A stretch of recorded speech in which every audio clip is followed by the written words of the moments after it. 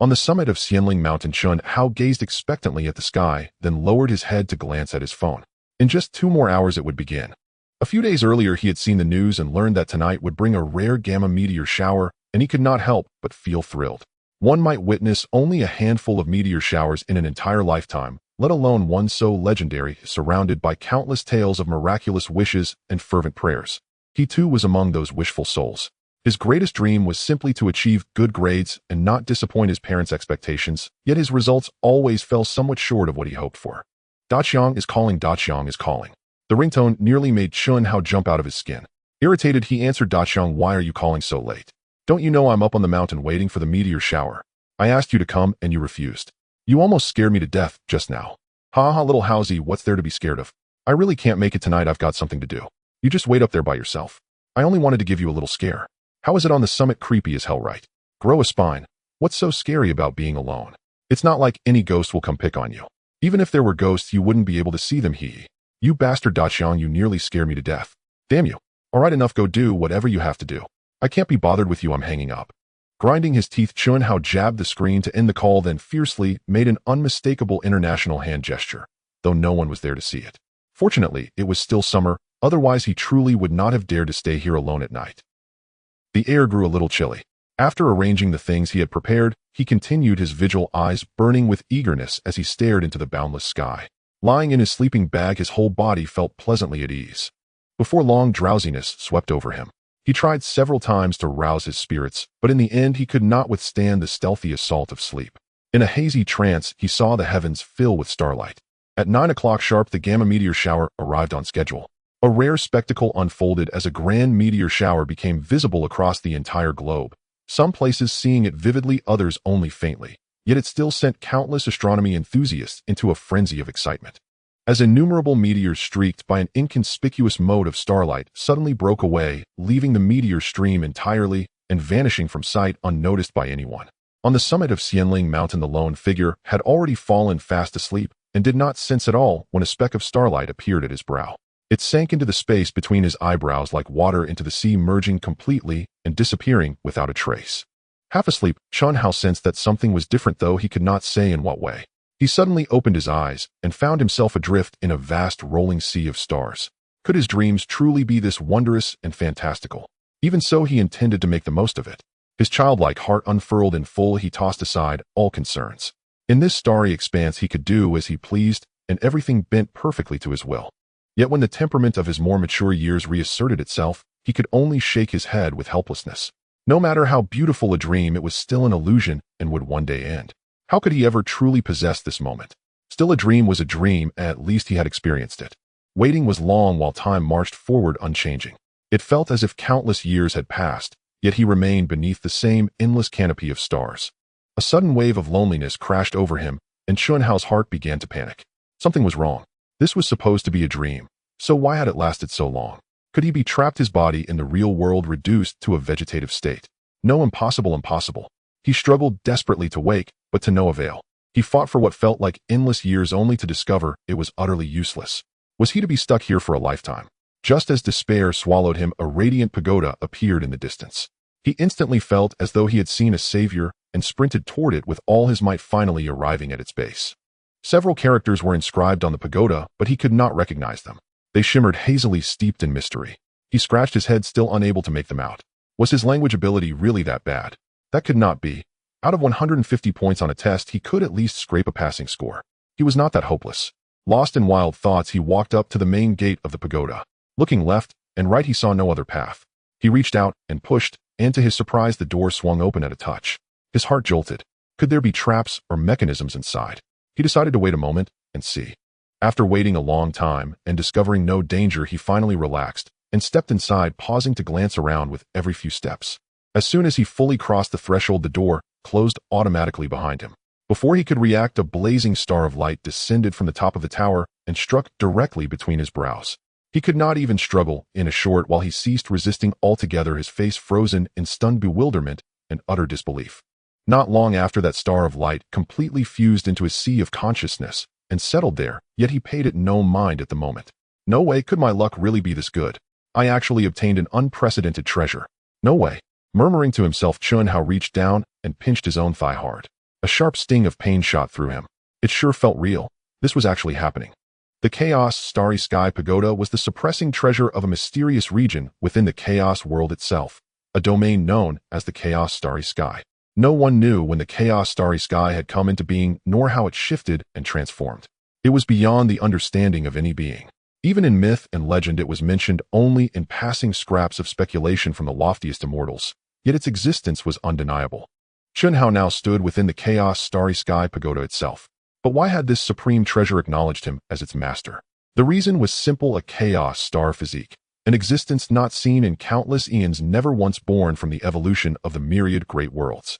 Naturally, without such a bearer, the Chaos Starry Sky Pagoda had never found an owner and had waited age after age for its true master to appear. Chaos Star Physique. Chunhao had never heard of it, but if a treasure of such magnitude had chosen him, then he must indeed possess the Chaos Star Physique. At that thought, his mood brightened at once. So this was where his great opportunity lay. He was going to make it big. The more he thought about it, the more delighted he became, until he was practically drooling. Suddenly remembering something, his expression turned somewhat serious, but at last he steeled himself and declared, "Chaos Star Physique awaken." In an instant, the entire Chaos Starry Sky Pagoda burst forth with immeasurable radiance. A vast, boundless power shot straight from the distant Chaos Starry Sky into Chunhao's body. His whole being seemed to collapse, softening bit by bit like a clay figurine. His nerves still clearly registered sensation, but just as he braced himself for excruciating agony, the mysterious star of light in his sea of consciousness began to emit a gentle glow. Its softness blended with the overwhelming force, and the pain all but vanished. Relieved, he watched the awakening ritual unfold, as though from the vantage point of an observer. Within the ancient Chaos Starry Sky, strands of primordial star power flowed continuously along mysterious pathways into his body. Soon tiny points of starlight began to be born within him. Star-glimmering blood coursed through his veins, scouring his body clean. His innate bone structure was simultaneously awakened as streaks of arcane runes surfaced along each bone, their unfathomable power stirring restlessly. Carefully counted, there were exactly 129,600 runes appearing on every bone in his body. They soon connected into a single, most mysterious sigil, utterly incomprehensible to him for now, though he understood that he would grasp its meaning in the future. When enlightenment came, he would fully comprehend it. Since it was etched into his own body, there was no escaping it anyway. With that thought, he felt at ease and quietly immersed himself in the experience. He did not know how much time had passed before he felt able to move again. His consciousness returned to his flesh, and he immediately sensed an extraordinary power. Yes, his innate talent had awakened. As the pinnacle physique of the Chaos Starry Sky, it was naturally worlds apart from the mundane. Just as he was about to examine the runes on his bones, they vanished from sight of their own accord. He could only smile wryly. Fine, one step at a time, he believed he would manage. Steadying his mind, a cultivation method surfaced in his awareness. The Chaos Starry Sky art the most suitable technique for him. The Chaos Starry Sky was omnipresent, though it could be cultivated in any place whatsoever. Restrictions and prohibitions were as nothing before it, mere illusions in his path. The thought pleased him greatly, but his expression soon darkened. Though he had just awakened and completed the introductory stage of cultivation, he had only barely begun. From the information the Chaos Starry Sky Pagoda fed back to him, he learned that those legendary figures truly existed. Beings who could pierce the heavens and tread the earth, grasp sun and moon, and shake the star river as if it were nothing. Compared to them, he was still far too weak, and his mood inevitably soured. Just as gloom gathered in his heart, another stream of information poured into his mind. It told him that Earth's star, the current Earth, no longer had true cultivators. Even practitioners of traditional internal arts had never broken through to the innate realm. As long as he completed the first level of the first realm, he would step directly into the innate stage. That at least was good news. Moreover, he did not need ambient spiritual energy at all to cultivate. His speed would not diminish. Of course, if abundant heaven and earth spiritual energy were available, his progress would only be faster. His heart was already content. At the very least, he could still become a powerhouse on Earth. What was wrong with that? Compared to others, he had already been granted an enormous head start. There was no need to obsess excessively. While the primordial star power of chaos still lingered, he decided to seize the moment and cultivate as hard as he could.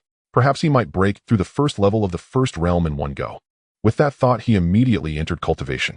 The remnants of the chaotic primordial star power, diffused in the air, seemed to hear his call and surged once more into his body, continuously strengthening him. His consciousness immersed itself in the mysterious star of light within his sea of awareness, where beams of starlight constantly condensed his will into substance, forming a tangible entity. One might almost mistake it for a real person cultivating beneath the starry glow.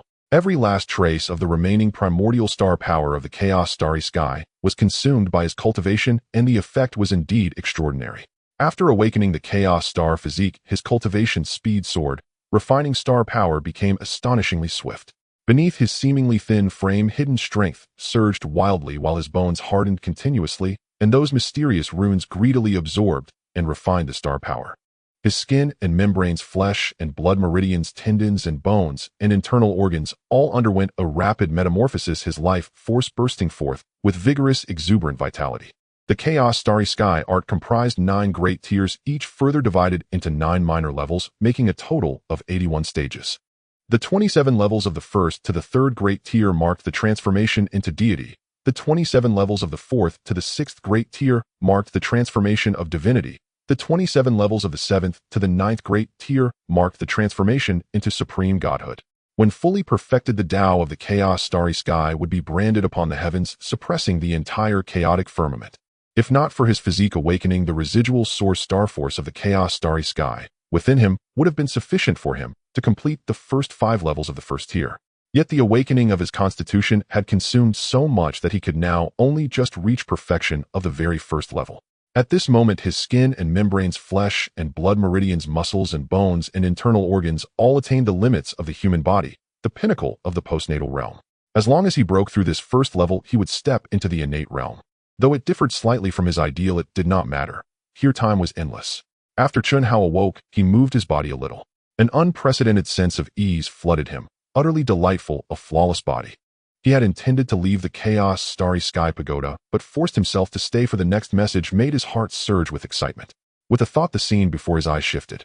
Beneath his feet stretched an immense expanse of land, utterly barren of grass, yet not lacking in vitality. On the contrary, its life force was exceedingly vigorous. This ground had been pieced together bit by bit from the remnants of countless great thousand worlds that had perished and been drawn within, forming the vast land he now beheld. With the slightest attempt to sense it, he could feel that surging life force leaving him inwardly moved. As expected, this was truly a supreme treasure. Though the land was incomparably vast, the portion he could actually use was no more than 1,000 mu, a mere patch that left him somewhat depressed. This limitation was tied to the strength of his spiritual sense, and it was only because he was the master of the Chaos Starry Sky Pagoda that he could control even this much. Otherwise, he would not have been able to move even a single acre.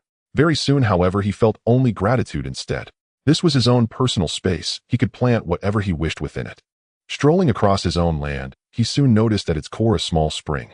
Its waters were crystal clear, carrying a faint, delicate fragrance. He crouched down and took a sip. The cool aroma rose to his nose, incomparably refreshing. Very soon he sensed the dense spiritual energy within it stirring his heart. Could this be the reason the soil here was so fertile? Great joy welled up in him. With this, he would have inexhaustible rich earth at his disposal. Brimming with confidence, Chun Hao gazed over this stretch of land. With countless great thousand worlds in existence, their destruction would naturally be frequent, and over untold years they had formed this vast continent. Now that it belonged to him, he possessed an infinite future. His heart was filled with boundless anticipation. It was a pity that he had only just cultivated to perfection of the first level of the first tier. In terms of connecting with this place, he had only taken his very first step. Yet beneath the regret, joy was just beginning. Planting things here would be far better than eating the polluted food outside. These would be truly pure, healthy produce that could prolong life with ease. Managed properly, the wealth they brought would also be considerable. The very thought delighted him. It seemed he truly was stepping into the role of the protagonist, with everyone else as mere supporting characters, convenient stepping stones beneath his feet. Very good. How powerful indeed. As he was lost in such pleasant thoughts, dense starlight suddenly descended, wrapping the 1,000 mu of land in a luminous cocoon. Everything beyond the boundary vanished from sight, as if preventing him from indulging in wild fantasies, while simultaneously providing a form of protection. First, it had allowed him to glimpse a beautiful future, and now it was using reality to speak for itself. Without effort, he would never obtain the vaster lands beyond. Moreover, that future territory would only grow larger and broader. Just picturing it felt wonderfully alluring. Just as he was reveling in these thoughts, a door of light suddenly appeared not far before him, filling him with puzzled confusion. What was this? As he pondered, the answer surfaced in his mind. It was a gate leading to another world, a space very similar to Earth. In terms of magnitude, space could be divided into one-dimensional, two-dimensional, three-dimensional, all the way up to 10-dimensional realms. The stronger an individual was, the more they needed to enter higher dimensional spaces in order to truly thrive, otherwise they would be endlessly suppressed, a most unbearable existence. Every space possessed its own rules, myriad and varied, yet in summary, they could roughly be divided into two categories, the individual and the collective. The individual was easy enough to understand, like figures out of myth, beings capable of elevating the dimensional level of the space they inhabited. According to the information transmitted from the Chaos Starry Sky Pagoda, Earth had originally been a high-dimensional existence as well. However, due to wars among the gods, it was destroyed and vanished, causing Earth to shrink and fall until it became what it is now, existing only within a three-dimensional space. The collective referred to the level of civilization within a given space. Generally speaking, no civilization existed in a one-dimensional space. In two-dimensional space, life forms first appeared and slowly evolved. In three-dimensional space, beings could soar into the skies and form a truly three-dimensional mode of existence. In four-dimensional space, a civilization had to break free from the shackles of a single planet and stride into the cosmos. This was far from simple. It required the advancement of the whole collective, not the efforts of a few. As for the remaining realms from the 5th up to the 10th dimension, they were existences beyond imagining, pursued by countless beings. Realms where eternal youth and undying life could be found. The higher the dimension, the greater the power, and naturally the longer one could live. It was, when one thought of it, brutally realistic. Yet one must not forget how Earth had changed, through war. Wars between gods, wars between civilizations. So long as there were interests at stake, war was inevitable, and destruction only a matter of time. To live on forever was in truth an extravagant hope, a beautiful illusion. Without struggle, nothing could be preserved, unless one could leap beyond these dimensional spaces altogether. Otherwise it was impossible. As the saying went, those who live in the rivers and lakes cannot act entirely of their own will. For all living things, so long as they existed within these dimensional spaces, they could not escape the responsibilities imposed by spatial will. Thus contention was inevitable. Struggles for resources and power beginning as trivial disputes, expanding without end until wars capable of shaking an entire space erupted. In the blink of an eye, a realm would either march toward annihilation or toward rebirth. Xiantian fell silent. So such things actually existed. Staring at the portal of light before him, he hesitated over whether to step through. But when he thought of how much time might have passed outside, he decided to leave it for later. The gate, after all, would not vanish. With that in mind, he communicated with the Chaos Starry Sky Pagoda. His figure flickered, and he left his own domain, returning to the real world atop Xiantian Mountain. In a daze, he realized he had truly come back. Still unsure whether he was dreaming, he hurriedly checked himself, then looked down at his own fists. After a moment of hesitation, he made up his mind, walked over to a sizable rock, took aim, shut his eyes, and drove his fist forward with all his strength. A thunderous boom exploded beside his ears. When he opened his eyes, the rock had already shattered into rubble, scattered across the ground with a deep fist-sized hole left in the earth. He glanced at his own fist. Unharmed, not even a mark left upon the skin. Joy surged through him. There was not the slightest pain. It seemed he really had become an expert after all. What had happened earlier was no dream. When he lifted his head to look at the sky, the gamma meteor shower was still streaking overhead. Only a few minutes had passed. No matter how unbelievable all this was, he now felt remarkably calm. In truth, who could understand the turbulence in his heart? Everything had come far too suddenly. He quickly sorted through his belongings. They were now of little use up here. He might as well go home and sleep, lest someone discover him and take him for a madman. Then he would truly be in trouble. Earlier, climbing up with his pack, he had been exhausted like a half-dead dog. Now descending the mountain with the same burden, he felt as light as a breeze brushing the clouds. Without the slightest weight, no strain at all. So this was the power of reaching the human body's limit. No, he had already far surpassed the normal human limit. A person with a special constitution truly was different, and the benefits were immense. Wearing a broad grin, he found the bicycle he had left at the foot of the mountain. After securing his things, he mounted it and began pedaling furiously, shooting downhill like the wind. The scenery on either side blurred past at incredible speed, yet his judgment remained razor-sharp. He handled everything with ease, without any mishaps from sudden bursts of strength. It seemed that after his awakening, he had already mastered this power down to his very bones. A journey that usually took 2 hours now brought him to his doorstep in less than half an hour. Fortunately, it was nighttime, otherwise someone would certainly have noticed that a bicycle was outpacing cars. If that did not count as being extraordinary, what did? Xiao, how didn't you go to watch the meteor shower? You even said you would spend the night outside. How come you're back already? The speaker was Chunhao's father, Chen Yuanxiang, who sensed that something was off. Had his son not always been a man of his word? Dad, it's boring on the mountaintop. I came back after watching it. No reason to stay there. But I'm starving. Where's Mom? Chunhao rolled his eyes slightly as he spoke. His father was always like this, taking things far too seriously. Xiaohao, what do you want to eat? Don't mind your father. Come, there are braised pigs trotters you love. Hurry over, Xiantian called as she walked out addressing Chen Hao. Long live Mom, I love you to death. Wonderful, pigs trotters. Where are they? The moment he heard Chen Hao toss the things off his back and dashed over. His favorite food was his mother's braised pigs trotters, simply unbeatable. All right, here they are. Eat slowly, no one's fighting you for them. Don't mind your father. Being able to eat is a blessing. Hearing this, Qin Yuanxiang could only roll his eyes in turn. His son was allowed to eat, but as the father he was not. What kind of logic was that? Truly, before marriage the husband came first, after marriage the son came first. He had instantly dropped a rank, and though he felt aggrieved, he could not object. Who told him that his son was his greatest treasure? The couple watched their son eat with all his might, happiness welling in their hearts. They did not wish to bring up his studies at the table, better to take things step by step and not force the child. Too much pressure would only backfire, especially now in the height of his rebellious years. Mom, I'm finished. I'm going to sleep now, so full. You two should rest early as well. I know you were waiting up for me. Thank you, Dad, Mom. I'll definitely study hard and won't let you down. I swear I will. With that, he returned to his room, forcing himself to calm down. Clenching his fists again and again, he resolved that he would never disappoint them anymore. Watching their sons departing back, the two were first stunned, then filled with delight. It seemed the effect was good. They both broke into happy smiles. Returning to his room, Chen Hao looked at the books on the table, feeling a heaviness in his heart.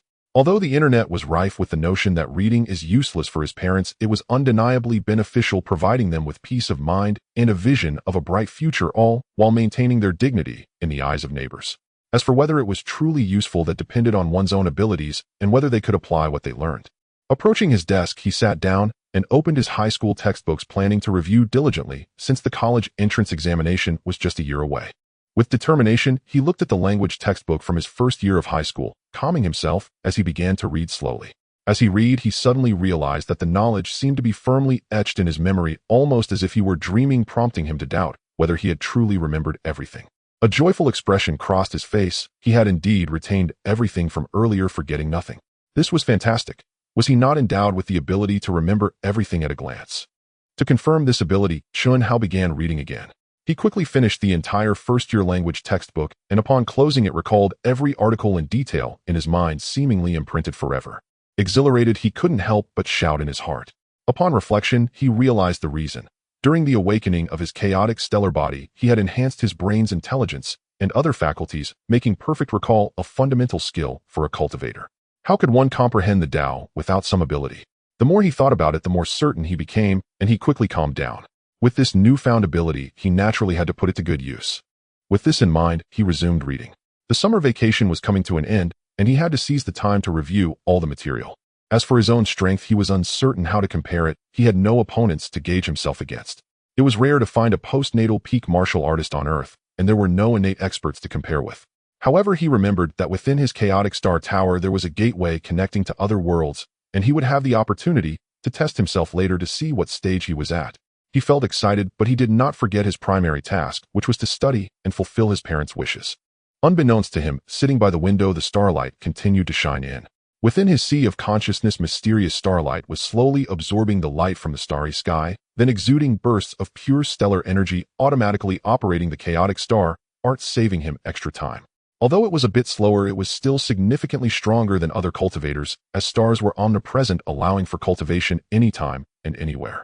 Unconsciously, he read books throughout the night, going through all the materials from both his first and second years without missing a single detail. He appeared spirited, showing no signs of fatigue from staying up all night, which demonstrated the countless benefits of being a cultivator. Chen Hao stretched lazily and looked out the window, only to realize it was already morning. Had he really read all night? It seemed he had genuinely put in the effort. A smile involuntarily crept onto his face. Wonderful. He had reviewed all his knowledge in a single night and had mastered it all. His enhanced intelligence was truly indescribable. He gently closed his eyes, shifting his consciousness into his sea of awareness. Upon entering the sea of consciousness, he immediately noticed the mysterious presence shrouded in starlight. He no longer thought of it as merely a glow. It definitely concealed something he could not yet comprehend due to his insufficient strength, or more precisely his lack of strong divine sense. Reflecting on this, he realized that his consciousness seemed to have solidified, significantly lacking the ethereal feeling he used to have. He understood that as long as he turned it into a physical entity, he could achieve unity of body and spirit, reaching the second level of refining the spirit. However, that was still far off. He would take it step by step, as one cannot become a glutton overnight. In his consciousness, he felt omnipotent, yet to materialize he needed to be more diligent. Suddenly, he sensed streams of starlight flowing into him, enhancing his strength. He paused, realizing he was not even cultivating. It quickly dawned on him that he had a new cheat tool. This was excellent, very powerful. Recognizing the marvelous effect of this ability, Xiantian couldn't help but feel delighted. He realized the power of this technique, combined with his unique physique, allowed him to absorb and refine even the sun's pure yang energy. Furthermore, the mysterious presence in his sea of consciousness expedited the refining process, enhancing the final product compared to the raw materials. After the excitement, he began reviewing the information he had not had time to go through last night, especially regarding spells which were indeed numerous. With a strong yearning for the mythical, he knew he could not let this opportunity pass him by. In life, when fortune knocks, one must seize it, otherwise one would incur divine wrath. Moreover, he was a unique existence that had never appeared in countless epochs of time. How could he not grasp this chance? That would be a disservice to himself and to the gift of life from his parents. Currently, he could only practice some low-level spells. The Starry Sky could encompass any attribute without restriction. However, one category was particularly special, that being star-related spells, which offered unparalleled advantages that other attribute cultivators found hard to attain. Under this system, at least, he could amplify his strength by more than double compared to other star spells, certainly dominating them. Upon seeing this, he felt excitement surge within him and worked hard to calm down. Silently, he contemplated, then raised his hand, conjuring a spark in his palm. The moment he opened his eyes, joy filled him as he looked at the spark in his hand. He could truly control it. With a gentle grip, the spark vanished, and the smile on his face spoke volumes. Although this spell had limited utility, it motivated him, revealing his latent talent. How could he not be thrilled? As for other spells, he would have opportunities to try them later. Xiantian, get up, it's time for breakfast. Upon hearing his mother call him, Xiantian replied, "Got it, Mom, it'll be out soon." As he placed the books neatly, he opened the door and stepped out. His father, who had just walked past him, noticed something unusual. Xiantian seemed more confident than yesterday. Yes, that demeanor was undoubtedly one of confidence. Puzzled, he thought as long as his son could maintain this mindset, that would be wonderful. He immediately cheerfully remarked, "Son, did something good happen to make you so happy?" "Nothing much, Dad. Don't worry, I'm doing well. Rest assured, I will definitely get into a good university," Xiantian said confidently, his expression revealing his intent. Xiantian looked at his son, astonished by his overnight transformation. He couldn't believe it, but refrained from dampening his son's spirits. Nodding, he said, "Good, having this confidence is great. Keep it up. Your mom and I are watching you. Once you get into university, we will celebrate for you. By the way, there are still 2 weeks of summer vacation left. Enjoy it, but remember not to become too absorbed in studying." "Understood, I know. I'm off to have some fun now," Xiantian replied. Xiantian smiled, happily grateful that his father still cared for him. Even when his grades were less than satisfactory, his father hadn't scolded him much, using silent pressure to help him remember better. Watching his son happily head off for breakfast, Xiantian felt an inexplicable relief, as if his son was no longer the same boy he once was. Though he found it puzzling, perhaps his son had awakened to understand the expectations of his parents. Yes, that must be it. Xiantian, observing her son at breakfast, felt similarly delighted. The change was very apparent. While words couldn't express it, all the feelings in her heart were undoubtedly genuine and could not be deceived. She too felt an inexplicable sense of relief. After finishing breakfast, Xiantian stepped outside. As soon as his phone rang, he knew who it was. "Dechang, what's up? You better not be looking for trouble. If I find out you're just wasting my time, you're in for it today." "Hey, don't be so cold, man. I didn't mean it yesterday. It was all in good fun." "Huh? Are you going to the amusement park in the city today?" "Oh, and our goddess will be there too." "Hee, what do you think?" Upon hearing this, Xiantian's heart stirred, and the captivating face of the goddess appeared in his mind, making him feel nervous. No, he was no longer the old self. He just needed to stand his ground. He could win her heart. Whether it was wealth or power, he would have it all in due time. No one could take her away, oh, no one at all. Unbeknownst to him, influenced by that figure, his once hidden, domineering nature began to resurface. This was not absent, rather it had been instinctively concealed. For humans, wisdom is inexpressible. Instincts tend to seek profit and avoid harm automatically, suppressing harmful aspects and affecting one's mindset. With the start of the previous night, his mindset had unknowingly shifted, and his hidden nature gradually began to reveal itself. This was essential for a cultivator. If you're going, then I'm going too. Who's afraid of whom? Where are you? I'm on my way. Xiantian replied defiantly. Wang Daqiang was puzzled by Xiantian's sudden change. He usually disliked crowds, so why the difference today? However, he didn't think much and said, "We're at Huanan Road, Oijingyu Street. Hurry up, or we won't wait for you." "Got it. I'm on my way. You guys wait for me." Xiantian quickly hung up and rode off on his bicycle. Fortunately, he realized it was daytime and not the wild night before. Although his speed was still impressive, it astonished many. Luckily, he remained within acceptable limits, otherwise it would have been major news, and he wouldn't want peace again. Although Hailong City was a prefecture-level city, it was still quite prosperous, filled with vehicles, especially during the morning rush hour. Trying to take public transport was excessively slow, riding a bicycle was far quicker, or even an electric bike would get him there faster, allowing for a sense of freedom. Chen Hao soon arrived at the gathering place and saw Wang Daqiang waving, immediately pushing his cart over. "How's you're here? Just in time, we are all here, but the goddess will take a while longer. Let's sit down first." Wang Daqiang said cheerfully. Although he was not the only one who had changed his mind today, it didn't matter much. He felt relieved that this guy finally came out to play instead of being a hermit. Staying cooped up was not good. It was better to come out and have fun. Chen Hao casually responded and noticed that besides Wang Daqiang there were a few other classmates, Lu Junqin, Tian Sidahai, and Li Zhongxing. They were relatively close friends, which eased his mind. At least there wouldn't be any conflict.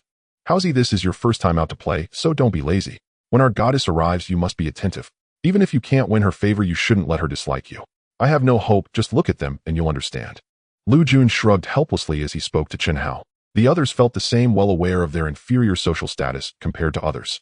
Even in this age where social class is less emphasized, there are still clear disparities. Just because nothing happened doesn't mean there aren't issues, it's just more hidden than before. They were quite knowledgeable about the goddess's family situation and didn't want to make themselves look like toads. "Got it, I'm just here to take a look and have some fun. By the way, who else is coming?" Chen Hao nodded. Upon hearing this, the excitement from earlier seemed to vanish. They looked at each other, unable to speak. Chen Hao sensed something was amiss and looked towards his good friend, Wang Daqiang, staring intently at him. Wang Daqiang, under the gaze, panicked and had to admit Haozi Qianjiamen is also coming. "What? He's coming too?" Chen Hao frowned upon hearing this. This guy always acted like he was superior to everyone else. How could anyone tolerate that? Unfortunately, he had power and influence, making it hard for ordinary people to stand up to him. The rest of them came from humble backgrounds and lacked the ability to confront someone like him. For Chen Hao, until yesterday, he didn't even want to see this person. But now he had calmed down, his expression returning to indifference. Wang Daqiang and the others were curious about why Haozi had suddenly changed so much. Just as they were about to inquire, they noticed the goddess arriving, and instantly, they fell silent. Su Ling had not intended to come, but was annoyed by that guy, and with her parents urging her, she finally came up with a plan to invite more people. This way, he wouldn't have the chance to take advantage of her. She felt immense anger towards him, fully aware of his character, spending his days idly surrounded by indulgence. Such a person was unworthy of her attention. If it weren't for her parents' involvement, she would completely ignore him. She knew that her father's company had many collaborations with his family's business. Though they were evenly matched in strength, she hoped to strengthen the ties, thus supporting this marriage arrangement. Thankfully, she had strongly opposed it, which allowed her to resist. It seemed her parents did not want to put her in a difficult position, but the price was that she had to try to accept it. If it truly didn't work out, they likely wouldn't force her. She could only endure her discomfort and agreed to meet. As soon as she got out of the car, she spotted several classmates waiting for her. "Class monitor, you're here. By the way, where is he?" Wang Daqiang said happily, but upon not seeing Qianjiamen, he hesitated and asked, as this time, they weren't the ones paying. Those who didn't pay wouldn't go to the amusement park. "What do you mean? He's not coming, I am.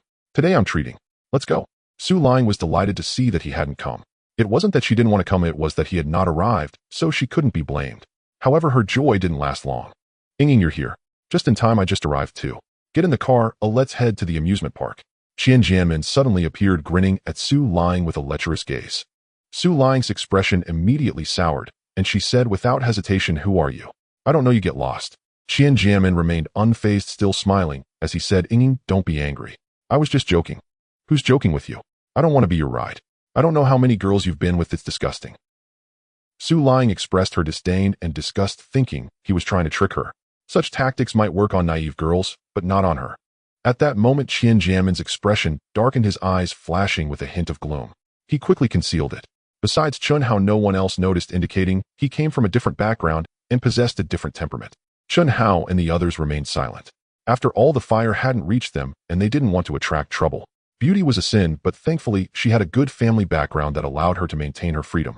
Even Qianjiamen wouldn't dare to overstep, knowing the severe consequences. Su Ling was evidently aware that they were outside and a few classmates were present. She soon noticed that except for Chen Hao, others were clearly wearing awkward expressions, while Chen Hao seemed calm and unaffected, gazing at her without the tension and unease exhibited by others. Was her charm diminishing, or was it that this usually silent person didn't care? Regardless, this was a provocation, and she absolutely couldn't allow it regarding her beauty. With a thought in her mind, she stepped forward to Chun Hao, not waiting for him to speak, and directly sat on the back of his bicycle saying, "Let's go." This scene left everyone dumbfounded. What was happening? Especially Xiantian, whose face turned extremely ugly, unable to hide his feelings any longer. He had finally gotten her out only to have her snatched away. What kind of situation was this? Although it was her choice, the blame would fall on Chun Hao, as he had no social standing or power. He was just an ordinary person. Wang Daqiang and the others felt a jolt in their hearts, suddenly noticing the fury in Xianjian's gaze, silently lamenting, "Goddess, aren't you putting Haozi in danger? What should we do now?" But now that it had come to this, what could they do? Chun Hao, however, remained remarkably calm, with a different perspective and mindset. He did notice her playful expression and thought to himself she truly was a femme fatale. But since she had come to him, he wouldn't refuse lest he disappoint the heavens for their assistance. He glanced sideways and steadied the bike, mounting it properly, ready to set off. Noticing the others still in a daze, he said with discontent, "Let's go." Oh, let's go.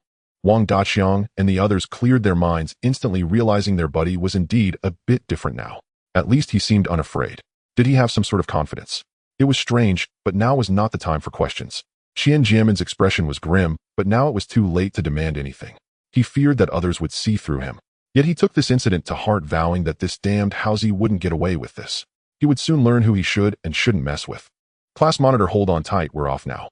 Chun Hao smiled and said as he pushed off. Su Ling was about to respond, but unexpectedly he took off on the bike.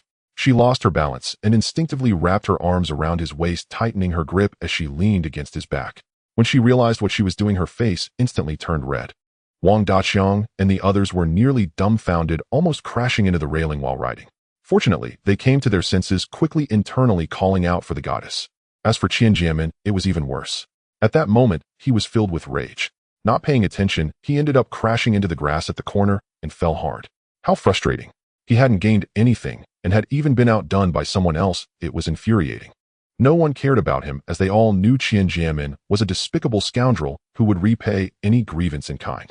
There was no need to ask for mercy, especially since this was a society ruled by law. The pressure from public opinion was immense.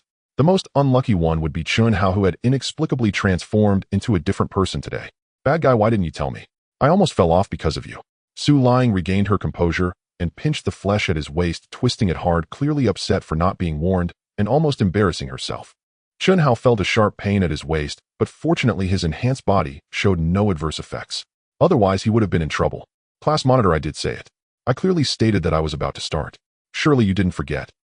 Su Ling felt embarrassed upon hearing this. However, the privilege of being a girl meant she didn't have to be reasonable. One hand continued to twist, as if venting her dissatisfaction, making Wang Daqiang and the others nearby gawk in astonishment.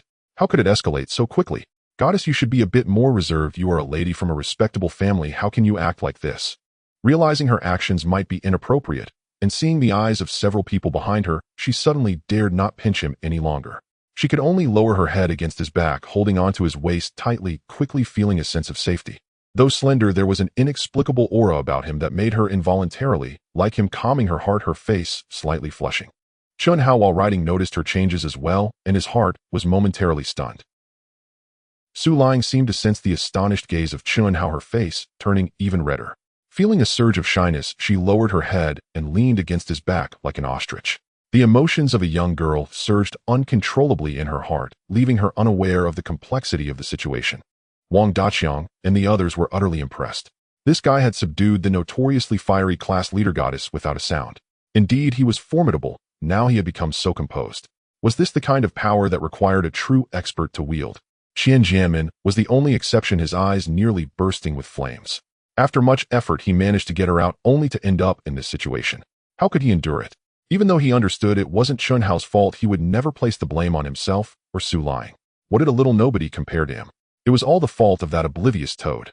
The more he thought about it, the angrier he became. He contemplated various ways to teach Chun Hao a lesson, to make him aware of the consequences of offending him. However, misfortune also struck. For some reason, he kept tripping, and the newly purchased high-end bicycle was now battered and bruised, looking unrecognizable. When they arrived at the amusement park, Xianjian could no longer tolerate the bicycle and threw it into a nearby trash heap. Chun Hao naturally noticed this, especially the fiery gaze directed at him. It was impossible for him not to feel conflicted. Even though he had gained immense power, he still needed time to adapt and bear it. After all, he was just a nearly 20-year-old youth. How much experience could he have? Fortunately, he had spent countless years in the Chaos Star Tower, which provided him with the mental fortitude to resist such pressures. Su Ling also felt Xiantian's gaze at this moment, filled with regret. How could she bring this trouble to an innocent person? She understood that Chun Hao's family situation was similar to hers, and compared to Xiantian, there was no contest. This was bound to cause trouble. It was all her fault. Class leader, do you think we can come down now? Chun Hao said calmly, forcing himself to remain composed. Given the current situation, anything further would be useless, especially since his will would not allow him to submit. He was destined to become a person of prominence. Upon hearing this, Su Ling's face turned bright red, her small hand instinctively retracting from his waist. She hurriedly got off the ride, standing there at a loss. Thankfully, no one paid her any mind, allowing her to breathe a sigh of relief. She quickly said, "All right, we're at the amusement park. Let's go in and have a fantastic time today. What are you waiting for? Let's go." As expected of the class leader goddess, the others immediately responded once they came to their senses. Even Xiantian wouldn't be angry with her now, though otherwise it would only make him more detestable. However, one cannot change one's nature. His eyes seemed to flicker with various emotions, and even if they didn't know for certain, they understood that he was scheming something, glaring at Chun Hao with hostility. The amusement park in Hailong City had been established for several years. Despite being inland, its economy was robust enough to attract investors. It featured a Ferris wheel, roller coasters, merry-go-rounds, and numerous attractions, making it a top choice for many children. Consequently, parents came along to supervise, creating a lively atmosphere with plenty of companions as well. What should we play now? Class leader, you decide. We'll follow your lead, Wang Daqiang quickly suggested. Chun Hao rarely spoke in class, always the quiet type, and he remained silent this time, as well, offering no opinions. Xiantian was also thinking of making a suggestion, but Su Ling immediately said, "All right then, let's go play bumper cars." Upon hearing this, Xiantian could only agree. What else could he do? Although it was a bit of a lost opportunity, they could still enjoy themselves and play other games afterward. There was still plenty of time. He nodded enthusiastically, saying, "Sure, let's go play bumper cars. Don't worry, I'll pay." His tone was laced with disdain, clearly looking down on these poor folks. If it weren't for his insistence on bringing people along, he wouldn't have invited these impoverished individuals. On the other hand, Wang Daqiang and the others were quite unreserved, taking advantage of the free treat and enjoying themselves to the fullest. As for Chun Hao, he remained expressionless, though he felt an inexplicable discomfort in his heart. He understood that he had no money at the moment and could only endure. Patience was key for greater plans. Once he had money and power, he would have everything he desired. For now, he chose not to argue. The group quickly arrived at the bumper car area, bought tickets, and each took a car, starting to bump into each other with great enthusiasm. In addition to them, there were other players who joined in from time to time. The game blurred the lines between them, serving to promote communication and enjoyment in this joyful space, appealing to people of all ages. Xiantian initially didn't want to miss such a great opportunity, but other players entered the game, preventing him from executing his plans. He was getting bumped around without even flipping over, which was a small mercy. Where was the time to plot anything? He felt like he wanted to take revenge on those who bumped into him, charging left and right. By the time he turned back, he was already far away. As Chun Hao played bumper cars, he quickly grasped the situation. Once he got into the car, it felt like everything was under his control. He realized this was a result of his consciousness. Although his divine sense was a bit weak, he could still easily control what was in his hands. Basically, no one could bump into him, and he didn't bother to bump into others, gliding back and forth like a worm. When the time was up, Chun Hao felt invigorated, not the slightest bit tired, while the others were all exhausted. Xiantian could barely stand, feeling utterly miserable. He looked like a refugee. Wang Daqiang and the others wanted to laugh, but dared not, holding it and looking quite ridiculous. Only Su Ling laughed heartily, pointing at Xiantian, unsure of what to say. Was it really necessary to be so petty? It was just a game. That damn fool made me look so foolish. How come he seems completely fine? Did he just hide aside and not play? What a coward. What right does such a little nobody have to compare with me? Seeing Chun Hao looking refreshed, Xiantian immediately formed a negative opinion of him, thinking he was just a timid fool. This feels great. By the way, what should we play next? Let's go for the roller coaster. It's super thrilling. Let's go. Su Ling seemed to have developed a taste for excitement, eager to try something even more thrilling. The others did not refuse, and they all headed to the roller coaster. As for seating arrangements, Xiantian naturally wanted to sit beside Su Ling, hoping to seize the opportunity. Unfortunately, just as he had this thought, Su Ling immediately grabbed Chun Hao and sat down with him, causing his face to darken considerably. "How's he? Please help me. I know this isn't right, but I don't want to talk to this person. Please, I beg you." Requests from beautiful women are usually hard to refuse, especially someone as stunning as Su Ling. Chun Hao wouldn't decline. Once everyone was seated aside from Xiantian, who looked gritting his teeth, the others were indifferent. However, they were somewhat worried about Chun Hao as their disparities were considerable. If he offended Xiantian, they could easily guess the consequences. Even though they were concerned as the roller coaster started, they couldn't afford to think about these issues. The thrill of rapid ascents and descents was intoxicating, and the screams echoed around them, not just from their group. Chunhao appeared calm, his divine sense controlling everything around him. He could make adjustments if anything unexpected occurred. However, Su lying beside him could no longer contain herself. She grabbed his hand tightly, her mouth letting out piercing screams. She seemed entirely lost in the roller coaster experience, her face filled with excitement. Though such feelings were delightful, they weren't genuine in a deeper sense, leaving him feeling helpless. He decided to let it be for now. What would come in the future was beyond discussion. For now, they could only build a foundation fostering mutual affection to allow for further possibilities. Otherwise, it would merely be an illusion with no profound feelings etched upon the heart. Xiantian's sharp eyes quickly caught Su Ling's actions. She was gripping his hand tightly. It should have been him enjoying this. Indeed, it was supposed to be his privilege. But now a little nobody was enjoying it instead. His anger flared anew, feeling that only he should be allowed to enjoy her touch. No one else had the right. As for the others, they had no time to mind anyone else. The roller coaster was too exhilarating, and their focus was solely on their own experience. They couldn't afford to be careless, as safety was paramount. Xiantian's mind was consumed with fury. If not for the current situation, he would have liked to beat Chunhao to a pulp, making him recognize his own status. How dare he let his woman hold his hand? Despicable. In his mind, Su Ling was already his possession, and no one else could touch her. The reality only fueled his rage. How could this shameless wench take a liking to lower-class people? He vowed that when he got her into bed, she would learn her place, feeling pleasure beyond measure, forever trapped in his palm. Of course, he would not let Chunhao off lightly either. Chunhao keenly sensed the hatred in Xiantian's eyes. Although it was puzzling that such a trivial matter could incite such anger, it was not a good sign for him. He needed to prepare adequately, for even if he was unafraid, he still had family to consider. After the roller coaster ride, they tried other amusement park attractions, continuously seeking thrills. By noon, Xiantian could hardly bear it any longer, but fortunately Su Ling felt the same and suggested it was time to go back. I had so much fun today. By the way, I'm done playing. Everyone is tired, so let's head back to rest. We can play again another time. No need to see me off. I can take the bus back myself. Goodbye. Su Ling finished speaking without giving Xiantian a chance to respond. As she passed by Chunhao, she gave him a smile, before quickly leaving, which only the two of them noticed. Xiantian couldn't care less about anything else and hurried after her, wanting to please her. However, just as he began to persuade her, the bus arrived. Su Ling quickly boarded, leaving him behind looking sullen and frustrated.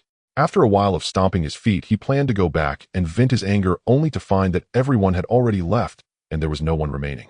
Only a fool would stay behind. Damn it. You all wait. I will make you realize my strength, you bunch of useless losers. Xiantian shouted angrily, but this only caused those passing by to scowl at him, their faces contorted with displeasure resembling fierce beasts. Before Xiantian could react, he felt darkness descend. Looking up, he was stunned, and then he was met with a beating. He cried out for help, but no one was willing to intervene because everyone had heard his earlier words. Chunhao and Wang Daqiang left and parted ways at the street corner, as they each had their own matters to attend to. Be careful, buddy.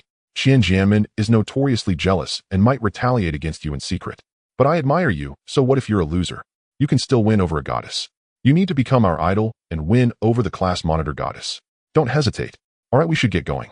Ha ha ha. Wang Daqiang became increasingly ridiculous in his words, noticing the change in Chunhao's expression, and quickly led everyone away. Chunhao didn't want this, but reality was often beyond his control. Never mind, his main task now was to become stronger. Everything else could wait. With this thought in mind, he went shopping. On Earth, spiritual energy was running thin, and there were few experts. To grow stronger, he needed to fight skilled opponents and gather resources. Otherwise, relying solely on refining star power was too slow. The original power of the chaotic starry sky would only be granted upon awakening his physique. He needed to build a robust foundation far exceeding that of ordinary people, which would naturally consume vast resources. Fortunately, there were still ways to acquire resources which eased his heart. He rode his bicycle to the supermarket. He took out the small stash he had prepared to buy supplies for food, clothing, and shelter. Food was the top priority, so he needed ample preparation. After finishing the food supplies, he headed to the seed market and bought some wheat and rice seeds. With his own space territory, he needed to make good use of it, otherwise it would be a waste of resources and perhaps yield extra benefits. Sir, these ginseng seeds are all wild, so they're naturally not cheap. You can't compare them to farmed ones. They're still the same. Whether they survive is another question. At this price, if you don't want to sell, that's fine. Who knows if they're wild or farmed? Besides, once I take them home, they'll be just like farmed ones anyway. Just give me some farmed ones. The boss, hearing this, could only helplessly prepare some farm ginseng seeds, which were relatively cheap, just a few bucks. Chun Hao walked over and asked, "So what's the difference with wild ginseng seeds?" "Young man, there are some differences, but ginseng cultivation is fairly uniform now. Even wild ginseng seeds tend to degenerate, so no one buys them. Who would want to incur such losses if they don't even know if they can survive?" Chun Hao understood this as well, but he had his own plans and said, "Can you sell them to me for a lower price?" The boss, after seeing the rice seeds in Chun Hao's hand, thought for a moment and said, "I can sell them to you, but they're hard to raise, take a long time, and the results are minimal. Well, since you want them, I'll sell them to you for 20 bucks. Chun Hao was pleased to hear this, showing a happy expression on his face. He handed over 20 bucks, carefully packed the bag of wild ginseng seeds, and then left the seed shop, riding his bicycle home after having bought everything he needed. Once home, he casually ate a bit. Fortunately, his parents had gone to work and no one was there to bother him, making him quite comfortable. However, just to be safe, after returning to his room, he entered his territory within the Chaos Star Tower. He looked at the light door, but didn't enter. Opening the seeds, he communicated with the Chaos Star Tower, quickly figuring out how to use it. He divided the rice seeds utilizing a total of 400 acres of land, and the seeds were automatically sown without needing his direct involvement, which was very convenient and made him very happy. He then allocated another 400 acres for wheat seeds, planting them evenly without any piling. The last 200 acres were for wild ginseng seeds. He got a good amount this time, and it was due to his good luck. As soon as the wild ginseng seeds were planted, he could clearly feel the spiritual energy continuously surging into the seeds, with the land absorbing nutrients and rapidly growing astonishingly fast. The rice and wheat seeds were similar, but less conspicuous than the wild ginseng, clearly indicating different quality levels. The effects, of course, varied. Seeing this, he was delighted and exited the space territory, returning to his room to open his books and continue studying. Even though he knew he had a photographic memory, he couldn't forget his roots and needed stronger memories along with new knowledge to enrich himself. Learning required accumulating bit by bit to change the value of knowledge and make it a part of himself. Unknowingly, evening came. His parents returned, and after having dinner as usual, Chun Hao went back to his room. After locking the door, he turned off the lights, not wanting to worry his parents. Moreover, it was better to keep such secrets hidden. Taking a deep breath, he returned to the space territory. Just as he was about to blink, he suddenly felt something was off. It seemed there was a thick layer of something on the ground. Looking again, he saw a building that had appeared out of nowhere, but it was very simple. He quickly walked over to take a look and was dumbfounded. Was this real or fake?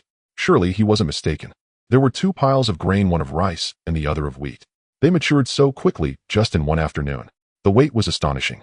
Feedback indicated they weighed at least 1,000 tons, so the two piles totaled 2,000 tons, more than double what he knew to be the highest yield per acre. This showed just how beneficial his space territory truly was. The harvests were endless. Although he had harvested them, he didn't want to plant them right away. He immediately took out some grain to replant, giving him peace of mind. Suddenly thinking of something, he hurried over to the ginseng area and quickly saw ginseng sprouting. According to the feedback, they had already grown for about 10 years. Most of the nutrients went into the wild ginseng, which pleased him greatly. This level of automation maximized production, but for now, it was just this small space. It was only an afternoon. How much more would there be in the future? As for the grains, it seemed he didn't need too much as their value wasn't very high. He needed some economically viable plants. Of course, there was no rush. He needed to remain low-key for now. After admiring his creation and nodding in satisfaction, he looked at the light door, currently the only one, and decided to distinguish it well by naming it the first light door. With his intention, a mark appeared on the light door, clearly displaying the number 1, ensuring he wouldn't confuse it. This was quite good.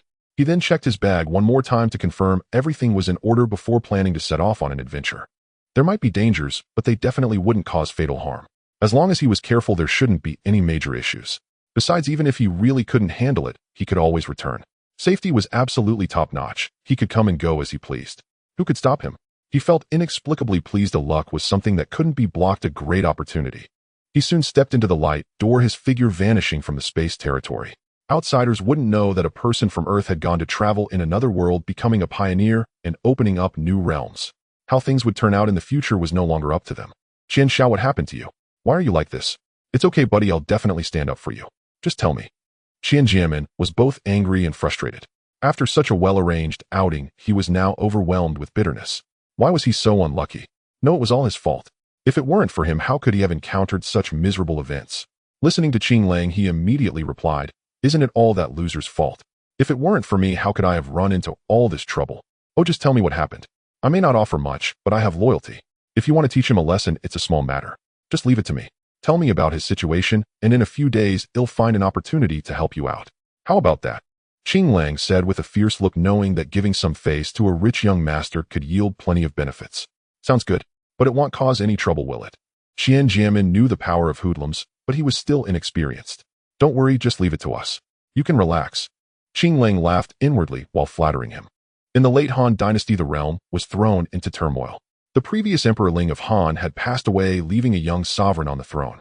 Eunuchs and powerful families vied for control of the court, attacking each other relentlessly.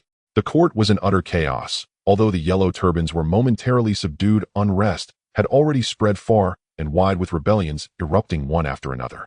The noble clans quietly amassed power, and life was unbearable for the common people as human lives had become worthless during this time.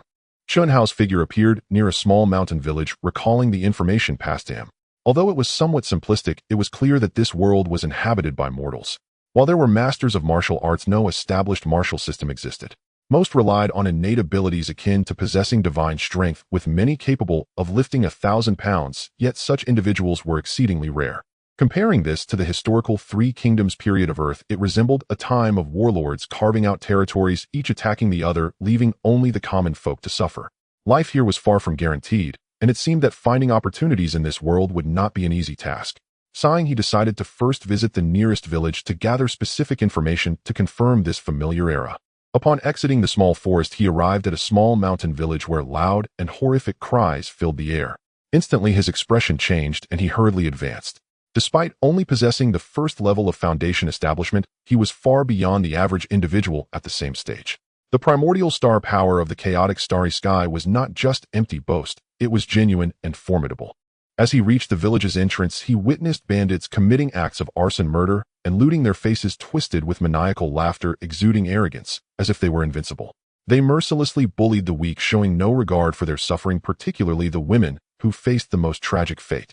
Without men to offer protection, they bore the brunt of humiliation, and no one came to their aid. Stop! A loud shout startled the bandits, who were reveling in their misdeeds. Turning to look, they saw a small child standing there wearing a displeased expression. What a joke! This immediately irritated them. A mere child? What could he possibly do? One audacious bandit swaggered over, wielding a bloody large knife, the blood still fresh on the blade. Although Chun Hao was encountering this for the first time and felt distressed, he knew that if he did not intervene, these people would all perish. As a passionate youth, how could he tolerate such occurrences? Yet no one listened to him. Many bandits continued their rampage, their expressions growing increasingly grim. This was a chaotic world where human lives were valued even less than dogs, possessing no worth whatsoever.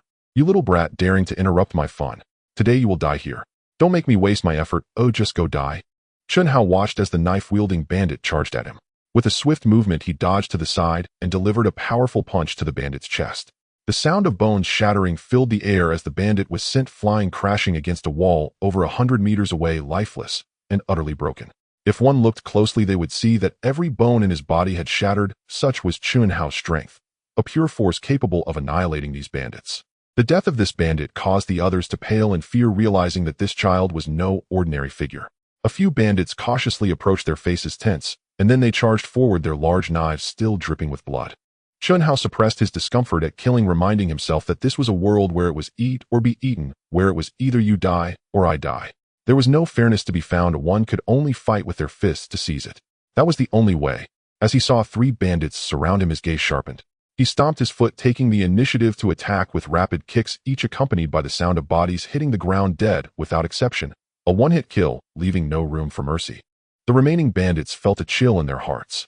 This person, unarmed, had just wiped out 4 of their brothers with such ease and decisiveness. This was no ordinary feat, especially considering the immense strength he displayed, evident from the dents in their chests. Charge. He's just one person. Don't be afraid. Oh, we have the numbers.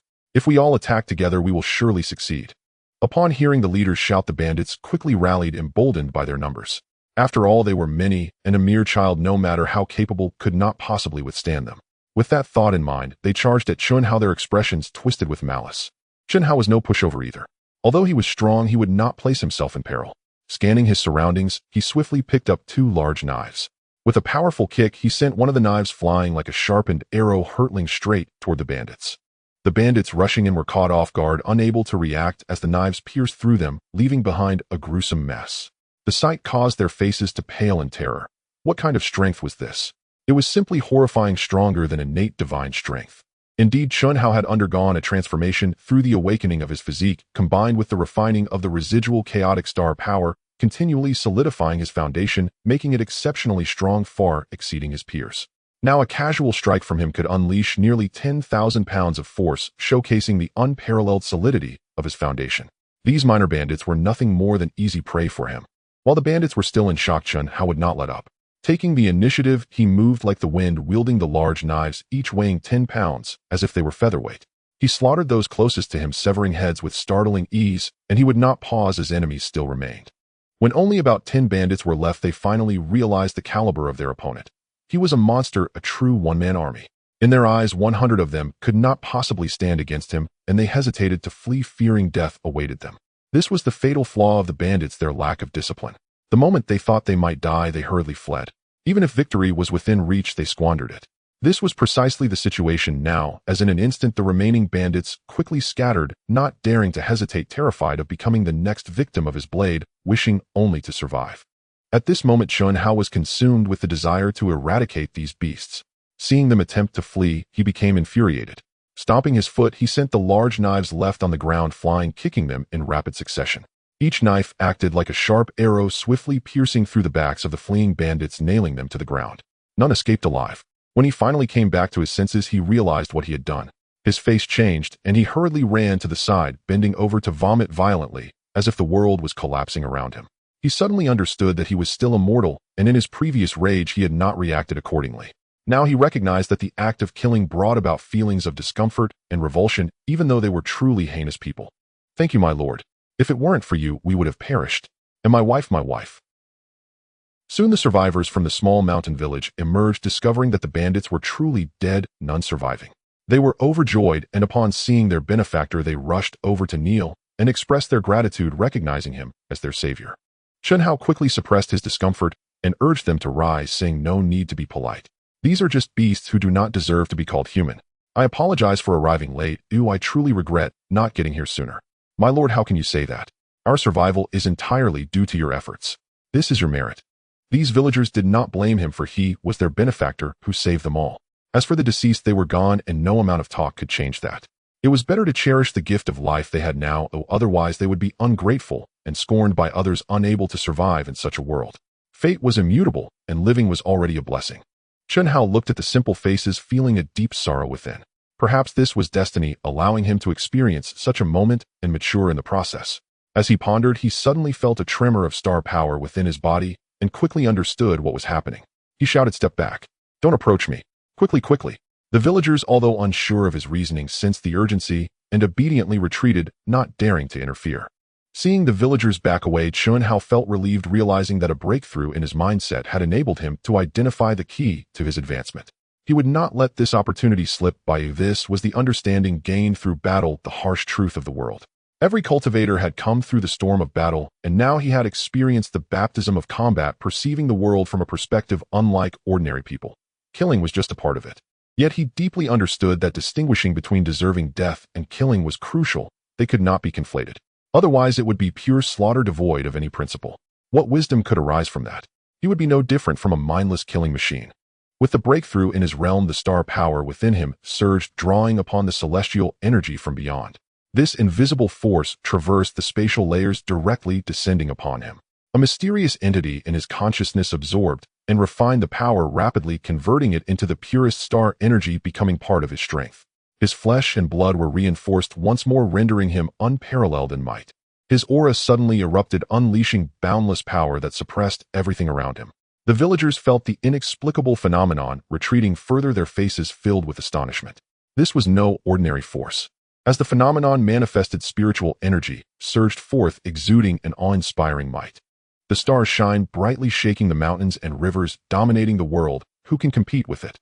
A surge of magnificent starlight flickered from the mystical stars, dazzling in this world, yet soon obscured.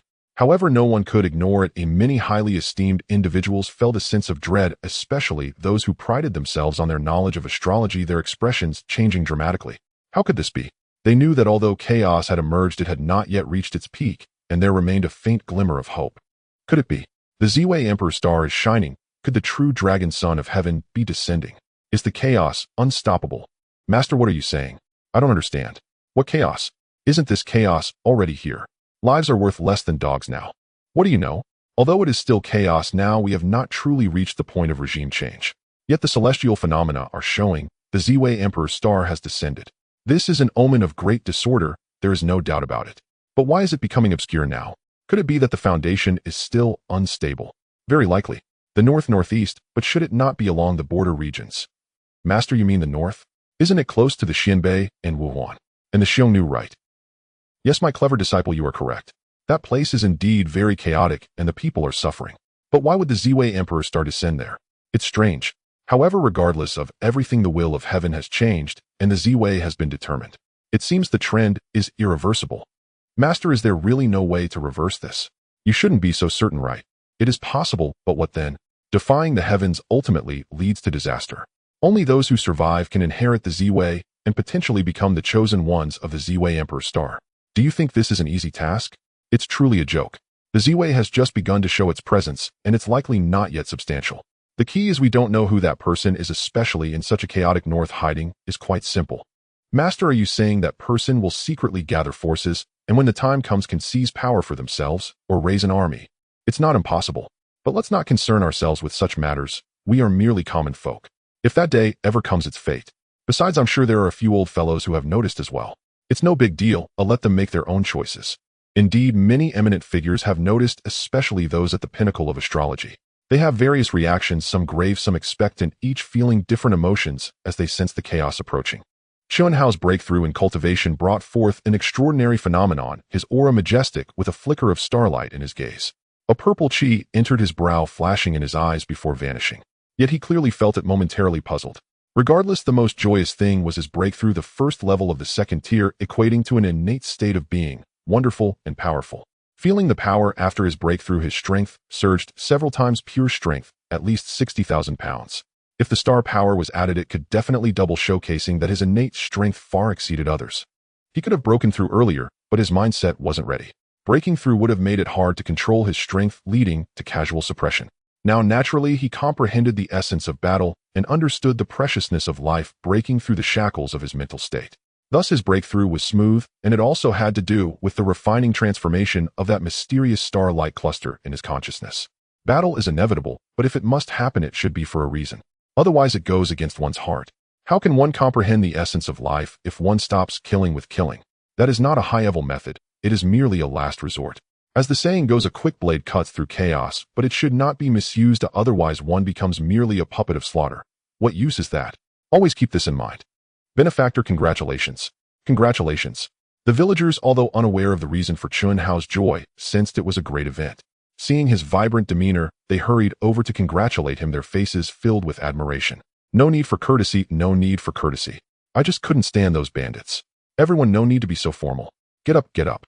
After finally calming them down, he sighed with relief, feeling their sincerity. He nodded, indicating he would stay for a while, as he only understood the general situation and needed to explore the specifics himself. That was what made it interesting.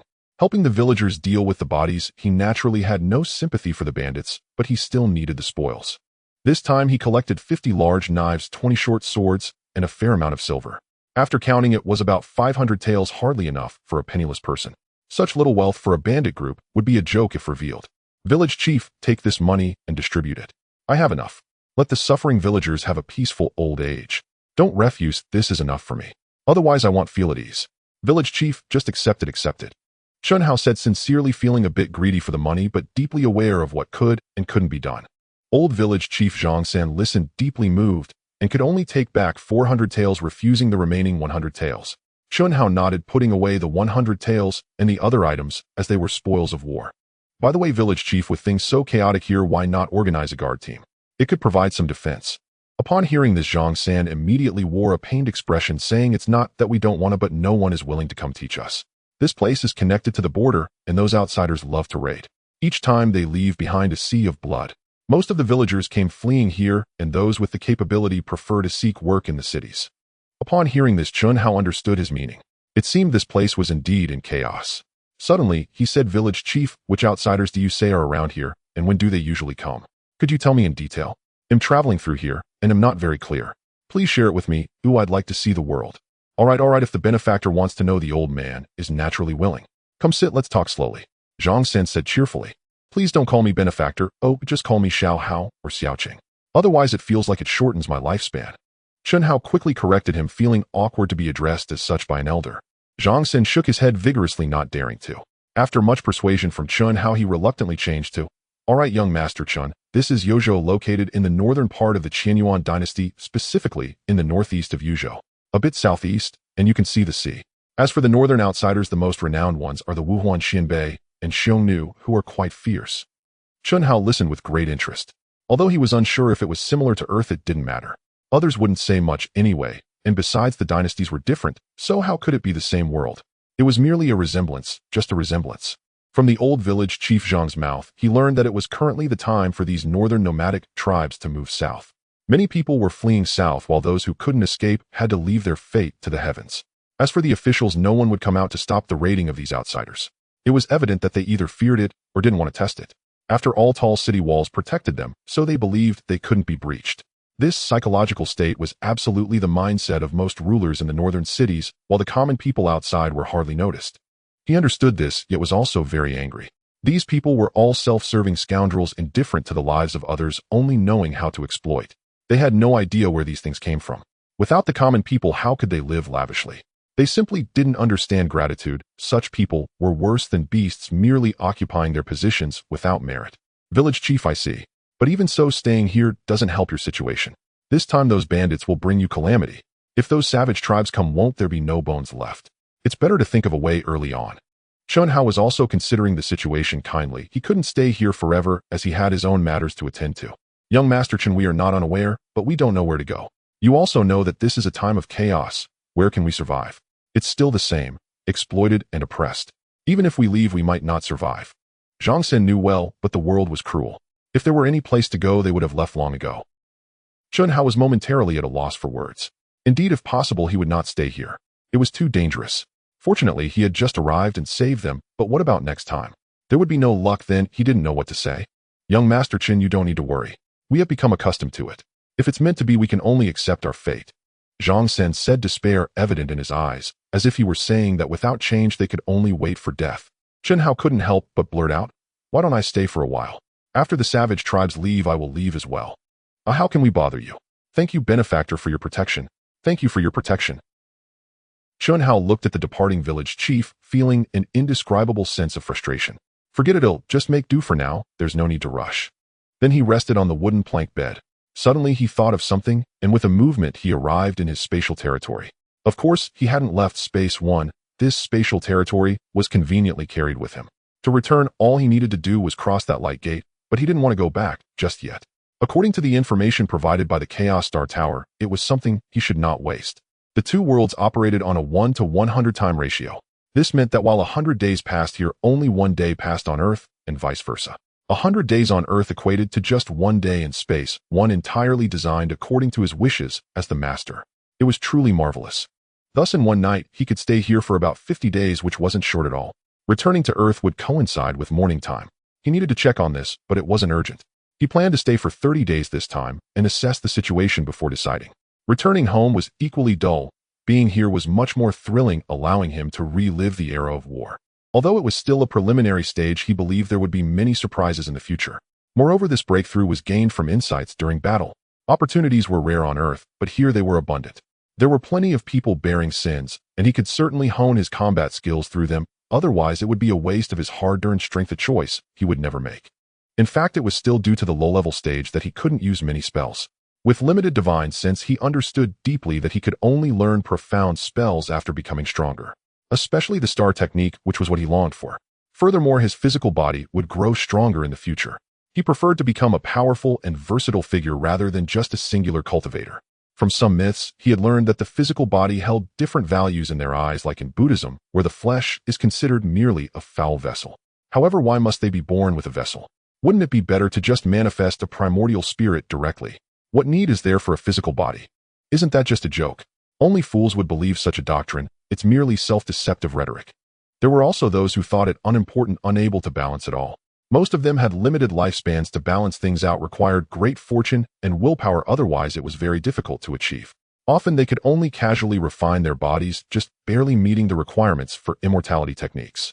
Chunhao deeply understood that the stronger the physical body, the more it could enhance the power of techniques.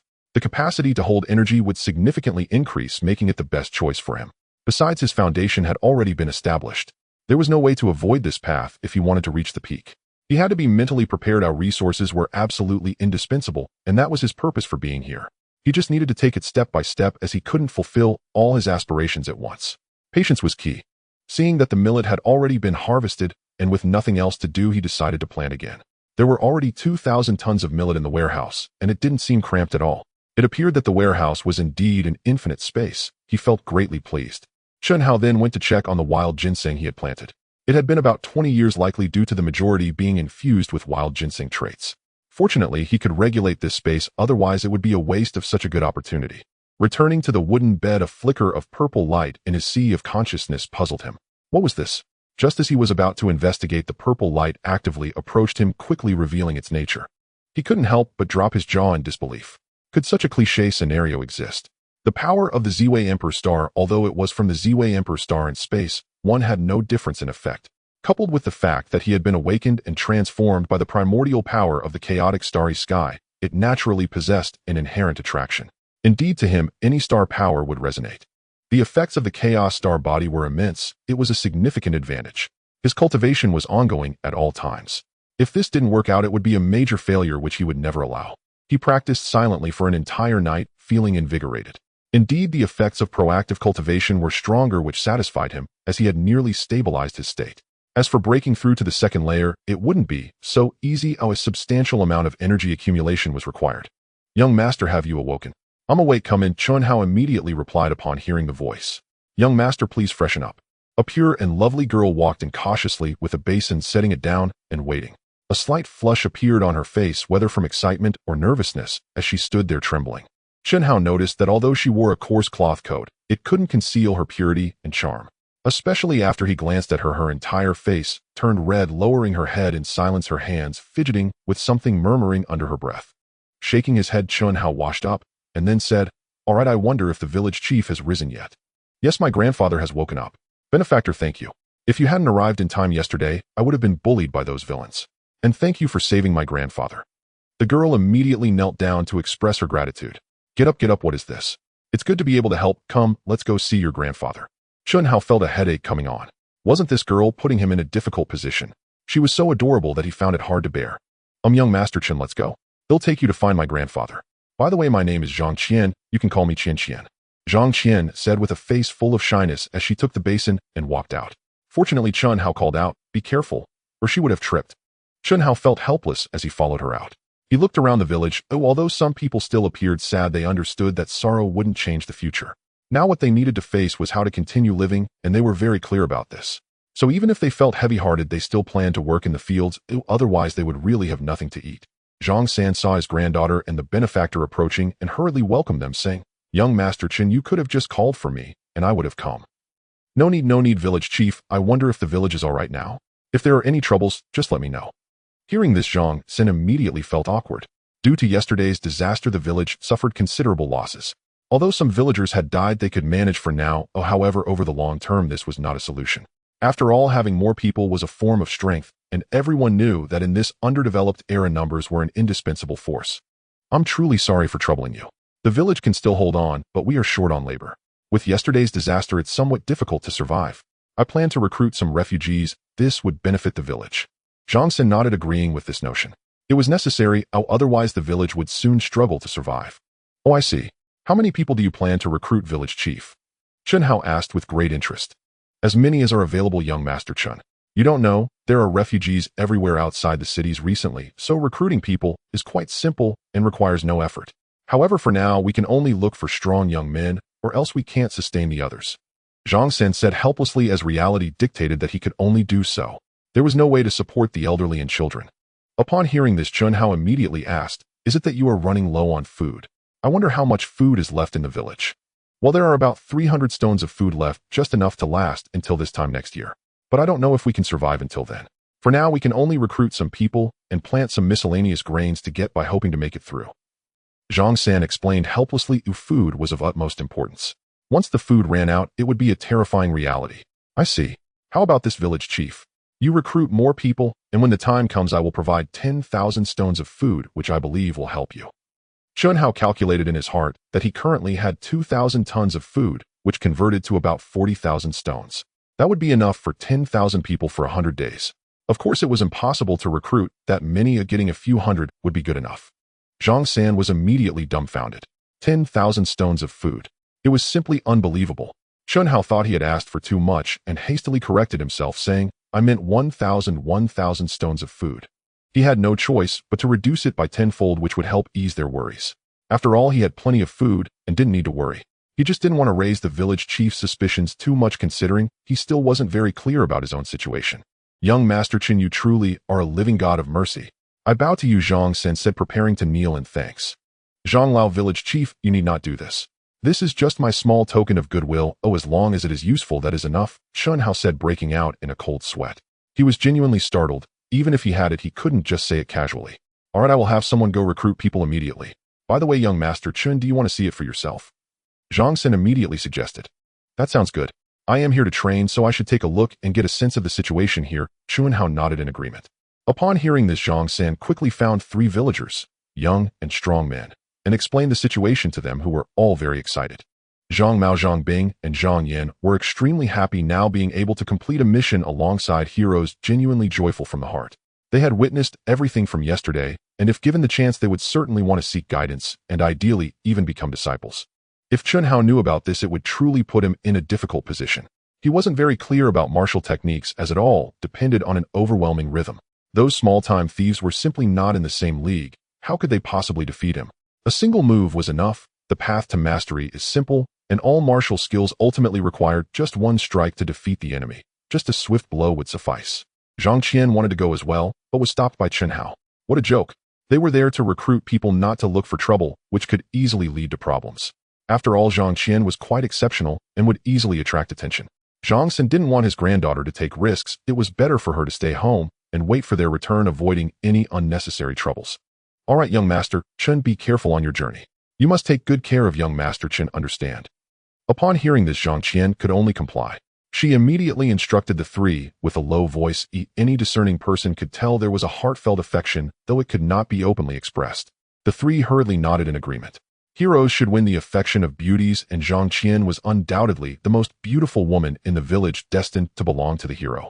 Qianhao was still somewhat oblivious to these matters. Even his feelings for Su Lu Ying were merely a psychological struggle, not yet evolved into anything deeper. It was just a part of life experience, and he would gradually mature over time. Qianhao handed each of them a large knife, while he carried one himself, and then they set off. Zhang San watched them walk away before speaking to Zhang Qian.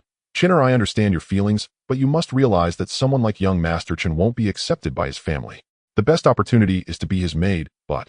Upon hearing this, Zhang Qian's face turned pale, yet she resolutely replied, Grandfather, I know, but he has done so much for our village that I can never repay him. Moreover, I really like him. Even if I have to be a maid, I'm willing to follow him for a lifetime. Sigh, it's hard on you. Zhang San understood the situation, but they were left with just the 2 of them. What could they do? Young Master Chen, we will reach Bianhe City after a short distance. Zhang Mao said excitedly. Bianhe City. Qianhao nodded, curious about this city. Yes, Bianhe City is the largest city nearby, but the governor is cowardly and greedy, unwilling to show himself, nor does he want his soldiers to come out, leaving us to suffer tremendously. It's utterly despicable. Zhang Bing said with disgust. All right, no more talk about this. Young master has his plans. It's best not to linger here too long. Zhang Yan suggested, as well, sharing the same disdain for the governor, though he did not wish to inquire further. Qianhao could sense something unusual in their tone, which was not surprising if this had been the case throughout history. All right, let's discuss this when we arrive. We can take our time with the rest. There's no rush. And you all must refrain from speaking out of turn. Understood, young master. The 3 chose not to say more, as since that's what young master said, they naturally complied. Soon they arrived at Bianhe City, and Qianhao noticed it was quite large, appearing to be around 20 to 30 meters tall and 5 to 6 meters wide, quite sturdy. Let's enter the city first. By the way, Zhang Mao, Zhang Bing, go check the refugee camps outside the city and see if there are any suitable candidates. Qianhao looked at the locations of the refugees outside the city and instructed the 2 to see what could be taken in. Yes, young master, we will go right away. The 2 had no objections and turned towards the refugee camp. Qianhao entered the city with Zhang Yan, but they were stopped for the entrance fee, which was paid by Zhang Yan. Once inside the city, Qianhao asked, Do you know where the general store is, the place that sells miscellaneous items? Upon hearing this, Xiantian immediately nodded and led the way, quickly finding a general store indicating, "This is it, young master." Chunhao entered the store, and the shopkeeper immediately approached him enthusiastically, saying, "How may I assist you, young master? Do you have burlap sacks that can hold a bushel of grain?" Chunhao stated his purpose directly. "Yes, yes, yes. How many would you like, young master? We can provide as many as you need." The shopkeeper replied eagerly, "Whatever you have, I'll take it all. Just bring it out," Chunhao said without hesitation. The shopkeeper, after a quick mental calculation, said, "We have 10,000 available. Do you want them?" "Yes, how much?" Chunhao nodded. "Dear guest, since you were so straightforward, I want beat around the bush. It's a flat price of 50 taels. How does that sound?" "That's fine, bring them to me. Xiantian, go help them arrange it." Chunhao nodded, instructing him to assist with the task. Xiantian said nothing more and followed the shopkeeper to the backyard, where he saw a pile of burlap sacks.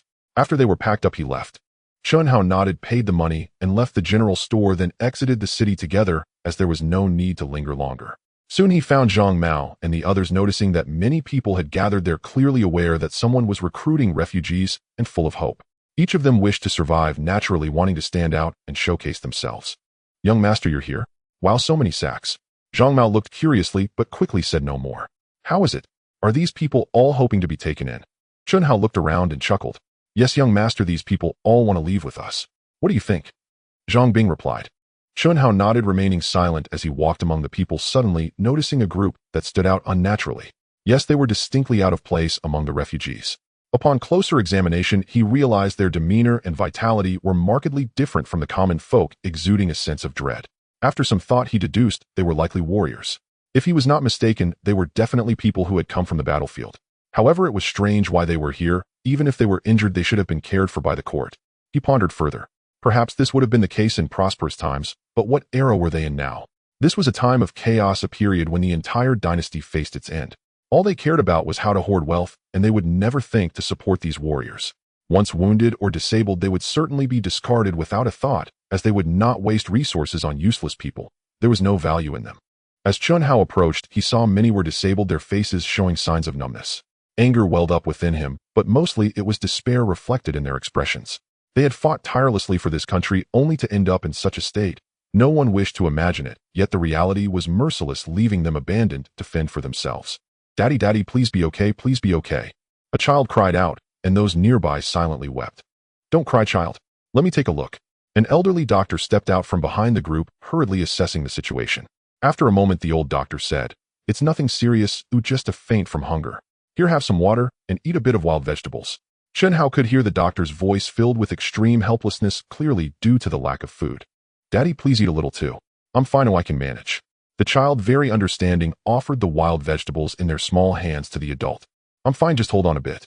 Little treasure, don't worry. Daddy will protect you well," the man said firmly. Chunhao approached and whispered, "What will you use to protect your child? Who knows if you will die first, will your child still be alive? Don't even think of relying on others. Everyone around knows they won't take in your child. The worst case scenario is that they might treat them as food. Believe it or not, deep down you know this. Only by staying alive can you protect your child." Yes, when he had just walked over, he had caught a whiff of the smell of meat, nearly making him vomit. Those people were clearly still tender with small bones, evidently children. The notion of cannibalism was happening right before their eyes. This era was terrifying. Upon hearing this, the man felt a surge of fear and tightly held his child in his arms, wanting to protect him. "Don't be afraid. I can see that you and they are all warriors and haven't engaged in disgusting acts. Here's the deal, follow me, and I guarantee your survival. How about it? This is your only way out, bring the child along too." Chunhao simply could not bear to watch these warriors die.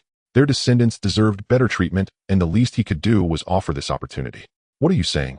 You are willing to accept us, but look at us like this." The man appeared incredulous, gesturing to his condition. "It's just injuries, so what if you're disabled? You are all experienced warriors. Your value is definitely not less than those fresh recruits, perhaps even more. You won't regret listening to me. Let's go. Oh, by the way, here's some food. Eat it first, regain some strength before we leave. Don't worry, I keep my word, I won't let you go hungry. You will work for me later."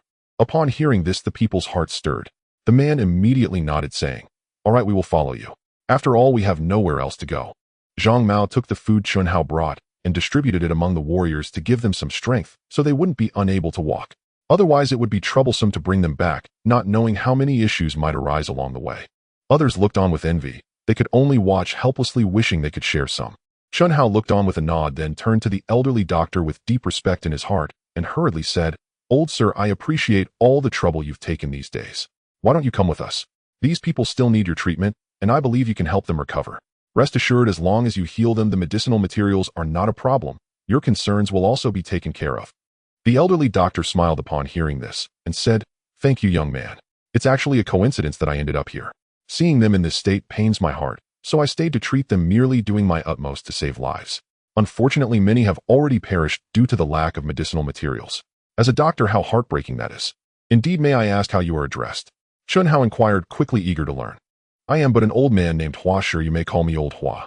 Hua Shi nodded, feeling Chun Hao's sincerity, especially his sympathy for the soldiers. This assured him that with Chun Hao around, these people would likely not succumb to death, and he couldn't help but breathe a sigh of relief. Chun Hao, upon hearing this, said, "Old Hua, you are too kind. I will leave this matter in your capable hands while I take a trip to the city." Hua Shi naturally understood what he intended to do and felt quite satisfied. Chun Hao quickly instructed the three to follow Old Hua's guidance while he headed into the city to procure some herbs. Upon re-entering the city, he asked someone for directions and soon arrived at a herbal shop. "Dear customer, what herbs do you require? Most of my herbs are freshly picked. What would you like?" Chun Hao immediately responded, "I need one of each type of herb. By the way, can the fresh ones be cultivated?" "Well, they can be, but the chances of survival are not high," the shopkeeper replied. "I see, that's fine. Please prepare a fresh batch for me and make sure to have a complete set. If not, seeds will do as well." The shopkeeper, hearing this, was delighted, thinking, who wouldn't want to earn money? He hurried to prepare and first led Chun Hao to the freshly picked herbs, pointing out, "These were just harvested, especially these with roots can survive." Chun Hao listened without saying much and directly requested them packing everything up, including the seeds. "That will be 50 taels of silver in total." The shopkeeper calculated and said it was due to the absence of rare herbs. "Here's the money. Thank you for your service," Chun Hao said with satisfaction, then left with the herbs. Once in a secluded spot, he moved swiftly into his spatial territory. He intended to store the grains for the medicinal plants, only to find that the spatial territory had expanded significantly. Upon closer inspection, it had indeed doubled in size to around 2,000 acres, with 1,000 acres still available. He couldn't help but feel excited. It seemed that growth was truly possible, having gained 1,000 acres with the upgrade, a stroke of good fortune. As for how to expand further in the future, he was unsure, but good fortune was good enough. There was no need to be overly greedy. These resources were sufficient. He planted the fresh herbs and seeds across the 1,000 acres, and the spiritual energy automatically enhanced their growth, allowing them to take root rapidly. Nodding in satisfaction, he exited the spatial territory with the packed herbs, checking that no one was watching before quickly leaving the city. Although he had no silver on him now, he felt ecstatic. Being able to save lives was worth it, and such a small amount of money was insignificant. Outside the city, Zhang Mao and the others were already prepared. Besides the injured soldiers, there were also 1,000 able-bodied men. "Young master, these individuals are chosen carefully for you," Zhang Mao explained to Chun Hao. "Excellent. Then let's head back. These people need thorough treatment. Old Hua, take a look at these herbs, or I've purchased some, but I'm not sure if they will suffice." Chun Hao handed the herbs to Hua Shi, as he was not very knowledgeable about medicine. "They are sufficient, more than enough," Hua Shi said, sniffing them and immediately smiling. "As long as they are enough, let's proceed with the treatment. When we reach the village, we can discuss other matters. Their treatment is the priority." Chun Hao understood that these soldiers had suffered from exhaustion and injuries and would require some time for proper treatment. Hua Shi nodded in agreement, quickly putting the herbs away, as they were essential for saving lives and could not be lost. Soon a group of people emerged from the refugee camp, heading towards the village. Chun Hao, however, was somewhat puzzled and asked Zhang Mao, "Why hasn't that magistrate come to cause trouble? Can he really recruit people at will?" "Young master, you think too highly of him. Who cares about the people outside the city? If they die, they die. If someone wants them, there's no problem at all. Many do this. Several villages need people to farm due to bandit problems or for supplies. This is all quite normal, so the magistrate doesn't mind. It's actually beneficial for him, as he can collect money, rent, and taxes." Upon hearing this, Chun Hao quickly understood the reason. In that case, it was good, as it spared him from many troublesome situations. The return journey was quite stable with no major issues, and they safely arrived at the small village. Zhang San had already prepared accommodations for them. Though simple, they were livable, shielding them from wind and rain, which was good. "Grandfather Village Chief, there are hundreds of people here who need recuperation. I have already provided the herbs to Old Hua, and he will take good care of them." As Chun Hao arranged everything, he spoke to Zhang San. "Yes, young master, I will take care of these matters. Though the food is limited, there will always be enough for them to eat." "Good to hear. By the way, where is the storage?" "It's in the cave behind the village, always dry and very concealed. We store all the grains there." Upon hearing this, Chunhao nodded, realizing why they had managed to hold on to it made sense, or else they wouldn't have so much grain. Having arranged everything, they worked until nightfall before allowing everyone to rest. Of course, they still needed to build houses, but fortunately the village was located in a spacious area, otherwise they would have to build it along the slopes. After dinner, Chunhao secretly left and went to the cave behind the village.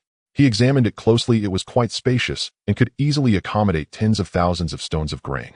Using his divine sense, he covered the spatial territory here and took out 1,000 bags of prepared grain, storing them before leaving. He couldn't overdo it and needed to take things step by step. This required an adaptive process. Returning to his small hut, he saw Xiantian waiting there and approached her, saying, "Xiaoqian, why are you still awake at this hour?" Xiantian suddenly froze, nearly screaming, but thankfully she reacted in time and blushed as she said, "Young master, is there anything you need? Please tell me. The village has nothing good to offer, and I'm sorry to put you through this. It's all right. You should get some rest. If there's anything, I will certainly notify you. Just relax," Chunhao reassured her. "All right then, young master, you should rest early. I will head back now." Xiantian felt inexplicably a bit downhearted, but quickly composed herself, softly saying goodbye before heading home. Along the way, she berated herself for being useless and not persisting. Chunhao shook his head in silence and opened the door to enter. His figure arrived in the spatial territory, where he looked at the harvest with satisfaction, nodding his head. However, he realized that he didn't need so much grain, so he separated half of it to plant medicinal herbs. Fortunately, these herbs could self-produce seeds, otherwise it would have been quite troublesome. The maturity period was also quick, and many could be harvested soon. He planted them again, feeling full of anticipation, believing that there would be no issues. With grain and herbs secured, as long as he adapted, everything would be well, at least the best for this chaotic era. A peaceful night passed without the noise of the refugees, clearly satisfied with their arrangements. The next day, Chunhao informed Zhang San that the grains had been placed in the cave behind the village and asked them to check them. Zhang San, upon hearing this, was taken aback, unsure how it could be so quick. When he and the others reached the back mountain, he was stunned. "Village chief, this can't be a dream. So much grain, it can't be fake, right?" Zhang Mao said incredulously. "Then hurry up and take a look. You have hands of your own. Do you want me to do it for you?" Hearing this, Zhang Mao chuckled and quickly began checking with others. After several inspections, they confirmed it was all real, and he felt completely relieved. With this much grain, there would surely be no problem ahead. Good. With this grain, we are saved. However, this matter must be kept secret. Oh, we can't let outsiders know. If they come to rob us, we have no means of resistance. Young Master Chun has already made so many contributions for us, we can't keep bothering him. Remember, we must repay him well. This is a matter of life and death, a lifelong obligation. Village chief, rest assured, we understand this deeply. We will repay this life-saving grace for a lifetime. Good, then let's return and cover it up properly. We must not let any rats sneak in, Zhang Sin quickly instructed. After a considerable time of busy work, they finally nodded in satisfaction and returned to the village, feeling extremely excited. Village chief, are you serious? That's fantastic. Our village is saved, and we can finally sleep peacefully. Many of the remaining elders were very pleased, having deeply felt the crisis of food shortages. No, not yet.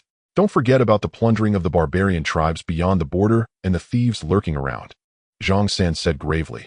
And let's not forget about the magistrate side. I believe you all haven't forgotten, right?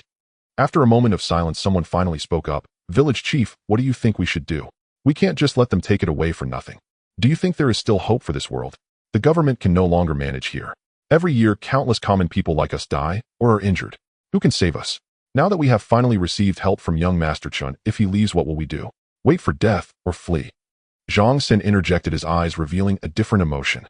Hearing this, none of them wanted to wait for death or flee.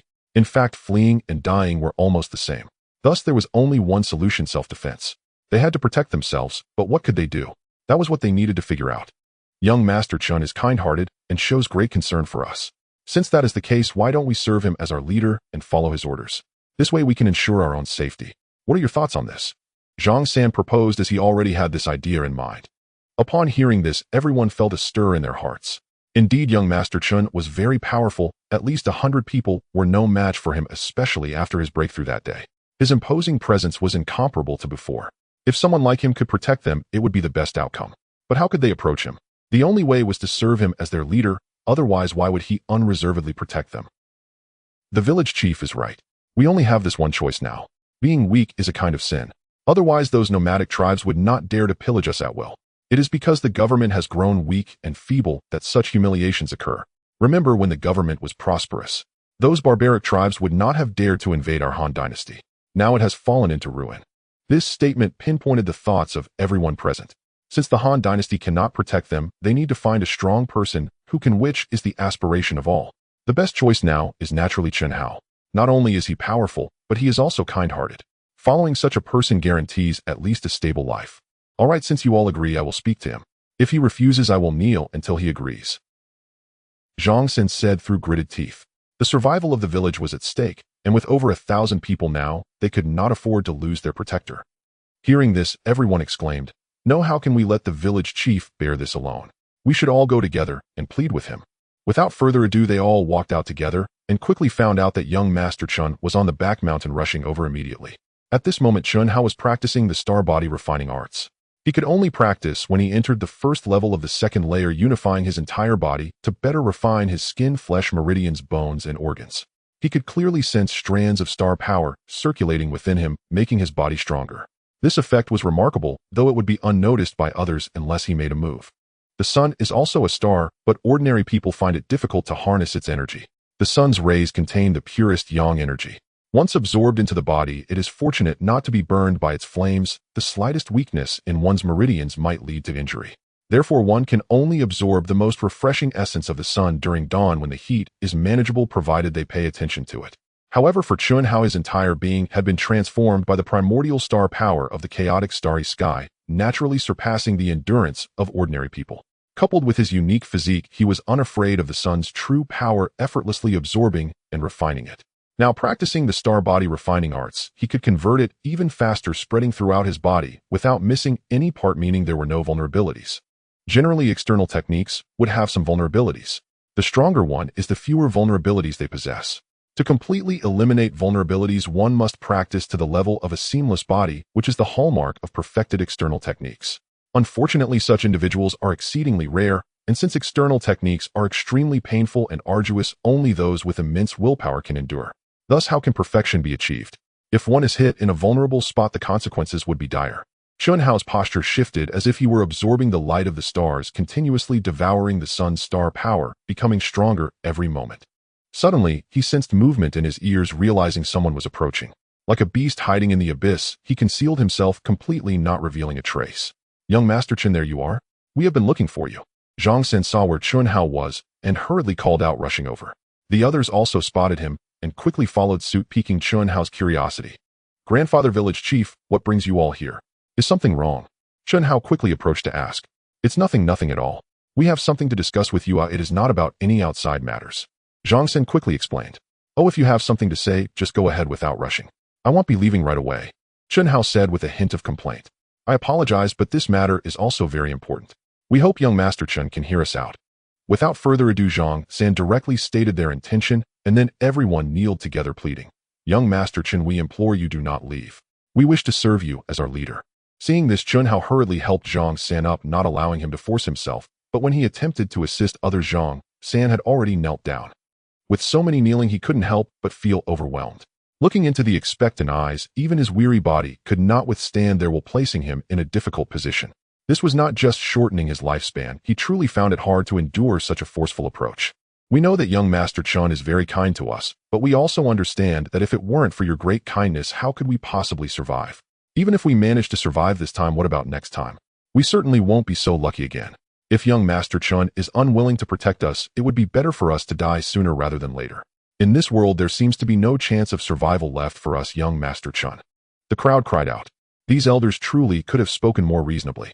Just as Chun Hao was caught off guard, Zhang Mao and others appeared from nowhere, kneeling before him with pleading expressions. In no time, everyone from the village had arrived. "Young Master Chun, look, they are all willing to serve you as their leader. Please accept them. Moreover, if you do not accept, we won't be able to survive. The world has fallen into chaos and cannot be set right again," Hua Shi said with a deep tone of resignation. "A decision must be made, otherwise the people's hearts will scatter." Chun Hao could only brace himself and say, "All right, but I do not know what to do." "Thank you, young master." "No, thank you, Lord, for your acceptance," the crowd replied hastily, not allowing him to refute. Thus, Chun Hao found himself in the position of a leader, leaving him both amused and exasperated. But what could he do? The feeling of being forced was not pleasant, yet the situation was truly beyond words. Who would willingly offer themselves like this? "Lord, there are still many able-bodied people in the village. Why not train a group first to protect our home?" Zhang Xin suggested. All right, but since we need people, they must be the elite among the elite. By the way, aren't there some soldiers? How can you see if you can treat the few with the lightest injuries first and let them lead the training? What do you think? Chun Hao immediately had an idea and turned to Huasher, thinking that if they had soldiers to lead the training, he could add some things to it. Huasher calmly replied, Lord, no problem. Leave this matter to me. But what about the medicinal materials? Don't worry, I will prepare the medicinal materials for you right away. By the way, do we have any ginseng? Chun Hao suddenly recalled that he had plenty of ginseng. Yes, it is useful. For them, ginseng is the best tonic and can help them recover the fastest. Huasher nodded hastily in agreement, although he had some doubts. Ginseng is a precious medicinal material, not something just anyone can obtain. That's good. I will send it to you shortly. Don't worry. Chun Hao noticed his doubts, but did not explain further. Yes, Lord. Huasher did not ask further. Since the Lord said, so there must be a reason, right? Then let's proceed with this. Select 100 young and strong men to start training first, and once they mature we can train others. Chun Hao had no better solution now, though he could only take it slow. There was no need to rush, and fortunately there were still some soldiers available. Hearing this, everyone immediately responded and went to prepare. Only after they left did Chun Hao chuckle wryly. What was this all about? Shaking his head, he once again immersed himself in his training. The path of cultivation is endless, especially since he needed vast amounts of energy as a foundation to make the next breakthrough. Otherwise, it would be incredibly difficult to advance, dragging on unbearably. As the village chief, Zhang Sen naturally had some authority and quickly arranged for manpower, selecting the 100 strongest individuals to serve as guardians. This was a necessity, and fortunately there was enough food in the back mountain to eat, so there was no fear of waste. Huasher also arrived at the soldiers' quarters, finding a few who seemed to be the leaders. Lihai, you can now realize your dream. Just now, apart from you, everyone else has pledged allegiance to young Master Chun as their lord. Are you willing to become his sword? Huasher said with a serious expression. Oh, even Hua Lao is willing. Lihai asked, curiously, holding him in great esteem.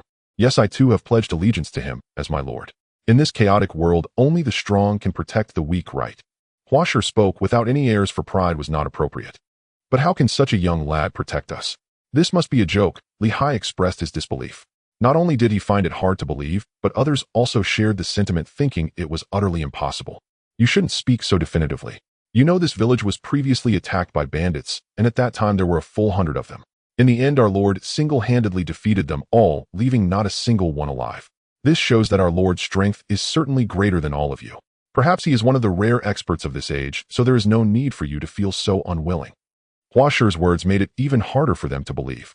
How could such a young lad be so powerful? He couldn't possibly be making it all up. I know you don't believe me. By the way, outside the village there is a pit where the bodies of those bandits are. If you don't believe me, you can go have a look. Moreover, if you are willing to serve our Lord, you might have a better chance of living a good life. Seeing that they still didn't believe him, Huasher immediately shared what he knew, having previously inquired about Chun Hao from Zhang San and others before coming here. The result surprised him. He didn't expect the seemingly cultured lord to possess such strength. No wonder the villagers were willing to take him as their leader. It was precisely because he was a powerful person who could protect the weak. Otherwise, who would entrust their fate to someone else? All right, take care of yourself. I will bring some supplements shortly. Think it over well. With that, Huasher took a glance and left. Lihai and the others listened and immediately wanted to verify the claims. A few lightly injured warriors, having recovered somewhat, were instructed to hurriedly investigate. This matter was very important. Although their lord might not necessarily be a powerful figure, the benefits of aligning with a strong individual were undeniable. Very soon the warriors sent by Lihai returned, each with a look of shock on their faces. Upon seeing their expressions, he understood that it was true.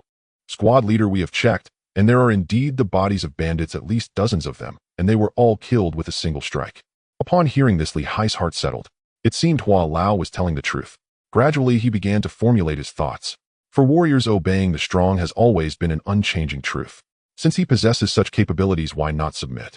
Chun Hao arrived at Huasher's house with the prepared ginseng and knocked on the door. Huasher, hearing someone at the door, came to open it. Upon seeing Chun Hao, he immediately bowed and said, My lord, why did you come personally? You could have had someone deliver it. There's no need for you to do it yourself. It's nothing at all. I was just idle anyway. By the way, do you think this ginseng is enough? Chun Hao smiled, not taking it seriously. He placed the wrapped ginseng on the table for Huasher to examine, wondering if it was sufficient. Huasher looked at the ginseng and immediately set Chun Hao aside, eagerly examining it, and couldn't help but click his tongue in admiration, nodding from time to time. Chun Hao, seeing this, asked curiously, Hua Lao, what do you think of this ginseng? If it's not good, I can exchange it. This is good enough, my lord. These are all high-quality ginseng. Although I can't be sure of their age in terms of medicinal aroma, they are definitely comparable to a 100-year-old ginseng. They will have a very good effect on the warriors. Rest assured, with this ginseng, most warriors will surely regain their spirits, though some severely injured might not recover fully. However, restoring health is not an issue at all, Huasher confidently stated. Good. As long as they can be healthy, even if some are disabled, it doesn't matter. They won't be sent into battle, they can just teach the newcomers to train. This should be feasible, right, Hua Lao? My lord is absolutely right. This way we can always have support available. It's truly a brilliant idea. For the disabled warriors, it gives them a place to contribute. Well, my lord's suggestion is simply excellent, and I wholeheartedly support it. Then I'll trouble you, Hua Lao, to help them recover as soon as possible. This will allow me to rest easy, Chun Hao said, finally feeling relieved. My lord, rest assured. I will fulfill your wishes and heal them all so that we can protect our homeland together. Haha, just joking. Chun Hao truly found himself at a loss for ideas for a moment. After all, he was still only in his 20s, and given the changing times, his thoughts were naturally different. How could he suddenly think that far ahead? Hua Lao smiled, saying nothing further. He could see that the Lord lacked experience, which was understandable. However, it was all right. He would gradually grow over time. No one is born knowing everything. What is needed is experience and training, which serve as the fulcrum for progress. As the village continued to renew and expand, it grew significantly larger. With the addition of the combat personnel, the village became more vibrant. Naturally, the walls of the village were also continuously erected for protection, allowing people to feel secure. Zhang San was extremely pleased these days, watching the village improve day by day, which made his heart feel at ease. However, there was one thing that troubled him: his granddaughter's issue. But what could he say? After all, this was the Lord's matter, and how could he interfere? Old Zhang, what's wrong with you? You look so frowning. Things are getting better day by day, well, aren't you happy? Huasher had just picked up some medicinal herbs from the Lord and was on his way back when he saw Zhang San's expression, feeling curious. Hey, this matter is truly hard to bring up. Zhang San sighed helplessly. Oh, what is it? Hua Lao asked curiously, stopping in his tracks and walking over to inquire. It's about my granddaughter, Zhang San said, looking around to ensure no one was listening, and spoke softly. Huasher immediately understood, recalling the young girl at the Lord's place. Could it be? For some reason, the Lord just doesn't seem to favor her. Is it that Xiantian is not worthy of the Lord? I never asked the Lord to marry her. Even being a maid would suffice. It's just that the Lord, Zhang San said with some frustration. You can't think of it that way. You must understand that the Lord is a martial artist, and not just anyone can understand that.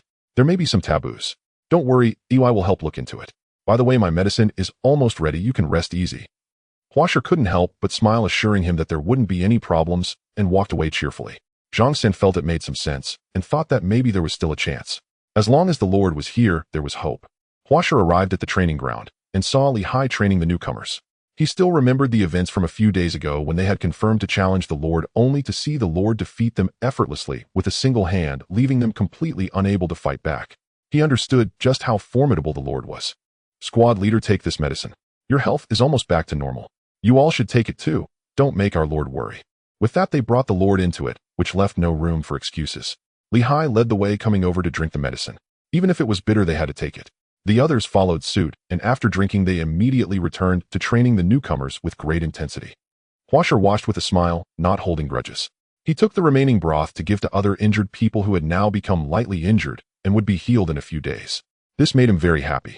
As a healer, one must save lives and help the wounded, especially these warriors.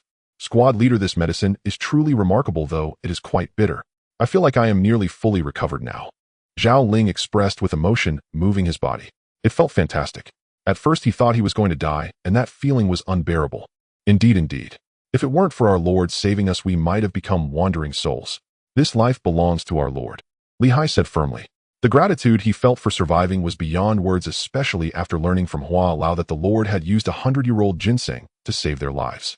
The excitement was indescribable, and he truly didn't know how to express it. What the squad leader said is right.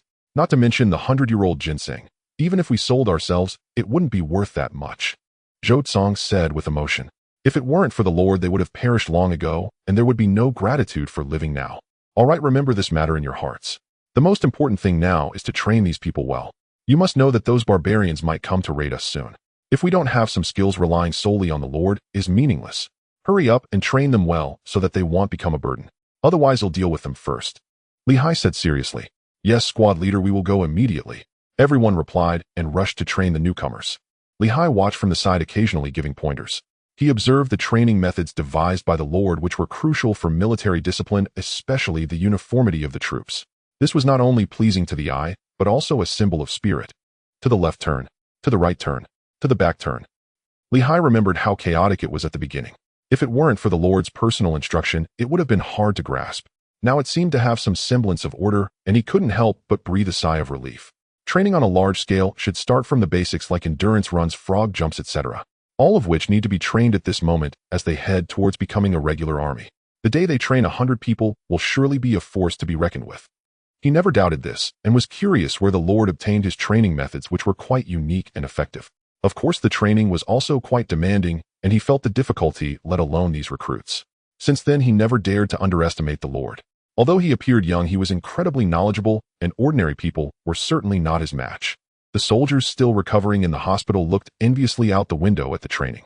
They also wanted to participate, but as soon as they saw Huasher appear, they behaved like mice in the presence of a cat. This was the life-saving doctor. How could they not cooperate to go outside? Upon seeing the medicine, they all rushed to take it, feeling a glimmer of recovery, which was their hope. Huasher looked on with great happiness in his heart. Chun Hao, in these days apart from cultivating, has been surveying the surrounding terrain. Outside the village, except for part of the mountains at the back, the area is quite flat. It is precisely because of this that the village can protect itself quite well. There are also plenty of fertile fields, though most of the outer areas are basically abandoned. He is aware of this, and dares not venture too far, for returning would be too late otherwise. After a few days of observation, he called for the village chief, intending to sort through matters properly for better organization. Village chief, although there are quite a few fertile fields, they are not enough. We need to build a gate on the outskirts. This way, even if we cannot hold them off, it will give the villagers time to escape. If we can establish a strong gate here, I believe ordinary thieves will think twice before attacking. This place is like a valley entrance. It should be feasible to build. It can be done, but the surrounding mountains are not high, appearing quite gentle. If cavalry comes, it will be hard to defend. Chun Hao listened and said, then we can set traps around. There are plenty of trees, and if there's any disturbance, we can quickly adjust. Once we have enough strength, we can build the gate. What do you think, village chief? That is indeed a plan.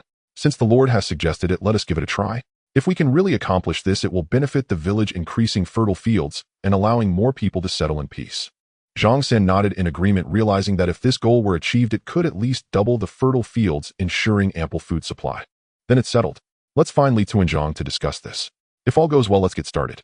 It's best to prepare before the barbarian invaders arrive.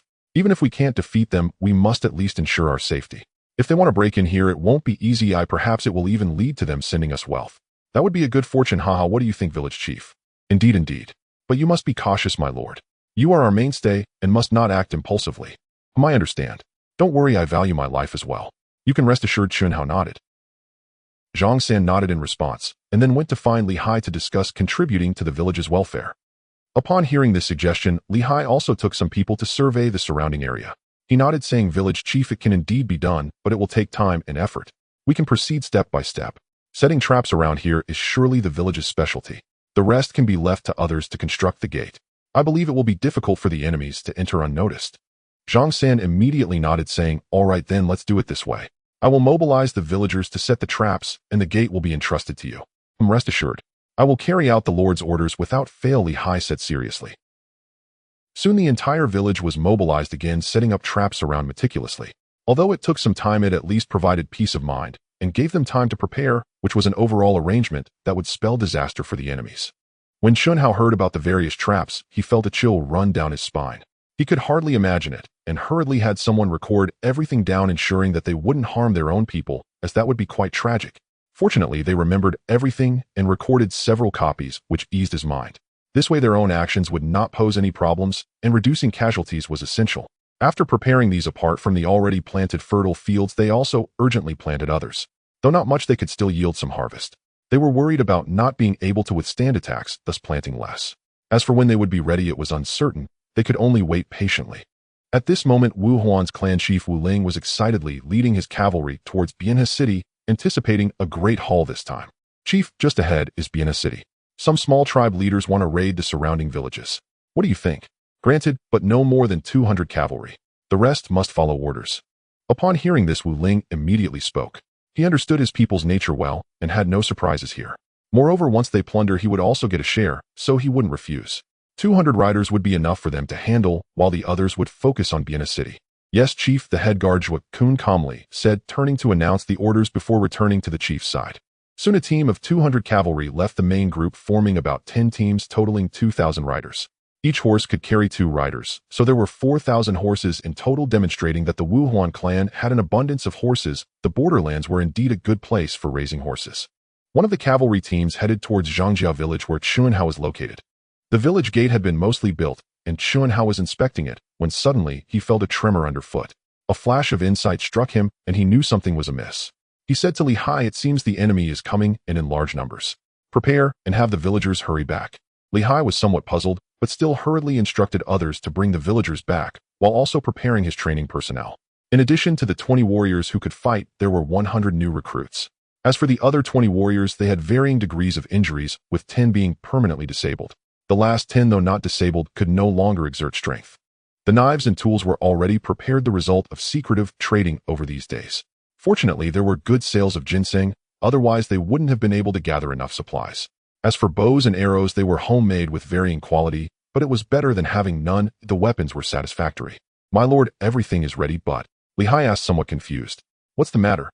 "Look," Chuanhao said, pointing directly outside the village. Li Hai looked and saw the dust rising 3 to 4 miles away. Without a doubt, it was the result of a large cavalry force. Seeing this, Li Hai felt immense admiration. The lord was truly remarkable. He was incomparable. "Get ready. Also, don't compete with them in archery. You are not their match yet. These bows and arrows can only be used for display. What you need is experience. Of course, if you are confident, you can shoot freely, but be cautious. These barbarian riders are all skilled archers. I believe you are all aware of that. I won't say much more. All right, go now, be careful, and keep a close watch." Chuanhao's eyes were fixed on the area outside the village gate. This was his first encounter with such a battle, and a wave of excitement surged within him. Battle, the spirit of combat, was awakening. The battle spirit was eternal and indestructible. War is an everlasting drive, regardless of right or wrong. Soon the enemy arrived, and Li Hai quickly said to Chuanhao, "My lord, these are the Wuhuan cavalry, whom you can tell from their momentum that they are not simple. They are truly fierce barbarian riders." Chuanhao had to lament that this cavalry team was indeed formidable. Just by observing their momentum, he understood that they could only defend for now. A direct confrontation was not feasible. Li Hai looked on with a face full of longing, but he knew that now was not the time for fanciful thoughts, and quickly instructed everyone to prepare. The Kai tribe was a medium-sized tribe among the Wuhuan, led by Kai tribe's first heir Nuaka. Nuaka wore a proud expression, seemingly confident that this time he could plunder more goods to satisfy his father. "Young clan leader, ahead is a gate. It looks like it was just built not long ago. What should we do now?" Nank urgently reported what he had discovered, curious about how there could be a gate here, feeling something was off. "Oh, this is something unexpected. Let's go take a look and see what's going on. It shouldn't be like this," Nuaka said, equally puzzled. Soon they arrived not far from the gate, and looked at the newly appeared gate. Upon seeing it, Nuaka and the others laughed. How could such defenses withstand their cavalry? It was impossible, and one by one they burst into loud laughter. "You cowards, you like hiding behind walls. What good is that? Come, now's your chance to fight."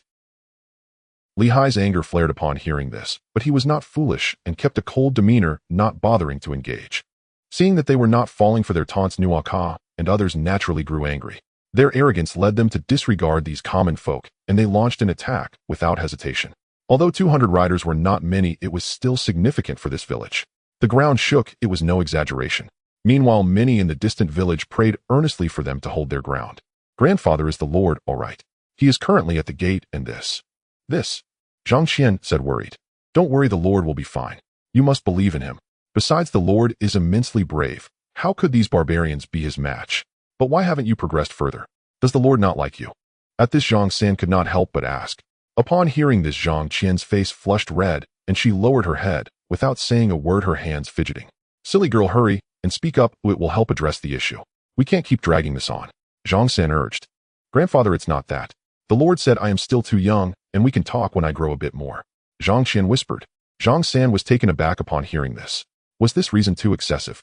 His granddaughter was already 15 or 16, it should be fine. This won't do. It seems after this incident, he must have a serious talk with old Hua. Dragging this out is not good. All right, I know about this. You can rest assured, the Lord is doing this for your own good. Grandfather is happy in his heart, and my granddaughter is growing up, and I will rely on her in the future. The cavalry assault left many new soldiers pale with fear, uncertain if they could withstand it, but fortunately their lord was present. With a loud crash, the reason became clear: the caltrops were effective. Indeed, this was a plan that Chuanhao had set up earlier, knowing that if they attacked the gate directly, they would surely be unable to withstand it. Thus, he resorted to other methods, putting in considerable effort to create 3 caltrip pits. Out of the 200 cavalry, most fell into the traps, plunging into chaos, achieving victory without a fight. Soon 2 teams of hidden soldiers under command ambushed the cavalry amid the confusion, fiercely engaging the enemy, stunning them. Before long, the gate side also made a move. Under the combined assault of the 3 parties, few Huahuan cavalry were able to fight back. With Chun Hao's overwhelming strength, there were virtually no casualties, though injuries were inevitable, some of which were self-inflicted. Li Hai excitedly ran to Chun Hao and reported, "My lord, we have captured them all." "Oh, how many prisoners do we have, and how many died? By the way, how many horses are left?" Chun Hao immediately inquired. "My lord, we captured about 150 people, and 50 died from falling into the caltrip pits. As for the horses, around 100 survived, but most of the others are unusable, even if they aren't dead," Li Hai replied with a look of regret. "Never mind, this time it was their carelessness. If they hadn't been so arrogant and had checked before attacking, it wouldn't have been so easy. Quickly watch over them and tidy up the caltrip pits. There might still be gains. Don't let anyone find out." Chun Hao suddenly thought of something. With only 200 cavalry, it wasn't many. It seemed there were other cavalry, and they had to proceed with caution. Li Hai, being clever, immediately understood what the lord was worried about and replied, "Yes, my lord, I understand." He then had the captives brought in, keeping them tightly bound under the watch of the villagers to ensure there was no chance of escape. Next, they would see if any other Huahuan cavalry came, and if possible, they would capture more. "Let me go? You despicable Han people only know how to use traps. If you dare to face me in a fair fight, and I win, you must let me go. I am the young chieftain of the Kai tribe," Kano declared proudly, seeming quite confident. Chun Hao and his companions happened to pass by and paused upon hearing this so-called young chieftain shouting, glancing over. "What are you looking at, despicable Han? If you have the guts, let's face off directly. What do you say? Do you dare?" Seeing Kano's arrogance, everyone was furious. However, including Li Hai, they couldn't deny the ferocity of the Huahuan cavalry. There was no chance of victory in a head-to-head confrontation, and as a captive, one should have the awareness of their status, yet he dared to be so arrogant. "Oh, you want to fight us, heathen? But we won't provide horses for that. How about we test you in foot combat? If one of you wins against me, I will let you go.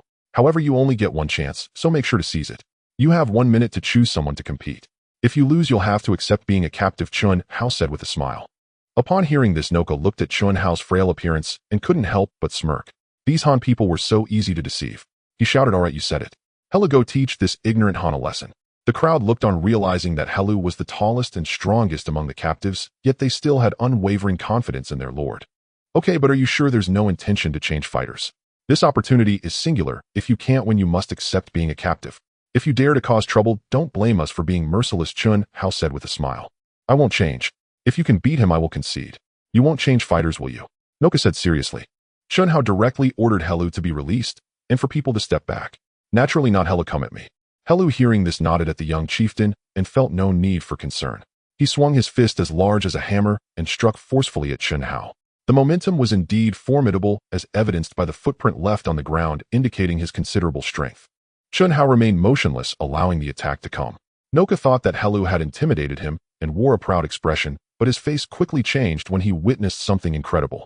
The frail figure opened his delicate palm. Although it could not encompass Heela's fist, it successfully blocked Heela's attack, completely restraining him and rendering him immobile.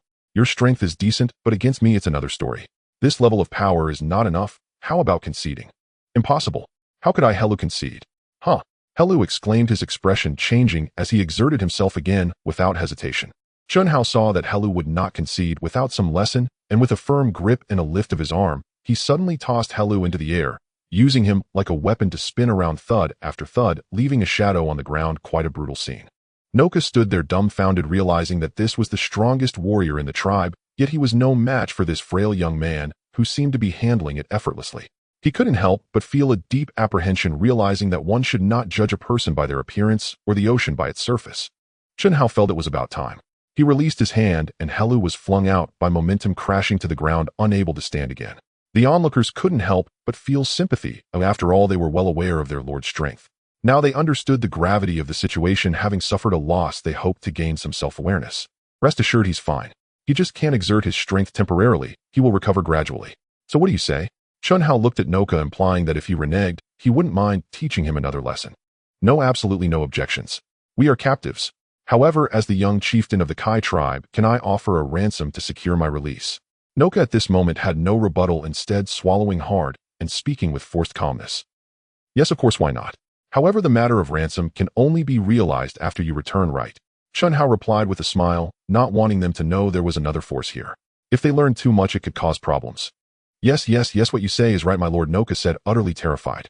Chun Hao turned to Li Hai and instructed send someone to negotiate the ransom issue with him. We must not undervalue his status, otherwise it would be too embarrassing, right? I trust our young chieftain will not disappoint us, correct? I will definitely satisfy my lord, absolutely will satisfy my lord, Noka assured nervously.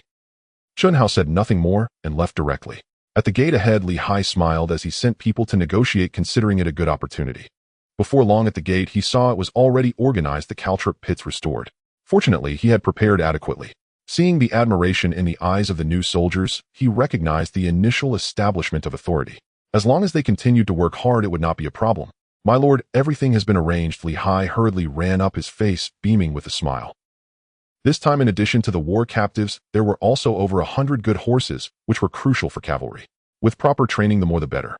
For them, it was also a significant boost in mobility, filling a critical gap. Seeing you smile so brightly, it must mean this haul satisfies everyone. However, this is just the beginning. The Huahuan tribe definitely won't have such a small force. Besides this cavalry unit, there are certainly other cavalry units. The main force is likely heading towards Biena City. As for when it will end, we must wait, and it's best to send someone to scout. My lord, rest assured. Now that we have horses, my original team was all cavalry. I will send them to complete your task, Li Hai replied. Oh, is that so? Good. Then deploy 3 people, instruct them to act cautiously, and remember not to act recklessly. Just gather intelligence, and if there's danger, retreat immediately. They must not overstep, understood? Chun Hao said firmly. Yes, my lord, I understand, Li Hai responded, immediately aware of what to do. Soon 3 men mounted their horses and left the fort, heading towards Biena City. They were fully aware of the dangers along the way, but they marched on resolutely. The opportunities gained today were hard-earned. If any problems arose, it would be disastrous. They needed to be cautious. Chun Hao looked at the departing trio and said to Li Hai, aside from the remaining guards, have the others familiarize themselves with the horses. With over 100, wouldn't that be perfect? They can act as cavalry or infantry. We need to train them quickly. Li Hai nodded in agreement and immediately arranged for training the cavalry. Even though he knew time was tight, the battlefield did not accommodate such considerations. Thus, they needed to have a capable response, or they would be in danger. The previous composition of militia proved useful, which was something Li Hai now admired. Apart from 100 elite warriors, the rest were militia being trained. The effects at this moment were remarkable, barely piecing together a 1,000-strong unit. Certainly only about 100 could actually fight, but they could still intimidate. Even temporary training was beneficial for enhancing military management. Chun Hao gazed solemnly at the outside of the fort, feeling that time was still insufficient. If only there were a bit more time, even the militia would be able to develop some combat capability. For now, they could only hope for a stroke of luck from the heavens, hoping for the best. The soldiers continued their training with intense focus, and Li Hai felt an immense pressure, deeply aware that the Lord had entrusted this important figure to him, which was a sign of faith in his abilities. He must not let down the Lord's expectations. Everyone must train hard to minimize bloodshed in battle and increase your chances of survival. You must seize this opportunity in combat. No one will offer you a chance for compromise. Life comes only once. The Lord has already given you a chance at life. Now is the time to give your all for the Lord. Do you wish to return to your previous lives? The newly trained soldiers shouted in unison, we do not wish to. That's good. Train hard now and give it your all, or do not let the Lord's efforts be in vain. It's time for you to contribute and show those barbaric tribes the might of our Han people, Li Hai declared solemnly. Soon the newly recruited soldiers officially began their training. Fortunately, they had some prior experience with militia, so it wasn't too troublesome. Chun Hao arrived at the training ground, glanced around, and nodded in satisfaction. Although the time was a bit short, there was no choice but to make do. Based on previous years, these barbaric tribes would continue their siege for nearly 2 to 3 months, not only to instill fear, but also to capture cities, knowing that the villages outside were limited in resources, with most treasures found within the city. Although he didn't know if they could train anything useful in these days, it could enhance their survival chances, providing an extra opportunity. My lord, you have arrived. Li Hai, upon seeing Chun Hao approaching, immediately welcomed him with a respectful bow. There's no need for formalities, Li Tuanzhang. How is the training of these men progressing, and how long until they can form combat effectiveness? Reporting to my lord, most of these men have prior militia experience, so the training has not been too arduous. As for achieving combat readiness, it will only take about 10 days to half a month. Then we will have a 1,000-man squad sufficient to defend the village. Li Hai spoke confidently, feeling assured about this, though it depended on whether the Wuhuan cavalry would give them the time needed. Though it may be a bit tight, if there's no time, we will have to press on regardless. The battlefield is the best training ground. Chun Hao replied helplessly. He could not afford to be overconfident and needed to be cautious. Life is precious, and he didn't want to waste it. Understood, my lord. I know. Upon hearing this, Li Hai understood that if an attack did come, they would have to face it heat-in. Good, then train them well. As for food, there's no need to be frugal. There is plenty of horse meat. Eat well to strengthen your training. By the way, have Hua prepare some pain-relieving medicine so that these new soldiers can join the battle as soon as possible. Do you understand? Yes, my lord, I understand. Li Hai nodded, fully aware of the urgency of the situation, leaving no room for carelessness. He knew that one failure in this battle could mean annihilation. There could be no mistakes. Very well, then I can rest easy. Go prepare. Chun Hao nodded and left, hoping for more time to prepare. The Wuhuan cavalry was not weak if they had not encountered a prepared force this time, and due to their arrogance the battle would not have ended so easily. The surrounding Wuhuan cavalry, however, were different. They returned with plenty of spoils, their faces full of smiles, as they dragged along many civilians, most of whom were women, naturally the spoils of the Wuhuan tribe. Ha ha, this time is truly wonderful, a bountiful harvest. Although we will have to pay 3/10 of it, what remains is enough for us to share. By the way, I wonder how the other squads are faring. Have they had bountiful gains as well? A sneaky-looking fellow said flatteringly, clearly very confident about his large tribal clan, believing it to be incomparable to those smaller tribes. Indeed, my Wuhua tribe is a large clan among the Wuhuan. How could we be compared to those smaller tribes? This time I will surely make a good impression on my father. Let's rest here today and continue our journey tomorrow. I'm exhausted. Yuk said contentedly, very pleased with his gains. These days had not been wasted, and naturally he was happy. Young clan leader, this place is rather desolate. Let's not set up camp here. By the way, the scouts have returned and are hungry. Why not go ask them for details? Yuk realized he should not stay in this desolate wilderness. A better place was warranted. Go ask right away to see if there's any place to rest, preferably a village, as we might even make a profit. The Wuhuan people laughed heartily at the young clan leader's suggestion and quickly found the scout to inquire if there was a place to rest, with a village being the best option. Reporting to the young clan leader, about 10 miles ahead, there is a village that seems quite sizable. What are your thoughts? Upon hearing this, Yuk was overjoyed to learn of such good fortune. However, he quickly hesitated, uncertain if the Wuhuan cavalry had already captured it. If they had, it would be inappropriate to contend for it, even if he secretly intended to. The sneaky subordinate, seeing his master's expression, immediately said, young clan leader, perhaps no one has found it yet, and they might have evaded capture. We have stumbled upon it at the right time. Not taking it would be a missed opportunity. Yuk, upon hearing this, did not hesitate any longer, satisfiedly patting the fellow on the shoulder. The man looked terrified, but was quite pleased internally, thinking to himself that this was the skill of serving a good master, something others could not do. Good, immediately gather the men, and let's seize this village without giving them any time to react. Understood. Yes, young clan leader. Hearing this, everyone responded immediately, clearly understanding the young clan leader's intent. Even if other Wuhuan cavalry had captured it, they could still gain some spoils which would benefit their large clan, who wouldn't want to earn a little more. Quickly, dozens of horses were assigned for protection, while the rest charged towards the village, aiming to seize it before their opponents could react. Chun Hao and Li Hai were discussing the next day's situation when someone reported that Wuhuan cavalry was approaching only 10 miles away. Time was of the essence, and they could not afford to think too much. They had to make urgent preparations. Li Hai, how have the new recruits been training these days? There's no more time. We need a battle to help them grow quickly. My lord, don't worry. With your orders, we have been training tirelessly these days and are nearly ready. Please rest assured. Li Hai's brow furrowed, speaking solemnly. He was quite satisfied with his training, knowing that the time was critical. Good, then let this battle be an oath. Add 300 men to each flank and keep the rest in the center. Also prepare your cavalry and ensure they cannot escape. Understand, we need to be quick. I don't want to waste time. Chun Hao immediately ordered. Although they had the advantage in numbers, they were still new recruits, and it was uncertain whether they could effectively restrain the enemy. Yes, my lord, I understand. Upon hearing this, Li Hai quickly arranged the men and turned to look at the incoming troops. Soon they heard the sounds of galloping. It was clear that the Wuhuan cavalry was attacking, and everyone was tense, gripping their weapons tightly. Those without arms were even more anxious, holding wooden spears. Fortunately, these Wuhuan cavalry seemed even more reckless than the last encounter, charging forward without a glance, leaving Li Hai and the others dumbfounded. Especially when they saw the lord's incredulous gaze, they understood the underlying meaning, secretly cursing the Wuhuan cavalry for their foolishness and arrogance, unaware of the traps ahead. Sure enough, after a few loud crashes, dust flew up and cries of despair filled the air. Without a doubt, the pitfall had worked wonders. Li Tuanzhang, go capture them. Am I overthinking this? Chun Hao said helplessly. If they truly had such low intelligence, survival would be easy. They had walked right into their demise. Li Hai felt his mouth twitch, involuntarily unsure why the Wuhuan people were so arrogant. The battlefield was soon cleared, but soon a cavalryman reporting to my lord, there are still many behind, but most of them are our civilian populace. There are about 50 Wuhuan cavalry. Upon hearing this, Junhao immediately realized that the Wuhuan cavalry must have raided and were returning.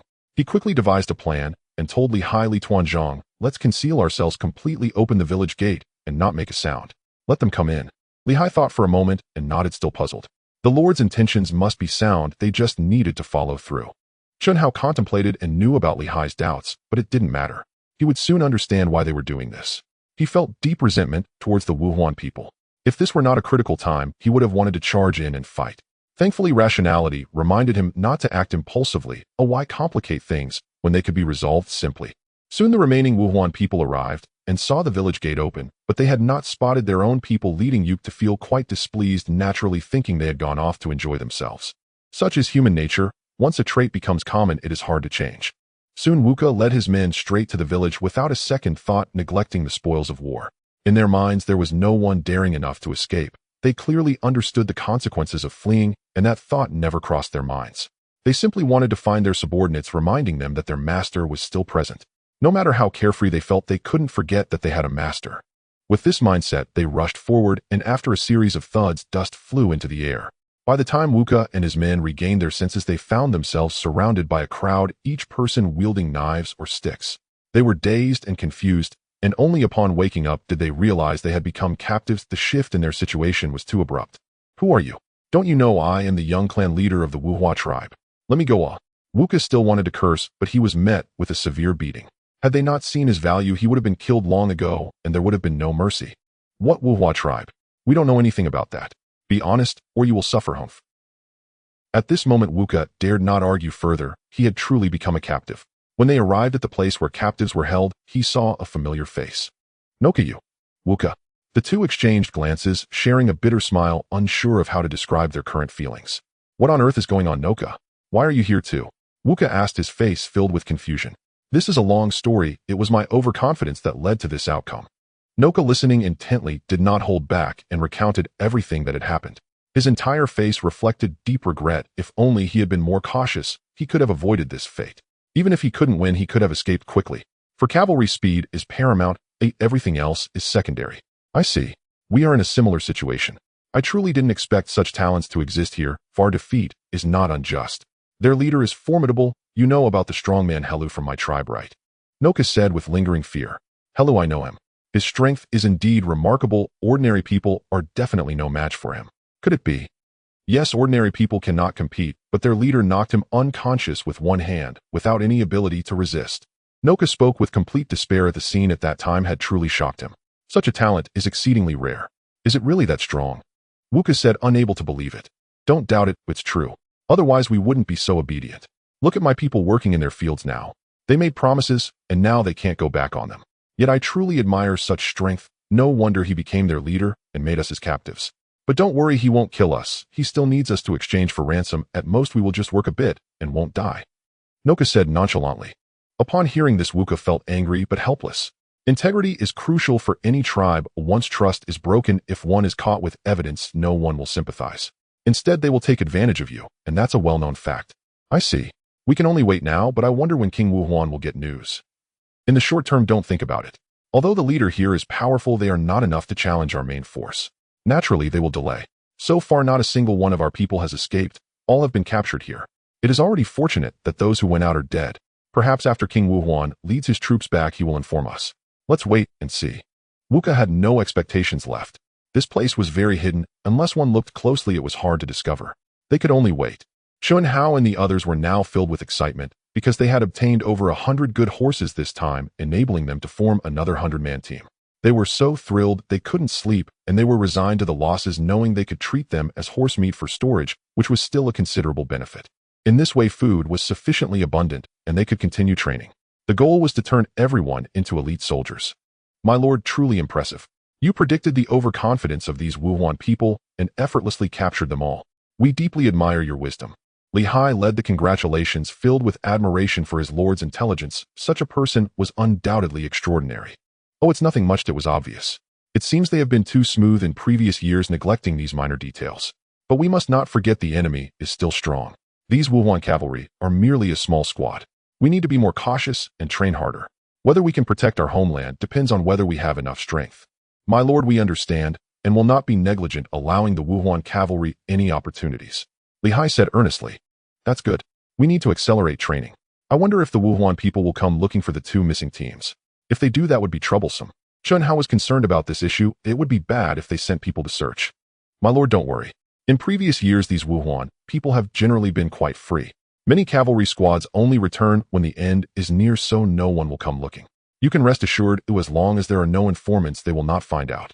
Li Hai spoke confidently. He had learned about this during his military service, which is why he was so certain. Upon hearing this, Chun Hao nodded thoughtfully, then asked, by the way, have the commoners been arranged? They have been settled. Most are women with a few young men. I would like to recruit these young men. What do you think, my lord? That's fine, but remember to be careful. As for the women, let them stay at ease. Chun Hao said, his face filled with anger, as many women had been violated and their spirits were not good. Li Hai felt the same way, but maintained a calm expression, clearly understanding that this was too common. Yes, my lord, I know what to do and will not let them suffer. All right, everyone is tired today. Let's go back and rest. I hope there won't be any more trouble tonight. It's really a headache. Chun Hao did not want to be disturbed again. Two groups had already come, and another group would be too much. He hoped that luck would continue.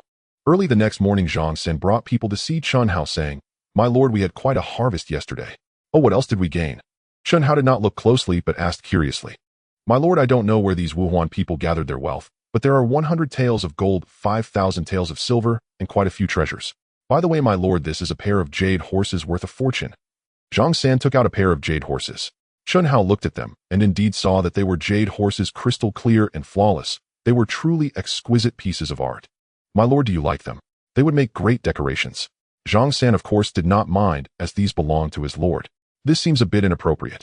Chun Hao said somewhat awkwardly, clearly still not fully grasping the intent behind Zhang San's words. Zhang San replied, my lord, these are all yours.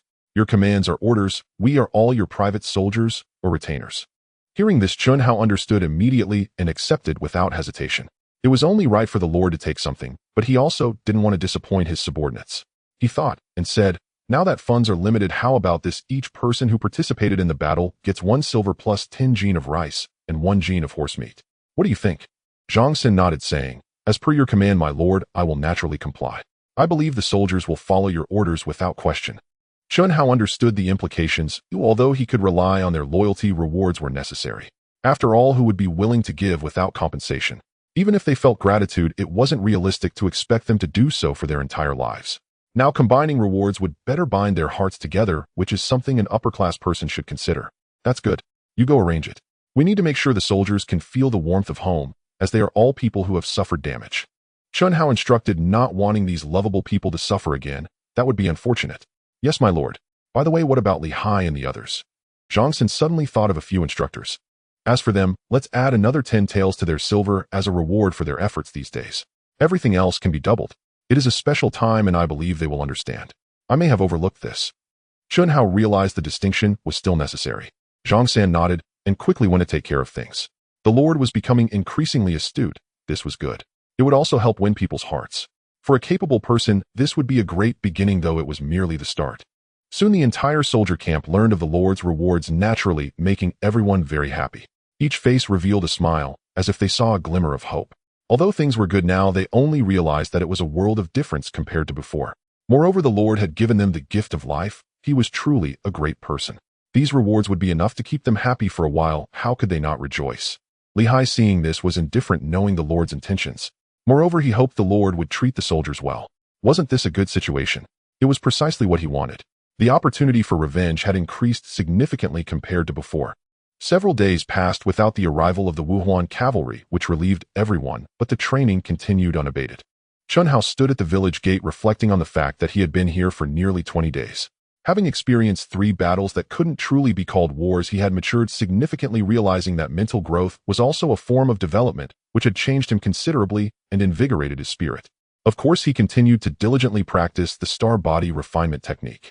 Though his frail body concealed immense strength, he was absolutely invincible among those of the same realm. Killing opponents of higher levels had become a routine for him. Unfortunately, he had yet to encounter a worthy opponent, which made him feel restless, often wondering if he was becoming a battle maniac eager for sparring, which made him chuckle. Suddenly, there was a commotion outside the village which immediately put everyone on edge. However, upon closer inspection, it turned out to be their own people, causing them to relax and hurriedly prepare to open the gate, likely bringing some news. The scout was one of those from Li Hai's team sent out to investigate the situation in Bianhe City, and fortunately, he returned safely. My lord, Bianhe City is currently embroiled in a life-and-death struggle against the Wuhuan people. The battlefield is littered with corpses cleaned several times a day. Both sides have suffered significant losses. However, this time the Wuhuan have brought a full 50,000 troops, while Bianhe City has only about 20,000 and dares not engage in battle outside the city. Even with the protection of the city walls, they can only hold on temporarily. The situation is relatively tense. Oh, so neither side has gained any advantage. That's excellent, I'll let them fight it out. Regardless of who wins, they are all our enemies. Mutual destruction would be the best outcome, allowing them to have no capacity to control us. Chun Hao said indifferently, not feeling the slightest respect for the Han dynasty simply because he was unfamiliar with its people. In contrast, Zhang San and the others, having suffered greatly, were utterly disappointed with this so-called dynasty. They were similarly indifferent to their lord's intentions. Only Li Hai and a few others felt a chill in their hearts that despite the court's unfairness to them, they were still part of the regime. Now pledging allegiance to their lord, they thought they were still under the dynasty, but it seemed to be quite the opposite. Chun Hao suddenly noticed that Li Hai and the others had unusual expressions and immediately realized something. Without hiding it, he asked Captain Li, what do you plan to do? Will you stay here or return to your army?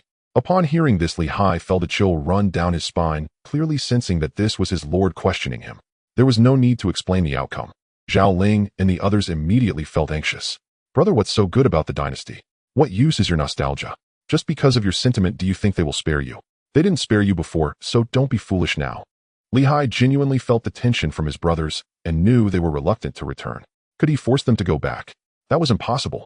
In the current circumstances, there was only one path to take, otherwise it would lead to certain death. He firmly believed in his lord's capabilities, though anyone who threatened him would perish. He silently scolded himself for being so foolish. My lord, I swear to serve you with my life, to become a sharp sword in your hand. Chun Hao looked at Li Hai kneeling before him, his expression unchanged, quickly pondering in his heart. There would be a second time if there was a first. Suddenly an idea struck him. He reached out to help Li Hai up, locking eyes with him, activating the Star Soul technique fully, and said, Captain Li, you are too modest. Since you swear loyalty to me, how could I doubt you? Get up quickly. Li Hai's eyes sparkled with an indescribable starlight as he earnestly declared, I, Li Hai, swear my undying loyalty to my lord with no regrets. Chun Hao nodded as he listened, and soon the starlight in his eyes faded as he withdrew the Star Soul technique, having planted a seed in Li Hai's soul.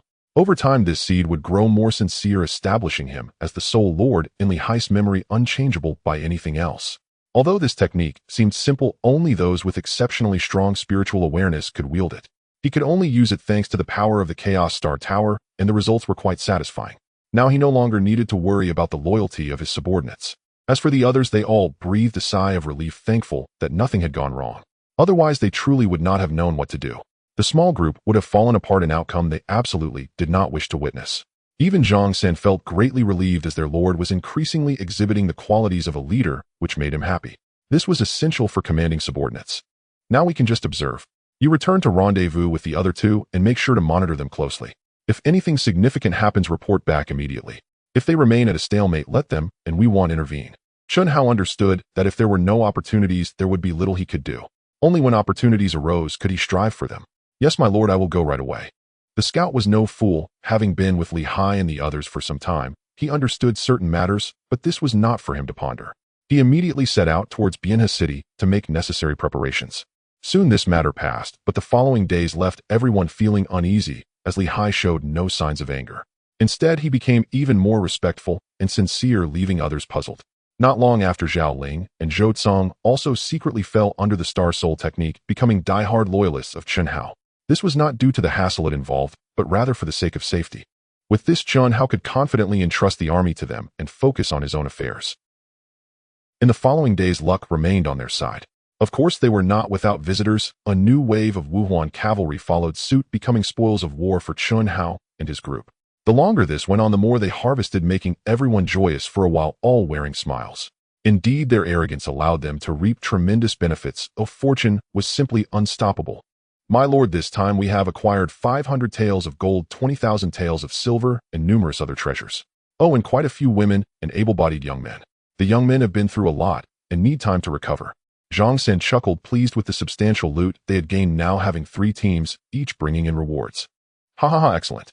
This time is a bountiful harvest. Let's add more to the previous rewards: 3 taels of silver for participating soldiers, 20 pounds of rice, and 3 pounds of horse meat. As for Captain Li and the others, the same as before, 30 taels of silver with everything else doubled. Chen Hao was generous with his rewards as both battles ended without casualties. Although there were some injuries, they were not severe. Yes, my lord, I know what to do. Please rest assured, I will ensure this matter is arranged well. Zhang San nodded, feeling quite pleased with his choices. If it weren't for these circumstances, they would have been easily defeated and lost their village. Then I can rest easy. Thank you, Elder Zhang. Chen Hao smiled, inwardly marveling at how different things had become. He was very satisfied. In recent days, the soldiers' training was going excellently, with each of them growing stronger. Although they still could not match the Wuhuan cavalry, according to Li Hai, the current soldiers were already comparable to the elite troops of the Han dynasty. As for the soldiers in Bienne City, it was still unknown who was stronger. This was also due to his substantial investment in herbs, particularly ginseng, which was provided in abundance. Indeed, it was the nourishing properties of the ginseng that allowed the soldiers to endure, alleviating their accumulated fatigue and even healing some hidden injuries. This was what Huasher was most satisfied with. Their lord's generosity was unquestionable. Even ordinary soldiers were using ginseng, a potent restorative. If they couldn't produce any elite troops, they might as well jump off a cliff. Li Hai and the others received Chen Hao's generous guidance and gifts. They may not have known the intricacies of martial arts, but they understood one thing: simplicity in technique determines victory or defeat. Coupled with the ample supply of medicinal herbs, their physical qualities and vitality were constantly being enriched, resulting in significant improvements in their strength. Now, possessing some benefits of external martial arts, their strength had increased tremendously, comparable to innate divine strength, which was quite impressive. Chen Hao was delighted by this. The stronger his subordinates became, the more secure he felt, especially with his loyal followers. Naturally, he was generous. My lord, we practice only the simple techniques of the army. As for any powerful martial arts manuals, we do not know of any. Perhaps we are just ignorant. Li Hai and the others shook their heads, genuinely having not heard of such matters. Upon hearing this, Chen Hao contemplated. It seemed this world had not yet established a martial system. No matter, there must still be plenty of rare treasures. He said, from now on, pay attention to any rare herbs or treasures you encounter. Be sure to guard them well and inform me. Never pick them unless there is a time constraint. Understand? Yes, my lord, we understand. The three immediately grasped what their lord desired and secretly resolved to find more rare treasures for him, even if it cost them their lives. Very well, now go and be busy. Do not slack off. No one knows if others will come to stir up trouble again. Keep this matter in mind and go. Chen Hao nodded. Yes, my lord, we will strive to train an even more elite army, living up to your expectations. The three knelt and said, rise, rise. We are all one, no need for such formalities. Go and work hard. They excitedly took their leave, fully intending to execute their lord's commands without question. Chen Hao watched them leave and returned to the house. He had been here for 30 days, and it was time to go back. It didn't matter. The next time he came, he would see what the outcome was. He truly hoped he wouldn't let anyone seize that opportunity. With a thought, his figure vanished from the room and appeared in the spatial territory. He glanced at the vast expanse of medicinal herbs. As for millet, it was rarely planted now, which he didn't mind. The importance of medicinal herbs went without saying. They were far more vital for himself. Of course, if he wanted millet, it was quite simple. He had no idea how much millet he had stored, and it wouldn't spoil, so he wasn't worried at all. He walked up to the first spatial door and stepped through, returning to the space of Earth. In an instant, he was back in his room. However, he quickly realized something was off. He hadn't changed his clothes. He hurriedly returned to the spatial territory, changed his clothes, and then felt at ease. Checking the time, it was still early. As expected, there was a time difference of 1 to 100. Now it was advantageous for him. Once he got bored waiting here, he could return to enjoy the era of war without feeling useless. Lying on the bed with his eyes closed, he began to ponder. Suddenly his spirit stirred, and he sensed that the Chaos Star Tower had opened a spatial door. Without thinking, he entered the spatial territory and immediately confirmed the second spatial door, which was flashing with the second mark. He felt very pleased and opened another door. Although it was called a spatial door, calling it a time-space door would be more fitting. He didn't want to go now. After all, this was a random choice. Although it posed little threat to him, he was just back from the first space and felt a bit tired. He decided to rest for a few days, not in a hurry, and he couldn't escape anyway, so why be so anxious? It was better to relax a bit. He returned to bed, and not long after dawn broke. As soon as he got up, he heard his parents calling for him.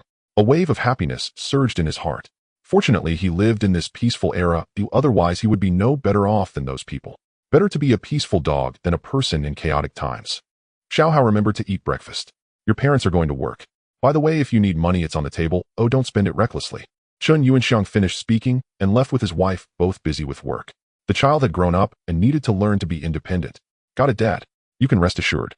Chun Hao weakly complained, glancing at the money on the table, naturally putting it away before continuing to eat breakfast. For him, this little breakfast was nothing. He just didn't want his parents to look at him like a monster. So he had to put on an act to reassure them, which also allowed him to feel at ease. How wonderful. He also wanted his parents to replenish their health. Thinking about it, he felt troubled. He couldn't just take out ginseng casually, could he? This thing was incredibly valuable in modern times. 100-year-old ginseng was definitely worth over 1,000,000. 1,000-year-old ginseng was worth billions. It was clear how precious it was. People would go crazy to snatch it. Forget it, it's too early to consider these things. He decided to go out for a stroll first. School was starting in a few days, and just thinking about it made his head hurt. But for the sake of his parents' expectations, he had to grit his teeth and go to school. He thought about being a top figure in another space, yet here, he had to become a student. Thinking about it was a painful transition, but he had to make it possible. After a few days, Chun Hao was strolling through the snack street feeling like he had transitioned back to his true self and was quite happy. Qing Lang, look over there. That's the kid. Find a more secluded spot and give him a good beating for me. Xiantian was wandering with Qing Lang when he spotted Chun Hao. Naturally, he didn't want to miss this opportunity and was determined to make him suffer. Upon hearing this, Qing Lang took a look and realized it was just a skinny kid. What could he do? He immediately said, "Rest assured, young Master Qian. Leave this matter to me. I guarantee that this kid will never bother you again. All right, as long as you handle this well, there will be no shortage of benefits for you. Here, take this. It's just a bit of pocket money for the brothers." Xiantian knew how to win people over. This amount of money was really nothing to him. Having money meant having freedom, and it naturally made him arrogant. Qing Lang accepted the money with a grin and said, "You wait here, young Master Qian. They'll send you news soon." "All right, I'm heading to the Guanyin tea house. After you finish, come find me there. I'm off now," Xiantian said as he left. Qing Lang watched him go, glanced at the money in his hand, and smiled at his subordinates, who naturally understood the benefits involved. Chun Hao was unaware of this and continued to stroll. He happened upon a narrow alley. As long as he passed through it, he would reach the station. He didn't think much of it and walked into the alley. Taking the shortcut was convenient. After walking just a few steps, he sensed that something was wrong and the atmosphere felt off. He frowned and looked around, realizing why it felt wrong. So he never intended to cause trouble, but now he had inadvertently gotten into it. He stopped and said, "Friends, if there's nothing going on, let's just go our separate ways. If something is up, then show your skills and see who is stronger. But think carefully about whether you can bear the consequences, or you may regret it for life." "Ha, do you think Qing Lang is afraid of you, little brat? You've offended the wrong person, and now you'll pay the price." Qing Lang led his group to surround Chun Hao from all sides, leaving him no way to escape. Naturally, he became extremely arrogant, believing he had captured a turtle in a jar. "Is that so? If that's the case, then I might have overestimated you. By the way, who is Qing Lang? Why don't you introduce yourself, and let me see what kind of person you are? Surely you won't refuse to answer such a trivial matter." Chun Hao pretended to be calm, which only made them more arrogant, as they believed there was nothing to fear and that they could take care of him at any time. "Afraid of you? What a joke. I, Qing Lang, fear no one. Listen well. I am a street boss of the East City Tiger Wolf Gang. I am Qing Lang. How about it? Are you scared now? Who in Hailong City doesn't know my name? Now you know fear, but it's too late. I'll let you see how cruel the outcome will be." Upon hearing this, Chun Hao couldn't help but chuckle. He suddenly became relaxed, seemingly unconcerned by Qing Lang's arrogance. He raised his hand and waved, saying, "Then what are you waiting for? Come at me. Let me experience the might of Qing Lang. Don't be so useless." Qing Lang, upon hearing this, was furious, unable to believe how audacious Chun Hao was. Thinking this, he immediately ordered his little brothers to teach him a lesson. Soon 4 little brothers charged forward, their faces twisted in ferocity, as if they envisioned this ungrateful brat groaning beneath their feet. The more they thought about it, the more excited they became. However, they had barely approached when, without time to even see clearly, they were knocked unconscious, collapsing to the ground. It all happened in an instant, leaving Qing Lang and the others stunned. Was this real? "Good kid, you've got some skills. Attack him. He's just one person, and we're so many. Why fear him? Let's teach this guy a good lesson." Qing Lang immediately commanded his subordinates to continue attacking, while he nervously watched, also wanting to seize the opportunity to attack. Chun Hao no longer wanted to play with them. With a movement of his foot, there was a series of sounds, and soon only Qing Lang remained standing, all the others had fallen. At that moment, Qing Lang's face turned pale. How could he not have known that this guy's combat power was so strong? They were all a match for just one person. This was way too strong. He was absolutely no match for him. It was better to flee quickly. As long as there were green mountains, he wouldn't have to worry about firewood. Once back at the gang, he could call for more people to deal with him. It was a good plan, but reality was cruel. Just as Qing Lang was about to turn and run, a figure appeared in front of him, leaving him frozen in fear, afraid to move. "So you're Qing Lang, huh? You say we have no grievances, no enmity. Why are you looking for trouble with me? Do you really think I'm that easy to bully?" Qing Lang spat and trembled, completely devoid of any will to fight. He was in a state of total collapse, stuttering, "No. It's not what you think. It was young Master Xiantian who made me do this. Really, I didn't mean to." "Xiantian," Chun Hao murmured softly, unable to suppress his laughter. However, that person was indeed very cunning to dare to make trouble for him. Quite good, very good. But if it ended like this, it would be too late. Besides, he didn't want anyone to disturb him, especially with his parents around. These troubles had to be eliminated, and he had two choices. After all, Xiantian had money and power, and on the surface he was naturally not his opponent. But one must not forget that the truly terrifying aspect lay in the shadows. With that in mind, he gazed at Qing Lang. The Star Soul technique was once again activated. Qing Lang, who was already mentally broken, had starlight appearing in his eyes, and it was easy for the Star Soul technique to completely alter him, changing his memories, so that only he recognized Chun Hao as his master, while everyone else was merely loyalty. "Master, please forgive Qing Lang's ignorance. I beg you to show mercy." Qing Lang sincerely knelt and begged for forgiveness. Chun Hao was astonished the Star Soul technique was so powerful. It worked wonders on those with weak wills. However, for someone like Li Hai, though it would alter him, it would take longer and change him imperceptibly. This was a difference in willpower, and it didn't require much effort at all. He was truly amazed. Since it was so simple for one, the remaining unconscious rascals were also unknowingly affected by the Star Soul technique. Once they woke up, they would become his loyal followers, absolutely not defying his commands. Although this seemed quite evil, those who were evil naturally required more sinister means of punishment. For this, Chun Hao felt no sense of moral conflict whatsoever. Chun Hao said calmly, "Get up, and let's discuss the matters regarding the Tiger Wolf Gang." Upon hearing this, Qing Lang respectfully replied, "Yes, Master, the Tiger Wolf Gang is." It turned out that the Tiger Wolf Gang in the East City had risen in recent years, replacing a previous gang.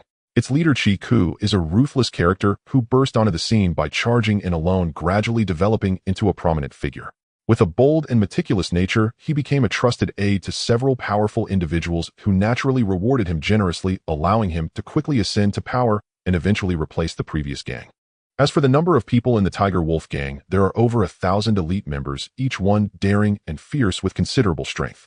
Of course, they are also heavily involved with illegal goods, dabbling in gambling and drugs, and they are unscrupulous in their pursuit of wealth. Some of their actions are truly despicable, which Qing Lang is aware of, but there are likely even more dark secrets that Chun Hao finds unsettling. Although he has had extraordinary experiences, Chun Hao realizes that his understanding is still limited. The complexities of society's underbelly are far more diverse. Just look at how brazen a gang with a criminal nature can be, their actions detestable, yet they remain entrenched in the city, never disappearing. These individuals exist for this dark world. Without them, there would be no bright world. From now on, just call me boss. You all don't need to take action for the time being. As for this matter, let's keep it under wraps for as long as possible. Don't let him know. By the way, these little thugs are your subordinates. Make sure to support each other and avoid unnecessary violence, understood? Chun Hao felt a surge of inspiration and spoke up, "Although I don't have much experience, the training in the first space has been effective." "Yes, boss." Upon hearing this, Qing Lang immediately changed his tone, his heart filled solely with the masters, while ready to sacrifice himself if needed. Chun Hao nodded, and with a flicker of movement, all the little thugs on the ground quickly awakened. They gazed up at him with reverence, as if they were beholding a sage. "Qing Lang, since the Tiger Wolf Gang exists in such a manner, you must quietly understand its intricacies and aim to gain control over it. This task may be challenging, but it is not impossible. I bestow upon you a set of physical training techniques that will greatly aid you. I hope you will diligently practice and bring the Tiger Wolf Gang under your complete control, understood?" Chun Hao was resolute in his heart. This was indeed the best means of protection. After all, he couldn't split himself to take action.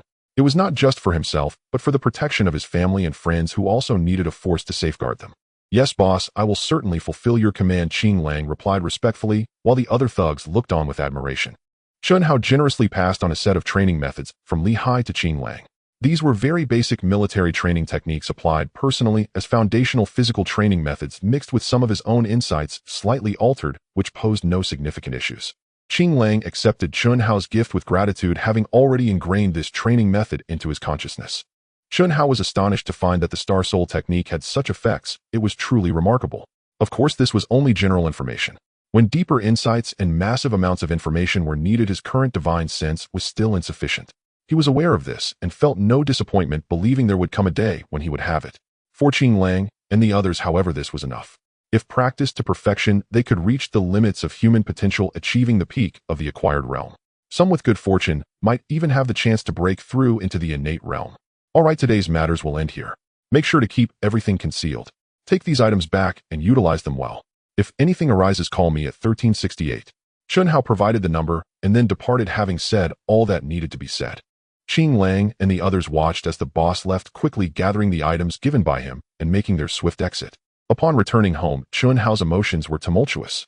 He had just experienced a confrontation of powers. Alone he might have won, but when it came to wielding power, he felt far from adequate. In the first space of force was being formed, and on Earth he could not allow his people to fall into crisis. He needed a force that could protect them, so he could rest easy and not live in constant fear. The more he thought about it, the more convinced he became. Even though he lacked extensive experience, the glimpse he had into the dark side of society was like a splash of cold water awakening him. In any world, power or influence is essential, otherwise he would not have fared so well today. If he didn't spend a few days in the hospital, that was simply impossible, revealing the pain of the weak. He did not wish to be a weakling. He wanted to become a powerful entity capable of controlling the destinies of others. That was what he desired. In life, since opportunities had arisen, if he did not make good use of them, it would be a disservice to his entire existence. Speaking of being indifferent to worldly affairs was nothing but self-deception. Only when one is attacked does one realize the need to retaliate. Isn't that too late? This was not what he wanted. To take the initiative and not be subjected to others was a realization in his heart. He absolutely would not allow anyone to harm his loved ones, never. Otherwise, what was the use of cultivating such powerful abilities if he could not protect his family? That would be the most useless existence. Steeling his resolve, he sat in a chair, gazing out the window. He had worked hard all his life merely to survive, yet the existence of the dark side made some people wish to gain without labor, seizing the benefits of others without justification, because might makes right. Such a world had existed since ancient times and had never truly disappeared. It could be described more eloquently as merely law and order. With a slight sigh, he opened his computer to browse the information he sought. He saw numerous news articles revealing the dark underbelly of society. However, in his eyes, these were only the failures of others. The victors determined everything for the vanquished. This was the law of the jungle, an unchanging truth. As he observed this information, he suddenly found himself unsure of how to think. There was too much. Indeed, there was a lot, and it left one with a suffocating feeling. This direct confrontation with the heart made one feel breathless. How terrifying is darkness, and yet more terrifying is the darkened heart. Human greed only deepens the darkness and makes it more extreme. Shutting down the computer, he could no longer bear to look. Not knowing was one thing, but knowing was shocking. This was merely what had been exposed. How many more unknowns were hidden? In such a twisted society, how painful it was concealed beneath the light, especially the darkness sheltered by that light, which was even more suffocating. Any semblance of justice would be distorted, extremely distorted. Chunhao slightly closed his eyes to rest, but suddenly his phone rang. Upon checking, it was her. There seemed to be no previous connection. After hesitating for a moment, he still answered. Class monitor, is there something you need? I'm truly honored that you would take the initiative to call me. Stop with the sarcasm. I apologize for what happened yesterday. Did it cause you any inconvenience? Su Ling initially spoke assertively, but then became somewhat bashful, clearly reflecting on what had occurred yesterday, prompting her to call. Am I surprised? Is this really the class monitor I know? Chunhao teased. You little rat, how dare you jest with me? Fine, you've got guts. Since that's the case, it seems there's no problem causing me unnecessary worry. Su Ling immediately revealed her true nature, clearly adopting a dominant tone, displeased with his jesting and wanting to give him a little reprimand. Not at all. I'm at home right now, so I should be fine. As long as I don't go out, he can't do anything. However, class monitor, you've sparked my imagination. Who knows, one day, I might want you to be my woman, haha. Su Ling seemed momentarily stunned upon hearing this. This was the same little rat she knew, yet he had suddenly become so audacious in his words. How strange. Coming back to her senses, she immediately wanted to retort and vent some anger. However, Chunhao quickly added, class monitor, you are the goddess in my heart. Since you've ignited my imagination, you can't extinguish my thoughts. Who knows, one day it might become a reality. Isn't that something to look forward to, class monitor? At this point, Su Ling realized he was not joking, but responding with clarity. Her curiosity was piqued. What had caused such a transformation in him? She had noticed some differences yesterday, and today she recognized more. Thus she called to ask, now convinced that this rat either had a screw loose or had gained some confidence. It was perplexing. So, class monitor, will you give me a chance? Hee. Chunhao changed his usual demeanor. A strong woman needed a stronger man to conquer her, to truly impress her. The old him was long gone, and this period of training in the first space had taught him what it meant to be strong. He would undergo a more complete transformation with the feelings of the heart coming first. Oh, if you want an opportunity, I can give it to you. However, if you want to be my man, it won't be that easy. I hope that when the time comes you can make me submit, otherwise a rat is just a rat, and I won't think too much about it. Su Ling was not one to be trifled with, as she immediately countered with practical rebuttals. Indeed, he was still far from meeting her expectations. It may be early now, but not for long. You will see another side of me soon. Then you will realize that everything was actually so close. I'll remember your words, and you should keep them in mind too, or else don't blame me for being domineering later. Chunhao replied without backing down. With this woman, he had to be firm, otherwise how could he become her man? Su Ling was unsure whether to laugh or cry. This rat was taking things seriously as she originally intended to console him, but it seemed there was no going back. Well, since you mouse have this ambition, I will give you a chance. I hope you won't let me down. By the way, the college entrance examination is in a year. If you can't pass this hurdle, then there's no need to think about it. Just study hard so that you can give your parents a hope, and then I will feel at ease. Su Ling said helplessly in my no. Just wait and see. That's it'll hang up now. Chunhao listened as the other party hung up, finally putting down his phone. An endless ambition stirred within him, not only for himself, but also to conquer everything. Looking at the date, school would start in 2 days, and he should prepare well. Alright, he had not checked the second space yet. He decided to go take a look, and it wouldn't take long. With that thought, he entered the domain of the space and quickly arrived at the entrance of the second space, checking around to confirm that nothing was missing before stepping into the gate. As his eyes brightened, he was greeted with desolation intertwined with vibrant colors. He couldn't help but stop in his tracks as the information transmitted from the Chaos Star Tower left him unsure whether to feel joy or shock. His luck was truly extraordinary. In the endless world, there are naturally countless stars, and the evolution of stars is incredibly diverse. Some can give birth to life forms while others are barren, devoid of life. This category of stars is worthless wasteland stars. In contrast, there are treasure stars that ignite the passion of countless beings rich in endless resources beyond measure. Wasteland stars dominate the majority, while treasure stars exist with a probability of 1 in a billion. The planet beneath Chunhao's feet happened to be one of those rare treasure stars, which filled him with boundless joy, as it meant he had a source of resources. Whatever he wanted could be found there, especially treasures unknown to living beings. Yet besides joy, there was also fear for treasure stars, though precious, required strength to exploit. With his current power, he was clearly inadequate. The hidden treasures beneath the surface could not be accessed, which was a painful reality. Furthermore, under the protection of the Chaos Star Tower, the air on the treasure star was scarce, allowing only accomplished cultivators to survive. Thus, this planet was naturally lifeless, truly deserving of its title as a treasure star while hidden. As he pondered his situation, he suddenly noticed something protruding from the ground, seemingly not connected to the earth. His heart stirred, and he rushed over, anxious due to the limited time. He quickly found a crystal-like object squatted down and reached out to grab it.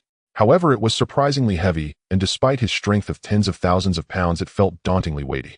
A small crystal like this was truly astonishing, but since he could lift it, he did not want to give up. With all his might, he managed to raise the crystal and brought it before his eyes, eager to see what it was. The crystal was transparent and shimmering with what seemed to be a flowing liquid within. It was strange, and after several observations he confirmed that he wasn't mistaken. It truly was a crystal with flowing water inside, incredibly wondrous. What kind of crystal was this? His mind was filled with questions as time pressed on. Upon returning to his domain, he crossed the space gate back to Earth, glancing at the crystal in his hand, puzzled. The Chaos Star Tower began to unravel its secrets for him. It turned out that this crystal was the mother of memory metal, an extremely rare entity difficult to find even on a treasure star. Yet he had stumbled upon it by chance. Ordinary people would not even recognize it as anything special, only sensing its value. Memory metal. As Chunhao thought of this, he recalled something. The term mother was easy to explain, as it could produce other types of memory metal akin to the mother of all things, capable of birthing everything. Undoubtedly, this piece of memory metal's mother could give rise to more memory metals. With this thought, excitement surged within him as he realized what to do. According to the information, as long as the mother of memory metal was buried in the earth under suitable conditions, it could produce memory metal and even form a vein. If that were the case, memory metal would become an inexhaustible resource, greatly benefiting him. With this in mind, he quickly found an edge and buried it in the ground. Soon he discovered that the spiritual energy in the land was gathering rapidly, astonishing him. It was incredibly fast. In no time, a small bulge appeared on the land, growing at a visible rate, astonishingly fast. It only slowed down when it formed a small hill. Through his divine sense, he could see the emergence of memory metal within this bulge. Just scraping away a layer would yield some memory metal, and its value was unparalleled, for it could self-repair, whether used for weapons or armor. If no significant damage occurred, repairs were unnecessary, which was immensely convenient. Generally, if major damage occurred, repairs were difficult because memory metal was required for restoration. In countless worlds, memory metal was exceedingly scarce, and not every world could boast a bulge of this size. The conditions for its formation were incredibly stringent, making it even rarer. With this thought, Chunhao's expression was filled with immense joy. Although he couldn't yet access other resources on the treasure star, it was fine. Once he grew stronger, he could bring everything into the Chaos Star Tower. Such good things should not fall into others' hands. Of course, this step required him to complete the first stage of becoming a deity, and the journey was still very long.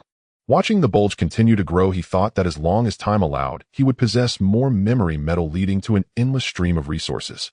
Perhaps there were other metal mothers on the treasure star, which would be even better. The more he thought, the happier he became. Suddenly recalling that he had some inconvenience with clothing between the two worlds, it would only become more troublesome in the future.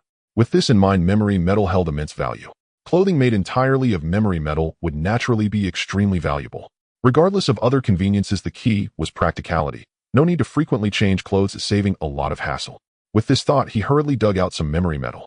Communicating with the Chaos Star Tower in his mind, he found himself within the tower. Before him stood a furnace specifically designed for weapon forging or pill refining. Once he understood the method, he placed the memory metal into the furnace, envisioning the various styles of clothing he could create, imprinting all he knew into it, albeit only a small portion. As he gained more experience in the future, he would enhance it further. Looking at the towering furnace, he knew it would take some time to complete. He wasn't in a hurry. This tower held countless secrets, and although he was its master, he couldn't use it freely, which was frustrating. But he quickly regained his spirits, knowing that once he grew stronger, he could utilize this treasure tower. At that time, not even the saints of the universe could do anything to him. The more he thought, the more confident he became. Let it slowly refine. He wasn't in a rush. He returned to his domain and checked the location of the memory metal, which was almost restored. It was evident how significant the mother metal was for him. He then set aside this matter to examine other things. Besides millet, the medicinal herbs were abundant, with the storage overflowing with them. Among them, wild ginseng was the most precious. Other herbs, while not as valuable as wild ginseng, were still useful, especially after his cultivation, which had enhanced their spiritual energy, making their potency much stronger. In the future, he would find even more valuable herbs. Even if he couldn't use them himself, they could be stored for his parents or relatives, ensuring their well-being. Moreover, these herbs could be used for alchemy or pill refining, providing him with practical experience. Their value was considerable. If it weren't for his lack of information on alchemy, he might have tried experimenting by now. He couldn't help but complain about not being given any recipes. Just as this thought crossed his mind, several pill formulas emerged in his mind, including the yuan cultivation pill, nourishing yuan pill, chi, nourishing pill, small recovery pill, and great recovery pill. These were the only ones he could refine, and their value was already quite good, being barely feasible with the herbs he possessed. As for their efficacy, he wouldn't know without trying, but he assumed they wouldn't be too bad. However, since the furnace was still in use, he couldn't autonomously refine pills, and had to rely on the furnace to do so. He needed to wait until the process was complete to use them. He exhaled with relief, not anxious, as there were plenty of herbs. He would use them slowly, and would surely find what he needed. Chunhao understood that although these pills had effects on him, they were not significant. The best among them were the yuan cultivation pill, nourishing yuan pill, and great recovery pill, while the chi nourishing pill and small recovery pill would have even less effect on him. For those at the postnatal realm, their effects would be much better. With this in mind, he started to plan. Since the pill formulas were mostly replaceable, their effects were not clearly defined and required testing. However, that was fine. He could try them out later to see how they worked. Where there is strength, there is weakness. After waiting for 2 days, Chunhao returned to the Chaos Starry Sky Tower, where a garment appeared before him. He bit his finger, and a drop of blood fused into the magical robe. Following this, a divine sense simultaneously inhabited the robe, which then shimmered with a radiant light before settling upon him, transforming into a casual outfit that was remarkably simple.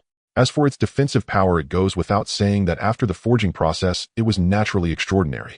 Such a wonderful treasure, what a wonderful treasure. From now on, there's no need for any more delays, Chunhao exclaimed with delight, occasionally stroking the garment. With a thought, the magical robe transformed into undergarments hiding beneath the outerwear. He then began the process of alchemy, tossing all the necessary herbs for 5 types of elixirs into the furnace, which automatically divided into 5 spaces for pill refining. Unfortunately, alchemy and artifact forging could not be conducted simultaneously. He had expected a long wait, but before long the 5 types of elixirs were swiftly produced. It seemed that basic elixirs were quite easy to refine, in stark contrast to the magical robe he wore, which was far simpler. He took out prepared glass vials and neatly stored the 5 elixirs, each labeled to avoid confusion, perhaps having prepared a bit too much, as each type had around 20 vials. Each vial contained 100 pills, resulting in 2,000 pills for each type, and this was only from one batch of herbs. Clearly their efficacy surpassed that of the so-called elixirs found in novels, and looking at his alchemy furnace, it was definitely countless times more powerful. He couldn't help but smile at the thought. He then took a pill from each type to sample their effects, allowing him to gauge their potency. The Peiyuan pill naturally solidified the foundation, significantly benefiting one's base. The Yanyuan pill could cultivate vital energy and enhance one's foundation, providing numerous benefits. As for the Dawandan, it was a remedy and a great supplement generally capable of enhancing one's strength for a cycle of 60 years. Regarding its healing effects, as long as it wasn't a fatal injury, it could save one's life, preventing immediate death. The Yangshi pill and the Xiaohuan pill had similar effects, with one used to stabilize inner energy and the other for healing and slight enhancement of strength, though their effects were greatly diminished compared to the Dawandan. For ordinary people, these pills were undoubtedly valuable, the best health supplements that could replenish what was lacking in the body, minimizing the risk of external infections. After understanding all this, Chun Hao felt reassured, realizing that the effects on him were minimal due to his exceptionally strong foundation and background. Even with frequent use, it wouldn't fill the gaps instantly. Time was needed for replenishment. Therefore, the effects were not significant, leaving him a bit dissatisfied, but since these herbs were relatively ordinary, their value to him wasn't great. He felt at ease knowing that once he found superior herbs, he would be able to refine even stronger elixirs that should be effective for him. Although he had hoped for more, reality was harsh. He couldn't be discouraged, as there were still many things to accomplish. After leaving the dimensional territory, he greeted his parents and rode his bicycle to school, as today was the official start of the new semester. At Hailong No. 5 Middle School, it was bustling with activity, as many parents brought their children. Not only was it the first semester for the third-year students, but also the beginning for the first and second-year students. Naturally, many people crowded together, and there were so many vehicles that even riding a bicycle was quite difficult. After parking his bicycle, Chun Hao found his classroom, which was automatically assigned without the need for any examinations, making things much more convenient. Soon he spotted Wang Daqiang and the others waving at him, and he walked over with a smile. "Howsy, why haven't you been in touch these past few days? Have you gotten too close to the class monitor and forgotten about your brothers?" Wang Daqiang caught him and immediately laughed, clearly astonished by his unexpected demeanor, as if he barely recognized him. Upon hearing this, Chun Hao couldn't help but laugh, saying, "Where did you get that idea?" "I've just been at home studying hard and striving for improvement every day." "Oh, our Howsy is striving for improvement every day? It must be the influence of the goddess that explains it." Wang Daqiang exclaimed, as if he had come to a realization, suggesting that there was undoubtedly some unspoken secret between the two. "Daqiang, your mouth is as sharp as ever. All right, let's head to the classroom first, or we'll get in trouble if the teacher looks for us." Chun Hao conceded, feeling helpless. He shrugged his shoulders in a gesture of defeat. Okay, let's go to the classroom first, we can talk more later," Wang Daqiang agreed, not pushing him further, and the group chatted happily as they walked towards the classroom. They soon arrived at the door of Class 301, which was evidently a key class for liberal arts. Although this was merely the school's perspective, the parents certainly held this class in high regard, hoping their children could enter such a prestigious class. Upon entering the classroom, they saw the class monitor Sue lying, organizing the seating arrangements. Everyone had no objections to her leadership. She was still the monitor, and there was no need for an election, as it had long been decided. When she noticed their arrival, she immediately walked over to begin the arrangements. "Howsy, I still remember what you said. Whether it can be realized depends on your abilities, hee." Su Ling said with a smile, before turning to leave, leaving Wang Daqiang and the others looking at each other in confusion. Chun Hao immediately felt several piercing gazes fixed on him, as if they were saying that if he didn't provide an answer, there would be consequences. He could only helplessly shake his head and say, "You don't need to look at me like that, it's just a joke, really, honestly. Howsy, do you think we are not brothers? How could you do this to us? Our hearts can't take it. Goddess, why did you have to leave us? What are we going to do now?" Wang Daqiang and the others lamented playfully. Chun Hao couldn't bear to watch any longer, while the others nearby looked equally puzzled. What was going on? All right, we are good friends, good brothers. There's nothing to hide from you guys, really, truly." Chun Hao could only emphasize again helplessly. How could he possibly reveal this matter? It was better to keep it in his heart, waiting for the right opportunity to disclose it later. Moreover, the school was quite concerned about this matter, and it was indeed a critical moment. He must be diligent, or the consequences could be dire. Hide it as long as you want, but we'll see how long you can keep it a secret. Our eyes are sharp, and when the time comes, you won't be able to hide it anymore." Wang Daqiang snorted, seemingly unwilling to accept this answer. He already knew that until something was confirmed, this guy wouldn't reveal the truth to them, but he figured there would be a day when everything would be clear. "Daqiang, calm down. It's my fault, isn't it? This kind of situation is not to be taken seriously. You know how vast the gap is between our families. It's not a simple matter at all," Chun Hao said, trying to alleviate his confusion by laying out the facts and reasoning thoroughly to prevent any conflicts from arising. "That would not be good." Wang Daqiang, upon hearing this, realized this was indeed a hard truth. The disparity between their families was far too great. Even if the person involved was willing, the parents might not approve, especially considering the class monitor's family background, which was among the elite in the city, not something an ordinary person could match. In the future, she might encounter even more powerful figures. That would be her destiny. For guys like them, the only way to reverse their fortunes would be to follow the protagonist's path. However, in reality, the protagonist's path might only emerge if they encountered some genuine opportunities. All right, let's say the brothers were wrong this time. We know this is impossible, but others might not see it that way, especially Xiantian. Ever since that day, he has had a sour look on his face. A few days ago, I ran into him on the street, and he looked utterly dejected. It's clear he's still holding on to this matter. Brother, you need to be careful. He's not someone you can easily deal with, Wang Daqiang warned. I know. Thanks, Daqiang. Don't worry, I won't take risks with uncertain matters. Right now, our main focus is on studying. If we study well, we will have opportunities to face the future. At the very least, we can enrich our knowledge, which is a good thing in itself. Chunhao nodded, stating that it was not the right time to reveal everything. It was crucial to lie low for a while. There would be a day of emergence. He thought to himself, maintaining a smiling demeanor, while feeling quite satisfied with this brother, knowing he would not hesitate to share benefits when opportunities arose. Hey, look, Xiantian is here. He looks utterly miserable. It seems like the injuries from that day haven't healed yet. Wang Daqiang, with his sharp eyes, immediately spotted Xiantian, whose visible injuries made him feel a sense of schadenfreude, though it wasn't openly expressed. Xiantian naturally noticed their group, as well, feeling even more frustrated, especially upon seeing Chunhao. That damn Qingling hadn't retaliated yet. Why hadn't he heard any news? It was impossible for someone to take money without doing the job. He was filled with many thoughts, but his face was definitely not pleasant as he looked at them, each one appearing arrogant and out of touch. Looks like your luck is holding up. You're still coming to school. I hope your luck continues so that no unexpected incidents occur, Wang Daqiang remarked. Xiantian, what do you mean by that? Are you planning something bad? Just so you know, we're in our third year now. There's no time for nonsense. Our Haozi is someone who studies hard and won't stoop to your petty tricks, Wang Daqiang said, standing confidently in front of Xiantian and using his height as an advantage, exerting considerable pressure. Xiantian's expression changed slightly, but facing such an imposing figure, he dared not act out. He could only glare resentfully before turning away, feeling uneasy as he plotted his revenge. He thought about asking Qingling why nothing had been prepared yet. If he really had taken the money without doing anything, he would make sure to teach him a lesson. Wang Daqiang let out a sigh of relief, glad that no conflict had erupted. That guy was particularly troublesome. At 8 o'clock, Wu Mengling, the head teacher of class 301A, entered with his belongings. He glanced at everyone, nodded in satisfaction, and said, "Now that you are all in your final year of high school, you should understand that this year is crucial. Whether you can get into your ideal university depends on your efforts. This last year of hard work is your best performance. The teachers will do their utmost to help you study, and I hope you all can cooperate with the teachers in your studies.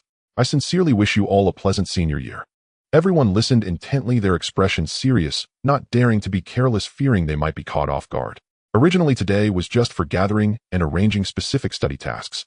However, some teachers have just taken over from the previous ones and are not familiar with your learning levels. Therefore, today will be a test to give the teachers an idea of where you stand. There should be no whispering, "Ooh, let's begin." The expressions of the students changed drastically. They could have taken the first semester calmly, but now with the urgency in the second semester, it was too late. If they did not leave a good impression on the teachers, they might end up being dragged into intensive study, which would be disastrous. Naturally, no one wanted to be among those caught in that situation, and they were not mentally prepared at all. Indeed, after a long summer vacation, it was all over. Everyone knew that once they entered their senior year, they would be practically isolated from play. But now they probably had hardly touched a book. How could they remember anything? It would be strange if their faces did not show distress. Wang Daqiang and others felt the same way, looking as if they had lost their parents. What hope did they have for such an exam? Only a few people remained unchanged, and since their grades were already good, they naturally felt different. Xiantian was one of them, proving that he wasn't completely useless.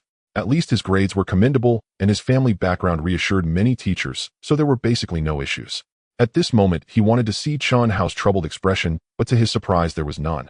Seeing Chunhao's calm demeanor, Xiantian couldn't help but think to himself that it must be an act. There was no way he could fool anyone. Naturally, Chunhao sensed Xiantian's gaze. He initially wanted to maintain a slightly lower profile, so as not to let the teachers think he had improved too much. However, upon noticing Xiantian's stare, he quickly changed his mind. Since it was like this, he had to be a bit better than him. He couldn't be weaker than that guy. That was not his style, especially since he had studied during the summer. The exam papers were distributed quickly. After glancing through, Chunhao found them quite easy. Answers came to his mind swiftly, and he wrote quickly as if he didn't need to think at all. In no time, he had almost finished.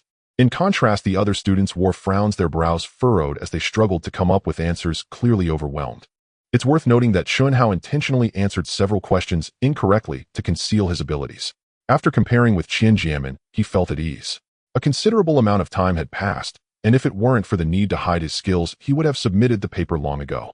Now waiting at this point didn't matter much, so he pretended to check his answers, then closed his eyes to rest and keep a clear mind, not allowing himself to become too fixated.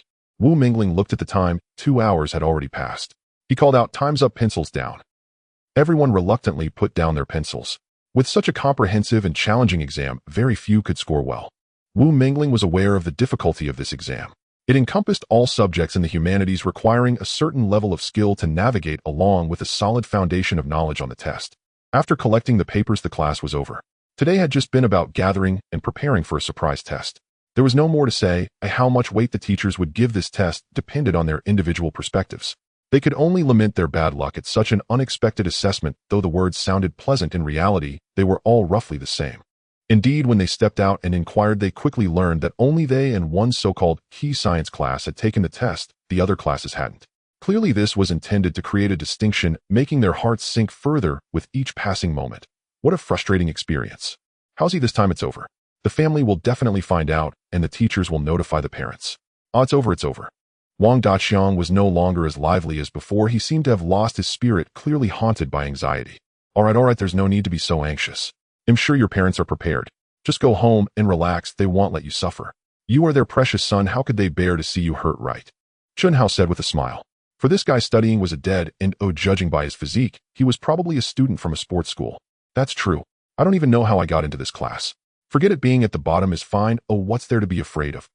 Wang Daqiang thought the same way. His parents likely already knew why seek unnecessary trouble. Now it was time to relax. Let's go to the game room and enjoy a game putting today behind us. Come on. Chunhao eagerly pulled him to the game room, their only outlet for relief. For them, they had enough self-control. All right, since Haozi said, so let's head to the game room and have some fun. Sure enough, upon hearing they were going to the game room, Wang Daqiang perked up, immediately wanting to have a good time and vent all his frustrations from the day. Soon the group left the classroom and headed towards the nearest game room, ready to blow off some steam. Xiantian saw them leave and quickly made a call, saying, "Qinglong, what's going on? Why haven't you taken action yet?" "Qian Xiao, don't be angry. Things have been strict recently. You know it's dangerous to act recklessly now. Once this wave passes, he won't be able to escape. Don't worry, I will make sure Qian Xiao is satisfied." Qinglang spoke as if he was trying to placate him, though anyone who saw his eyes would know he didn't think so. But he understood that the boss' current tasks were not to be neglected. "I see. All right, let him enjoy himself for a while. But once this strict period passes, he can't keep me waiting." Upon hearing this, Xiantian had no choice. For them, the crackdowns were very intense. One needed to protect themselves when mingling in society. "Don't worry, Qian Xiao. I will definitely complete your tasks." That's settled then. After hanging up, Qingling's smile vanished, leaving only a cold and ruthless expression. This damned guy wanted to lay hands on the boss. He was becoming intolerable. If it weren't for the boss mission being of utmost importance, with their current strength, they could easily handle him multiple times. "Boss, the medicine from the boss is really effective. Look, we are all back to our strong selves." Qingling chuckled as one of his subordinates flexed his muscles. "Of course, only by following the boss can we have such good days. We need to hurry and not keep the boss waiting. We must quickly recruit brothers from the Hulang gang, but we can't leak any secrets." "Don't worry, big brother. The brothers know what to do. They will act closely and won't let them find out." These young delinquents now wore expressions of admiration and faith, viewing their boss as the figure they pursued. "That's good. By the way, Xiao Dao, prepare yourself. We need to pay a visit to Brother Wang Hu and hope he has the same ambition." Qingling's lips curled into a cold smile. "Yes, big brother. I will prepare immediately." Xiao Dao responded hastily and went to get ready to meet Wang Hu. Chunhao and Wang Daqiang arrived at the game room, bought a few coins, and started playing. They were all full of energy, completely shedding their previous lethargy. It was evident that games could relieve their worries and bring them a sense of peace. "How's hurry up. Don't just pick things up. Come on, my brother is about to die. Damn, how is it so powerful?" Wang Daqiang exclaimed, frantically pressing buttons, his eyes glued to the battle on the game screen, shouting occasionally. "What's the rush? This is a good item. How could we pass it up? Here it comes, the Xianbing axe." Chunhao replied nonchalantly. Then, seeing the critical moment, he unleashed a powerful move. An extreme weapon erupted, and with a single blow, he defeated the boss's last bit of health, clearing the level with a hearty laugh. "See, this is the critical moment. You need to learn from this." Wang Daqiang was very upset, but the others merely chuckled, showing no signs of anger, finding it quite amusing. All right, Daqiang, Haozi didn't do it on purpose. We just came here to play games. There's no need to take it seriously." Come on, the next level is starting. Xiantian quickly said, and as the next level began, he hurriedly reminded everyone. Indeed, Wang Daqiang threw away his previous frustrations and eagerly threw himself into the battle, no longer angry. As they had mentioned, a game was just a game, it shouldn't affect their friendship. After persevering through to the final level, Chun Hao unleashed a flurry of attacks, defeating the monsters, earning the admiration of his friends who exclaimed in awe, praising his prowess. He had never been this strong before. All right, let's call it a day. I'm heading home now. See you tomorrow, no need to see me off. Ha ha. Chun Hao laughed as he dashed out, leaving Wang Daqiang and the others at a loss for words. They could only stomp their feet in frustration as they returned home. Chun Hao did not truly return home. Instead, he received a call from Qing Lang on the way, evidently encountering some issues. After casually acknowledging it, he learned the location and called a car to head towards the Wahoo Bar. Wahoo Bar is a renowned establishment in the East City, a gathering place for many, especially for night travelers. The situation inside is indeed, as one might imagine, quite troublesome, yet a paradise for the greedy. It is typically packed at night, as this is the territory of the Tiger and Wolf Gang, a formidable force, the most powerful in East City, where no one dares to act recklessly. At this time, it was not yet the peak hour of the day. The sun was still high in the sky, and night travelers were reluctant to reveal their true identities. Chun Hao paid the fare and walked to the bar entrance, where he saw a familiar thug waiting for him. Upon seeing Chun Hao, the thug immediately signaled with his eyes and nonchalantly walked inside. Chun Hao did not mind. This was the best disguise to avoid exposure. No one would believe that a high school student could quietly subdue a small gang leader, especially in such a mysterious manner, of fact that would surely baffle outsiders. Inside the bar, Chun Hao followed the thug to a hidden door, finding it empty, and entered without hesitation. Your subordinate Xiao Dao welcomes the esteemed boss. This thug was Xiao Dao, an efficient assistant under Qing Long, who now displayed an expression of utmost respect, lacking any of the bravado typical of thugs, resembling more of a servant in both mindset and behavior. Take me to see Qing Lang. What is happening here? Chun Hao was not very clear about the situation in this unfamiliar place. Boss, I will take you right away. As Xiao Dao led the way, he explained this is the stronghold of another leader of the Tiger and Wolf Gang named Wang Hu. He is the most capable assistant to the gang leader Qi Ku. If the boss wants to control the Tiger and Wolf Gang, he must first subdue these leaders. Qing Lang wanted to secure one for the boss, but this person is stubborn, so it must be the boss who intervenes. I see, Chun Hao replied, understanding the situation.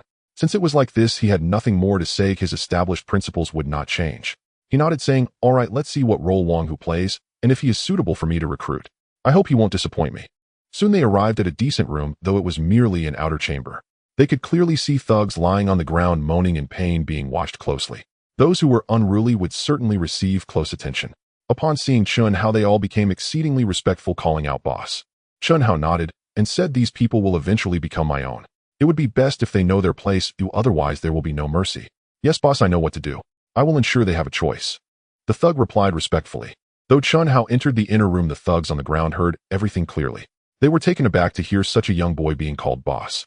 Their minds were racing, utterly confused. He is our boss from now on. Qing Lang personally brought him in. If you all obey the boss orders, perhaps you can gain our skills in the future. This is all granted by the boss. Otherwise, how could we have such formidable strength? Now you see, don't you? Wait patiently. When the boss comes out, it will be your time to make a choice. Silence. Yes, the thugs on the ground fell silent. If this were true, there would be no one who would dare to oppose him, especially when seeing these former thugs now rising to such heights. What a deeply ironic situation. They could not resist and could only accept. At this moment, Qing Lang was still troubled, looking at Wang Hu, who wore a fierce and defiant expression. He felt helpless and did not know when the boss would arrive. Just then he heard a voice from outside, his heart leaping. Soon his face showed joy, leaving Wang Hu baffled. How could he go from pain to relief in an instant? It was strange, too strange. Quickly his answer arrived. The door opened and a young man entered. This young man glanced at him and then looked towards Qing Lang, who suddenly changed his demeanor, adopting a humble and respectful tone, saying, boss, this is Wang Hu. Oh, he is the stubborn Wang. Who is he? Chun Hao curiously looked at Wang Hu, who appeared quite fierce, his features intimidating. Upon meeting Chun Hao's gaze, Wang Hu immediately revealed a threatening demeanor, as if he were ready to eat him alive. Wang Hu was puzzled about who this young man was, and how he could easily subdue Qing Lang. This defied logic, yet he could not deny the truth. This seemingly gentle young man suddenly loomed over him like a murderous king, an overwhelming aura of killing intent nearly suffocating him. What kind of person was this? Although Chun Hao usually restrained himself and emitted no killing intent, he had indeed taken many lives. Though they deserved it, he still bore the mark of killing, a unique ability acquired after murder. Those with weak willpower would be terrified, and the more one kills, the denser the killing intent becomes. One could only imagine how terrifying it would be when that killing intent erupted. This was also the reason why killers do not end well. While killing intent can be used to deter enemies, it also has a backlash effect. If one cannot control it, they will be consumed by their own killing intent. This is why some easily become murderers. Killing is ultimately an unavoidable path. Though it is a part of the cultivation journey, sometimes one must restrain themselves and avoid unnecessary killing. As for Chunhao, he had no fear at all possessing the Chaos Treasure, the Chaos Star Tower, which suppresses his killing intent, cleansing the negative emotions within it, leaving only the purest essence of killing for his use. Thus he would not be affected by any thoughts. How could he fall into madness? He realized this from his first kill. Even so, he did not wish to kill without reason. It was simply not worth it.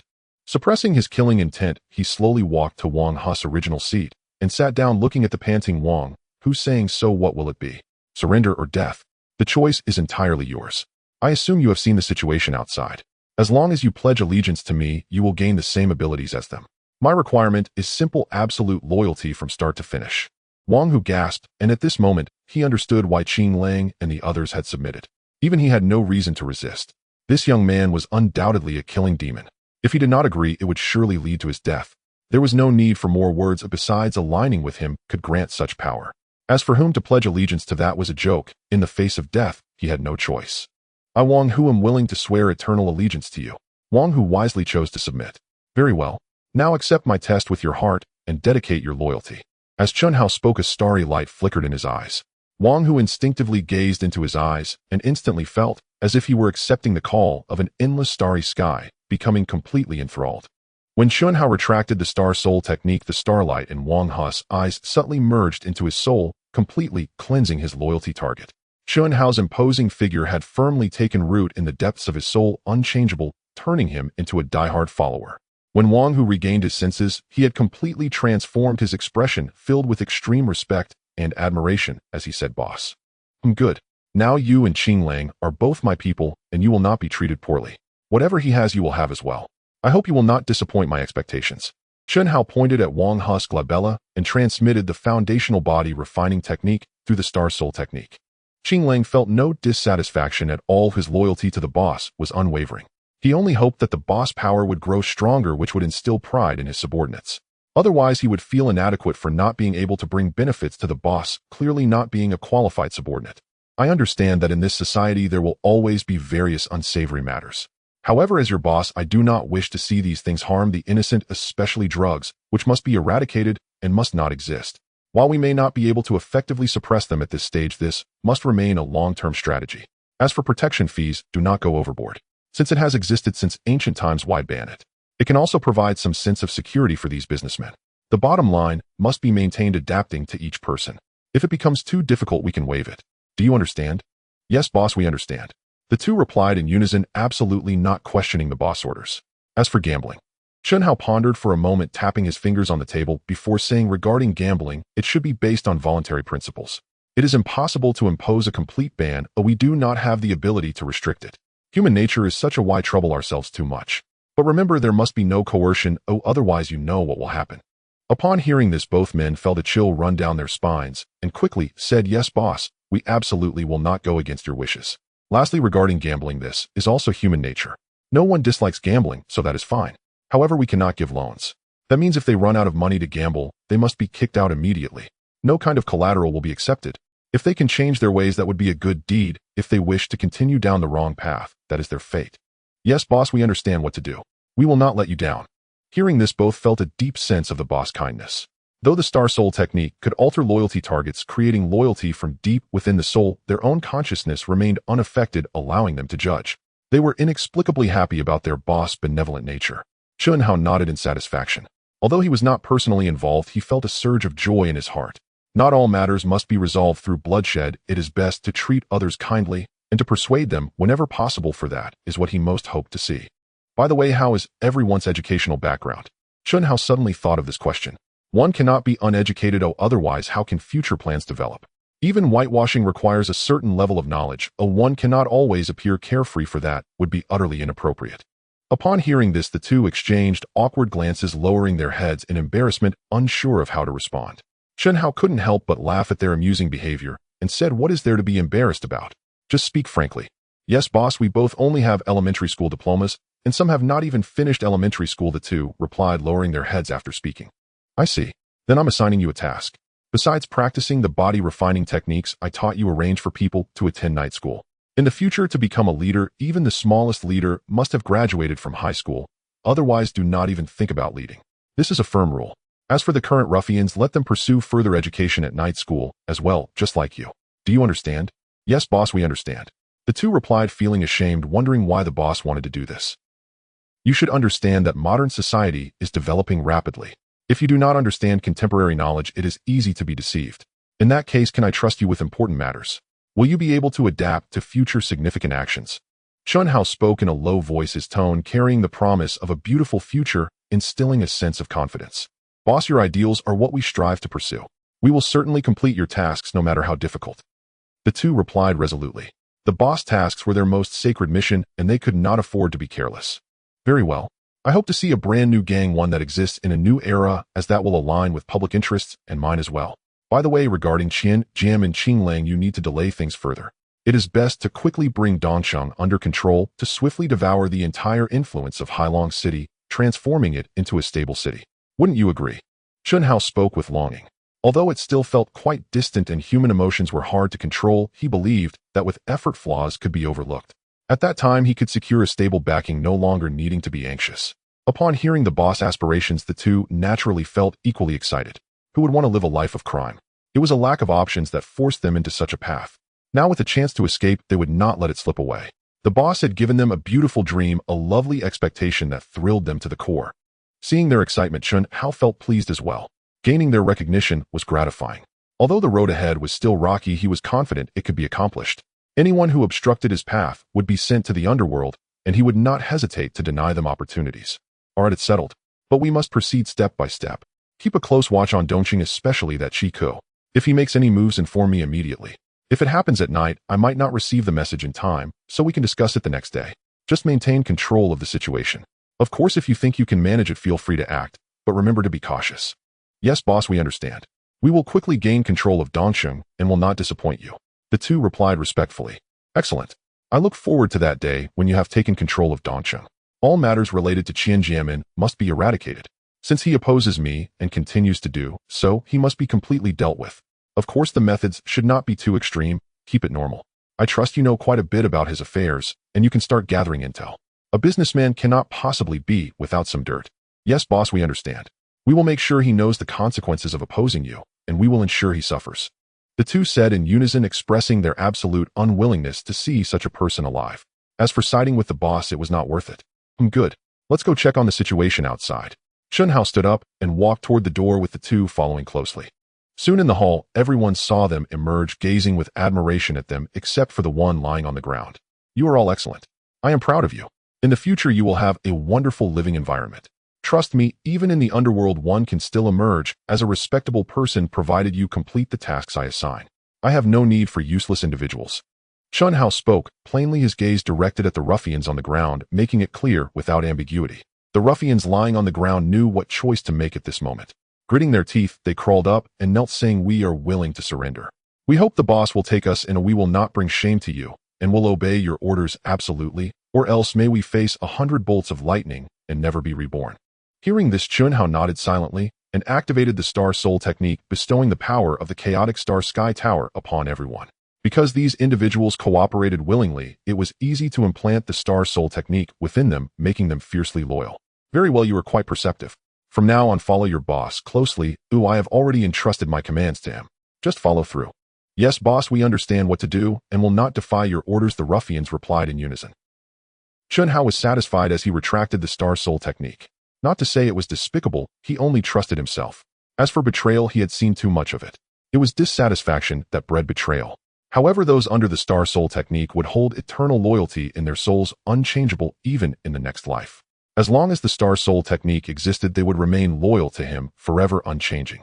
Currently, his strength was not yet sufficient to influence the reincarnation of souls, but as his strength grew, it would gradually impact them. This terrifying ability would follow them for a lifetime, eternally accompanying them, never to be erased. Chunhao then turned to Qinglang and Wang Hu, saying, "Train them well. They will become sharp blades for me, paving the way through thorns and bravely venturing into broader realms." By the way, here are some qi nourishing pills and small recovery pills suitable for you. One is used to solidify internal energy, and the other is for healing. The small recovery pill also has certain enhancement effects which should be beneficial during body refining. The two took one bottle each of the two types of pills, knowing this was a generous gift from the boss. They felt immense respect for beyond enjoying life, they wished to experience powerful strength. Although Wang, who had not yet practiced, he had certainly endured hardship at Qing Lang's hands and was naturally unwilling to give up. Each bottle contains 100 pills, enough for both of you and your respective subordinates. If you perform well, rewards will not be scarce. Do you understand? Chun Hao understood the importance of loyalty, but he could not be too harsh. He needed to be a good boss to attract talent. Yes, boss, we understand. The two received the pills, feeling immensely happy. The boss was indeed generous. Well then, I shall take my leave. Be discreet. I don't want anyone to know. Chun Hao nodded and turned to leave, knowing arrangements for cover would be made. He understood the importance of keeping a low profile, as this was just the beginning. There was no need to create a commotion. After Qing Lang and Wang, who respectfully saw the boss off, Wang, who sighed in relief and joked with Qing Lang, "You should have just said the boss was this formidable. You made me suffer a bit. Next time we compete, I'll make sure to get even." "That's impossible. You're getting stronger, and so am I. Besides, I already mentioned how powerful the boss is, but you still didn't believe it. If I hadn't personally invited the boss, you would still be skeptical. Now you know just how formidable he is, don't you?" Qing Lang said disdainfully, asserting that only upon meeting the boss would one grasp his terrifying nature, something beyond imagination. Now reflecting on it, Wang, who felt the boss' terrifying killing intent, which was astonishing. He felt a sense of shame for having previously doubted. What kind of person was the boss? How could he stoop to the same level as himself? It was fortunate that the boss was magnanimous. "All right, Wang, who we are still good brothers. For now, we must complete the boss' task of taking Dongchen. As for Qi Laoda, I imagine the boss has grown weary of him. From the boss' words, it seems unlikely that Qi Laoda will have a peaceful time," Qing Lang said solemnly. Although he was just doing minor tasks, he was cautious not to get involved in matters that could lead to trouble. Wang, who felt the same way, otherwise he wouldn't be running a bar here. In recent years, Qi Laoda's methods had been chilling, especially concerning events they found unacceptable. They wished to sever ties early, but were still unable to escape the surveillance of the Tiger Wolf gang. This was clear, as many old brothers had been removed from the core group, which was quite unfortunate. Since Qi Laoda is so unpopular, we should work harder for the boss. But who should our next target be? We cannot be careless. After all, we do not know where Qi Laoda's spies are. As for our subordinates, although they exist, they have been swayed by the boss, and I believe they will share some secrets with us. Then we can smoothly evade those troublesome individuals. Indeed, Brother Qing Lang speaks wisely. We should proceed as you suggest. Aside from seeking targets, we must also focus on training hard, transforming our efforts into strength, so we can better serve the boss and honor his mentorship. After leaving the Tiger Bar, Chun Hao took a taxi straight home. Today had been smooth sailing, and he was thrilled at the thought of a solid starting point about to emerge under his feet. Soon no one would be able to threaten him. Yes, no one. "Xiao Hao, you're back. Come and eat. I heard there was an exam today, right?" Chen Yuanxiang called out, his eyes clearly filled with inquiry. That urgency was unmistakable, and Chun Hao understood it well. "Yes, Dad, there was an exam, but don't worry. Trust me, there will be no problems. I will make you proud," Chun Hao said confidently, trying hard to appear exceptional. However, both his dad and mom remained skeptical, though in fact their disbelief was more pronounced given his past record. He could only say, "The answers will be out tomorrow. Trust me." All right, it's time for dinner. We'll know tomorrow, so there's no need to rush. Let's eat." Finally, his mom came to the rescue, allowing him to breathe a sigh of relief.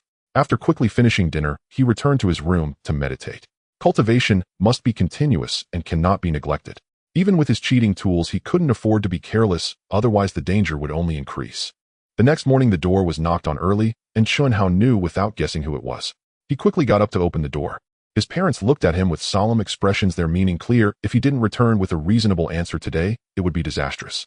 Under their watchful eyes, he finished breakfast and was hurried off to school with instructions to return early and not to play around. Chun Hao nodded in agreement, hopped on his bicycle, and rode toward school, lost in thought until he arrived. After parking his bike, he entered the classroom. Many students were already there, especially Su Lying, who arrived early. As the class monitor, she felt a responsibility to motivate all her classmates to study hard, a burden she willingly took on. "Mouse, you're here. Hurry up and start morning reading, otherwise your dreams won't come true." Su Lying approached him, speaking softly with a hint of a smile, as if to say it wouldn't be easy to achieve that dream. "Don't worry, today is just an example. In the future you will see how powerful your future man will be. I won't let you down, so be prepared." Chun Hao found himself whispering in her ear, filled with unwavering determination, assuring her that this goal would be achieved without doubt. Su Lying was momentarily at a loss for words as Chunhao walked away, and the surrounding students, even if they noticed, merely thought of the responsibilities of the class monitor. Many boys had experienced this, so they didn't dwell on it. But her face was flushed. This bold guy spoke to her so directly, without any reservation. Did he truly have that much confidence? She couldn't help but feel puzzled about what was going on. After thinking for a while, she still couldn't figure it out, and could only wait for the teacher to announce the results. Soon students trickled into the classroom, and morning reading began. Chunhao focused hard on his studies, not just pretending, but genuinely putting in effort. Even with his outstanding memory, he could not consider himself invincible. Humility was essential. Being too knowledgeable could lead others to see him as a monster, and that would not be good. To be an ordinary person, one must maintain an ordinary mindset, and not let oneself become overly transcendent, especially at this very moment. After morning reading, it was time for the morning exercises, and the school leaders naturally had to give speeches, a common occurrence. Finally, the morning exercise time ended, and the first class began. The homeroom teacher Wu Mingling walked in with the exam papers. Students, a new semester has begun. The exam yesterday disappointed many teachers, yet some students made their teachers proud. One student showed remarkable improvement, which surely indicates a lot of hard work over the summer. This is something everyone should learn from. Now let's announce the results. The first place goes to Su Lying with 140 points. This was a summary of the liberal arts exam with a total of 150 points. Scoring 140 was evidently impressive, and Wu Mingling was quite satisfied. He continued. Second place, Zheng Rong with 137 points. Third place, Wang Guangli with 134 points. The students below did not seem too surprised, but when they reached the 10th place, everyone looked incredulous. 10th place, A Chunhao with 120 points. At this point, Wu Mingling paused and said, Chunhao has shown significant improvement, jumping nearly 20 places in one go. Everyone should learn from him, but Chunhao must also maintain his efforts and not become complacent. Yes, teacher, I understand. Chunhao stepped onto the platform to receive the exam paper, responding earnestly. Very well, let's give Chunhao a round of applause to celebrate. Wu Mingling led the applause, smiling brightly. Students striving for improvement naturally brought joy to countless teachers, and as the homeroom teacher, he was no exception, looking visibly excited. The students below, whether sincerely or not, all clapped. The most incredulous were Su Lying and Xiantian. The former was naturally curious about how he achieved this. Now that he was in 10th place, if he maintained it, he might even surpass her. If that were to happen, could her becoming his girlfriend actually be possible? As for Xiantian, his face darkened. Wu Mingling's next announcement was about him. 11th place, A Xiantian with 119 points. I hope you can work harder and not get discouraged. Xiantian's face was grim, unable to believe that just a 1-point difference had knocked him out of the top 10. A fire of anger simmered within him, but he couldn't show it openly. He could only say, teacher, is there a mistake? How could Chunhao be in the top 10? Xiantian, do not doubt others. Although yesterday's exam was not conducted perfectly, there were still proctors present. Besides, considering the classmates around Chun, how could he have cheated? Did he manage to see the answers from afar? Or was it that the teacher made a mistake? So don't project your failures onto others. If you keep trying, you can still improve. Xiantian realized that none of the people around Chun could possibly make it into the top 20, so cheating was simply impossible. With that thought, he could only swallow his frustration. His unwillingness was apparent in his eyes, but he had no outlet for it. Those he had bullied for years were now breathing a sigh of relief, even secretly reveling in his misfortune. Chunhao paid no mind to these matters. He was merely trying to keep everyone off guard, otherwise being first would be a trivial matter. After Wu Mingling finished announcing the results, he said, students, let's begin our first class. Everyone should study diligently. Unconsciously, a class passed by. The teacher left, but the students were all curious about how Chunhao managed to improve so quickly. They found it hard to keep up, but the facts were undeniable. Anyone who looked at his exam paper would see that he had no issues. Mouse, you're quite impressive. No wonder you dare to say that. But surpassing me won't be an easy task. Su Lying approached him, glancing at his exam paper with curiosity, her tone filled with confidence. Is that so? Then let's just wait and see. Rest assured you'll believe it when it happens, but don't forget that day. Chunhao replied with equal confidence, fully aware of his capabilities. Achieving his goals was not an issue. Su Lying nodded, turning to leave. She felt a sense of urgency. If that day really came, she would have to submit to him. For someone who had always been strong-willed, that would surely be difficult for her. She had to suppress him quite fiercely. Wang Daqiang and the others looked at him with disbelief and admiration, saying, impressive. We worship you now, you're amazing. Of course. Just look at me now, if this is not the old me. You'll see how much I've blossomed. Chunhao boasted about himself, prompting many to murmur in response, reminding him not to take things for granted and to keep up the effort. All right, buddy, we're waiting for you. Work hard, and when you become the top scorer in the college entrance examination, just treat us to a celebration, ha. Wang Daqiang's words made everyone burst into laughter, a hearty laughter that was not easy to come by. As for Qian Jianmin, he felt a wave of bad luck wash over him. A blind cat had caught a dead mouse this time. He thought Chun Hao was lucky now, but he wouldn't be so fortunate next time. Did he really think it was his ability? It was merely a stroke of good luck, surely. In the subsequent classes, the teachers got to know him, especially the newly appointed ones who treated everyone equally. After all, a single exam wouldn't determine much, only the final exam would matter. The day of the college entrance examination would be the time to prove oneself, the final destination for all answers. This period was merely a fermentation phase to see who would ferment well, creating good wine. Everyone understood that accumulation required a long process, not fleeting gains which were worthless. Naturally, they wouldn't feel too jealous. There were often those who performed well, but the last day would be the pivotal moment without a doubt. By the time school ended, Chun Hao was still being pointed at. Clearly, most believed he was just lucky and performed decently. But who knew the real answer? Even Qian Jianmin thought of putting him down hard during the midterm exams to make him recognize his own strength and reclaim his former position. As for other thoughts, they were unnecessary, a toad dreaming of eating swan meat. Chun Hao disregarded all this. Upon returning home, he showed his parents the exam paper, which left them in astonishment. Upon learning that he had entered the top 10 of his class, they were both overjoyed, nearly brought to tears. "Mom and Dad, don't worry, I've realized how to handle things now. Just rest assured," Chun Hao said confidently, reassuring them was also for his own sake. All right, Xiao Hao has grown up and understands our feelings. Good, keep it up, we are waiting," Chen Yuanxiang said excitedly. It brings the greatest joy to parents when their child grows up and becomes more sensible. All right, let's eat first. Now that our son has grown up, we can relax and enjoy our meal, Xiantian said, happily feeling proud of her son. He has truly grown up, allowing them to rest easy as they wait in anticipation. Chun Hao responded and started eating. After finishing, he said he was going back to his room to read, then entered his room and closed the door. The two exchanged pleased glances and nodded in satisfaction, both happy that their son was now sensible and they no longer had to worry. Now that our son understands us and is working hard in his studies, we can finally relax, right? Xiantian said cheerfully. Indeed, our son has finally turned over a new leaf. We shouldn't pressure him too much, otherwise it might backfire. It's best that he realizes this on his own to avoid any conflicts. Chen Yuanxiang had a thought and immediately spoke up. Yes, we only need to arrange his life with care. There's no need to put pressure on him. By the way, we need to provide him with supplements, as learning demands proper nutrition for the brain, and we cannot allow any deficiencies. Xiantian immediately began to prepare. Chen Yuanxiang looked on without a care, fully supportive of his son achieving such good results. Chun Hao glanced at the time. When it was 9 o'clock, he turned off the light, feeling that it was about time. Tomorrow was Saturday, so he didn't need to wake up early. His parents knew this, and he could safely continue pursuing his unfinished business. He moved his body casually, inspecting his spatial domain, which had yielded another bountiful harvest. After replanting, he stepped through the door of Space 1 and returned to his home in Zhangjia village. It was still early morning, and he began to rest indoors, waiting for the right moment to arrive. Ideally, everything would go as he wished, which would be the best outcome. At dawn, Chun Hao woke up early to cultivate on the back mountain. This was part of his daily routine and the most comfortable place within Space 1. It was difficult to find such a location on Earth, as most were polluted and spiritual energy was exceedingly thin, making it rare for cultivators and spiritual herbs to appear. It was indeed a tragedy, but this was the inevitable trend of the times. Fortunately, it was the choice of this spatial will that provided him with the opportunity. In the future, Earth would be his own backyard. Just then Zhang San arrived, as he did every day, to report on matters which seemed to be his main task. "My lord, the newly acquired captives have been settled. Please rest assured," Zhang San said respectfully. Zhang Lao, there's no need to be so formal. Since everything is arranged, please have Li Hai and the others come over. I have something to discuss with them. Also, you and Hua Lao should come too. Chen Hao thought for a moment and said. Zhang San immediately responded, "Yes, I will go at once. Please wait a moment, my lord."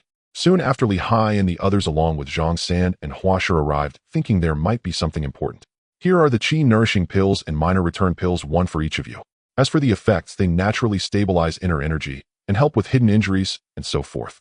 Chun Hao directly distributed the 2 types of pills to them, instructing them to take them. Hua Shi looked at the pills in his hand with a serious expression. Zhang San and the others were about to eat when they noticed Hua Lao's expression and hesitated, looking at him in confusion. "My lord, this is a spiritual pill. The potency and fragrance of this medicine are truly impressive. May I study it?" Hua Shi eagerly requested, hoping to study it further, which would help improve his own skills. "No problem, you can eat these 2. I have more here for you to study. By the way, if you develop something effective, make sure the soldiers take them too. I hope they can achieve mastery soon so they can protect our homeland, right?" Chun Hao elevated the matter to a very high level, ensuring it wouldn't be overlooked. "Yes, my lord, leave it to me. I will ensure the soldiers train without hidden injuries and hope they remain healthy. Huasher said seriously, as this was extremely important to him, and he could not afford to neglect it. Then I'll leave it to you. Chunhao said solemnly, already having the answer in his heart. This was a treasure cultivated through effort, and it could not be achieved so easily through artificial means unless using precious herbs. However, the requirements were relatively ordinary for the soldiers. This was excellent news. A healthy body was an essential requirement for going to battle. The 5 of them then took the pills.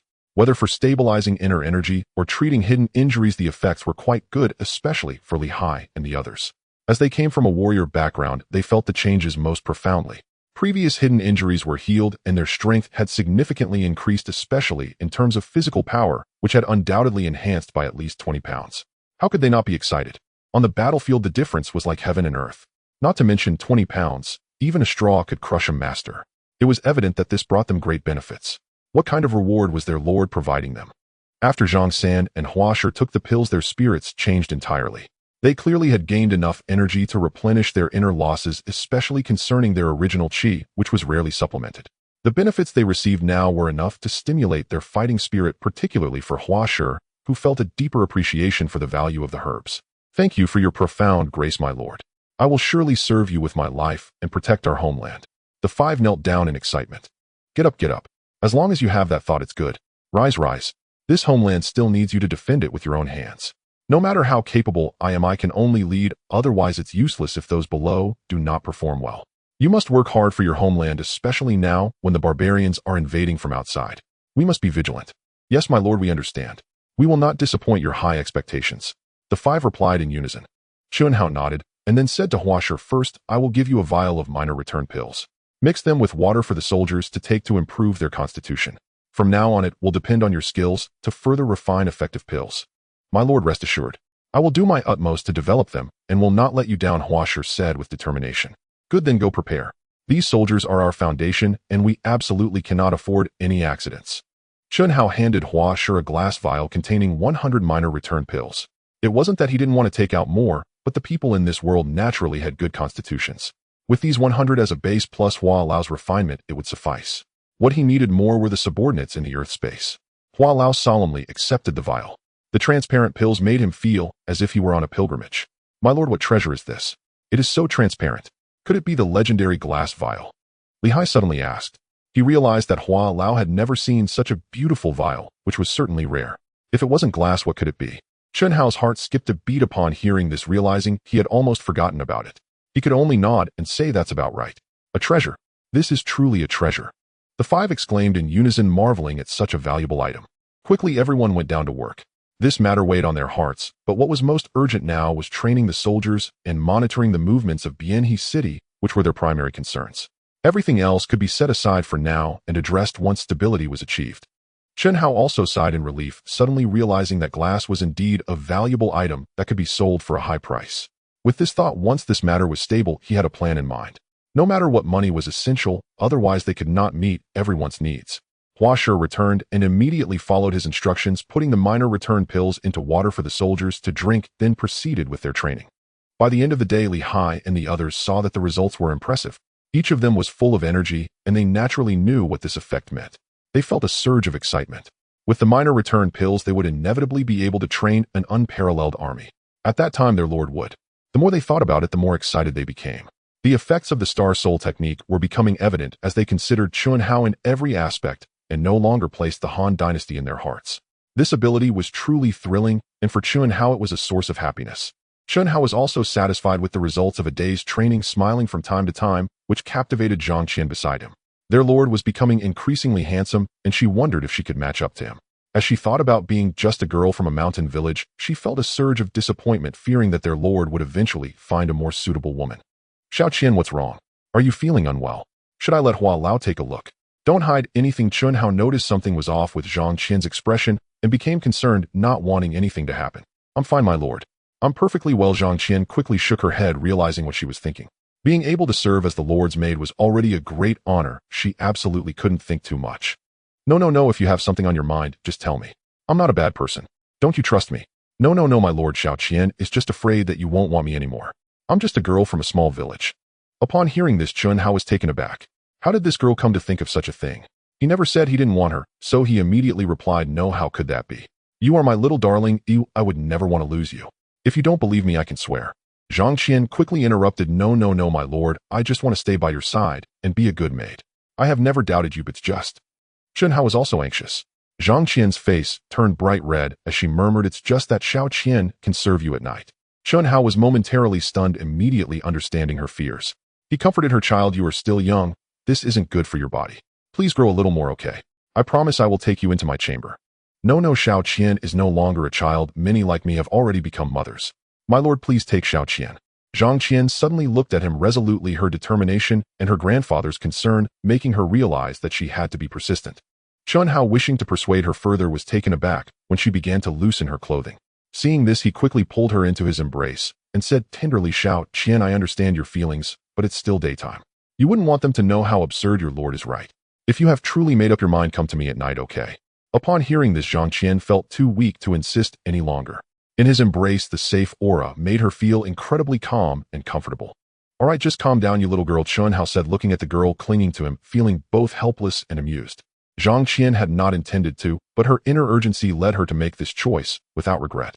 She struggled to stand up from her lord's embrace, lowering her head, afraid to look at him, her hands unsure of what to do, but anyone who saw would understand the meaning behind it. After a while, seeing her calm down, Chunhao comforted her, I need to get to work now, and you don't have to be too busy. Zhang Qian watched her lord hurriedly escape, feeling a wave of warmth in her heart. Her lord still cared for her, and naturally she would not regret it. Chunhao arrived at the training grounds, observing the soldiers diligently training. His own lingering desires slowly faded away. No matter what the outcome would be, he could accept it. As a man, there was nothing he would shy away from, especially when it was something he enjoyed. My lord, look, these strong men were rescued from the hands of the Wuhuan cavalry. After being treated and cared for by Elder Hua, they are much better now and can join the training. Their hatred towards Wuhuan is deeper than anyone else's, and they train hard, pushing themselves to the limit. Li Hai introduced to Chunhao, clearly feeling quite emotional. Indeed, the Wuhuan people destroyed their homes and turned them into slaves. They naturally harbored deep hatred. By the way, do any of them have wives or children? Upon hearing this, Chunhao thought of those women, sincerely wishing for their reunion. Li Hai, however, was at a loss for words, unsure of how to answer. Well, if you have something to say, just say it. What's there to hold back? Chunhao said, frowning, slightly feeling displeased. Yes, my lord. Li Hai immediately straightened his expression and said, it's just that while there aren't many, some of them ended up committing suicide. They felt they were no longer pure and didn't want to trouble their husbands. Oh, was that the case? Did their husbands not try to save them? Chunhao said with a hint of anger. No, their husbands didn't blame them. They only resented their own powerlessness for not being able to protect their wives. By the time they found out, it was already too late, Li Hai said helplessly. Chunhao understood, realizing how deeply ingrained such beliefs were in a feudal society. Women placed great importance on their chastity. He remembered that when he saved these women, most of them were numb and unaware of their surroundings, clearly having been humiliated to the point of losing control like lost souls. This highlighted the extent of the harm caused, a tragedy of chaotic times. Understood. However, the remaining ones need to be comforted. This world cannot blame them. If blame is to be placed, it should be on the merciless world and the incompetence of those in power. Indeed, Chunhao said calmly, his thoughts settling down. He decided not to dwell on it any longer. In chaotic times, weakness was inevitably the beginning. Yes, my lord, I know what to do. Li Hai listened, feeling a surge of profound respect in his heart. Let the soldiers train well. Once these women regain their inner peace, we should arrange things. We can't let our soldiers be homeless. Of course, if they can win the hearts of these beauties, that's their ability. We shouldn't stop them as long as there is no coercion. Otherwise, the military law is unforgiving. Chunhao also opened a path for mutual communication. Thank you, my lord. I will convey this to all the soldiers, Li Hai said earnestly, his respect growing. By the way, you also can't be without someone to take care of you. If you don't mind, you should also try to find someone. Even your son would want you to have someone to care for you. Don't let your life have regrets. The past cannot be changed, so cherish the present. Chunhao looked up at the sky, smiling faintly. The past is the past. One must look towards the future, otherwise one can only remain lost. Thank you for your concern, my lord. I don't know how to respond, Li Hai said, feeling quite embarrassed. All right, our chief has moments of shyness as well. Don't hesitate, go set an example. As a leader, one must set a standard. Of course, if they only wish to be concubines, you shouldn't force them. After all, each person's hurt is not easy to heal. Take it step by step and use your sincerity to touch them. Who knows, maybe one day they will truly accept it. Yes, my lord, you are right. I know what to do. These guys are actually watching too, Li Hai replied. Chunhao couldn't help but chuckle. No matter what the future holds, for now, they must withstand the attacks of the Wuhuan people. After watching the drills for a while, Chunhao knew that many had truly entered the state. After some days, they would undergo a transformation through the trials of the battlefield and become true warriors. This was undoubtedly necessary preparation. A day slowly passed and night fell again. Everyone packed their things and returned to rest except for those assigned to stand guard. As Chunhao returned to his room, he saw a table full of dishes. Xiantian stood there with her head lowered waiting for him. No need to be formal. Let's eat together, Chunhao said as he walked over, sat down, and invited Xiantian to join him. My lord, no need, Qianer has already eaten. You should eat, these are all your favorites. Oh, and there's a jar of fruit wine brewed by grandfather. I don't know if you like it, I didn't have much to prepare. Xiantian said softly, her head lowered. Very good, very good. I am quite satisfied. Really, how can I finish all this food? Just a little more, just a little more. Chunhao moved closer, letting her sit beside him. He felt her body stiffen, then she leaned weakly against him, her face flushed, not daring to look at him, feeling extremely nervous. He immediately understood why. Xiaoqian, you really don't need to make it so difficult for yourself. What should I say? Chunhao couldn't help but try to persuade her again. Xiantian immediately insisted, my lord, this is Xiaoqian's own choice. There is truly no coercion, really. Alright, since that's the case, try to relax a little. Come on, eat a bite of food, open your mouth. Chunhao picked up some food and fed it to her. Xiantian could only blush and open her mouth to eat the food her lord fed her, slowly feeling happiness in her heart. As the two ate and chatted, the atmosphere softened from its stiffness, no longer feeling so rigid. Chunhao raised a cup of fruit wine, looking at Xiantian, who had already adapted, and said, come, let's drink this cup together. Xiantian, seeing the wine being offered, immediately understood her lord's intention. Although there was no wedding to be a maid and receive such comfort was a tremendous honor. She felt no grievance at all. Taking the fruit wine, she clinked cups with him and drank it all. After putting down the cup, Chunhao looked at the stunning beauty before him and whispered, is it still possible to turn back now? No, my lord. Qianer is willing to be your maid and stay by your side for life. Please don't let Qianer leave. I am willing to give everything. Xiantian said passionately, still quite sensitive about her background, only wishing to be a maid. Upon hearing this, Chunhao was genuinely moved by her innocence. Since that was the case, why should he be so calculative? He reached out and embraced her, carrying her to the already prepared bed, carefully laying her down. At this moment, she closed her eyes tightly, seemingly still nervous. Just as he was about to loosen her clothing, her small hand grasped him and pleaded, my lord, please extinguish the candlelight now. No, then I won't be able to see my beauty. You must understand that your lord's joy is the best gift. Upon hearing this, Xiantian did not press further. She released her hands, allowing him to undress her. The chill on her body revealed that she had completely transformed into a little lamb. His strong hands caressed her delicate skin, stirring her emotions, as if yearning for something, but too shy to open her eyes. Soon she felt a weight on her body as her legs were slowly open, tightening below. A mournful moan escaped her lips as a trace of crimson left her fair body, marking the end of the past and ushering in a new world.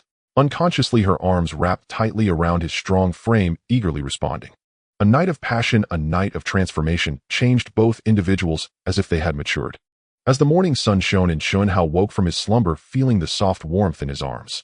Lowering his gaze, he couldn't help but smile, realizing he had shed his virginity. Though it was a bit early, it was quite common in this era, even on Earth. It was just not very discreet, nothing that couldn't be explained. Truly beautiful, indeed a beauty in the making, but from now on she is mine, Chunhao murmured to himself, his hands caressing her delicate body, playfully teasing her soft curves, reveling in the delightful sensation. Sensing her slight trembling, he knew she had also awakened, merely feigning sleep, prompting him to tease her further. Xiantian quickly realized she could no longer pretend, opening her eyes and pleading, my lord, I beg you, spare me. Still pretending to be asleep. Come on, get up. Does it still hurt? Chunhao looked at her furrowed brow, expressing concern. Despite still feeling pain, Xiantian, upon hearing her lord's comforting words, felt as if the pain had vanished. With a smile, she replied, my lord, I'm fine, it doesn't hurt at all, truly. As long as you are happy, Qianer is willing to do anything. Chunhao chuckled at her words, getting out of bed. He noticed Xiantian was still trying to rise despite her initial pain, and quickly said, no, don't get up yet. Rest a bit more, it's still early. Don't worry about what others might say. Just relax for now. Compelled by his words, Xiantian could only play the ostrich, burying herself under the covers, too shy to come out.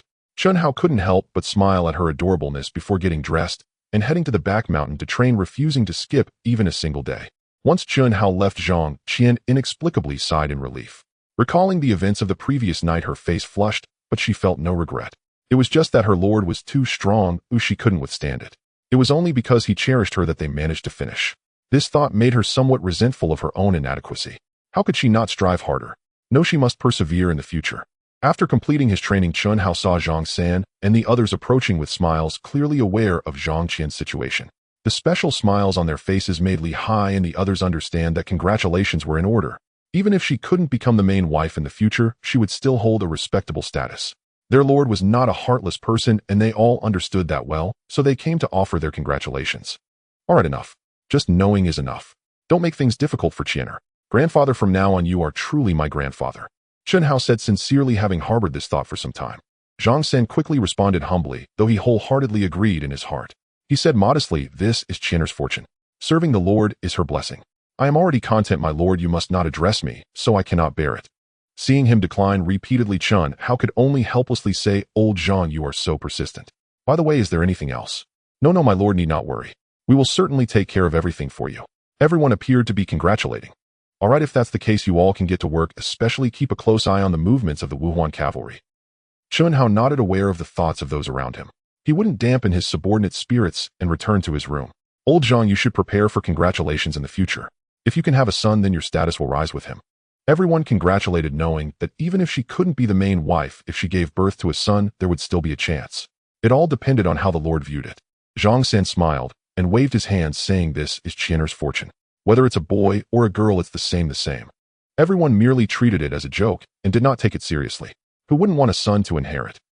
Upon returning to his room, Chun Hao saw Zhang Qian already up and tidying herself. She looked somewhat strained as she walked, prompting him to rush over and support her, saying no need to rush. Wait until you feel better before getting up. Don't force yourself.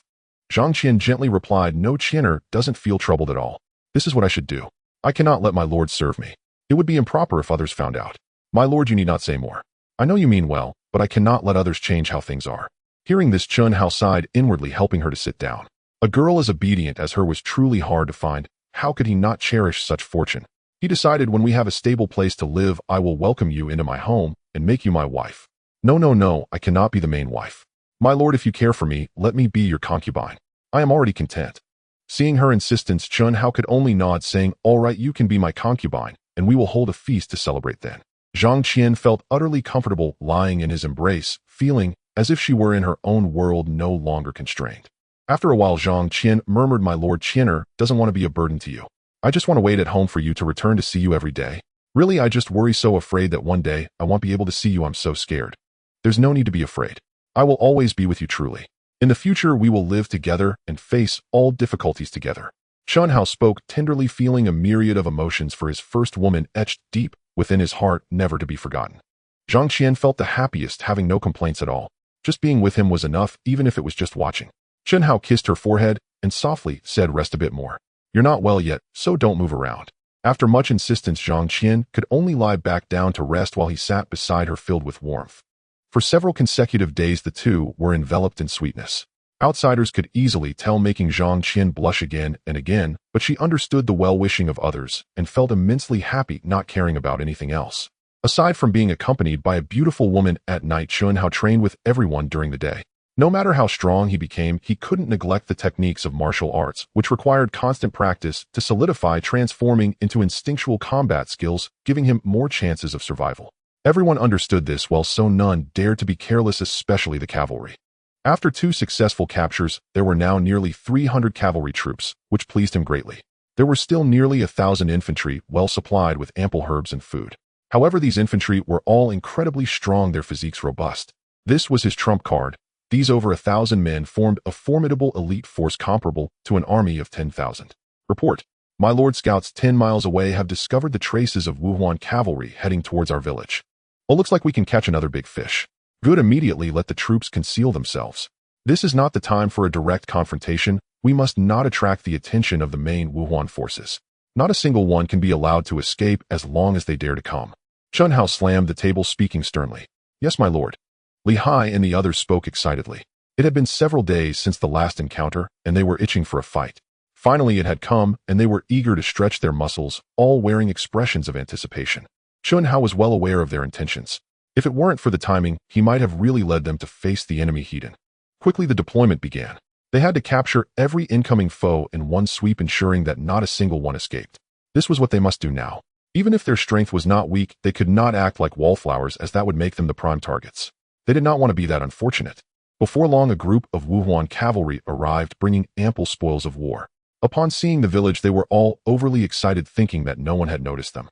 This would allow them to score big. Young clan leader, let me lead the charge. You think this little gate can stop us? You must be dreaming. Yu Ba said with a fierce expression, confident in his strength, certain he could take the gate in one fell swoop. All right, the warriors of our tribe will follow you as the vanguard, capturing this flock of sheep. Yu Luo also spoke excitedly. Being a major clan of the Wuhuan, a royal branch, it was easy to imagine their pride. Upon hearing this, Yu Ba waved his hand, and 150 riders leaped from the formation, charging straight towards the gate, not taking it seriously at all. The outcome was as one would expect. As they neared the gate, Yu Luo followed closely behind, only to see Yu Ba and the others suddenly fall into a trap, each one landing in a pitfall.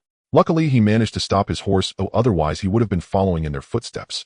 Just as he was pondering what was happening, a group of people suddenly appeared surrounding his men, numbering over 1,000.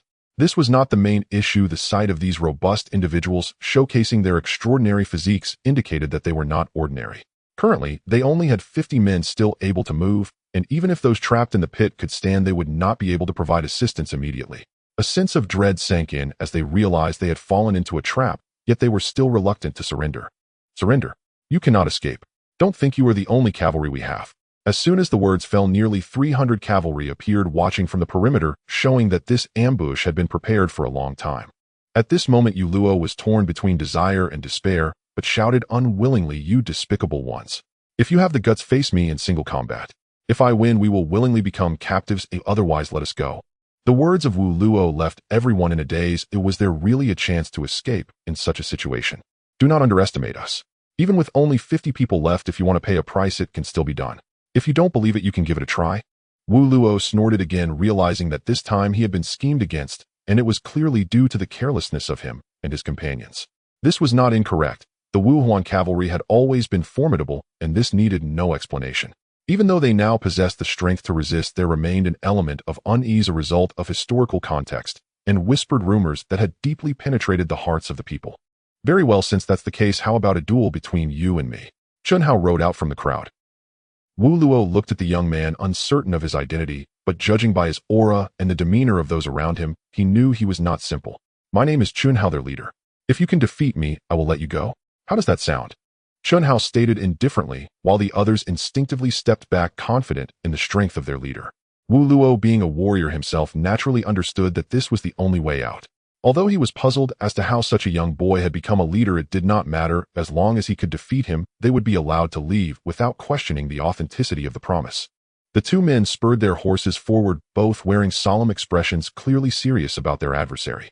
Wu Luo considered himself strong, believing that apart from a few tribesmen, no one could match him. However, at the moment of confrontation, a heavy force struck his hand, leaving him stunned as his curved blade fell from his grip. A sharp pain shot through his neck, and upon inspection, he found a trickle of blood on his fingers, realizing that his opponent had shown mercy, yet he was not a match and had lost. Victory for the Lord, victory for the Lord. So what will it be? Do you still wish to fight, or will you dismount and surrender? Rest assured, I will treat the captives fairly and will not allow you to suffer unjust treatment. Moreover, you are not the only tribe that will be taken captive. You will soon find out. Choose wisely. Chunhao swung his blade, then coldly watched Wu Luo's choice. If he dared to refuse, he could not blame him for being ruthless. Wu Luo looked around and ultimately chose to surrender, dismounting and encouraging the others to do the same, as they truly had no other choice. Very good, you understand your situation. Rest assured, I keep my word. Once this war concludes, you may send people to redeem the captives. Chunhao nodded and instructed his subordinates to immediately collect the spoils of war, including those from the pit traps. I hope you keep your word, Wu Luo said gloomily, realizing he had lost completely with no chance for resistance. Soon the spoils were collected and the battlefield was cleared. This time it was a success entirely due to his intimidation. My lord, we have gained much this time, especially the final 100 fine horses, all in excellent condition. With the horses from the pit traps, we will have quite an increase. Li Hai and the others said with smiles. This was indeed the easiest victory yet. As long as we can make use of them, these horses will be treated well. After all, we do not have many horses. Chunhao understood the importance of horses. This time, they should be able to acquire around 200 mounts, with each person having 2 horses, which was quite a fortune. Li Hai and the others were equally excited. Previously, they had not retreated, and surviving a quarter of the horses from the pit traps was already quite good. Compared to the 300 cavalry they once had to be able to acquire over 200 this time was naturally a joy, forming a cavalry unit of 500, greatly increasing their power. How could they not be happy, especially knowing the might of cavalry? Chunhao deeply understood that in the era of cold weapons the mobility of cavalry was the optimal combat strength that everyone desired. However, the number of those who could possess such forces was evidently scarce, as they knew the significance of horses and that raising them was not easy.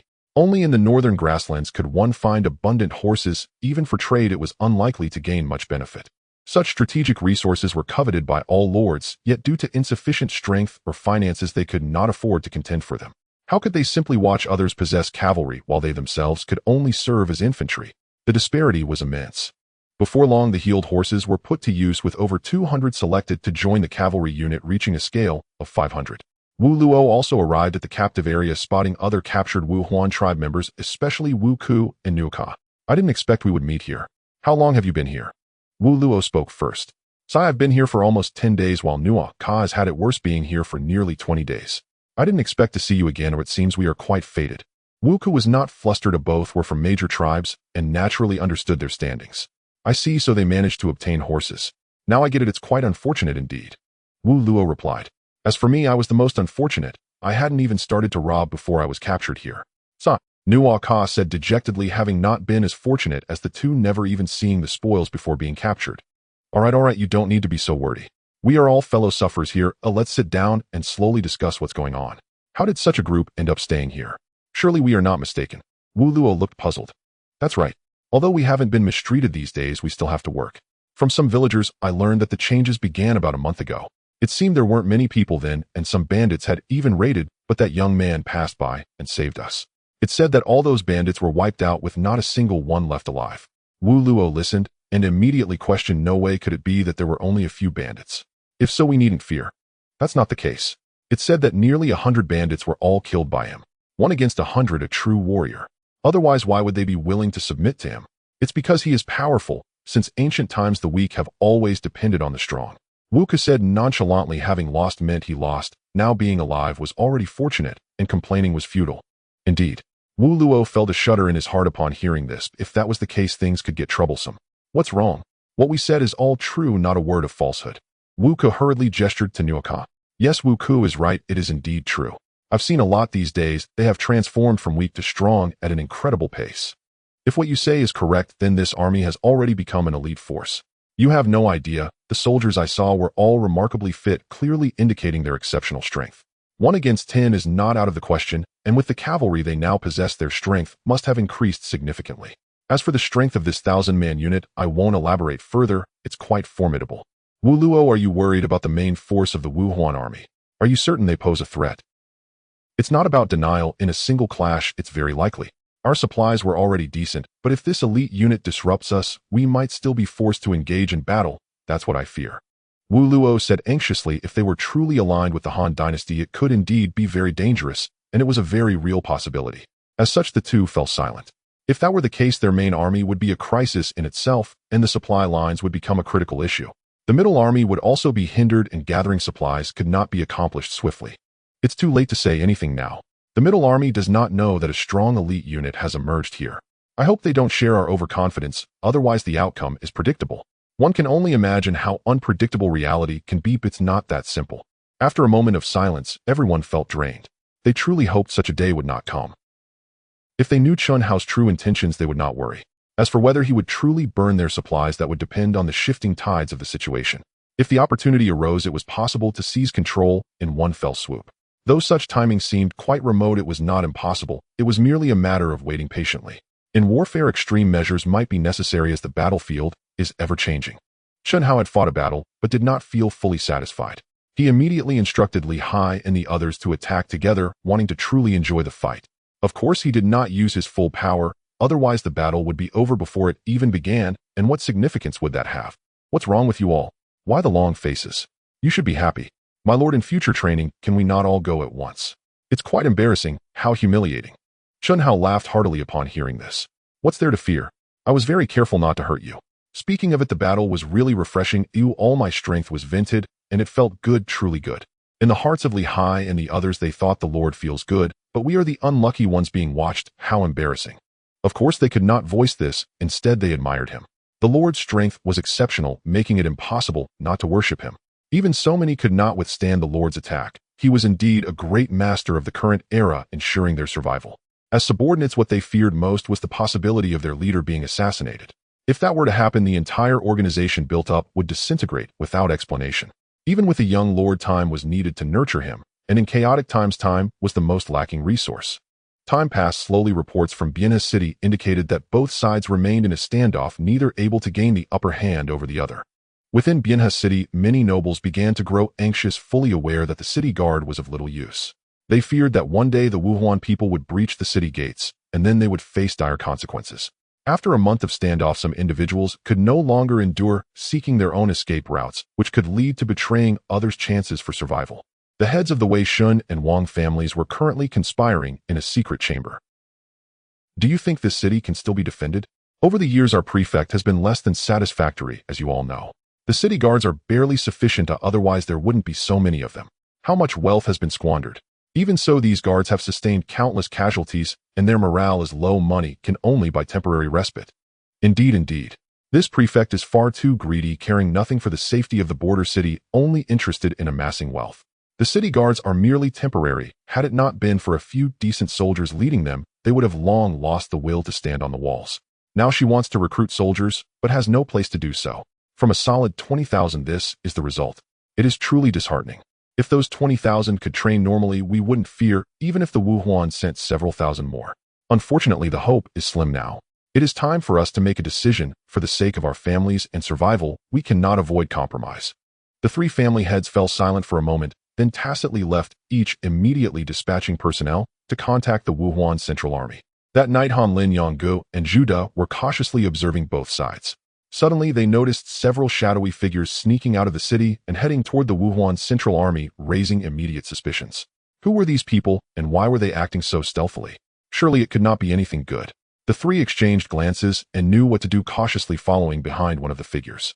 In a moment when others were not paying attention, they quickly covered the person's mouth and struck heavily at the back of their neck, knocking them unconscious. They found that no one else had noticed and quickly retreated to their temporary stronghold. This person is one of them. Wake him up and ask what is going on. We cannot disappoint our lord. Soon the bound individual regained consciousness. Seeing three unfamiliar faces, he immediately attempted to scream, but upon seeing the large knife, he instantly quelled the urge and pleaded, "Sirs, please don't kill me. I am Wang San from the Wang family in the city, sent by the family head to contact the Wuhuan. If you let me go, the Wang family will certainly not mistreat you and will keep their promise."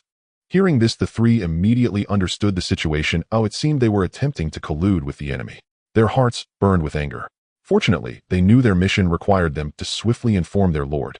This was a major issue, as other information could wait until they reported to their lord. They quickly knocked him unconscious again and decided that Zhu De would take him back, while the other two would continue to monitor Bienna City's movements. "Then I shall depart first. You two be careful. If the Lord has any commands, I will return immediately." Zhu De nodded, took Wang San onto his horse, and swiftly rode toward Zhangjia village, feeling anxious. If anything unexpected occurred, it would be disastrous. Chen Hao was sorting out matters from the day, while Xiantian looked at him with a smile, carefully attending to him without a hint of complaint. "Xiao Qian, you should rest first. There is no need to wait for me," Chen Hao urged, not wishing to cause her worry. "My lord, I'm fine. It is my honor to watch you work. I don't feel tired at all. Don't mind me, truly." Chen Hao listened, helpless. It was always like this. He could only let it be. My lord, something significant has happened. Something significant has happened." Li Hai rushed in, shouting, but as soon as he saw a person glaring at him, his tone immediately dampened, unsure of what to do. Chen Hao immediately said, "Xiao Qian, you should go rest. They'll be back shortly. Don't worry, I will return soon."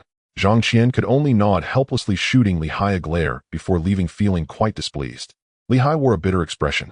He knew that whispers in the ear could be very powerful. If it weren't for the urgency of the matter, he wouldn't dare to disturb them here. Now, having angered Zhang Qian, he wondered what would happen. He could only brace himself. "All right, no need to worry. Just tell me what exactly happened that has you so anxious." Chen Hao approached and asked. "My lord, it's like this.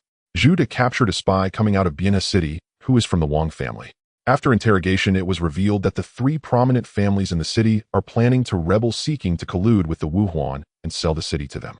Tonight, they sent someone to make contact, and Zhu De managed to capture one, which is how we learned of this. Such a thing actually exists.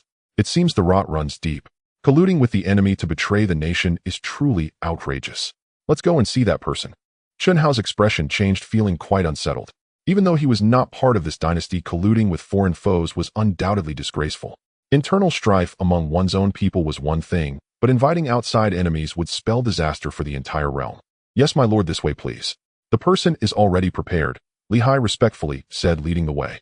Soon they arrived at the place where Wang San was being held, and a group of people was already waiting. Wang San wore a bewildered expression. Where exactly was this? It seemed different from usual. What was going on? You are from the Wang family in Bianhe City, sent to contact the Wuhuan, preparing to surrender the city, right? Chen Hao asked. Yes. I am merely a servant of whatever my master says I do. Sirs, please don't kill me. I am willing to tell you everything I know. I promise I will not leak any information. Wang San repeated everything. So if everything goes according to plan, the gates will open in 3 days at midnight, and the city will be surrendered, right? Chen Hao asked again. Yes, my lord, yes. That is what they said. To be safe, they need to confirm the interests of the 3 families. I haven't received a reply yet, so I don't know the outcome. However, the Wang family is not just me, so I do not know the details of what will happen next. Wang San recounted every detail, without any omissions, feeling extremely tense. My lord, what we need to confirm now is whether they will indeed act in 3 days. If they do, what then? I know, but the final step is not confirmed, so I cannot guarantee it. However, based on the Wuhuan's character, they will likely agree. As for whether they will go back on their word later, that is uncertain, as their supplies are running low. If they can achieve a quick victory, that would be best. Now that someone is willing to surrender the city, how could they refuse?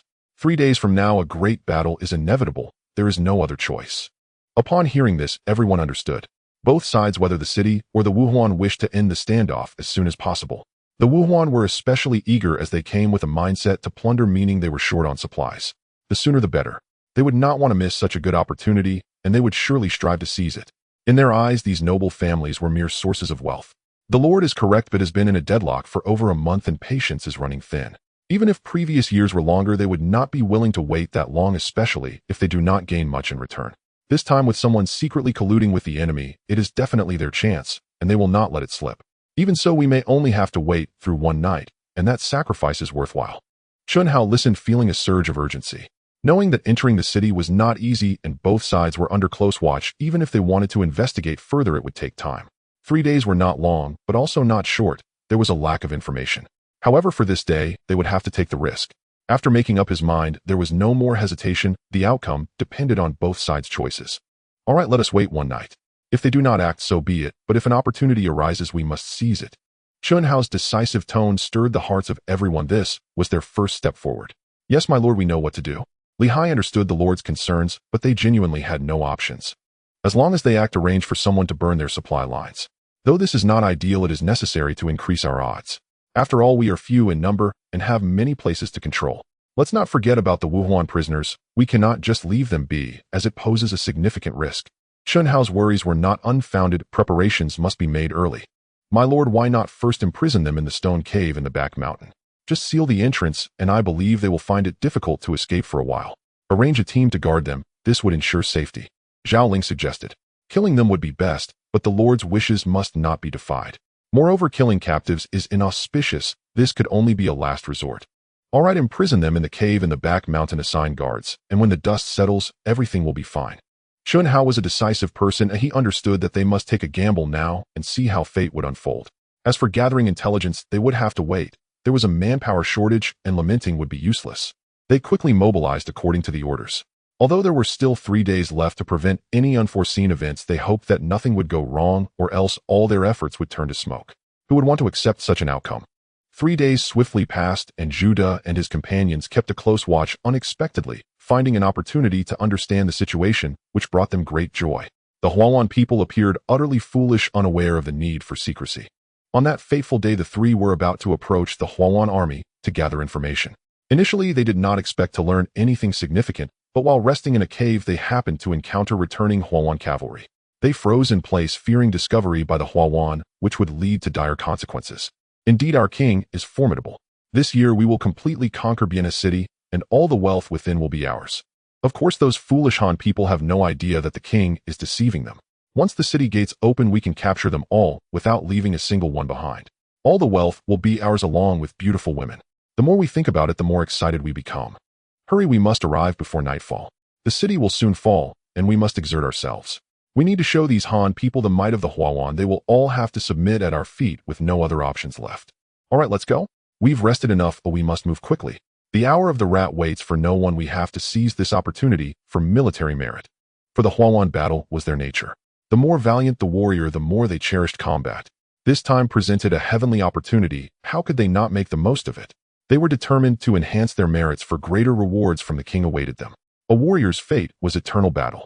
Han Lin and the others listened, their expressions changing as they exchanged glances, quickly regaining their composure. Once the Huawan cavalry fell silent and left, they cautiously emerged, taking a deep breath. This information seemed to confirm that these summoned cavalry were indeed to participate in the final battle, sharing in the spoils, even if they were from great clans. Good, the information is confirmed, but we must report to the Lord immediately.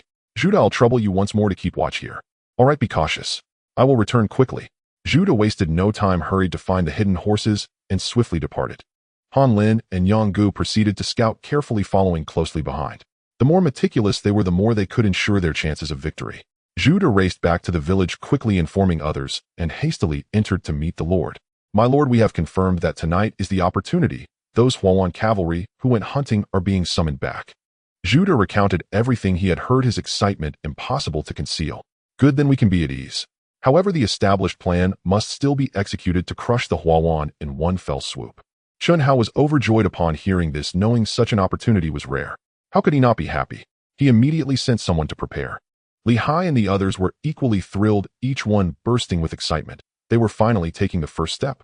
Bianha City was the starting point.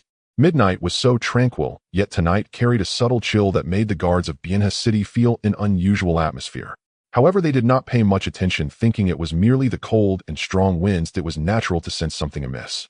The servants of the three major families in the city were ready. Under the direction of the main household, they swiftly attacked the northern city gate with lightning speed. In an instant, the flames of battle ignited, and the sounds of killing and clashing rang out, echoing throughout the city, leaving everyone stunned. What's happening? What's happening? Have the Huawan attacked? Quickly go defend. How infuriating! The governor shouted in exasperation, deeply anxious, not out of concern for the common people, but for his own life. The wealth he had amassed would be useless. Not good, my lord. Not good. The governor. A servant rushed in, shouting. What are you shouting about? Can't I hear? What is going on? Did the Huawan break in? The governor glared with bloodshot eyes at the servant, as though he might devour him. If he did not explain clearly, he would surely be beaten to death. My lord, the Wang family, Wei family, and Shun family have rebelled. They have taken the northern city gate and are about to open the city gates to welcome the Huawan inside. The governor's face turned livid upon hearing this, his rage almost erupting. He was nearly dumbfounded, unable to comprehend that it had come to this. How could he defend himself? It seemed he could only flee.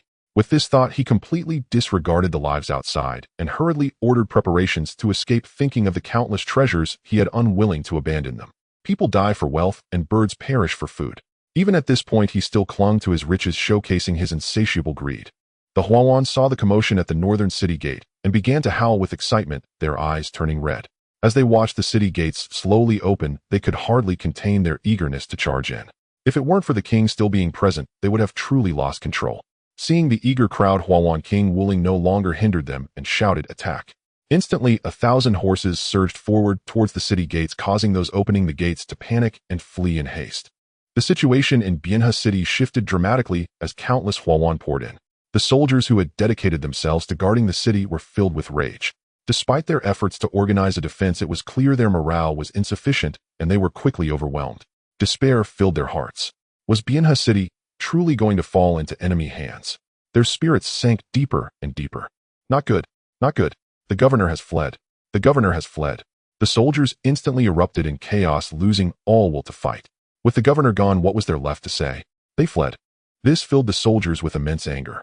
After all their hard work, it was all for naught. How ironic, how heart-wrenching. My lord, it's about time. Should we start? Li Hai suggested while observing the movements in Bianha City. All right, let's begin. Prepare them for action, Chun Hao said, not wasting any time and signaling with a wave of his hand. Li Hai accepted the command, leading a team swiftly to the north. The forces already prepared quickly gathered under the leadership of Han Lin and the others, locating the Huawan's logistics. To their delight, there were not many guards, most were injured. Everyone was excited and charged into the Huawan camp, setting fire to the supplies.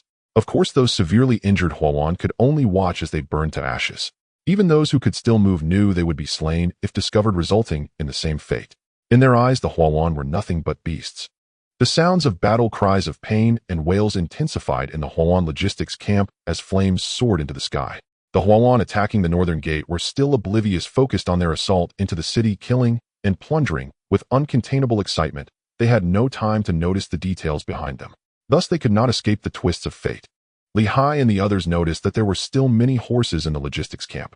Their hearts stirred. Although it pained them, they had to sacrifice some for the greater good of the Lord's cause. Thinking of future gains, they quickly gathered personnel. These horses were soaked in oil and straw, arranged in multiple rows, forming a different kind of fire formation, the fire horse formation, which shouldn't be weak. With his command, all the horses were ignited with oil and straw, charging forth in a frenzy reminiscent of a stampede. At this moment, the Huawan finally sensed something was wrong. Turning around, they flushed with embarrassment, their eyes bulging in anger. Yet they had not yet felt the full brunt of rage. Countless horses charged towards them, causing panic among the Huawan outside the city. They saw the horses completely spooked, running without regard for anything, and it was too late to escape. In an instant, they crashed together, scattering the orderly formation, and cries of distress filled the air. Seeing such a clear advantage, Li Hai wasted no time and charged forward to expand their success. Meanwhile, the Huawan within the city were unaware of the disastrous situation outside. They continued their frenzied killing and plundering, knowing that ordinary people had little wealth. The great clans were their primary targets, and they ignored previous agreements, immediately dividing and attacking, storming into the doors of these clans to loot. Master, not good. The Huawan have broken in. They're coming to kill us. Oh. Very soon, the three major families were subjected to the cleansing of their sins, becoming traitors. Their new masters showed no concern for them. They perished under the slaughter, leaving behind only faint cries. Even attempts at resistance were in vain. This was the result of their own actions, and now it was time for them to reap the consequences, leaving behind a blood-soaked land, every inch stained red. In Bianha City, everyone was terrified, especially unsure whether they would be the next target. No one dared to come out, hiding in their homes, hoping to escape the calamity. Their bodies trembled, fearing death at the hands of the Huawan. The flames of war still raged fiercely, and Chunhao was planning to take a look as well, but unexpectedly encountered the fleeing governor. Zhao Ling said, his eyes sparkling with excitement. Now, even the will of heaven was assisting the Lord. What was there to worry about? Chunhao found it hard to believe that they had truly captured a fleeing governor. Zhao Ling affirmed, let him come over. I want to see what this governor looks like abandoning the city at such a time. Chunhao said casually, regarding such people as deserving swift execution, merely curious about the appearance of the governor. Soon the fleeing governor was brought forth. At that moment, he was thinking about who these people were and why they appeared here, all looking like subjects of the Han dynasty. As his eyes darted, he seemed to notice something, perhaps an opportunity to turn things around. You are the governor of Bianha City, Chunhao said, looking at the somewhat aged man, feeling greatly disappointed at his shabby appearance. I am indeed the governor. Who are you? The Wuhuan are currently attacking Bianha City, and you are not rushing to quell the chaos. Follow me, and I assure you high positions and rich rewards. The governor seemed to consider himself superior, looking down on them and speaking casually. Chunhao remained unfazed, but Zhao Ling and the others looked quite displeased. Just then a scholar-like figure stepped forward. My lord, since the time of the former emperor, the border cities have nearly become independent. As long as you obtain his abdication letter, you can rightfully inherit the position of governor of Bianha City. The scholar spoke with a serious expression, often marveling at the might of fate. Chunhao nodded inwardly at the scholar's insight. This strategist was indeed capable, and he felt pleased. Although he had only been saved for a few days, he could sense the depth of his ambitions, realizing he was no ordinary person. Without hesitation, he employed the Star Soul technique, making him a loyal follower. Otherwise, he would be a hindrance to his progress. Oh, in that case, I will leave this matter to you. After this, I will not have seen anything. Understand? The two immediately understood the Lord's meaning and agreed without hesitation. The governor's face changed drastically upon realizing he was being scrutinized for his position. Before he could speak, he was knocked unconscious with a heavy punch. My lord, we searched through the belongings of this governor and found a substantial amount of gold and silver treasures, countless in number. Zhou rushed over, his face filled with excitement and immense respect, affirming the Lord was indeed destined by heaven. Good, seal these items for now. We will count them carefully once we reach the city. There is no rush. Chunhao said with a smile. Yes, my lord, I understand. I will order it right away. Zhou nodded and went to give the orders. Chunhao then led his men into the city, each filled with murderous intent. Upon encountering the Wuhuan, they struck without hesitation, like an unstoppable, furious dragon cleaving through the Wuhuan ranks. The narrow city gates posed a challenge for the Wuhuan, who were clearly unaccustomed to such warfare, quickly left bewildered, especially upon seeing the golden-armored general leading them, unmatched in combat prowess. This left the Wuhuan in shock, witnessing their comrades being slaughtered. The bloody reality revealed they were not mere petty thieves, but deadly warriors, especially since their strength surpassed that of the Wuhuan. The strongest among the Wuhuan was cleaved in two. How could they continue to hold their ground? Additionally, due to their previous pillaging, they were scattered, unable to muster any organized resistance. At that moment, the last resisting group within the city noticed Chunhao's forces and were filled with excitement. They realized reinforcements had arrived, immediately shouting, "Reinforcements are here! Reinforcements are here! Kill, kill! Reinforcements are here!" This shout resonated, startling the Wuhuan cavalry, who then saw the golden-armored general charging like an angry dragon, effortlessly dividing their ranks, demonstrating his formidable power without needing to exert much force. Outside the city, the Wuhuan suffered great losses, and just as they prepared to organize themselves, the Wuhuan cavalry entering the city were driven out like lost dogs caught off guard. Amidst the chaos, they could not establish any order for battle, resulting in utter confusion, unable to tell friend from foe. All they knew was to flee or fight, desperate to escape. Li Hai saw this and immediately realized the Lord had taken action, and it was extremely swift. Naturally, he would not lag behind, immediately engaging fiercely. Blood flowed like rivers, bright lights illuminating both inside and outside the city, creating an atmosphere of terror with the sounds of slaughter ringing through the air. Wuhuan King Wu Ling never expected such an outcome. Realizing he had been schemed against, he found himself at a loss, having become a pawn for others. But what could he do to stop it? There was no way. He could only resign himself to fate, watching his once formidable army reduced to this state, feeling immense pain and indescribable suffering. "My king, as long as the Green Mountains remain, one need not worry about firewood. We should leave quickly, otherwise we may not be able to escape. Go, hurry." Zhua Kun unhesitatingly led the way, urging Wu Ling to flee swiftly from the circle of slaughter, without looking back, racing towards their homeland. Wu Ling's escape caused the entire Wuhuan army to collapse. They all fought desperately to escape, using every means necessary, even at the cost of sacrificing their comrades. It was either you die or I die. No one cared about friendship. This scene accelerated the Wuhuan army's collapse, quickly leading to disarray. Many clever ones knelt down and begged for mercy, and no one killed them. They felt a sense of relief, and many began to imitate, each one kneeling and pleading for mercy. Li Hai observed and did not engage in killing. As long as they did not resist, it was the best outcome. Otherwise, they would be slaughtered. "Very well, as long as you surrender, our Lord will definitely not kill you. If you have enough ransom, you can still be redeemed." Li Hai shouted loudly, and soon his subordinates echoed in unison, startling those still resisting Wuhuan cavalry, who hesitated and then dropped their curved blades, dismounted, and knelt on the ground awaiting capture. As for those still unwilling to surrender, the warriors trained by Chunhao with powerful medicinal strength were brimming with energy. As they engaged in combat, they showed no mercy. Even heavy objects weighing dozens of pounds felt light as a feather in their hands. It was evident that such a formidable cavalry would not allow any escapees. However, due to their numbers, some at the periphery could not be contained, making escape possible. As for those inside, it was nearly impossible to flee. They were closely monitored by these warriors, each one a source of wealth, and who wouldn't want to earn more money.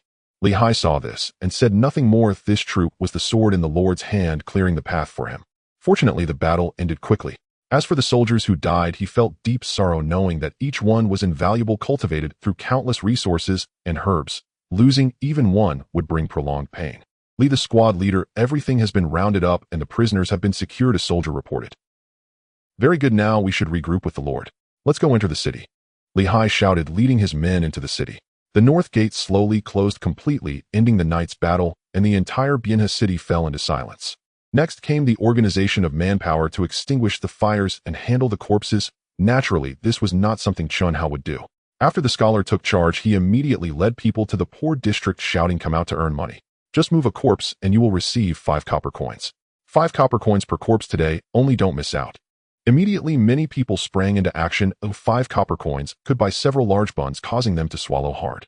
Some couldn't resist, and soon the first person to take the plunge joined the ranks of corpse movers. Of course, anything on the corpses had to be left untouched, and even residual items had to be submitted, otherwise being caught would not be pleasant.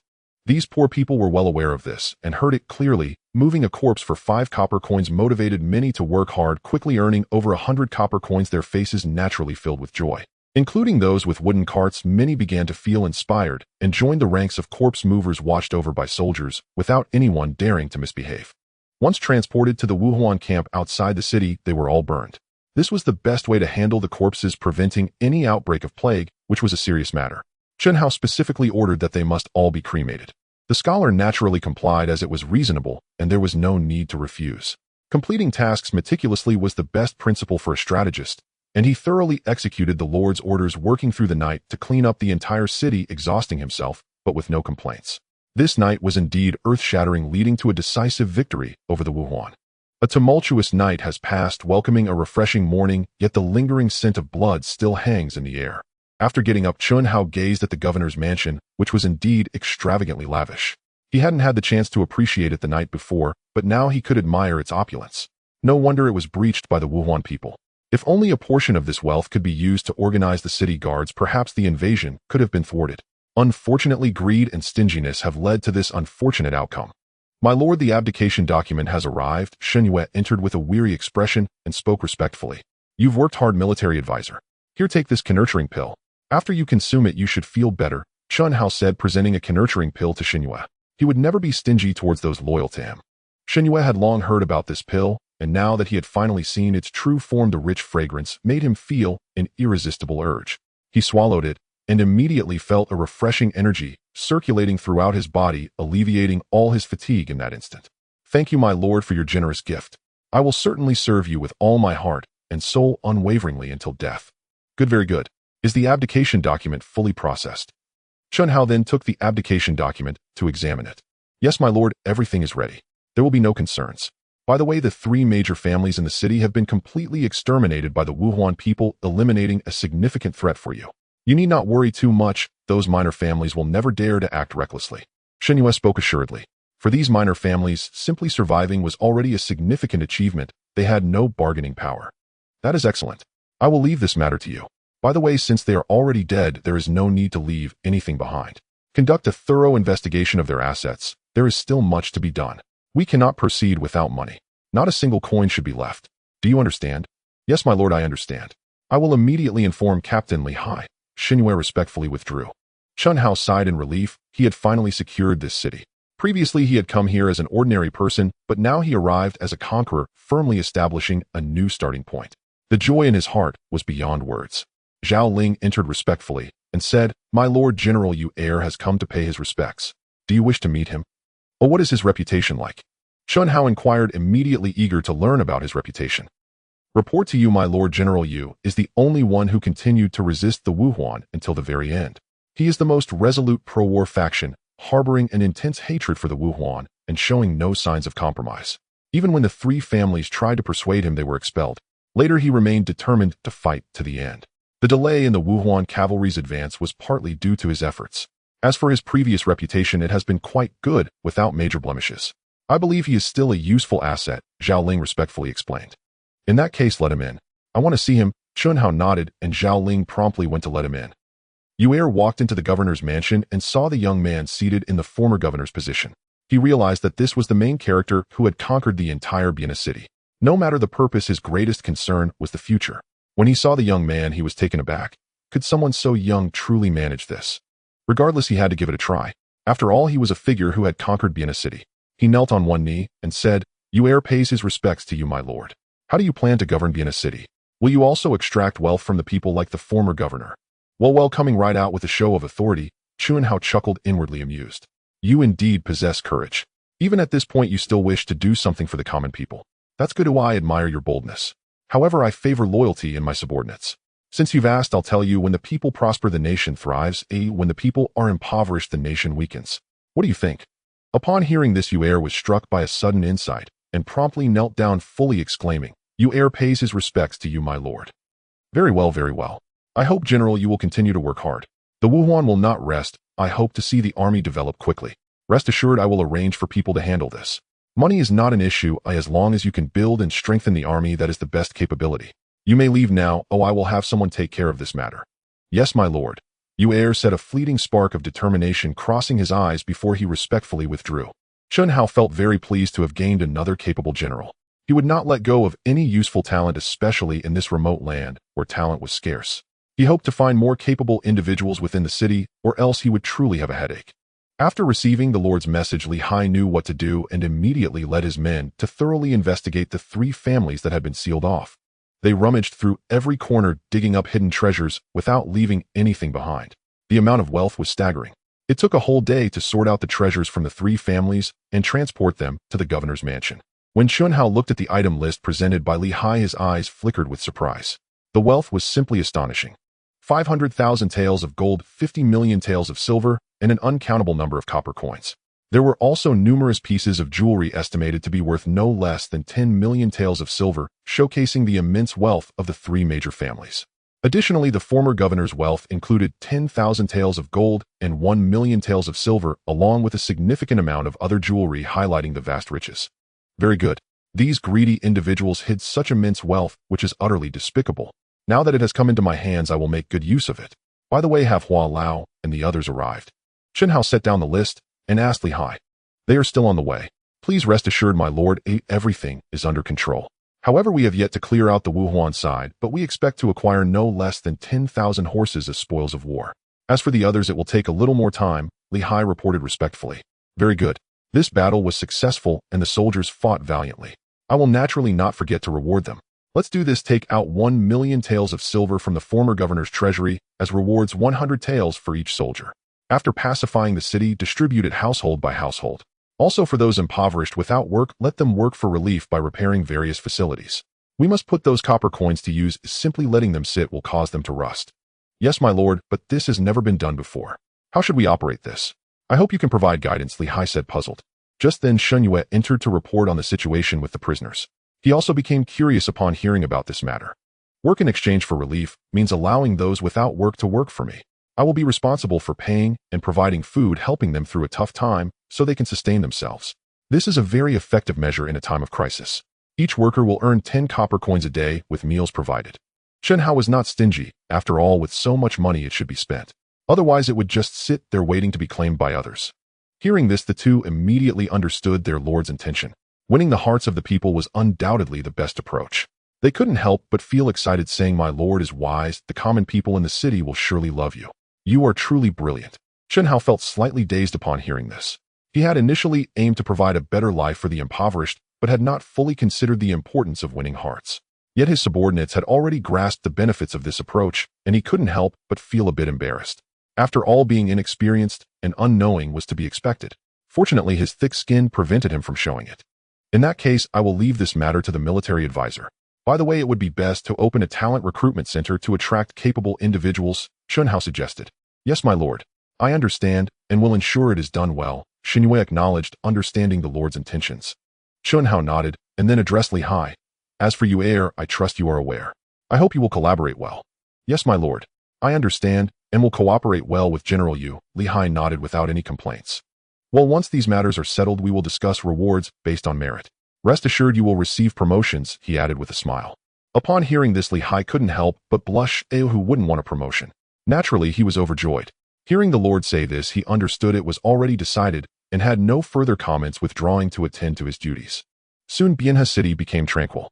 The arrival of Hua Shi and others also provided them with a medical facility.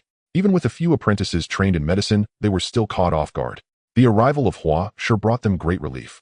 Hua Shi also marveled at the lord's foresight, allowing some individuals to learn medicine from him. Especially the application of battlefield medicine significantly reduced casualties among the soldiers. Even if someone became disabled, they could still teach new recruits and wouldn't be left entirely helpless, which made many soldiers willing to fight fiercely. In fact, they were not afraid of death at all. Soldiers unafraid of death are the most terrifying kind, the very soldiers that countless generals long for. Unfortunately, the prerequisites for this are numerous. Both charisma and material support are indispensable. Otherwise, it remains a mere fantasy. However, progress was already visible here. They were well aware of the high value of what they had cultivated, further deepening their respect for the Lord's generosity. For the sake of an ordinary soldier he was so willing to invest, how could they not be willing to die for him? Hua Shi felt a mix of emotion as he treated the wounded soldiers, simultaneously guiding the apprentices in their treatment. A few days later, the Bianhe city finally settled down. The Wuhuan people had been driven away, and the governor was replaced with a new one. Today is the day of ascension. Some surviving small families in the city were filled with apprehension. Especially after seeing the original governor's abdication letter, they knew that the new governor's ascension was beyond doubt, and naturally had no thoughts of opposition, as they were invited here as witnesses today. Old Su, today the situation is absolutely unlikely to change. The entire city has been reorganized thoroughly. The elder named Old Su was taken aback upon hearing this. Reflecting on the intensity of the recent reorganizations, he was genuinely startled. Especially for the petty thieves, they either faced death or were captured for hard labor working without pay completely in vain, as if it were a punishment for their crimes. Those who slacked off faced even worse consequences, and no one wished to be among them. Indeed, old he. Fortunately, we did not collude with the three major families. The Sun family had already caught wind of it, leaving no one behind. Their wealth was confiscated, and they lost their lives in vain. It's pitiful, but thankfully it turned out this way. Otherwise it would have been our turn. By the way, you haven't tried to raise prices, have you? Old Sue whispered, glancing around. Are you referring to grain prices? Old he hesitated for a moment before responding. Of course. Otherwise, why would I ask? Have you raised prices or not? It seems many shops have increased their prices. Not yet. I'm still indecisive. You know how offensive it is to raise grain prices once they go up, especially to the new governor. So I haven't raised them yet. Many have mentioned it, but I still haven't made a decision. How about you? They fell into silence. Such matters were understood well enough. Nearly everyone knew. As for why some still did so, it was likely because they viewed the new governor through the same lens as the old one, fearing that it would be counterproductive, inevitably facing dire consequences. Just as the crowd was whispering among themselves, Chun Hao entered the main hall, seated himself in the governor's position, and his subordinates took their seats. The reason I have summoned you all here is that I, as the new governor, am accepting the Bianha city as per the original governor's last wishes. This is the abdication letter. I believe you have all seen it. There's no need for unnecessary words. From this moment on, I, Chun Hao, am the new governor of Bianha city. Chun Hao declared without hesitation. As for whether they would have any objections, it no longer mattered, as the military was in his hands. Congratulations on your ascension, governor. We are willing to serve you. The crowd knelt in respect regardless of who they were. Rise. I hope that we can work together to build Bianha city, ensuring the well-being of the citizens and prosperity for all, creating a beautiful homeland. I also wish for everyone to speak up when necessary, but if one day you act like the Wang family, then the consequences need not be mentioned. I will show no mercy. I hope you all take this as a warning and cherish every matter with caution. Upon hearing this, especially those from the small families felt a tremor in their hearts, and those who were guilty broke out in a cold sweat. Chun Hao observed everyone and did not elaborate further. He then said, those who have meritorious service will be rewarded. Each participant will receive 100 taels of silver, while the wounded will receive an additional 50 taels, and the families of the deceased will receive 300 taels. This will be granted on a later date, fully paid. On behalf of all the soldiers, I thank you for your great grace, my lord. Li Hai took the lead in expressing gratitude. Captain Li, your contributions are undeniable. You are promoted to military strategist with a reward of 1,000 taels of silver to manage the military affairs of the entire city. Chun Hao conferred the rewards. Upon hearing this, Li Hai was overjoyed, immediately kneeling and expressing his gratitude. Thank you, my lord, for your favor. I will serve you faithfully until death. Zhao Ling, Zhou Tsang, Han Lin, Yangge, and Zhu, your contributions are also significant. You are all promoted to military generals, each receiving 500 taels of silver for assisting me. Thank you for your lord's grace. We pledge our unwavering loyalty to you until death. The five hurriedly stepped forward to express their gratitude. This time, they were promoted to military generals, which brought them immense benefits. How could they not be happy and excited? Understanding that not wanting to be a general does not mean one is not a good soldier, Chun Hao was clear about this. He then looked at Yu Er and said, Yu Er, you remain a military general and are rewarded with 500 taels of silver. If you achieve military merit, I will not hesitate to reward you. As for others, that will be decided later for promotions. Yu Er, upon hearing this, did not mind. After all, he had just joined the Lord's camp and was content to retain his position as military general. He respectfully expressed, I thank you for your Lord's grace and pledge to clear the path for you, serving you faithfully until death. Very well, as long as we work together with one heart, we can surely build a beautiful homeland. Chun Hao nodded with delight and then looked at the strategist, saying, Your wisdom surpasses others. You hold the position of chief scribe, assisting me in daily matters. I hope you will select talents for my use contributing to this city. I bestow you 1,000 taels of silver as a reward. Upon hearing this, the strategist hurriedly stepped forward to express his thanks. Thank you for your Lord's grace. I will certainly strive to build a beautiful homeland for you, dedicating my utmost efforts and pledging my loyalty until death. Very well, as long as everyone works together, we can create a wonderful world. That's all for today. Upon hearing this, the crowd hurriedly replied and withdrew, especially those from the small families who left quickly, fearing to be remembered by the new governor. Seeing this, the strategist and others could not help but chuckle silently. The Lord's ambitions, how could they be comprehended by you? Each one of you is a fool. My lord, the Wuhuan captives from Zhangjia village have been brought to Bianha city and are now in the captive camp. Li Hai said at this moment. Good. They don't have any ill intentions, do they? Chen Hao asked jokingly. No, they are quite obedient like well-behaved little sheep. Ha. Li Hai and the others laughed as they spoke, the atmosphere instantly lightening. They knew their lord was not one to kill without reason. Good, that's fine. By the way, how is the situation on the Wuhuan side? Do we know what's going on? There's really a lack of information. The subordinates are at fault for not sharing the burden for the lord. Upon hearing this, everyone expressed their apologies, feeling quite ashamed. Rise. This is not your fault, though it cannot be blamed on you. However, from today onwards, the intelligence tasks must be prioritized. How about this strategist? You are capable, so you will take the lead in establishing this. Later suitable candidates can be separated out. Chen Hao thought for a moment and said, this matter was unavoidable. The lack of personnel had already been revealed, and there was a need to quickly gather talents. Yes, my lord, I will definitely complete your task. Upon hearing this, the strategist responded. All right, let's leave it at that. By the way, are there any issues in the city? Also, is there a problem with grain prices? Reporting to my lord, there are still some unscrupulous merchants raising prices. I don't know how my lord wishes to instruct. I can go and arrest them. No, that would be too inappropriate. What's the point of arresting them? As for grain, I have plenty, so let them raise prices. However, make a list of these people. If any benefits arise in the future, they will be excluded. Since they do not consider being a city, they should expect to reap what they sow. Otherwise, it would seem I am too arrogant, wouldn't it? Upon hearing this, many were curious, especially those on Yu Er's side, who were quite concerned about the importance of grain. If they encountered price hikes, it could easily lead to trouble. But now it seemed that the lord was unconcerned about it, as if he had ample grain. They pondered in their hearts, ensuring their expressions remained neutral. In the afternoon, Li Sima, you take people to the warehouse, open the granaries, and release as much as possible, selling it at the usual price of 7 Chen Hao said nonchalantly. He truly did not regard these grains with much importance, selling out whatever little extra could be sold. Yes, my lord, I know what to do. Li Hai responded. He understood the lord's matters well. Back when they were in Zhangjia village, he knew the lord had brought a lot of grain overnight, enough for them to eat for a year. Naturally, he would not oppose it.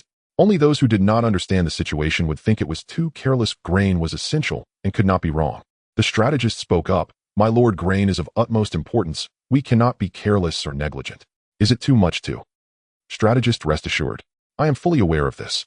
Afterward, you and Li Sima can discuss it, so do not worry. Chen Hao smiled. As for them, grain was hard to come by, but for him, it was quite easy to obtain. In the city of Bianhe, tranquility now reigned, especially after the implementation of the relief policy, which instantly filled the citizens with excitement.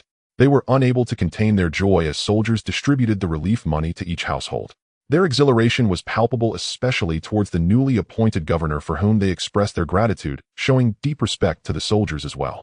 The soldiers distributing the relief money were overwhelmed with emotion as they witnessed the gratitude of the common people. They realized that being a soldier could be this rewarding. It was an unexpected experience that would be etched in their hearts, gradually filling them with a comforting sensation, invigorating their spirits. The spies watching this scene were left dumbfounded. They had never imagined that someone would voluntarily distribute money to the commoners. Although there were official reasons who would take them seriously, the money would almost certainly end up in the hands of the rulers, and it was unimaginable that it would be distributed so freely. Moreover, the number of citizens in the city was considerable, making this gesture truly astonishing. Chen Hao threw a stone into the water to calm the surging waves. He knew that to outsiders this was undoubtedly a tempting morsel. Given that he was just establishing his foundation, he needed the people's support. As long as the people's hearts were stable, he would have enough time to develop. Even if they besieged the city, he was not worried about running out of supplies. For this reason, he took an unconventional approach, showcasing his strength, while massively expanding the military to a full 10,000, 10 times his original numbers. Fortunately, Yu Er brought his men over, providing him with a substantial number of soldiers, ensuring he wouldn't find himself without troops. This move also helped establish a better image, demonstrating his generosity. As he had expected, with the start of recruitment, many people began to voluntarily join his cause. Gratitude towards him transformed into the courage to enlist. Generally, in such chaotic times, no one wishes to become a soldier, as life and death are precarious, and one might easily perish. Therefore, who would be willing to enlist? Most cities resorted to conscription. To better attract recruits, Chen Hao decided to distribute food instead of money. By offering tangible goods, more citizens were willing to join the military. The situation was dire. Previously, the Wuhuan tribe had besieged the city, seizing all the remaining food. Now, being able to distribute grain brought a glimmer of hope to the people, naturally filling them with excitement. Soon the quota of 10,000 recruits was filled, marking the end of recruitment. However, due to the large number of eager volunteers, Chen Hao quickly issued orders to utilize the militia. Although the physical goods were less than money, countless people still participated, igniting a fervor for enlistment throughout the city, with everyone brimming with excitement. The spies were also left speechless, uncertain whether the new governor was extraordinarily benevolent or exceedingly reckless. How could they persist without food? It was surely a case of drinking poison to quench thirst. Once the supplies were exhausted, it would mean death. This news quickly spread to neighboring cities, leaving their governors astounded. They soon broke into raucous laughter, considering it a piece of good fortune. Such a foolish governor was handing out crucial supplies. The only outcome left was a dead end with no other options available. Most were now preparing for battle, eager to seize Vienna city. My lord, is this not too careless? If others come to besiege us, our army will run out of food. Although Xiantian knew from Lehigh that the lord had the capability to procure supplies, he was still skeptical about the continuation of this strategy. Naturally, he felt anxious and hurried over, hoping to persuade him, but deep down he agreed with the lord's approach. Don't worry, strategist. Come, let me take you to a place where you can understand what a trump card is. Xiantian chuckled and pulled Xiantian toward the warehouse. He could see the look of confusion on Xianyu's face, but chose not to comment. They soon arrived at the warehouse, and a group of guarding soldiers immediately saluted upon seeing their lord, their respect genuine. Open it, Xiantian said casually. The soldiers immediately complied, opening the large door of the warehouse. What Xiantian saw next was an array of bags filling the entire warehouse, which was constructed of stone.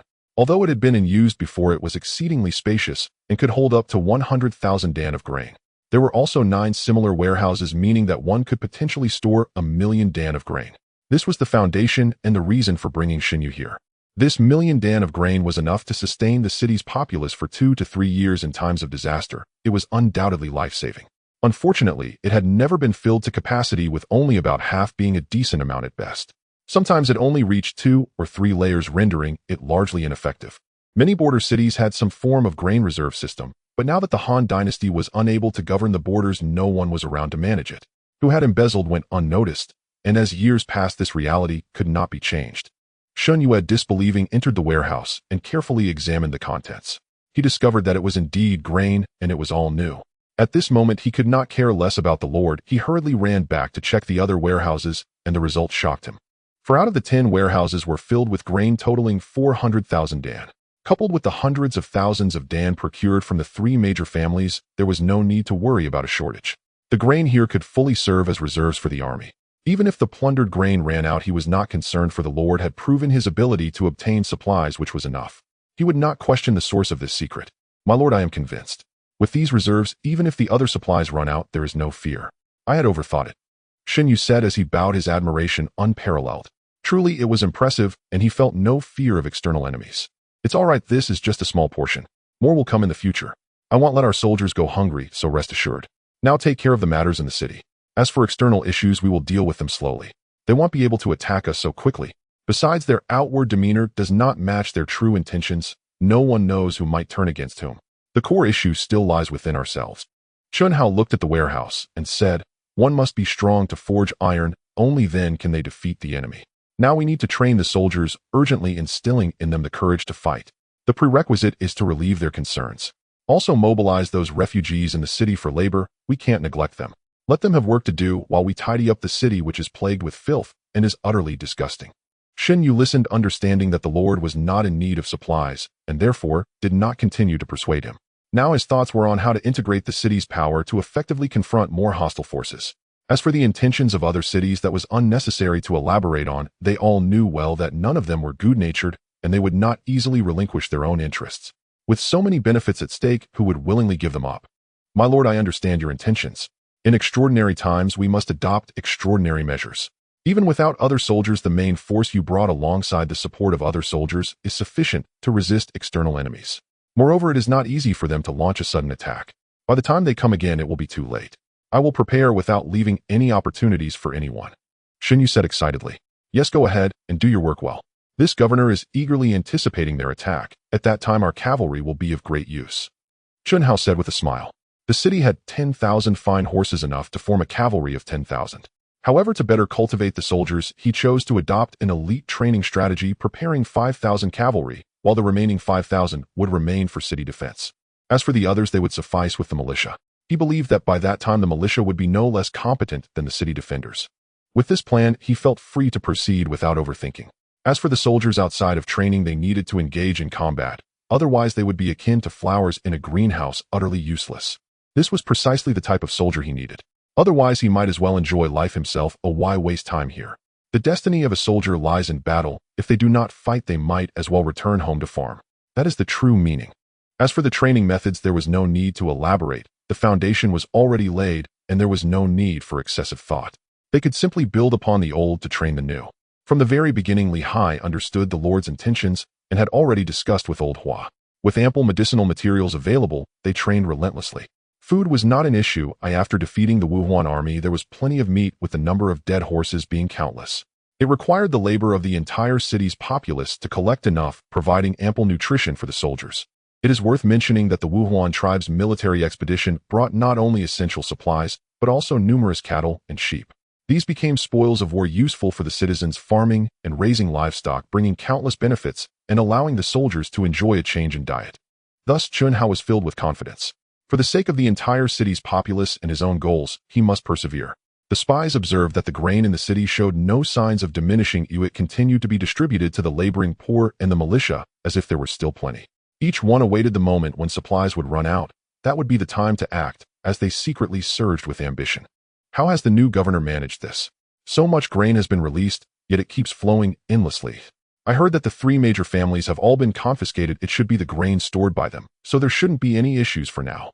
No, my lord has already stated that we must expedite our actions. The best way is to secretly acquire grain, accelerating their food shortage. This way we can achieve our master's objectives. Since you have allied with my lord, you know what to do. Otherwise, when the city gates collapse in the future, the consequences will be on you. It will certainly be a family annihilation. Is there any dissent? No, we have no objections. It's just that now we need to find someone to buy in bulk. The city gates are tightly shut, making it difficult to enter and exit. What is there to fear? Let those commoners go, give them some benefits, and I'm sure they will be willing to buy. People act for their own interests. All right, since the envoy has said, so then let's proceed. I will arrange for people to handle it immediately. The envoy can rest assured. Chun Hao was well aware of the turmoil within the city and had already arranged for people to monitor it. The greatest undercover agents were the commoners. Due to his outstanding contributions, countless citizens benefited from him, naturally holding him in high regard. Coupled with the tangible benefits, they were unlikely to oppose their local officials and agreed to act as spies, keeping watch over the entire city. In fact, those shops and families that took the opportunity to raise prices had already been recorded. Most were under strict surveillance.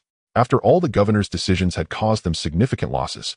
No one could be sure that there wouldn't be a rebellion, so strict monitoring was necessary. The results soon emerged, and a confidential letter quickly reached Chun Hao's hands, his expression remaining calm. My lord, these despicable traitors should be exterminated. Let me deal with them and capture them all in one fell swoop. Yu'er said with a reddened face. No matter how you look at it, the pain of betrayal is unbearable. If it weren't for those 3 major families, it wouldn't have been possible for Bien He City to be breached so easily. Unfortunately, there are no what-ifs. Now that they have returned, I absolutely cannot allow their presence. Chun Hao smiled and waved his hand, saying, what's the rush? There are many ways to deal with them. There's no need to hurry. Besides, what we need is to buy time. As long as we hold out for a month, our soldiers will be ready. By that time, they won't be able to come and go as they please. Capturing this border city is also something I need to accomplish. Do you understand? Hearing this, everyone turned red-faced. For a general, combat means merit. Only with merit can one rise in rank, and naturally, they were overjoyed. With the growth of their lord's power, they also had the opportunity to become nobles and ministers. Who wouldn't want that? By the way, strategist, do you know if there are any worthy individuals willing to join the ranks from the recruitment hall? Chun Hao was most concerned about this matter. My lord, I report that we have already recruited many clerks, among whom are several talented individuals. I believe my lord would be willing to meet them. Reviewing for the public good, I won't belittle others for my own sake, especially since I know my lord's cause is not to be underestimated. Good. Bring them up, who I want to see. Upon hearing this, Chun Hao was overjoyed, and soon 5 individuals came forward. They were the 5 best talents selected for review: Bi Xuanzhang Gukong, Lu Chao Shuang, and Xiantian. When the 5 saw Chun Hao, who was above them, they immediately understood who he was and respectfully bowed, saying, commoners pay their respects to the governor. Good rise. Now is the time. I need people. You all possess knowledge and skills, which brings me great comfort. I hope you can assist the chief clerk in managing the city well. If you perform well, I will not skimp on rewards. Chun Hao then appointed them to minor official positions, allowing them to learn from the chief clerk. When the time came, they could go out and pursue their ambitions, thus fulfilling their aspirations. Upon hearing this, the 5 were overjoyed. They knew they all came from humble backgrounds and generally found it difficult to gain attention. Now the Lord did not inquire about their origins and directly granted them official positions. Although they were still minor officials, it was still satisfying, especially since they had just allied with him. They prostrated and said, "Thank you for your grace, my lord. We will wholeheartedly serve the people." Well said. It is great to hear that the people's happiness brings me joy. Very well, go and do your work. Xianhao nodded. After the five took their leave, everyone returned to the main topic, which was to strengthen their capabilities and cultivate the officials. Old Hua, you've been troubled these days. How is the medical apprentice doing? Have they helped you out? Xianhao was very concerned about Huashi's health as he was getting older and no one knew if any problems would arise. Naturally, he needed to be well cared for. Thank you for your concern, my lord. I am in good health. Those apprentices are all very diligent, and some have already begun to prepare medicines with good results. I believe that after a while they will be ready to graduate and will not delay your great cause, my lord. Huashi was excited. Few cared about medicine as much as the lord did, and the value of medicine was proven to be immense. Since the recent battles, the death rate has significantly decreased due to timely medical support, and naturally the survival rate has increased, far surpassing what it was before. With careful preparation of medicines, there have been very few disabilities, allowing many to return to the battlefield as elite soldiers. The value of such individuals to the army is extraordinary, indicating that they will only grow stronger over time. Good, this is excellent. The legacy of medicine must not be interrupted. Moreover, the soldiers are fighting hard on the front lines for our cause. We absolutely cannot let them feel disheartened. Once that feeling is lost, the army loses its soul. Who would want to fight alongside a tyrant?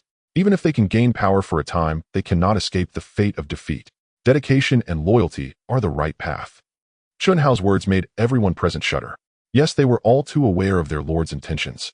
Anyone who dared to act recklessly could not blame him for being ruthless. A leader who cannot care for the people and soldiers is not a good leader. In such cases, they could be dismissed or punished, and they must remember this deeply. My lord, your insights are profound. Only you could articulate such thoughts. To govern diligently and love the people is not something that can be easily achieved. You have already taken the first step. What others cannot do, you can accomplish. This is the distinction.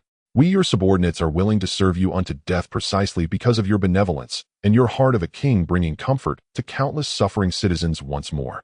Everyone rose respectfully, kneeling in admiration of their lord's benevolence, willing to forfeit enormous benefits. Get up, get up. This is what a governor should do, ensure that the people under my rule can eat their fill, dress warmly, and live well. This is what I as the governor aim to accomplish. There are no elaborate reasons, you just remember this point. Xianhao spoke calmly, yet his heart was filled with joy. Indeed, it was effective, the lessons learned were highly practical. This is the benefit of standing on the shoulders of giants. With a wealth of historical lessons and summaries, he deeply understood that to earn trust, one must first excel oneself. Only by excelling oneself can one gain the trust of others, otherwise it remains but a dream and illusion. By the way, how have the soldiers been feeling lately? Are they tired? Have they voiced any complaints? Xianhao inquired. My lord, please rest assured. The soldiers are very grateful to you for providing them with enough food and a good amount of silver. By the way, Yu Junho must be even more aware of this. Why not let him speak? Li Hai immediately gave the opportunity to Yu Er. Yu Er was filled with excitement upon hearing this. Although he wasn't a high-ranking official, he wasn't a direct subordinate of the Lord either. There was now a distinction. The first general under the Lord willingly gave him an opportunity. This only signifies that their two families are one. Xianhao looked on with joy, nodding and saying, "Good, then let Yu Junho speak." My lord, regarding the newly recruited soldiers, even those from my previous ranks have no complaints. They know that previously they couldn't eat their fill or dress warmly, and they received little military pay, having been coerced into joining the army. Your benevolence has made them willing to fight for you, even as their families have been comforted. As for the new recruits, they admire the Lord greatly and have no complaints. They have enough to eat and wear as well as silver. Each one wears a smile. Meanwhile, we also remind them that the enemy is still out there. Only through hard training and fighting can they protect these benefits, otherwise everything will disappear. They are not fools, they know how to make choices. Well done. This brings me great comfort. Although I am the governor, my experience is still lacking. I need you all to assist me diligently to solidify this foundation. I leave the citizens of the city in your hands. Xianhao stood up and bowed. This caused everyone to kneel in fright, but each was filled with immense excitement. With such a lord, nothing is impossible. Lack of experience is no problem as long as one possesses a humble heart willing to learn. Moreover, the Lord's charisma inspires immense confidence. From nothing to now being the lord of a city, one can see that he is not simple. My lord, this is too much. We cannot bear this. This is what we should do. Please, my lord, show mercy. From now on, it will require everyone's joint efforts to create a future. I believe the future will be even brighter. Even at the borders it shall be a sacred land, allowing the citizens to live in peace and happiness. This is our shared goal. After the leader of the Wuhuan tribe Wu Ling returned to his clan in a state of disarray, his face turned dark with anger, and he became very irritable, prone to violence.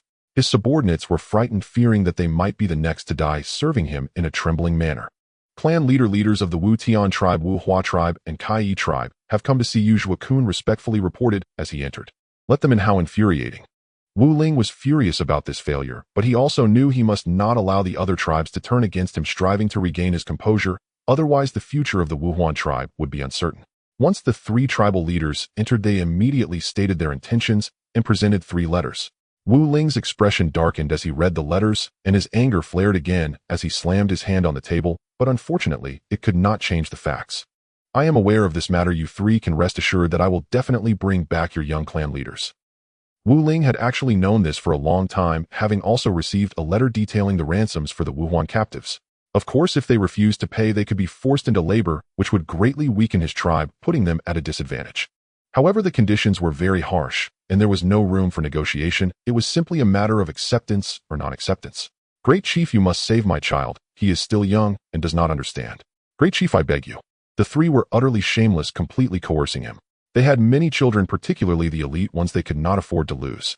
Only the Great Chief could possibly raise such a ransom to negotiate with Bianhe City. I know your pain, but the ransom is simply too high considering there are still many Wuhuan captives in their hands. Wu Ling suppressed his anger and calmly spoke to the 3, asserting that this was indeed an unchangeable fact.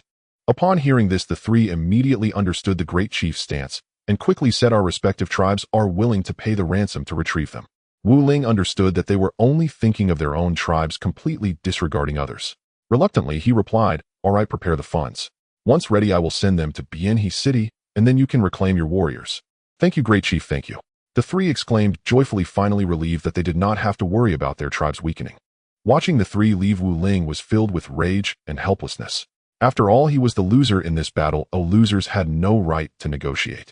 Looking at the terms in the letter, he realized that bloodshed was unavoidable, otherwise the tribe would truly suffer. Soon the Wuhuan tribe prepared the ransom, with Zhua Kun personally escorting it, joining forces with the 3 tribal groups, marching grandly towards Bianhe City. Many surrounding cities were startled, fearing another battle, and immediately retreated, unwilling to confront the Wuhuan cavalry, like timid turtles, not daring to make a sound, terrified of the Wuhuan cavalry. Even though Chun Hao had won, it was merely luck to them. The next time would not be so easy. Now that they had come, they would soon be consumed, wasting a prime opportunity. It was truly regrettable. Chun Hao was naturally aware of this situation, yet he wore a smile, knowing that the Wuhuan tribe was coming to deliver the ransom. However, he could not afford to be careless, quickly dispatching an inspection team, led by Li Hai, with elite troops out of the city along with the Wuhuan captives. At the agreed location, Zhua Kun stopped and patiently waited, believing that the Han people would honor their commitments. The inspection team led by Li Hai approached, and upon seeing Zhua Kun's forces, someone stepped forward to speak. Is this Zhua Kun, the captain of the guards? Indeed, I am Zhua Kun. Upon hearing this, Zhua Kun immediately inquired, are you subordinates of the governor of Bianhe City? I, Li Hai, come on behalf of my lord to conduct this transaction. If there are no issues, we can proceed with the handover. Li Hai nodded and rode forward, emphasizing the importance of this transaction, which was of extraordinary value. Very well, since you have honored your promise, we will trade according to the terms without breach of contract. Let us begin, Zhua Kun stated calmly. Quickly, both sides commenced the transaction with patrols nearby to ensure secrecy. Anyone daring to approach would be executed without mercy.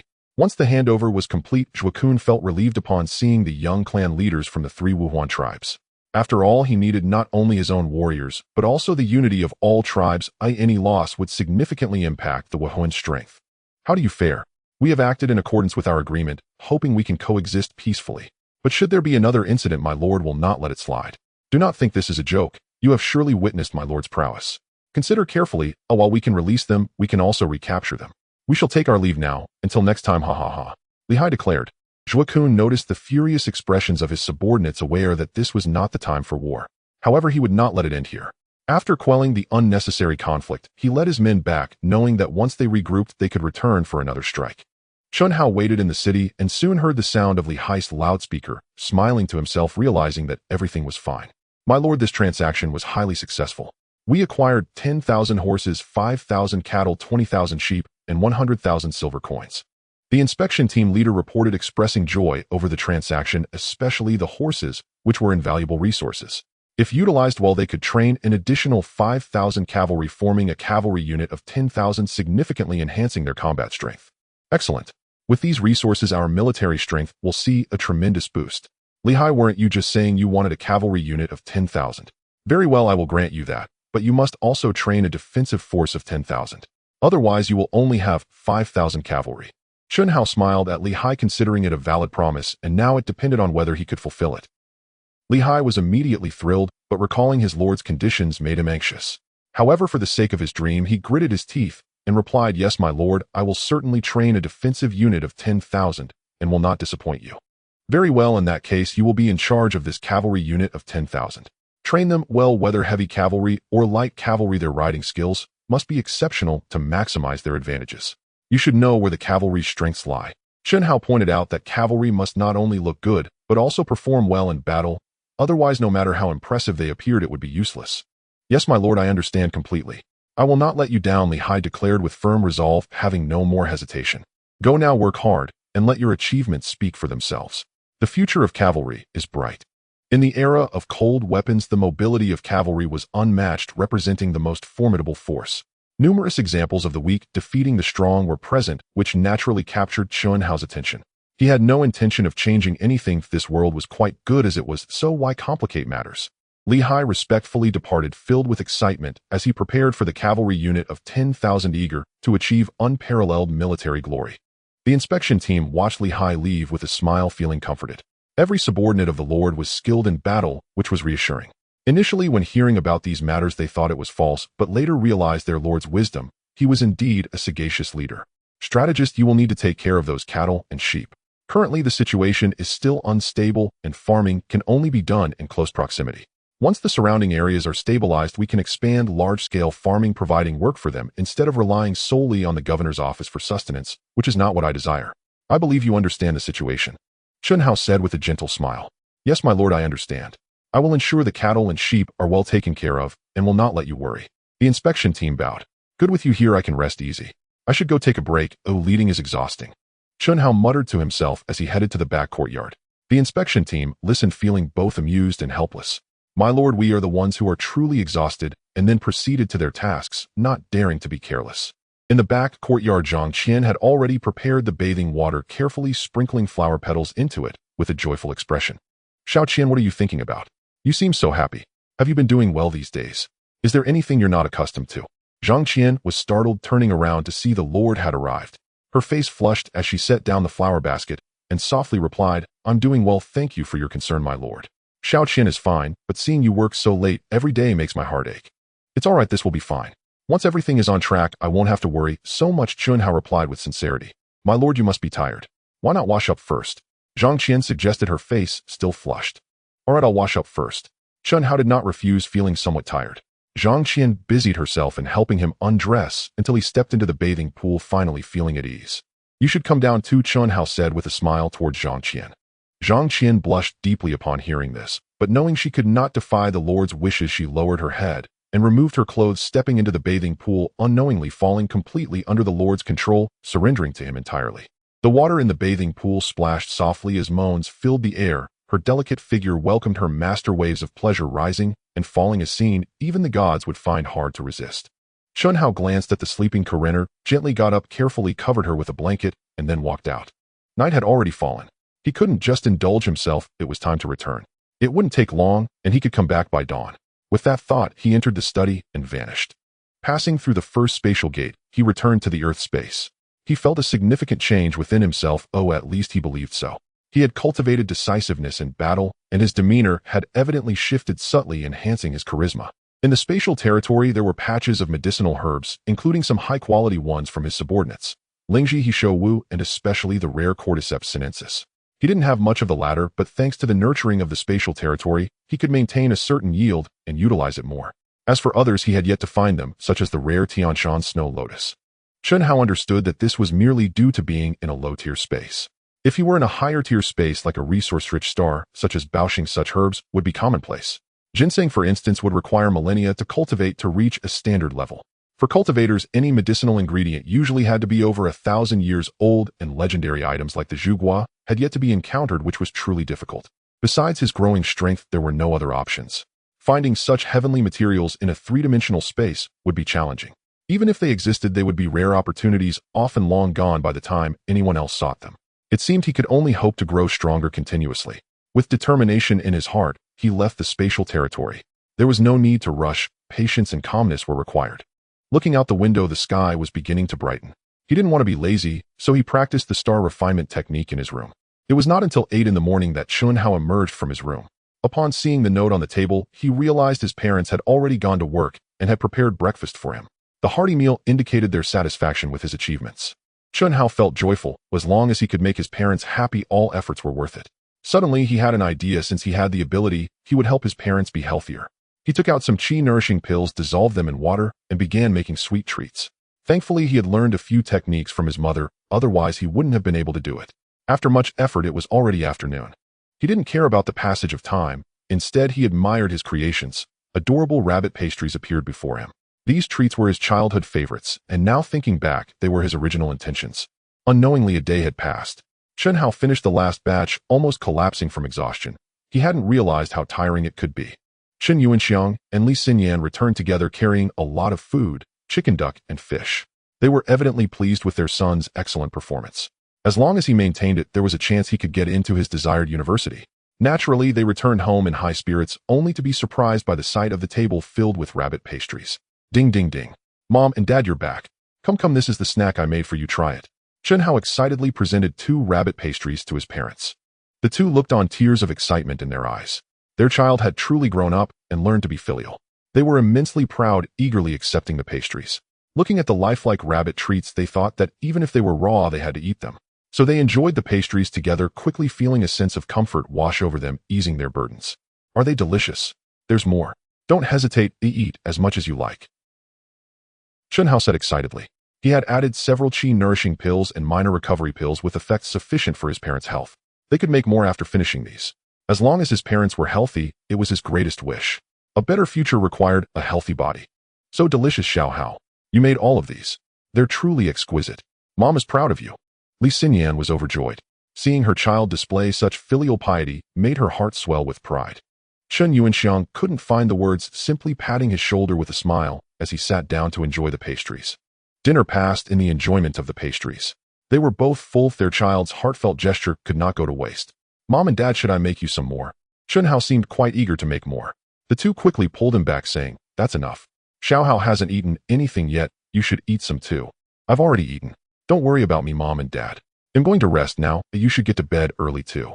Chunhao knew it was about time, and that he shouldn't overdo it, otherwise it would be counterproductive. With that thought, he promptly went to rest. The two watched their son head to his room, their expressions revealing satisfaction. They were clearly pleased with their son's accomplishments. Honey, our son has finally grown up and learned to honor us. This feeling is truly wonderful. Indeed, our son has matured. He has his own path to follow, we just need to guide him well. After a sigh of admiration, they both smiled wryly and returned to their rooms to rest, feeling quite full and in need of a good night's sleep. Back in his room, Chunhao's happiness lingered. His love for his parents was eternal and unwavering. In such happy times, nostalgia filled the air. The joy of playing with classmates made him even happier. The only unpleasantness came from Xiantian, who always wore a gloomy expression, as if he owed him something. Especially when he looked at Chunhao, it was terrifying, as if he were ready to devour him. One had to admit that people like him were truly wanting for a beating, but thankfully, he didn't come forward to provoke. Xiantian's anger was continuously rising, and it was all because of Chunhao. Although he hadn't interacted much with Su Luing, he had heard something from others that he couldn't comprehend. This little nobody dared to catch the attention of the goddess, and even seemed to have earned her approval. However, the conditions for that remained unclear, but they were certainly not easy to meet.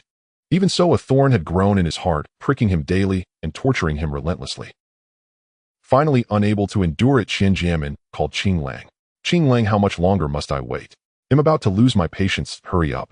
Otherwise I'll tell your boss that you've been taking money without doing the job. You know what that means, right? Don't say I'm threatening you. Don't take my kindness for granted. Quickly teach him a harsh lesson. Qinglang recognized the caller immediately, his face turning grim. He didn't refute, but spoke in a strangely respectful tone. Young Master Qian, don't worry. It will be done soon. Just trust me, and it will be settled shortly. But the money? Don't worry about it. As long as you handle it, money isn't a problem. But it can't be delayed any longer. My patience is at its limit. Xianjian said fiercely, then hung up, casting a resentful glance at Chun, how quickly lowering his head to avoid being noticed. In truth, Chun Hao had already noticed him. Even from a distance it was no issue, did he not know he was no ordinary person. A smirk crept across Chun Hao's lips. He had a good show to watch. Sure enough, a message arrived indicating that he needed to step in. Since he was free tomorrow, he decided to take a look. After sending the message, he acted as if nothing had happened. Haozi Xiantian is looking at you with ill intentions again. Be careful, this guy is not a good person. Wang Daqiang said worriedly. He had a strong dislike for this guy who always wore a gloomy face as if owed something. Coupled with the previous incident, his presence was utterly detestable, like a venomous snake. Don't worry, he won't last much longer. We should focus on our studies. This isn't our concern. Chun Hao said, nonchalantly clapping his hands. He didn't care about this guy. If he hadn't wanted to attract attention, he would have taken action long ago. Such a ruckus was not in his interest. A low profile was key, especially since the timing was nearly right. Wang Daqiang listened, slightly confused and puzzled. Since Chun Hao didn't elaborate, he figured he might not be aware of some insider information. The certainty of it was another matter entirely, so he just waited and watched. After a day of classes, Su Luing waited for Chun Hao at the end, lowering her head and saying, Haozi, you should be careful of Xiantian. This guy is becoming increasingly insidious. If he catches you off guard, it could lead to trouble. I don't want to see an excellent classmate lose opportunities, nor do I want to disappoint the teachers. You don't want to disappoint your parents either, so be cautious. Don't worry, class leader. I don't want any trouble either. I still plan to marry you, so how could I let him succeed? Just wait patiently. Your future husband will take good care of you. I mean, I won't back down. My goddess, you will definitely be mine. I didn't dare say it before, but now I do. You will know this is true in the future. Su Luing stared at Chun Hao's determined back, frozen in place. Did he really want her to be his girlfriend? Why was she not angry? She shouldn't be. She was a strong woman, constantly motivating herself. Yet the more she thought about it, the more deflated she became, not knowing why. As school let out, Chun Hao still caught a glimpse of Xiantian's sinister and venomous gaze at the school gate. He wondered how things had changed so drastically over time. A person's heart could become so narrow. This left him speechless, yet he understood that even if he chose not to hold a grudge, the other party would not let things go, interpreting his indifference as provocation, perhaps even disdain. Well, there must be a conclusion to this. Let him reach a resolution to prevent any impact on his current studies and the peace of his family. Any existence that threatens everything he holds dear must be eradicated before it can arise. Upon returning home, Chun Hao found that his parents had already prepared dinner to replenish his nutrition. He felt a surge of excitement and decided he must contribute to the family, ensuring their peace. Silently, he thought as he sat down to share a meal with his parents. A night of cultivation passed, and he felt the accumulation of time doubled. He deeply realized his own depth of strength, now nearly reaching the mid-stage of the first level of body refining and spirit gathering. However, to advance further, there was still a long and arduous road ahead. Fortunately, today was Sunday. The time in the third year of high school had made Saturdays feel ethereal. Classes were frequent, but he understood this was the teacher's intention, hoping every student would seize the time to study. The teachers naturally wished for their students to get into good schools, not only to boost their own results, but also as a matter of responsibility. Chun Hao arrived at the Hidden Tiger Bar. The guards saw him coming and cautiously glanced around before leading the way into the bar, quickly reaching the inner hall. Wang, who was already waiting. As soon as he saw Chun Hao, he immediately stood up respectfully. Boss, you're here. I am truly sorry for having you come personally. Oh, it's my inadequacy. Wang Hu said, apologizing. No worries, tell me what exactly is going on. Has there been some trouble? Don't waste words. I trust your strength has improved these days. It's hard for ordinary people to approach, and even these subordinates have gained some ability. As Chun Hao walked, he observed these subordinates he had taken in, clearly practicing the body refining technique he had taught them, their blood vitality noticeably enhanced. Boss is truly remarkable.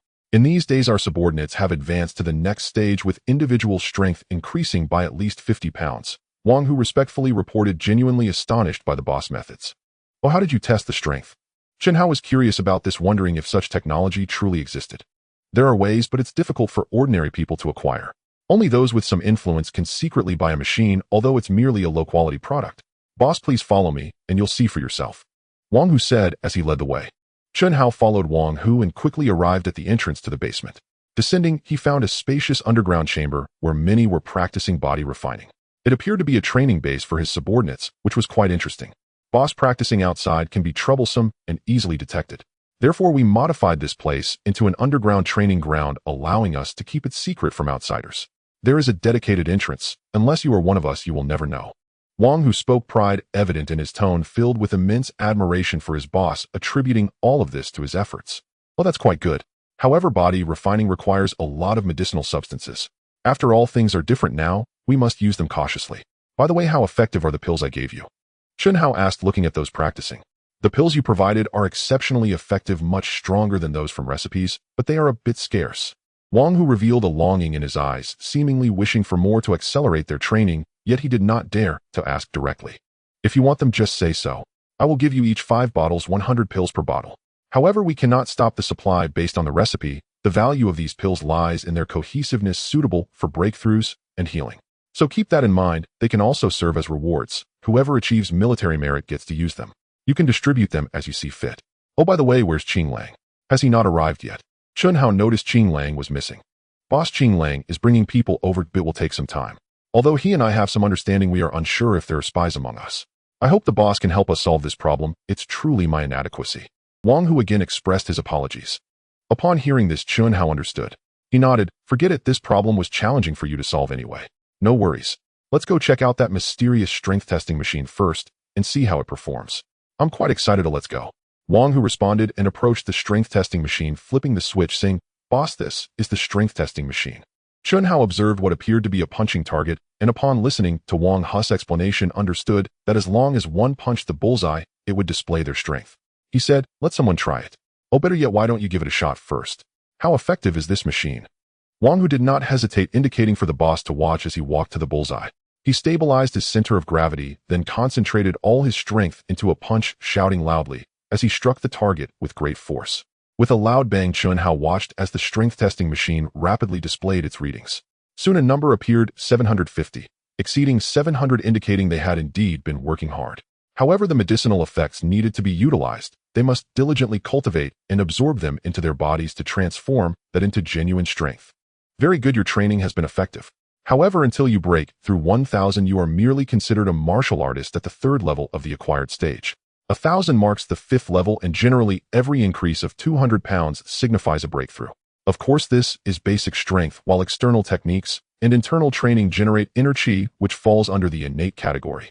The acquired stage has 10 levels, and external techniques are the most difficult to train. Do you understand? Wang Hu listened to the boss' words and understood that to gain results in external techniques, one must train diligently, otherwise it would remain but a dream. As for how powerful external techniques could be, that remained uncertain, as he himself was not fully aware of his specific capabilities. Just now you delivered a full-force blow, while my baseline is a casual strike. An explosive force for external practitioners should exceed that of internal chi cultivators, especially evident in close combat. But do not underestimate internal chi cultivators. They have their own unique advantages. If you encounter them in the future, be sure to be cautious and pay extra attention, avoiding blind arrogance. Yes, boss, I understand. I will keep this in mind and will not let you down. Wang Hu realized that the previous strike had been a full-strength effort and that a soldier cannot constantly unleash such power. The 3rd level of the acquired stage is merely a comparison. Only when one can casually deliver a blow with substantial force can they be considered a true 3rd-level martial artist. Such bursts of power cannot be relied upon all the time. However, explosive strikes are also a means of victory, a trump card. Such a trump card should never be revealed lightly. Remember that if someone has their eyes on you, it could lead you to your demise. Always be mindful of your trump card. Chun Hao was also very mindful of himself, never wasting his trump cards, as that would be a sign of disrespect to himself. Life is only once. One must grasp it firmly to understand the true value of life, which cannot be deviated from. Boss, I understand. I will keep this in mind. Why not let the others have a try? Wang Hu suggested. Chun Hao glanced at him, understanding his intention. He nodded, saying, all right, let them give it a go. With Wang Hu's command, the subordinates were energized, eager to show their worth in front of the boss. If the boss recognized their abilities, perhaps they could rise through the ranks. They believed that such opportunities existed and were getting closer, keenly aware that earning merit could catch the boss' attention. Soon one by one began to attempt, with most reaching around 400 for an explosive strike, while a few with better aptitude managed to hit 500. This was quite satisfactory, leading him to nod in approval. Wang Hu felt reassured, knowing he had to prove his worth to the boss, otherwise he might lose his position. With so many resources at hand, if he failed, it would be better to find a tofu to smash his head against than to reveal his incompetence and foolishness. Good. These people are all quite capable, nearly all reaching the 1st layer of the acquired stage. However, aside from strength, speed also needs enhancement. For external practitioners, the adaptability to breakthroughs and speed should be stronger than that of internal chi cultivators. They do not need to expend much strength, giving them a considerable advantage which can help in achieving victory and aid in external training. Yes, boss, I understand. I will ensure they break through in all aspects and won't allow them to become one-dimensional talents. Wang Hu declared confidently, having gained some insight into external training, knowing that anyone could train, only those with better innate abilities would progress faster, while the weaker ones would be slower, but would not stagnate unless they hit an age limit. He deeply remembered the boss saying that blood vitality is the driving force behind external training, while age serves as the dividing line. He thought about his own years, realizing it would be difficult to progress further. Without the aid of medicinal pills, he feared he would remain stagnant for life, feeling emotional about it. When human effort reaches its limit, do not force them. If they truly cannot manage, you may allow them to transfer to a civil position, thus ensuring the stability of your subordinates, while also guaranteeing their progress. Of course, they can still strive as long as they possess determination. Xiantian nodded in agreement, understanding that while these individuals might make significant progress in their acquired skills, breaking through to the innate level would prove to be a much greater challenge. However, it's not a problem. Once their foundations are solid, he can bestow them with pills, enabling them to break through the innate realm as well. After observing everyone's strength, Xiantian left the basement with Wang Hu and headed to the office, awaiting the arrival of Qing Lang. Boss, please indulge. This is French Lafite wine from 1880, which I have treasured for several years. Last time you left in a hurry, so you didn't get a chance to taste it, and I deeply regret that. Wang Hu carefully opened the wine and poured a glass for him. Xiantian had indeed heard of the reputation of Lafite. Observing its bright color and pure fragrance, it was clear that it was of good quality. He lifted it and took a slow sip. The rich flavor was pleasant, yet merely satisfactory. It could not compare to the spring water in his own domain, which lacked a hint of spiritual energy, and without that essence, how could it be deemed perfect? Seeing that the boss was somewhat pleased, Wang Hu felt relieved. As he prepared to refill the glass, Xiantian stopped him, saying, "One glass is sufficient, or just a taste is enough for me. It holds no value, so you may keep it for yourself." Upon hearing this, Wang Hu immediately sensed that the boss looked down upon it, feeling a bit wronged, yet there was nothing he could do. Just then Qing Lang arrived and rushed over, snatching the Lafite from Wang Hu's hand, causing Wang Hu to become furious. "Wang Hu, there's no need to be so upset. Since the boss doesn't particularly enjoy drinking, I don't mind. Since it's opened, let's finish it, otherwise it serves no purpose. Drink up, no need to look at me like that," Qing Lang said with a smile. "All right, Qing Lang, you're on. Quickly pour me a glass, I won't hold it against you." Wang Hu was nearly enraged, but restrained himself, knowing the boss was still present. For the sake of the fine wine, he handed over the glass. Qing Lang poured him a glass before taking a drink himself. Xiantian watched, smiling without saying a word. It was best if they could relax and not be so serious. However, the people he brought along were beginning to grow impatient, especially when they saw Wang Hu and Qing Lang bowing to a young boy. They felt somewhat displeased. Was this boy truly their support? Wasn't this a bit unreliable? Their minds struggled to comprehend. I almost forgot about the main matter. Wang Hu, this wine almost made me forget the boss task.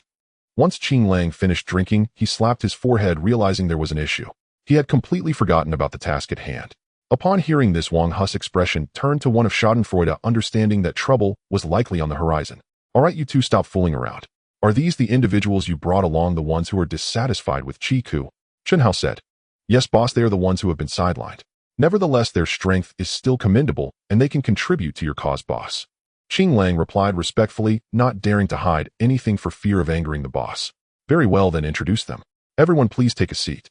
Xiantian seemed oblivious to the unusual behavior of these individuals, calmly continuing. Qing Lang, not foolish, understood that the people he brought were quite proud.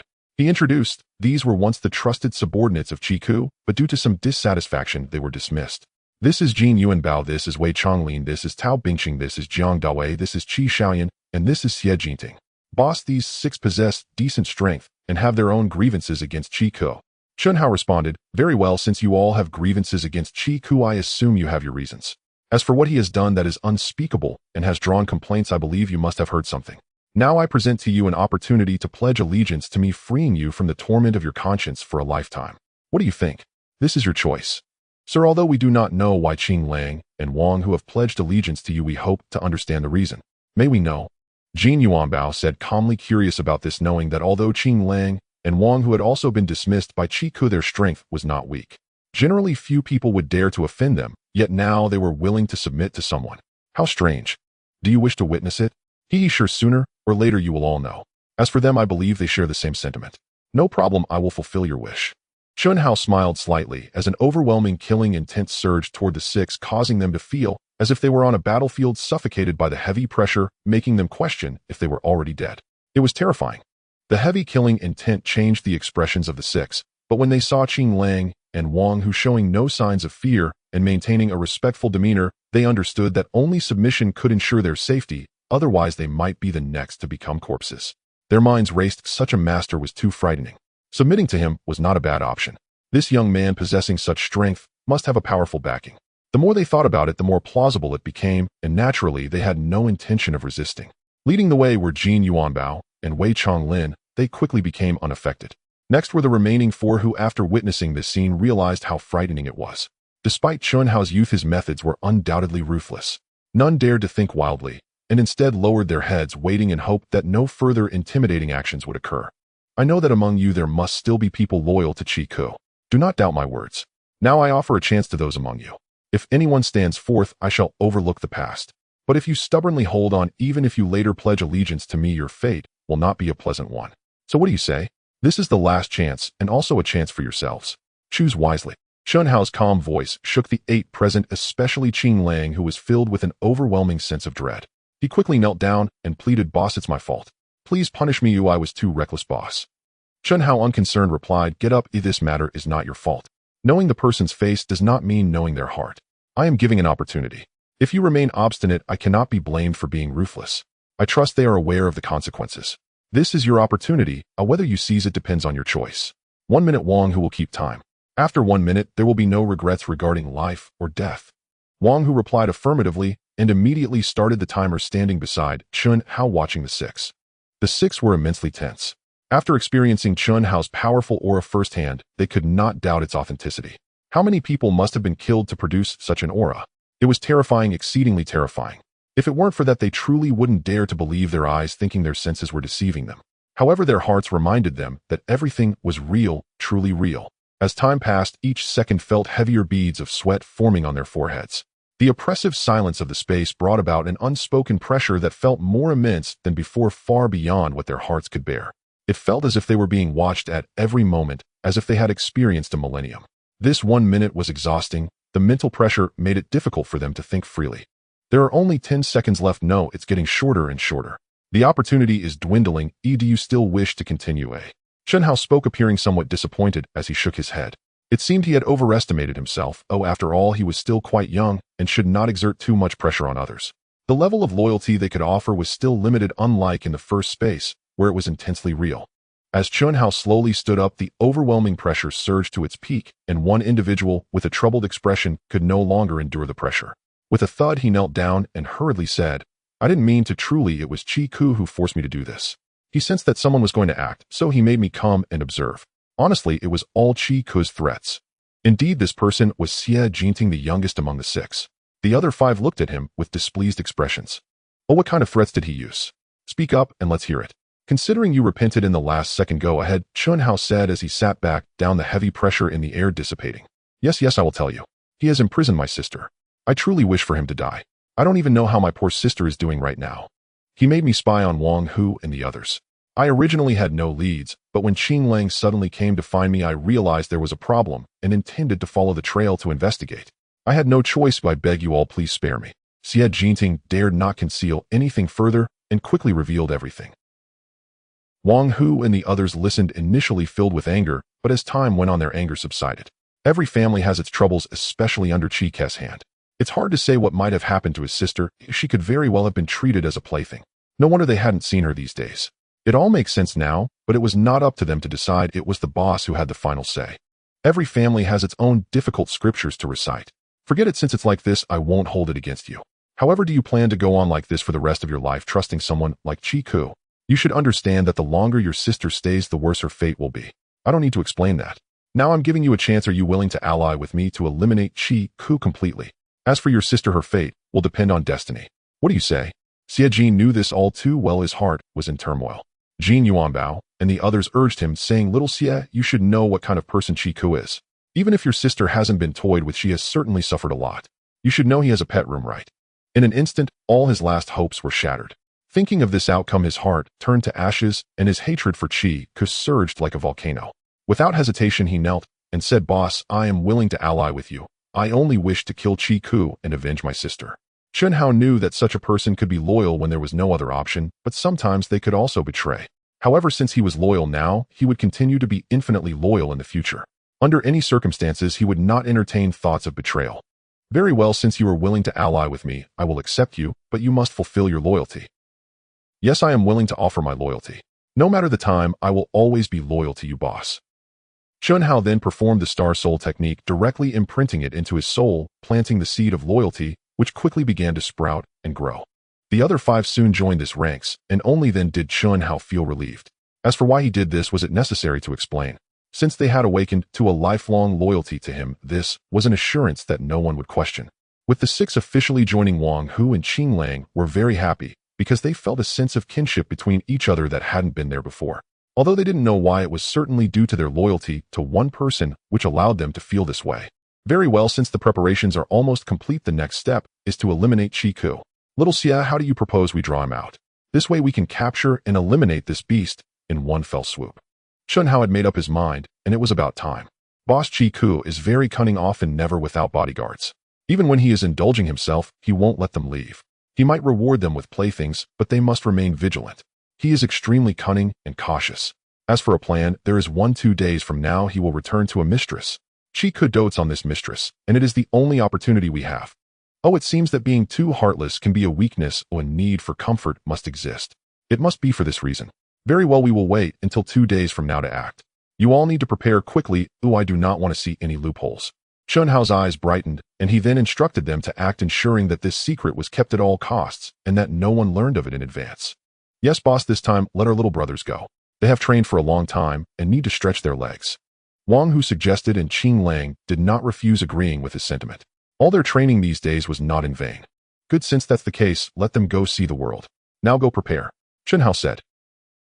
Soon everyone went to prepare, while Chunhao left the Hu bar without anyone noticing. You outsiders were completely unaware. The preparation time was ample, and the addresses were thoroughly checked. They used unfamiliar faces, just some inconspicuous small-time thugs.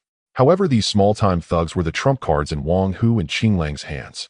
Chiku would never suspect such a day would come, and it was his own misdeeds that led to this retribution. No one could stop or prevent it. Boss, can you come out? Wang Hu messaged Chunhao, knowing he was in class, but now action was imperative. Okay, I'll be there shortly. Chunhao replied, glancing at the time. It was about time, so he asked his homeroom teacher Wu Mingling for half a day off, as he naturally had some matters to attend to. Wu Mingling was initially reluctant. After all, this was a critical moment. However, seeing his determined demeanor, she could only say, all right, but you must pay attention to your studies and not fall behind. If you do fall behind, don't blame the teacher. By the way, night self-study will officially begin. It has been nearly a month since it was paused. The school has decided to start night self-study tomorrow night. Remember that. Upon hearing this, Chunhao understood the homeroom teacher's intention and nodded, saying, yes, teacher, I understand and won't forget. All right, I agree then. Wu Mingling did not refuse, further hoping the student would study hard. Soon Chunhao left the school. At a turn, he moved quickly, arriving at the already prepared car, and hurriedly got in, saying, let's go.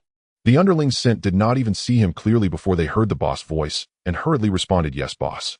The car quickly started and disappeared into the shadows. In the southeast residential area of the city, there was a hidden tide of activity, although it was not visible on the surface. Chiku had already brought people to this warm stronghold. He gave a glance to the bodyguards and walked towards an ordinary apartment, while the bodyguards carefully kept watch. A group of them was enough to make dozens of people, but they all hid in the shadows or in cars, ensuring Chiku's safety. Of course, two accompanied him, cautiously alert to their surroundings, unwilling to encounter any danger. Wang Hu and the others had long hidden nearby. If it weren't for the boss's absence, they would have been rather impatient. Soon a normal Santana car arrived, brightening their eyes as they knew the boss had come. Once Chunhao saw the car stop in a concealed spot, he got out and nodded at Wang Hu and the others, indicating that they could start. Wang Hu and Qing Lang were both excited as they were finally about to begin. They had waited a long time for this day, and their blood was boiling once again. Soon their underlings received the command to act, rushing quickly toward their target, one after another, moving at an incredible speed. While these bodyguards were not weak, they were merely slightly stronger than the average person. However, these underlings had undergone drug enhancements and physical training, and their strength astonished the 6 following closely behind. Even though they knew the abilities bestowed upon them by the boss, they were still taken aback. They realized they had underestimated them significantly. Especially Qing Lang and Wang Hu, the two were like arrows, striking down several bodyguards before they could react. Their speed indicated that their training had not been in vain, and the effects of the pills were clearly evident. Bang, bang, bang. The sounds were only fists connecting with flesh, and their pained cries were silenced before they could even sound an alarm, giving them no chance to warn others. Chunhao observed this and nodded. The The results were satisfactory, the training had been effective. As long as they continued to maintain this, they would eventually become a formidable team capable of ensuring safety. For him, mastering the dark side of the world meant he could also control the light. He did not intend to expose himself openly, and the world would remain unaware. That was enough. With a light step, he watched as bodyguards were beaten into silence, feeling quite satisfied. However, he did not allow them to kill, as these individuals should not die here. He believed they were all beyond redemption, having committed too many wrongs for Qi Ku, and thus had no need to continue living. He nodded at Wang Hu and Qing Lang, who swiftly ordered the underlings to pack them into sacks. As for the small amount of blood on the ground, there were those experienced enough to handle it, requiring no excessive reasoning. Boss, the cleanup is complete. The perimeter is secured by our people. This time Qi Ku won't be able to escape. With you here, even if he possesses great abilities, it's useless. Qing Lang immediately started to flatter. By the way, are there any cameras here? If so, disable them all temporarily. I do not wish for my identity to be exposed. Chun Hao said calmly. He no longer worried about these small matters. Rest assured, boss. They were disabled beforehand. No one will know anything about today. Very good attention to detail is crucial to avoid detection. Caution is a must, and everyone must remember that. Chun Hao did not want anything unexpected to happen. This was the first step, and no omissions were allowed. Upon hearing this, the crowd felt a chill, understanding the boss' resolute tone, and they all responded in agreement. Chun Hao nodded and led them into this ordinary apartment complex where there was no one around, all bought off by Qi Ku. No, they had been acquired through various means to ensure their safety. Unfortunately, there would always be leaks, and he was oblivious to it. This was the most tragic part. No matter how clever one thought they were, losing one's compassion would lead to no escape. Soon they saw the two bodyguards stationed outside the door. Upon suddenly seeing the crowd, their expressions changed dramatically. They wanted to shout but felt a numbness throughout their bodies, rendering them unable to cry out or move, which made the anxious ones instantaneously admire them. The Qing Wolf stepped forward and nudged the two men. When they did not move, he understood that the boss had taken care of it. He gestured to his underlings behind him, and two of them quickly approached with two cloth bags ready to wrap up the two men before leaving without anyone caring about them. Wang Hu stepped up and pushed the door, immediately realizing it was locked from the inside. He then shouted in a deep voice, unleashing a powerful strike that shattered the door, leaving the lock in pieces on the ground. The sound of the two doors crashing against the wall was sharp and heavy. Jin Yuanbao and the others finally understood how formidable Wang Hu was. Such a security door was not something an ordinary person could break open, especially to destroy the lock like that. It was simply unbelievable and incredibly powerful. This was the benefit of following the boss, and their hearts began to burn with excitement, knowing that they too could achieve such strength in the near future. Seeing the fervent glances of his companions, Qing Wolf understood that he had been the first to pledge loyalty to the boss, and he had yet to truly demonstrate his capabilities. However, Wang Hu's efforts were indeed impressive. It seemed he could not afford to be complacent, as someone might catch up to him at any moment. Even if the boss did not say anything, he would feel embarrassed. Who would want to be seen as a laggard, especially when following the boss' footsteps? Thus he had to work harder. Who are you? Are you idiots? Don't you know I am resting? Qi Ku walked out with a grim expression, wearing a bathrobe and still wet hair, clearly just having taken a shower. He had intended to enjoy a relaxing time, but was disturbed unexpectedly. In his mind, he thought no one would dare to confront him. Perhaps it was just his bodyguards bumping into something, yet he was still very angry and irritable. However, when he reached the living room, his expression changed upon seeing a crowd waiting for him. The floor was in disarray, especially when he noticed the lock not far from his feet. It was clear that it had been forcibly broken. As for his bodyguards, they had probably met a dire fate. He wanted to retreat, but found that someone was standing behind him. Turning his head stiffly, he saw the face of Qing Wolf. Qi Ku did not expect to meet here. The ambitious you of the past is long gone, and now you are disabled. How much longer do you think you can occupy this position? Don't expect those people to save you while everyone around here belongs to the boss. Your bodyguards are likely already fish food, and of course they will be confirmed dead before being fed to the fish. You will be no exception. Qing Wolf, why are you doing this? Don't you know that I, Qi Ku, am the boss? Are you rebelling? Qi Ku tried to compose himself, but became even more agitated upon seeing Jin Yuanbao and the others. And when Xie Jinting appeared, his face turned even uglier. Pointing at Xie Jinting, he shouted, "You treacherous traitor, don't you care about your sister's life? Do you want her dead? Beast, my sister is only 20. Only a beast like you could do such a thing. As for her survival, you want her to be your plaything, living like a slave. Damn it, you are truly damned. Don't think I am unaware of your deeds. If the truth comes out, you will not escape unscathed. But it's okay, you will soon leave this world." Xie Jinting's face was grim as he spoke, filled with anger, yet he dared not act recklessly with the boss present. "So you are Qi Ku? I expected something more impressive, but you are truly disappointing. It seems that years of luxurious living have dulled your fighting spirit, and you no longer have any ambition. The person you were back then is dead, and soon you will follow him. Your career will be completed by me, or rather it belongs to others. You have merely stolen the fruits of others' labor. All of you are useless, trapped in your small territory. It's truly disappointing. Someone take good care of him. Do as you please. Boss, can I participate? Xiantian pleaded, especially concerned for his sister. Sure, take good care of him and try to extract some information. Surely someone like him would have prepared something. Soon many will act. You are responsible for this matter, and as for the people here, they are no longer needed. Handle it. Chunhao suddenly noticed a nervous face peeking from behind the door and immediately felt a surge of killing intent, saying, without hesitation. Wang Hu immediately understood the boss' intentions. No one would know the boss' identity. He was the mastermind behind the scenes, and they were merely shields for him. Thinking this, he exchanged a glance with two underlings who understood what to do. The others were unconcerned. The core was the boss. As long as the boss was safe, they would be fine. Boss, we found out that he has another hidden villa where he keeps hidden items. What is your opinion? Let's go there now. As for this beast, there's no need to keep him alive. You deal with him. Chunhao declared decisively. Yes, boss, I understand. Xiantian replied, and immediately went to deal with the beast, his eyes filled with hatred. Soon after handling the situation, here leaving no traces behind, the personnel quickly dispersed and vanished into the small residential area. Chi's hidden villa was located in a suburb east of the city in a very remote area. It was clear that few people came here. If no one led the way, they would not know the situation here, which showed his caution and skill. Boss, this is Chi's villa. It seems there is no one guarding it. Doesn't he worry about being discovered? Qing Wolf observed that it appeared there was no one around, which was odd for such a cunning beast to be at ease. It's not that there's no one, but he's using high technology. Look over there, isn't it quite realistic?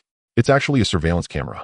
Chunhao pointed to a very realistic-looking small tree, indeed a surveillance camera. As soon as outsiders approached, it would trigger an alarm, and the traps inside would activate. This was very advanced, indicating his heightened caution, and it opened Chunhao's eyes. Seeing this, Qing Wolf and the others realized it was indeed true. It was very realistic and completely indistinguishable. They silently cursed this bastard. All right, don't worry, I'll handle it. You all step aside. Chunhao knew that high technology was not easy to deal with, but often it was the easiest to handle because its weaknesses were obvious. It was sufficient to destroy a core component. The Qing Wolf and the others hurriedly stepped back, their eyes fixed on the boss, curious about his strength. Chunhao took a deep breath, extending his hands as he gathered energy throughout his body. As he unleashed his fist, a storm ensued, causing the Qing Wolf and others to nearly lose their footing, forcing them to retreat to steady themselves. They were astonished to discover that the boss' strength was an eternal mystery to them, and they would never know how deep it truly was. Now they feared they had only glimpsed the tip of the iceberg. He was too formidable. Star Strike, go. As the star power surged, the punch released starlight, causing everyone to squint their eyes and be unable to look directly at it. Once the scene restored, they saw the area in front of the boss appeared charred. Yes, the appearance remained unchanged, but the smell of char was very strong, as if it had been burned, yet there was no sign of fire. After confirming that everything was silent and unchanged, they could not help but feel suspicious. All right, now we can go in. Let's move. Chunhao did not explain further and stepped forward. The Qing Wolf and the others hurriedly followed, only to realize that while the exterior showed no change, the high-tech devices inside had turned to ash, resembling something burned. There was no difference at all, and it was impossible to trace it back to human actions. It had to be an accident. Upon realizing this, they all gasped in shock. The boss' strength was truly unparalleled. No matter how excited they were, they could not stop their steps. Chunhao led the group into the villa, and they quickly scattered to search. Chunhao pushed open the main door, finding the surroundings eerily quiet, devoid of any sound, causing him to furrow his brow. Xiantian was the most anxious, as his sister was certainly hidden here. He had been warned before by someone that if he did not behave, his sister would die. This was to remind him that his sister was still alive, preventing him from making any rash moves. However, he had never expected that beast would have such things, and did not connect the dots, allowing himself to be blinded. It's strange, or why is there no sound anywhere? Boss, there's nothing on the first or second floor. It's as if it's an empty house. Even the mysterious pet room hasn't been found. Lao Jin, are you telling the truth? How can there be no sound at all? Wei Chonglin was somewhat puzzled. Lao Jin wouldn't lie, but where was this mysterious pet room? Jin Yuanbao touched his head, also wearing a puzzled expression, and said, it can't be. If it weren't for Chi showing off, I wouldn't know. He let it slip back then, and later several people were secretly dealt with. I was fortunate to escape because I happened to be drunk. It can't be fake, it must exist. Could it be underground? Upon hearing this, everyone thought it was possible. They searched around and discovered a basement, but there was no one inside. Instead, there were many torture devices and bloodstains remaining, causing everyone to shiver. Could it be here? Everyone's spirits were lifted, and they began searching immediately, but ultimately found nothing. Some began to regret not asking more detailed questions. Damn Chiku. Not only were the others anxious, but Chunhao was also somewhat worried. According to Chiku, all his belongings were in the mysterious pet room, yet there was not a single clue to be found. Where was that mysterious pet room? There were no traces at all. Unwilling to give up, the group split up to search carefully, not letting a single detail go. They even knocked on the walls as perhaps there was a secret room. It was not impossible. Someone as cautious as him surely had his precautions. However, it was hidden too well, and they could not find it, but it was definitely within this villa. There was no doubt. Chunhao looked at the villa, which appeared to be no different on the surface. It had doors and windows, and at first glance, everything seemed fine. However, upon walking around again, he suddenly noticed that the distance between the walls of two rooms seemed excessively wide. Generally, such gaps occur only when rooms are separated, but upon closer inspection, they were clearly not adjacent. How should I put it? It's as if two people were knocking on the walls of two separated rooms, unable to hear each other's voices. This situation was improbable. Even an ordinary person would know the medium of sound transmission. Given such a short distance, how could there be no sound at all? If he hadn't noticed this detail, he might have been deceived by this illusion, but he was after all the sharp-witted Chunhao. You two go check if this wall is a bit unusual. Chunhao immediately instructed his two subordinates to investigate. Following his instructions, the two subordinates indeed discovered that the two rooms seemed to be quite far apart, and there was clearly nothing in between. Such a situation rarely occurred in a house, as no one would willingly sacrifice usable space to build a useless wide stone wall. Only a fool would do that, and Chiku was clearly not a fool. Wang Hu and the others also observed the situation here and quickly came over to investigate. After looking around, they realized there was indeed a secret. Boss, this wall is really too wide, and they didn't find anything from the rooms on either side. What should we do now? Qing Lang, receiving the news from his subordinates, also felt puzzled. It clearly wasn't anything extraordinary. How strange. No, you all look again. There must be something different. Here. Chunhao looked around, finally noticing something odd. There seemed to be a slight bulge. He reached out and pressed it lightly, causing a door to swing open, startling everyone and prompting them to immediately go on high alert until they confirmed there was no danger. Chunhao stepped through the door and soon found walls made of an insulating material exceptionally soft underfoot as well. There was no light from above, but fortunately the darkness posed no discomfort for him. His subordinates quickly prepared flashlights and entered one by one. As the interior was illuminated, they were all left dumbfounded. What was this? Not just Chunhao, even Wang Hu and the others who had seen much were at a loss at this moment. This matter was truly horrific. Indeed, inside were not just any ordinary things, but a number of beautiful women. Though these women were far from normal, they clearly had issues. Each one was blindfolded, their mouths gagged, and their hands and feet bound to the ground or hung upside down. There were all sorts of arrangements resembling a hall of beautiful women. Especially with each of them completely undressed, it was utterly incomprehensible. Boss, what is this? Wang Hu and the others dared not look and instinctively turned away, their faces flushed. Chunhao frowned upon hearing this and asked, Xiao Xie, is your sister here? Xie Jinting had noticed something was wrong as soon as he entered. Perhaps connected by blood, he quickly found his sister, but couldn't speak. Upon hearing the boss question, he choked out, Boss, she is here. Chunhao understood his concern and said, all right, you all go out first and prepare some clothes. Then let them out. We are all men, this is inappropriate. Go get ready. Yes, boss. Everyone promptly exited, and soon clothes were brought back. However, thinking about those women being tied up made it difficult. Boss, this is something we big men can't handle. It's up to you to take care of this. Wang Hu and the others all evaded responsibility, pushing everything onto Chunhao. After all, he was not only young, but also their boss. This kind of task could only be done by the boss to demonstrate his role, and Xie Jinting did not oppose as someone had to do it. After hearing this, Chunhao felt troubled. Moreover, with no women present, it seemed he had no choice but to step up. Thus, he didn't evade responsibility, taking the clothes and flashlight inside. Upon seeing the sorrowful young girls, his heart ached. As long as one wasn't blind, it was clear that these girls were mostly no older than 20, with some as young as 15 or 16. Truly inhumane.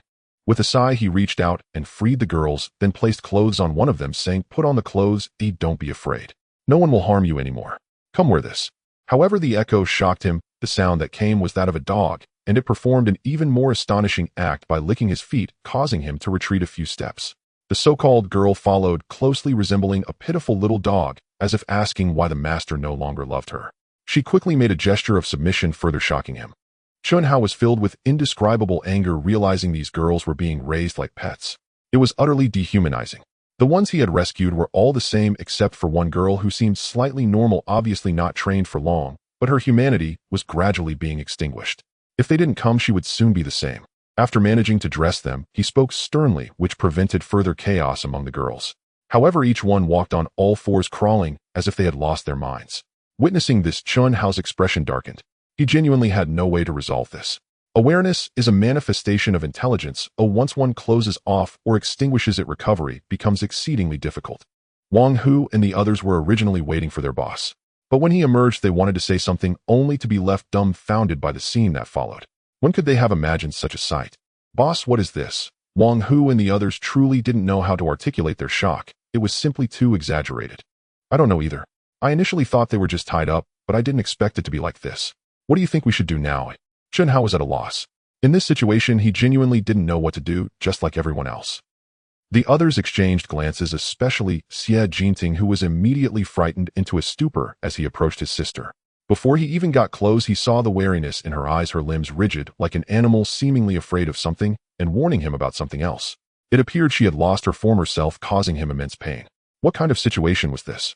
"Xiao Xia, what do you see here?" Jin Yuanbao held up something his subordinate had brought over, and upon a quick glance he was shocked. He then saw Xiantian's expression, and unable to bear it, walked over with a piece in hand. Upon hearing this, Xiantian instinctively reached out to take it, glanced at it, and instantly his anger surged.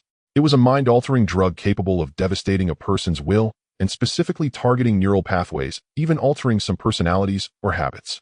It was clear now why his sister had changed so drastically in such a short time. It was no wonder her complexion looked so poor. Chun Hao and the others understood what was happening. Although they were filled with rage, they felt powerless. Regarding the damage caused by neuropsychotropic substances, there was still no cure. As for Chun Hao, even though he had various methods, his strength was insufficient. The portion he had just come into contact with was merely scratching the surface. Knowing how to treat it was quite challenging. Everyone had a troubled look on their faces. Just when they felt helpless, suddenly the girls' expressions changed, and they rushed towards Chun Hao, clamoring and competing to be the first. In an instant, everyone was caught off guard, looking at each other in confusion, wondering what was happening. Not good, their addiction is acting up. If I remember correctly, these individuals behave like untrained little pets. Whoever they see first becomes their master. And judging by their appearances, they've all been meticulously trained. Chiku seems to have not touched them.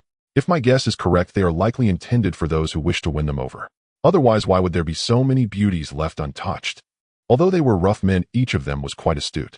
Upon hearing this, they understood the cause and effect. It turned out such methods were being used for control, obliterating their humanity. Now that the drugs were kicking in, it was even harder to bear. No wonder this was the outcome. Chun Hao looked at the 10 girls who were originally in the bloom of their youth, but had become like this. They had been nurtured by their parents, yet humanity was so fragile. For the sake of selfish gains, such a consequence was truly inexcusable. However, they could not ignore this now, nor could they allow them to fall into drug addiction.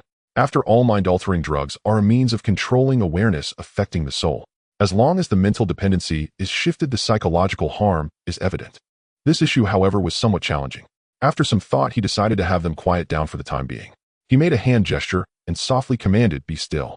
Instantly, a shower of starlight fell upon the 10 girls, granting them temporary peace. Seeing this, Chun Hao sighed in relief, allowing them a moment of calm before turning to Wang Hu and the others, saying, "What do you all suggest we do?" One by one, they looked at each other, and finally they all turned to Chun Hao in unison, startling him to the point where he nearly fled. Were they really that intimidating? "Boss, you're so capable, it's up to you to decide. If it can't be completely cured, at least ensure they don't fall into drug use. The dangers of these drugs are immense. Boss, you must help them overcome the impact of the drugs. As for everything else, we can take it slow."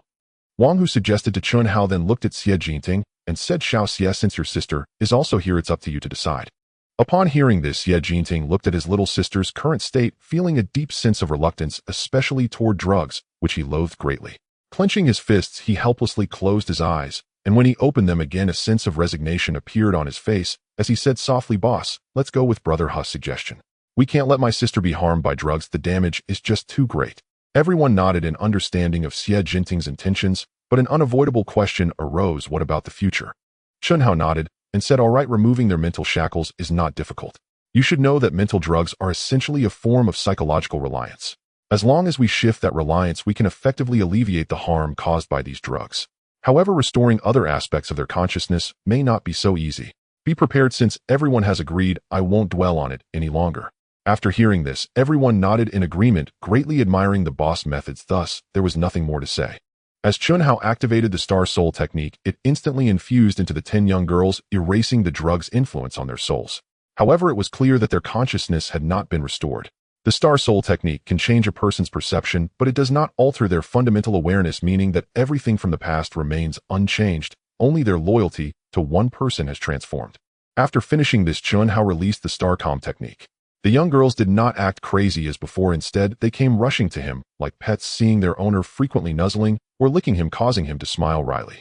Witnessing this scene, everyone was at a loss for words. In their hearts, there was only loyalty to Chunhao, nothing else. Even Xiantian seemed to breathe a sigh of relief at the sight of his sister, feeling that following the boss would pose no danger, allowing them to feel safe. What should we do now? I can't just take them with me. They would either be scared to death or arrested by the police. It's really a dilemma, Chunhao thought, genuinely troubled. He had never anticipated encountering such a situation. Everyone glanced at one another, each looking confused and helpless. Finally, it was Qing Lang who spoke up. Why not temporarily place them in the Jinhua Villa? It's our Hu Lang Gang's territory, and also one of Qi Ke's newest projects, so no one knows about it. Qing Lang is right, but it's quiet there, and no one would know. This is a good idea. What do you think, boss? I completely agree, Wang Hu said, and the others echoed his sentiment. This was the best option. Staying here would risk drawing attention and uncovering problems. All right, let's go with your plan. We'll leave immediately. Oh, and don't forget to take the evidence from that room with us. Of course, boss, we won't forget that. Even though the mastermind has been dealt with, there are still plenty of accomplices, Jin Yuanbao said, taking the lead. Chunhao did not speak further. He guided the 10 young girls safely onto the vehicle. Of course, he went along too. There was no way to separate from them, otherwise things would go awry, leaving everyone feeling helpless. Fortunately, the Jinhua Villa was not far, and they arrived in half an hour. Chunhao brought the 10 girls into the villa while the others stayed outside, keeping watch, fearful that someone might find out. After much effort in settling them down, he noticed each of the troubled girls, a sense of irritation rising within him. A glance caught his attention. One girl seemed to show a glimmer of awareness in her eyes, a mix of sorrow and resignation. He paused, immediately recognizing her, and took a deep breath before speaking. Xie Fong, I know you've regained some awareness. Are you unwilling to express it? The girl visibly stiffened, struggling internally for a moment, unable to break free from the submissiveness instilled in her during training. She remained curled up on his lap, nudging him as she said, Master, I don't want to think about the past anymore, nor do I want to worry my brother. Although I haven't lost my purity, I am already tainted. I only hope to stay by your side, Master, and become your beloved pet. That would make Fong Nu happy. But why must you think that way? If you try hard in the future, perhaps you can escape this situation. Moreover, your restraints no longer exist. Chunhao reached out to lift her chin, looking into her eyes, which sparkled with despair, seemingly devoid of hope. No, Master. Fong Nu is no longer the past, Xie Fong. I am now just the beautiful snake, Fong Nu, striving to please you. Xie Fong indeed coiled around his arm like a snake, her body seemingly boneless, which startled him. Upon feeling her, he realized that she was naturally endowed with supple bones, and after days of brutal training, it was difficult for her to maintain a standing position. Damn it, how could they treat a girl like this? Despicable, despicable. Chunhao couldn't help but curse in anger. Xie Fong remained silent, merely clinging to him, occasionally teasing him. This was obviously part of her training to provoke, ingrained in her instincts. Chunhao's body stiffened, then he quickly intervened, saying, Since you've regained some awareness, you will manage them from now on. Yes, Master, but they have completely lost any semblance of human consciousness, only possessing the needs of pets. We hope that Master won't abandon us. We will do everything we can to serve you well, so rest assured. They haven't been touched either. Fong Nu learned that they were meant to be given to a wealthy heir, so he dared not act. Please don't despise us. Don't worry, I'm not like those people. From now on, you will stay here peacefully. I will visit you regularly. Upon hearing that Master was about to leave, Xie Fong suddenly panicked. In her haste, her clothes were torn away, and the other girls followed suit, all prostrating themselves at his feet, looking pitiful and desperate for their master's affection, not wanting to be abandoned. Chunhao's face stiffened as he hurriedly stopped them, saying, What are you doing? Do you think I would be like those people and toy with you? No, Master, this is what Fong Nu should do and what they should do. Slaves are everything to their master, and you can indulge without any hesitation. Enjoy yourself, Master. If you don't, both Fong Nu and they will become restless, even turning into stray beasts. Once you remove our blindfolds, it has already been decided, otherwise we cannot settle down. Chunhao felt utterly baffled. What was this? It was clearly forcing him to commit a crime. No, absolutely not. Even if he couldn't allow himself to become so depraved out of self-deception. He tried to rise, but was quietly pulled back into her embrace. Fong Nu understands that Master cares for us, but they have lost all awareness like Fong Nu. If Master refuses, they might even commit suicide. I am not lying to you. Even though I can regain some awareness, this instinct remains. Once you leave, they may not survive. Don't worry, Master. We are all your slaves from now on, and I will watch over them. Chunhao felt truly trapped with no way forward or backward. Damn Chiku for doing this, taking things to such a level. It was simply outrageous. But now he would have to suffer not from anything else, but from psychological torment causing him immense pain. He genuinely couldn't do this, but he was completely unaware of the nature of these training contents. Especially upon seeing the despair in the girl's eyes, he felt disheartened. At this moment he thought, if I don't enter hell, who will? It seemed he was indeed a scourge. So be it, let him be a scourge. He was originally one of the fallen as well. No self-deception had long existed. Why must he continue to torment himself? Thinking this, his mind opened up as if his soul had been elevated. In the eyes of cultivators, clarity of thought is the necessary path of cultivation. He gradually closed his eyes, feeling the moment. Regardless of whether it was hypocrisy or self-deception, he knew he could not be any better than those others. Since that was the case, he no longer wanted to remain bound. It was indeed painful, and many things felt restrictive. However, he understood that it was precisely because of such restraints that the whole world continued to develop. Yet those who broke the rules were often the wealthy elite, just like those ordinary people who were bound. Similar to these victims before him, he had once been an ordinary person too. Had it not been for certain opportunities, he might not have fared any better now. What was the point of pretending? To be a genuine self, a true self? Wasn't that good? Yet these girls, apart from Xiefeng, had lost their humanity, possessing only the needs of pets. In their world, they were no longer the same as humans.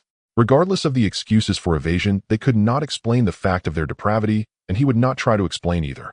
There were likely many like him, perhaps even more absurd. He lowered his head to look at the girls, eagerly waiting for affection, each filled with yearning and expectation, awaiting their master's favor. With a self-deprecating smile, he reached out and loosened his clothes. Feng Nu was the first to approach, her eyes devoid of any spark of wisdom, only reflecting the same yearning as the other girls. There was no pity in her gaze as she instantly occupied the position of this pitiful girl. After a single mournful cry, Feng Nu went wild, completely disregarding her recently lost purity, continuously teasing. Chunhao naturally would not hold back any longer. Since he was already psychologically prepared, there was no need to hide himself. He grasped her soft, boneless waist and began to thrust rapidly. The other pet girls lay on the ground, their eyes filled with longing. However, Feng Nu was still a girl, and after her first experience, she couldn't endure for long. She soon succumbed, collapsing weakly. Just as he set Feng Nu aside, another pet girl approached, and he naturally did not hold back, taking her as well. Before long, the 10 girls lay completely exhausted on the carpet, blood remnants on their lower bodies, each wearing expressions of joy. Chunhao lay on the sofa holding Feng Nu, gazing at the fallen petals on the ground and observing the exhausted expressions of the pet girls. A pang of pain struck his heart as he looked at the Feng Nu in his arms and said, "Feng Nu, do you think I am just as bad? No, master, you freed us from the torment of drugs, allowing us to live without such dangers. If it weren't for you saving us, my fate and that of the others would have been even more tragic. In the remnants of my memory, I still hear that man saying many have died, and they would continue to seek new ones. We must not be the last batch. Of all of this is your blessing, master." Upon hearing this, Chunhao felt an intense hatred for that so-called buyer. These young girls were so pure, yet they had been so tarnished. No, they were stripped of their humanity. He bitterly smiled at himself, realizing he could easily become one of them. "I know you are in pain, master, but please do not be sad for us. You should be happy because we have been saved. At least we no longer have to be delivered to that man. Although I know I certainly lacked awareness and humanity back then, I could foresee the kind of suffering that awaited us. Master, you should not blame yourself. You should feel happy for our rebirth. Just remember to visit us often, otherwise they will feel lonely and will only be lost in thought like pets." Chunhao understood Feng Nu's feelings, how this instinct was deeply engraved within her, making it impossible for her to escape it.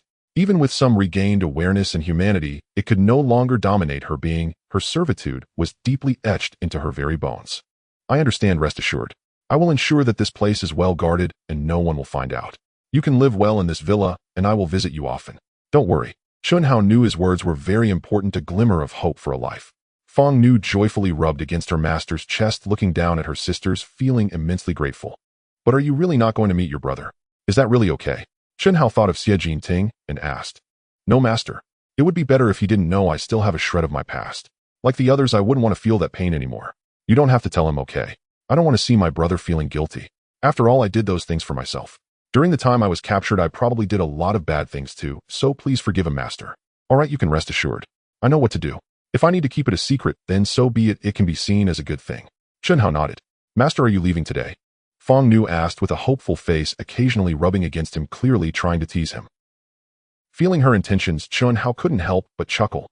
He glanced at the girl on the carpet and nodded, saying, "All right, I'll call home. I won't go back today. You can be at ease now, right?" Feng Nu, upon hearing this, was genuinely delighted. Ignoring her swollen lower body, She eagerly welcomed her master in prostrating herself. Chen Hao patted her delicate back without minding it. The instincts of a pet had already deeply rooted in her consciousness. No wonder she behaved this way. He casually picked up his phone and dialed his home number. At the sight of Fong Nu's silent signal, she immediately shut her mouth tightly, hiding in his embrace, afraid of making a sound and breaking her master's command, which would not be good at all. Dad, there's something going on tonight, so I won't be coming home. Don't worry, we can take care of ourselves. It's fine, it's fine. Just like that, I'm hanging up. You don't have to wait for me. Rest assured, I will take good care of myself. I'm an adult now, no longer a child. Chen Yuanxiang, upon hearing the silence on the phone, knew his son had hung up. He felt a bit strange. It was unusual for him to not come home. But then again, kids grow up and need their own space, so he shouldn't push too hard. Hey, is that Xiao Hao? When is he coming back? Li Xinyan, just returning home, asked after hearing the phone ring. Chen Yuanxiang chuckled bitterly and replied, he's grown up now, knowing how to leave home. He won't be coming back tonight. Oh, what's going on? Is he all right? Li Xinyan asked, looking puzzled. Don't worry, he's fine. He just wants to experience spending a night outside. The last time he didn't get to do it, it seems he wants to make up for it this time. It's fine. Just be at ease. Chen Yuanxiang thought to himself, quickly filling in the gaps. Li Xinyan nodded, realizing this might be the case. Besides, the kid really has grown up and gained some freedom. All right then, let's not worry about him. As long as he doesn't get into trouble, it's fine. He will have to adapt eventually. Chen Hao sighed in relief, glad they didn't press on further. He could feel Fong Nu's restraint was slipping. Her instincts were becoming stronger. He set the phone down and said, all right, you don't have to hold back anymore. Is it hard? Is it painful? Master Fong Nu is suffering greatly, but since you have business, I must endure, even if it is difficult. Finally, I can. Before she could finish, her instincts took over, and soon a series of moans echoed, pulling Chen Hao down with her. The next morning, Chen Hao woke from his slumber to find a weight on him. He blinked in surprise, then smiled wryly as he carefully moved the tender bodies aside. But as soon as he made a move, they noticed him, opening their eyes to stare at him, completely unconcerned about the rough state of their lower bodies. The bed was stained with traces of blood, revealing just how intense last night's battle had been. Fong Nu, are you awake? I have class today and can't stay with you. You are all at the age where you should be in school, sigh.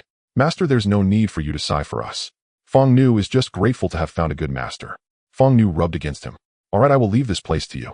Just keep in touch more often, otherwise it will be difficult to manage things here, okay? Yes, master. Fong Nu will definitely work hard to train and will stand up. If I can't do it in 1 day, then I will try for 2 days, and if not in 2 days, then 10 days until I can stand up. Fong Nu understood her master's good intentions and felt incredibly happy.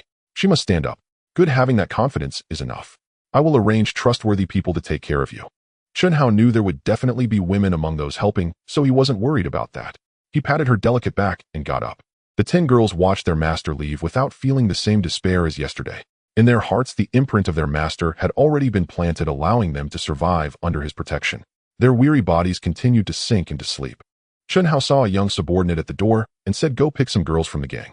They will be useful. By the way, take them to school first. The young subordinate hurriedly responded and drove over, quickly dropping off near Hai Long No. 5 middle school. Chen Hao waved and the subordinate immediately left. Then he walked towards the school. The guard looked over and said, Xiao Hao, you walked here today and forgot to ride your bike. Don't forget next time. Thank you, Uncle Amo. I understand. Chen Hao replied with a smile, clearly not concerned that anyone would suspect anything about this matter. Upon arriving at the classroom, Chen Hao received a message on his phone. He quickly understood the situation and instructed them to take action. Soon a package was delivered to the Dongqing police station. As soon as Zhou Qing started her shift, she received a package from a subordinate. Curiosity flooded her mind as she wondered what it contained. It couldn't be anything bad, right? She cautiously checked and confirmed it was safe before opening the package. Inside was a disc and a booklet. A knot formed in her heart. Could something really be going wrong? She quickly examined the booklet and discovered it was an account book. She soon noticed something was amiss. It detailed transactions between the Tiger Wolf gang and various individuals, including people in government. The more she read, the more alarmed she became, and when she opened the disc, she was even more shocked as it contained many dark secrets more detailed than the account book. She was dumbfounded. This was no small matter, especially considering the enormous sums involved, including human trafficking. It was simply horrifying. Cold sweat dripped from her palms as she imagined what would happen if this became public. There would be turmoil in the government. How could that not terrify someone? Looking around, she was relieved that her immediate superior was not involved, otherwise she wouldn't know how to act. She quickly dialed a number, her heart racing at the urgency of the situation. Xiaoqing, what's the matter? Just tell me, Shui Ronghao said with a smile. My director, I feel faint right now. Are you free? I need to come over immediately. This is too important. Zhou Qing spoke without hesitation, her voice trembling with anxiety. Upon hearing this, Shui Ronghao sensed that something was wrong. Although Xiaoqing was usually not very ambitious, she wouldn't be this anxious without reason. He quickly replied, "Okay, come over right away. He'll be waiting." "All right, director. I'm heading over now. This matter is too important." Zhou Qing didn't hesitate and hurriedly left the police station, getting into a police car and driving off. "Boss, the green snake has been deployed. The green snake has been deployed." "Understood. Do not expose yourselves. Trust that this green snake will handle those people well. The boss does not want any issues." "Yes, the subordinate understands." Zhou Qing no longer cared about the origins of this information. The truth of it, whether real or false, was terrifying enough. She couldn't understand how this had come to pass. The more she thought about it, the more muddled her mind became, feeling utterly lost. Zhou Qing quickly arrived at the city police department, hurriedly got out of the car, and headed towards Shui Rongho's office. Along the way, those who saw him were puzzled, wondering what he was in such a hurry for, and whether something significant had occurred that they hadn't been informed about. However, no one dared to interfere, as this was the city police department, and nobody would act recklessly here, especially knowing Zhou Qing's identity. Their only feeling was curiosity until he disappeared into the office of the executive deputy director, Shui Ronghao. "Xiaoqing, what's wrong? You're sweating so much in such a hurry. Don't panic, have some water to calm down." "Really now?" Shui Ronghao looked at him, noting his seemingly immature demeanor, feeling somewhat disappointed, but not overly critical. "Director Shui, look, this is what I brought. After you see it, you will understand. Please let me be quiet for a moment." Zhou Qing handed the items to Shui Ronghao, and then sat down to collect himself, feeling truly anxious throughout the journey. Shui Ronghao took the ledger and the CD. Just opening the ledger revealed the reason for Zhou Qing's urgency. He hurried to his desk, opened the CD, and indeed, everything inside was shocking, one horrifying incident after another. His expression was grim. A small gang had managed to create so many serious issues that it was enough to warrant execution multiple times. He unconsciously slammed his hand on the desk, startling Zhou Qing. "It's outrageous that such things exist. It seems they have become complacent after not being dealt with for a long time, acting as a shield for dark forces." Very good, very good." Shui Rongho's calmness deepened with each word, but Zhou Qing knew how heavy the anger was beneath that calm surface. "Xiaoqing, how did you obtain such important items, and many are even originals?"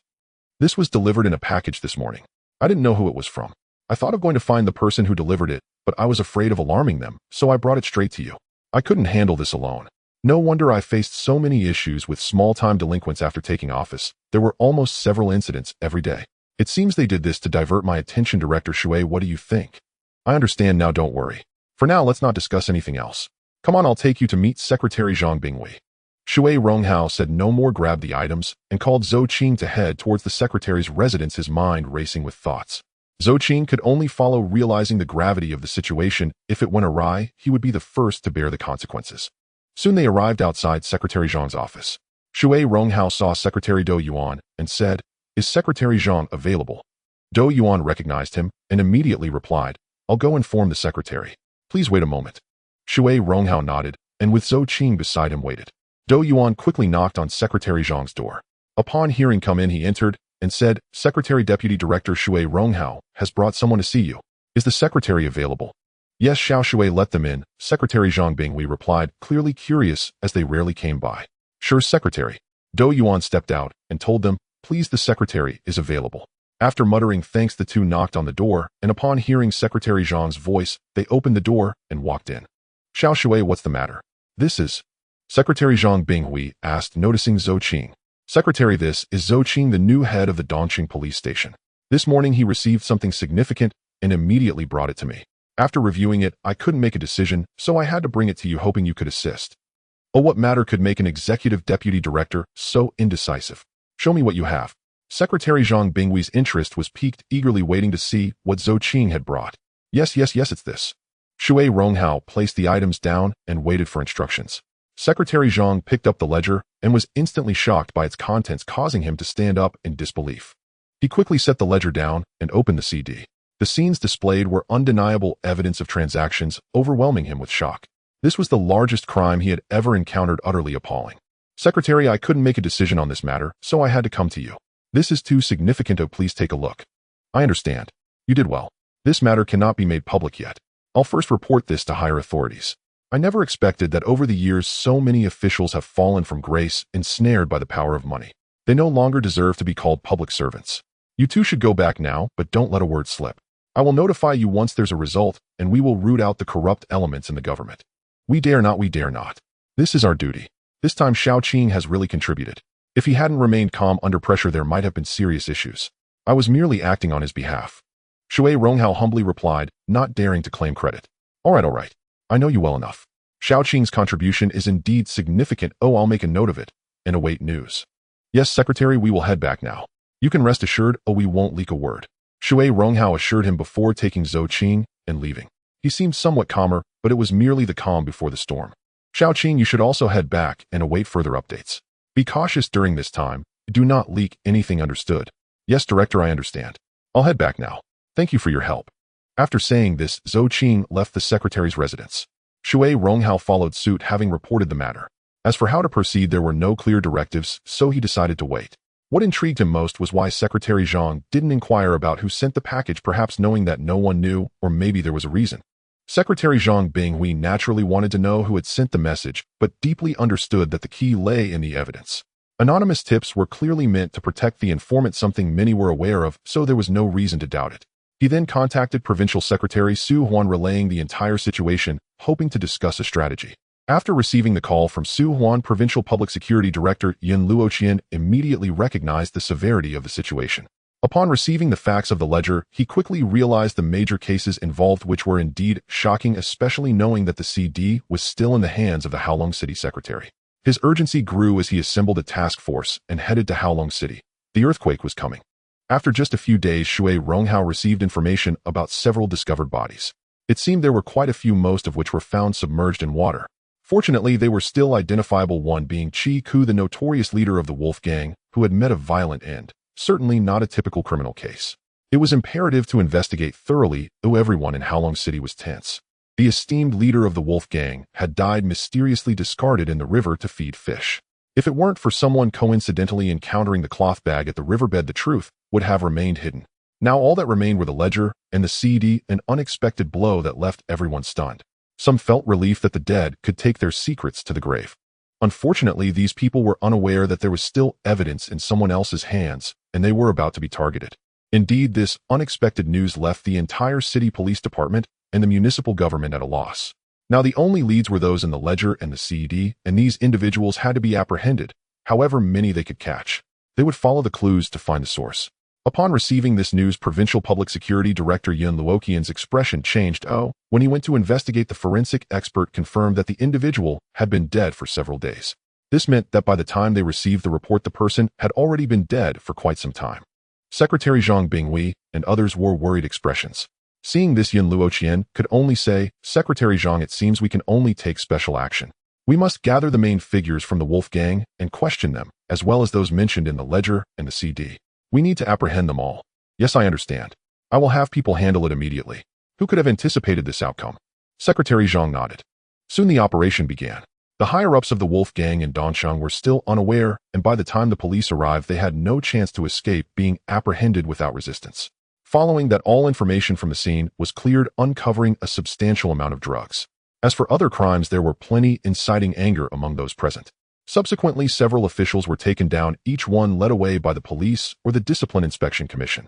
Although they didn't yet know the reasons, the guilty parties wore anxious expressions as a series of events unfolded, leaving them overwhelmed.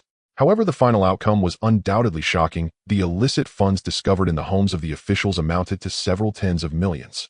Such a colossal sum left everyone astounded, and soon some unscrupulous businessmen were also implicated. One of them happened to be Qian Kong, the father of Xiantian. This stirred up quite a commotion, with rumors spreading wildly, but no one doubted the truth of the allegations. Each incident was laid bare before them, leaving them without grounds to refute. The tremors in Haolong City left many shocked and fearful. As the saying goes, good news travels slowly while bad news spreads like wildfire. At Haolong No. 5 middle school class 1 of senior 3, everyone knew that Qian Jianmin's father had committed a crime and was now arrested. Those who had previously looked down on him or had been bullied by him suddenly felt a surge of vindication, their verbal attacks more potent than any physical assault. Soon people from other classes were aware of the incident. Look, this is Qian Jianmin, the son of Qian Kong. He used to be so impressive, surrounded by followers. Now he is nothing but a scorned rat, utterly helpless. Still trying to flaunt his power. He must not have expected this day would come. Just wait and see how he lives from now on. Those who have suffered at his hands are probably thinking of ways to take revenge. Poor child. Exactly. But it seems you were bullied by him too, right? Don't deny it. Aren't we companions in misery? This time we must make this guy pay. He had wealth and power before, but now he's just a plucked phoenix, not even as good as a chicken. Come on, let's follow them. Look over there, it seems there are quite a few people. Impressive. Xiantian felt as if the sky was falling. He could not believe what was happening. He never imagined his father would end up in such a situation. Their family fortune was frozen, leaving only an ordinary house for him and his mother to live in. Once the charges were confirmed, his fate would likely be even more tragic. The thought sent chills down his spine, and in his dazed state, he completely ignored what was happening behind him. By the time he came back to his senses, it was too late. Not far away, he was dragged into a small alley, given no chance to speak, and was brutally beaten. Endless pain surged through him, accompanied by continuous insults, yet he dared not resist, feeling utterly numb, his eyes vacant like those of a dead fish. Consider yourself lucky this time. Next time I see you, I'll beat you up. The scores from the past will eventually be settled. Soon only a shrunken figure was left in the alley, barely recognizable, utterly miserable. Xianhao glanced at the scene from a distance before turning to leave. The wicked will always meet their match. He needed to atone for the mistakes he had made in the past. When he returned to the classroom, Wang Daqiang excitedly rushed up to him and said, "Howzy, that bastard Xianjian is in big trouble. His dad committed a crime, and it's serious. Let's see how he bounces back from this. I heard on the news that many corrupt officials have been taken down. It's exhilarating. I never thought I'd see this day. Karma comes fast, and it's so thrilling." Xianhao simply smiled faintly and said people must pay for their actions. Although Xianjian is a wastrel, it's also due to his father's misguided teachings that led him down this path. Let's not discuss him anymore. I don't know if he can recover. If he can, I'll give him some credit. Otherwise, he's just a hopeless case. You're right. Well, he's in a pitiful state now. Even if I don't hold a grudge, others won't let him go. I'll listen to you. Let's not dwell on his misfortunes and focus on our studies instead. Wang Daqiang's excitement was uncontainable. Although he wouldn't take action himself, that didn't mean others wouldn't. It was better this way. He wouldn't have to dirty his hands. Oh, it seems our little Howzy might become a big shot one day. You've learned the philosophy of being able to accommodate others.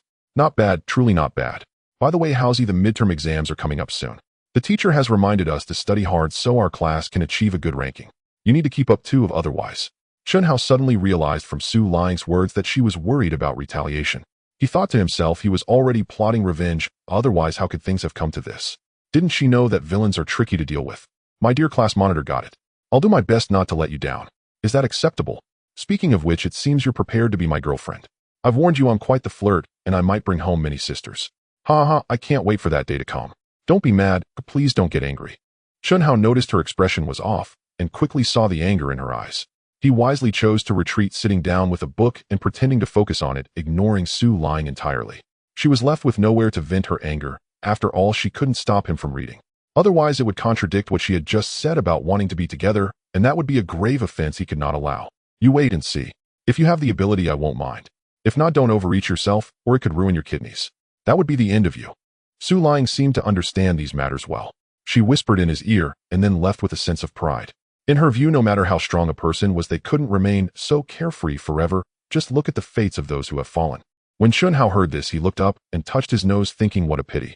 Last night he had once again conquered 10 women, and now he still looked fierce and vigorous, as if he had suffered a loss. He didn't even consider who he was. Why would he not cherish his own body? He thought about pulling her into his bed. Only then would she know how formidable he was. A sly smile crept across his lips, one that any man would understand. However, when Su Ling turned back and saw it, she interpreted it as a lewd grin, making her shudder. Xianhao seemed to realize that this was not the right time. He quickly returned to normal, focusing earnestly on his book, making her think she was seeing things. Wu Mangling walked and noticed Xianjian was missing and immediately shouted, "Does anyone know where Xianjian is? Teacher, I saw him leave the school just now. I'm not sure where he went. He might have gone home." Wu Mangling listened and didn't think much of it. It was likely, after all, who would have the mind to study in such a situation. It's a pity he was quite the student. He shook his head and continued, "Next Monday will be the midterm exams. I hope everyone can perform well and not let the teacher down. Now let's all focus on our studies." After finishing, Wu Mangling didn't linger and left the classroom to return to the office. Everyone, upon hearing this, put aside their earlier excitement and instantly wore gloomy expressions. No matter how much they hated Xianjian, he was still an outsider. But the exams were crucial to them. They understood clearly what was important and had no time to think about Xianjian anymore. They needed to pass this hurdle first. Otherwise, the consequences at home would not be light. The more they thought about it, the more bitter it became. Xianhao was no longer concerned. His focus was on the upcoming events, which were far more important. Calculating the time, he realized it was nearly time to make arrangements. There had to be a plan A, otherwise it would only hinder his dreams. With this thought, he resolved that it was necessary to protect what he had gained, and being low-key was essential. When the time came, he would possess extraordinary power. His ambitions were beyond what others could imagine. Just wait and see who would be the ruler of this world. In Hailong City, both the municipal committee and the city government were troubled by this incident. They knew who Chi Ku was. He could not have easily died. The key was that many of those involved confessed various crimes, but no one knew how Chi Ku died, lurking in the shadows like an abyss, sending chills down countless spines, leaving them on guard. Xiao Shui, tell me what happened. Any news?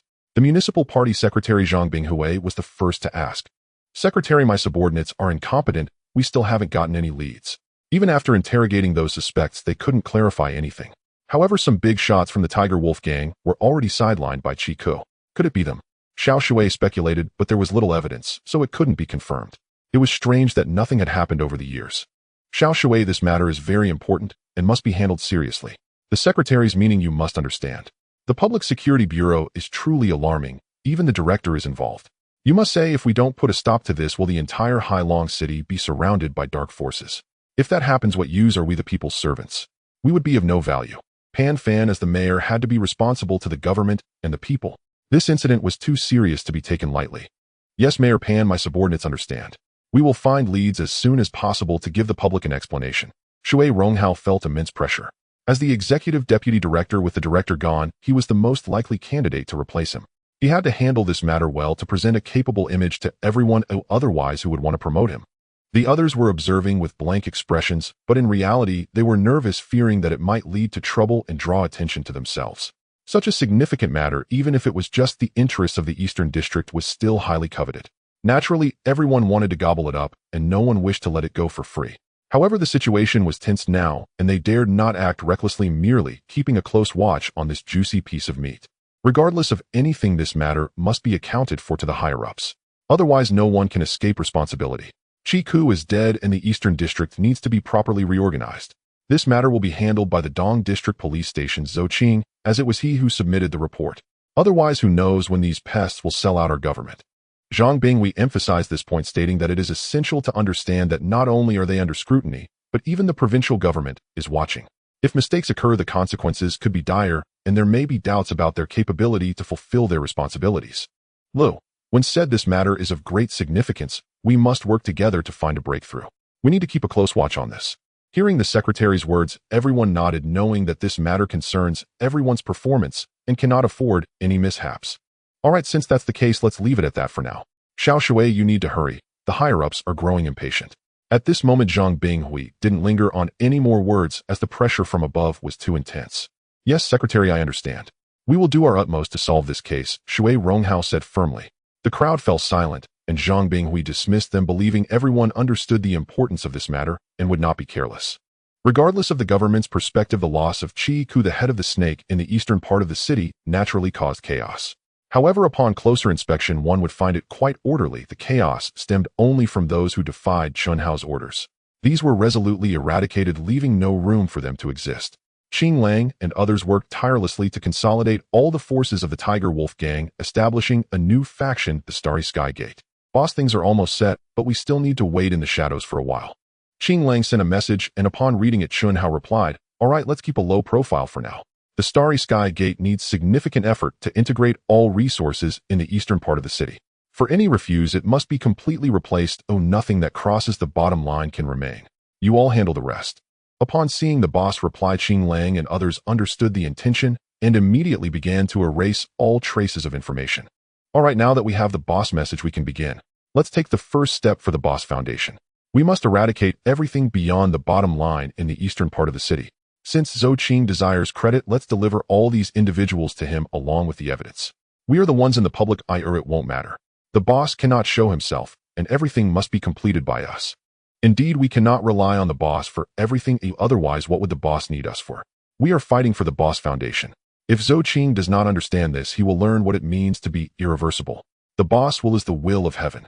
Everyone spoke in agreement, sharing a common will to uphold Chunhao's intentions and transform the eastern part of the city into an environment devoid of anything beyond their bottom line. At the very least, they would not become targets of resentment, as being discreet and understanding when to advance or retreat is essential for survival. Zhou Qing, however, was unaware that on his way to work his police station was already filled with many drug dealers and users, causing great distress among the officers, especially with the evidence brought in by a new gang established in the eastern part of the city. They boldly declared cooperation between the police and the public to create a harmonious community. This left them speechless. As expected, Zhou Qing soon learned of the situation and immediately went to personally interrogate. There was no doubt about it. The newly emerged gang Starry Sky Gate was genuinely planning to conduct legitimate business and would not interfere with illegal substances.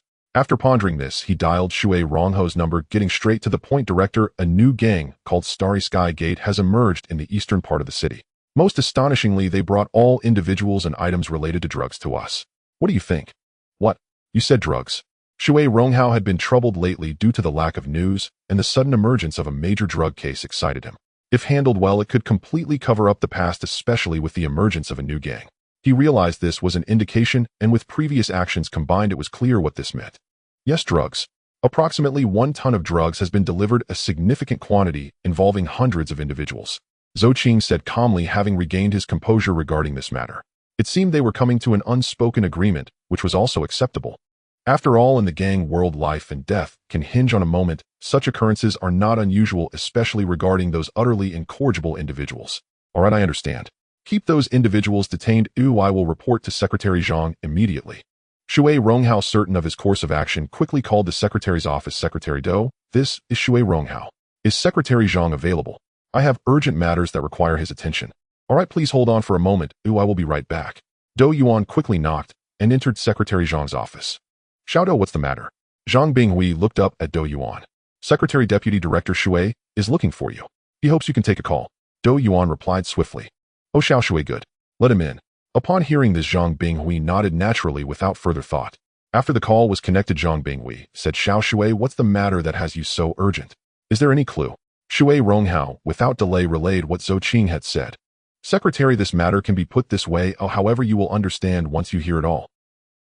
This is indeed a matter that can provide an explanation to the higher-ups. I hope it truly harmonizes. You must pay attention to this. Yes, Director, I understand. Shui Ronghao did not hesitate, knowing what needed to be done. Then let's proceed. Once it's done, write up a report to conclude this matter. That's all. Zhang Binghui hung up the phone, pondering whether the Starry Sky Gate could truly uphold its bottom line. If not, the government could not be blamed. Zhou Qing quickly received Shui Rongho's call and immediately knew what to do, preparing to close the case. Naturally, the news from the eastern part of the city spread quickly to the other 3 districts. Initially, they had considered taking a piece of the pie, but realizing it had already been claimed, coupled with a series of measures, they understood that initiating conflict now was unrealistic. The government was not to be trifled with, having faced significant issues before. Stability was now paramount, otherwise unrest among the populace could spell doom for those in power. Damn it, Starry Sky Gate, what kind of gang is this? I've never heard of it. Do you know about this gang? No, this is our first time hearing about it. However, from the current situation, their strength is undoubtedly formidable. They managed to silently swallow the entire eastern part of the city in the blink of an eye, which speaks to their extraordinary power. Given the government's stability, taking action now would likely be unwise, as it could provoke government discontent. If they decide to crack down, our losses would be significant. But we can't just give up like this. What a juicy piece of meat. I really want to take a bite. No need to worry. After a while, when the government loses interest, we can all join forces to take down the eastern part of the city. By then, we will have the final say. By the way, it seems they are cracking down on drugs, and there are no signs of drugs left in the eastern part. Is that the case? Indeed, Boss Gu is well informed. It is true. The Starry Sky Gate is actively suppressing drugs, and even a gram found is sent to the police station. The police station in the eastern part is currently very lively, reportedly promoting police-public cooperation. Police-public cooperation is merely mutual exploitation. However, this tactic is indeed effective. As long as nothing major occurs, the police will not trouble them. Drugs are often the most intolerable, and since they have handled this matter so thoroughly, the authorities will happily count their money and ascend in rank. Who would want to oppose them? However, such measures will greatly impact the small-time dealers. Our supply comes from them, and if it surpasses the bottom line, we may not need the government to intervene, as someone will surely start to target us. Yes, it seemed we never had enough before, but now we realize it is this balance that has allowed us to maintain our foothold. Boss Fan, what do you think? This matter is not trivial. The small-time dealers may take action, and when that happens. Boss Lu, I understand what you're saying. Naturally, we need to make a good profit from this. Who would mind? What does Boss Ge think? Since you all say so, I will not give up either. We need to keep a close watch on the Starry Sky Gate gang and best send someone to infiltrate and learn their secrets. This will make things easier. However, this task won't be simple. Upon hearing this, the other two agreed, thinking that if they could send someone in as an undercover agent, they could learn in advance and then reap the benefits. They all understood that profit was key, having money was paramount. All right, let's wrap it up here today. After all, outsiders are watching, and we cannot let them discover anything. Dismissed, and when the time comes for the small-time dealers to act, we will follow behind them and let them take the lead. After finishing his evening self-study, Chun Hao went to retrieve his bicycle as usual, but today he unexpectedly encountered Su lying blocking his way. Big class leader, if you have something to say, just tell me. I will definitely do what I can. How about that? What could I possibly have? I just want to walk with you, is that okay? Su Lying said softly. Chun Hao looked at Su Lying under the streetlight, her light and graceful demeanor evoking a sense of protectiveness. Fortunately, he was not an ordinary person. His mind was resolute, but his tone softened as he replied, "Sure, let's take a walk." The two walked out of the school gate, slowly making their way down the road, momentarily at a loss for words. Unknowingly, they arrived at the bridge and stopped to gaze at the river beneath the night sky, illuminated by faint lights. You know, I once thought I was very strong, but now I realize I am actually quite fragile. Su Lying leaned against the railing, looking at the river softly, speaking, her tone seemingly devoid of the assertiveness she once had. "Oh, if you have something to say, just tell me. I may not be able to do everything, but I will do my best. After all, you are my future wife, right? Trust me, we can make it happen." Chun Hao gazed at her face and said quietly, "I know, but time is short. I don't know what the future holds, but I will remember you." Oh, Su Lying suddenly smiled, though it appeared somewhat forced. The former strong woman now seemed a bit downcast. "Oh, what is it? If you say it out loud, there might still be a chance. If you don't, I wouldn't know at all." Chun Hao frowned, realizing he still liked Su Lying. Perhaps this was how men were, and he didn't deny it. "You know that Xiantian's father got into trouble, but my father's major project is in cooperation right now. We are lacking funds from the Qian family, and the entire project is at a standstill. My family's liquidity has long been invested in it. If this continues, the whole company may falter. You probably know what the outcome would be." Su Lying hesitated and said, "It turns out there is such a matter. It seems this has hit you hard. Trust me, miracles will happen, and you will become a strong woman. Believe that miracles are in our hearts." Upon hearing this, Chun Hao realized it was this issue which made it somewhat easier. "You know what? It's at least $1 billion in funding gaps. To continue, we need an injection of at least 10 million. Otherwise, we won't even have results. In a few days, everything will collapse and my family can't hold on much longer. At that point, I will have no options left." Chun Hao understood her implication. This issue was indeed crucial for her. However, if they didn't inject $1 billion at once, perhaps it could still be managed. A vague calculation formed in his mind as he confidently said, "Do you believe in miracles? If you do, just hold on. They will appear and you will achieve your dreams, becoming a strong woman. Thank you for your concern. I understand now. I believe miracles will happen. Please take me home. I need to rest well tomorrow. I'm really tired." Hearing this, Su Lying opened her heart. No matter how worried she was, it was of no use. She could only believe in miracles. Chun Hao said little and quietly escorted her home. Although they had not yet truly held hands or established a relationship, in his eyes, she was already his treasured one, and no one else could lay a finger on her. He only slowly pushed his bicycle away after she disappeared from view. "Boss." A car appeared at the roadside, and a person immediately said respectfully, "Take my car back. By the way, first go to King Ling's place, then send it to Jinhua Villa." Chun Hao nodded and got into the car. "Yes, boss," Xiao Dao quickly responded and drove off. Qingling also received notice that the boss was coming and immediately informed others to prepare for the boss arrival. Before long, Chun Hao's vehicle moved, and everyone waited respectfully as Qingling personally opened the door for him. "Boss." Everyone bowed in unison, resembling a ceremony. "All right, no need to be so formal. Let's go inside. I have something to discuss with you all." Chun Hao nodded and walked in. The others followed, wondering what business the boss had at such a late hour. Once everyone was seated, Chun Hao said, "I'm here today to ask how the integration in the eastern part of the city is going. No problems, right?" Reporting to the boss, there aren't many problems. Everything is under control. However, the other 3 districts want to interfere. If we hadn't acted promptly, even if we didn't lose, some issues would have been exposed. Fortunately, the boss is exceptionally wise, otherwise we wouldn't be in this situation. "Oh, and how did those drugs come in? Through what channels? They are so rampant." Chun Hao was also shocked, having discovered about a ton of drugs, which was indeed a significant amount. "Boss, this is the Yamaguchi-gumi from the Little Devils. They sent someone to make contact. This time our methods were quick, catching them off guard, and even the drugs recently purchased by Chi-ko were seized. Next time we might not be so lucky. The Yamaguchi-gumi from the Little Devils, interesting. They have even come to our mainland. Very good indeed." Chun Hao said this very calmly, but everyone felt the oppressive aura. It was clear that the boss was quite displeased with the Little Devils. Boss, the people from the other 3 districts are also connected to the Yamaguchi-gumi. What should we do now? Qingling asked. Let's not worry about them for now. We must first organize our side. Although there are quite a few elites, they are not overwhelmingly many. Now that we occupy the eastern part of the city, we must ensure our interests with necessary means.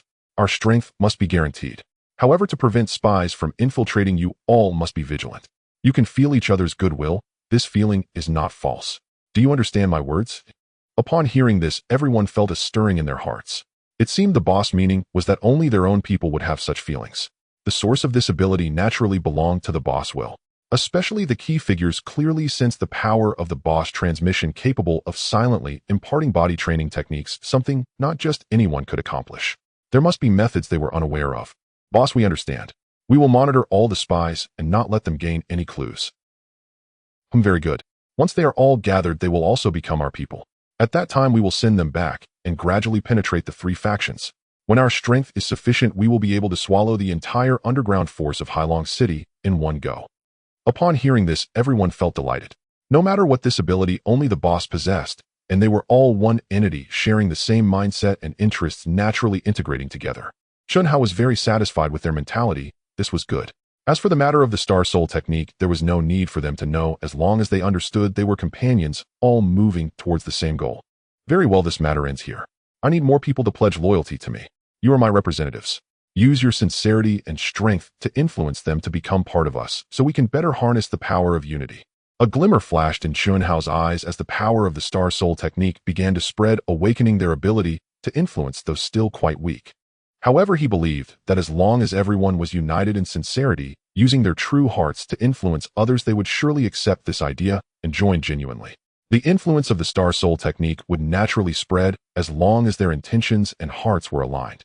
In an instant, everyone felt a difference. An indescribable feeling arose in their hearts as they exchanged glances, suddenly experiencing a sense of unity, caring for each other without distinction. Was this the power of the boss? You have already felt it, right? Very good. In the future, you will be able to discern what a spy is. Besides that, there is one more thing I need you to do. We need to establish a Starry Sky group that will bring all businesses in the eastern part of the city under this group, consolidating all resources. I hope you can complete this as soon as possible, and then find the owner of a company called Lu Shuang Biotechnology Co. Ltd. They are currently in a project stagnation and need a large amount of funding. Wang Hu, how much funding is known? Chen Hao asked Wang Hu. Boss, after the recent adjustments, the available liquidity is 500 million, most of which were found in the villa belonging to Chi-Ku. As for the real estate, there is even more, covering various industries. It will take some time to consolidate. Wang Hu replied calmly. Good.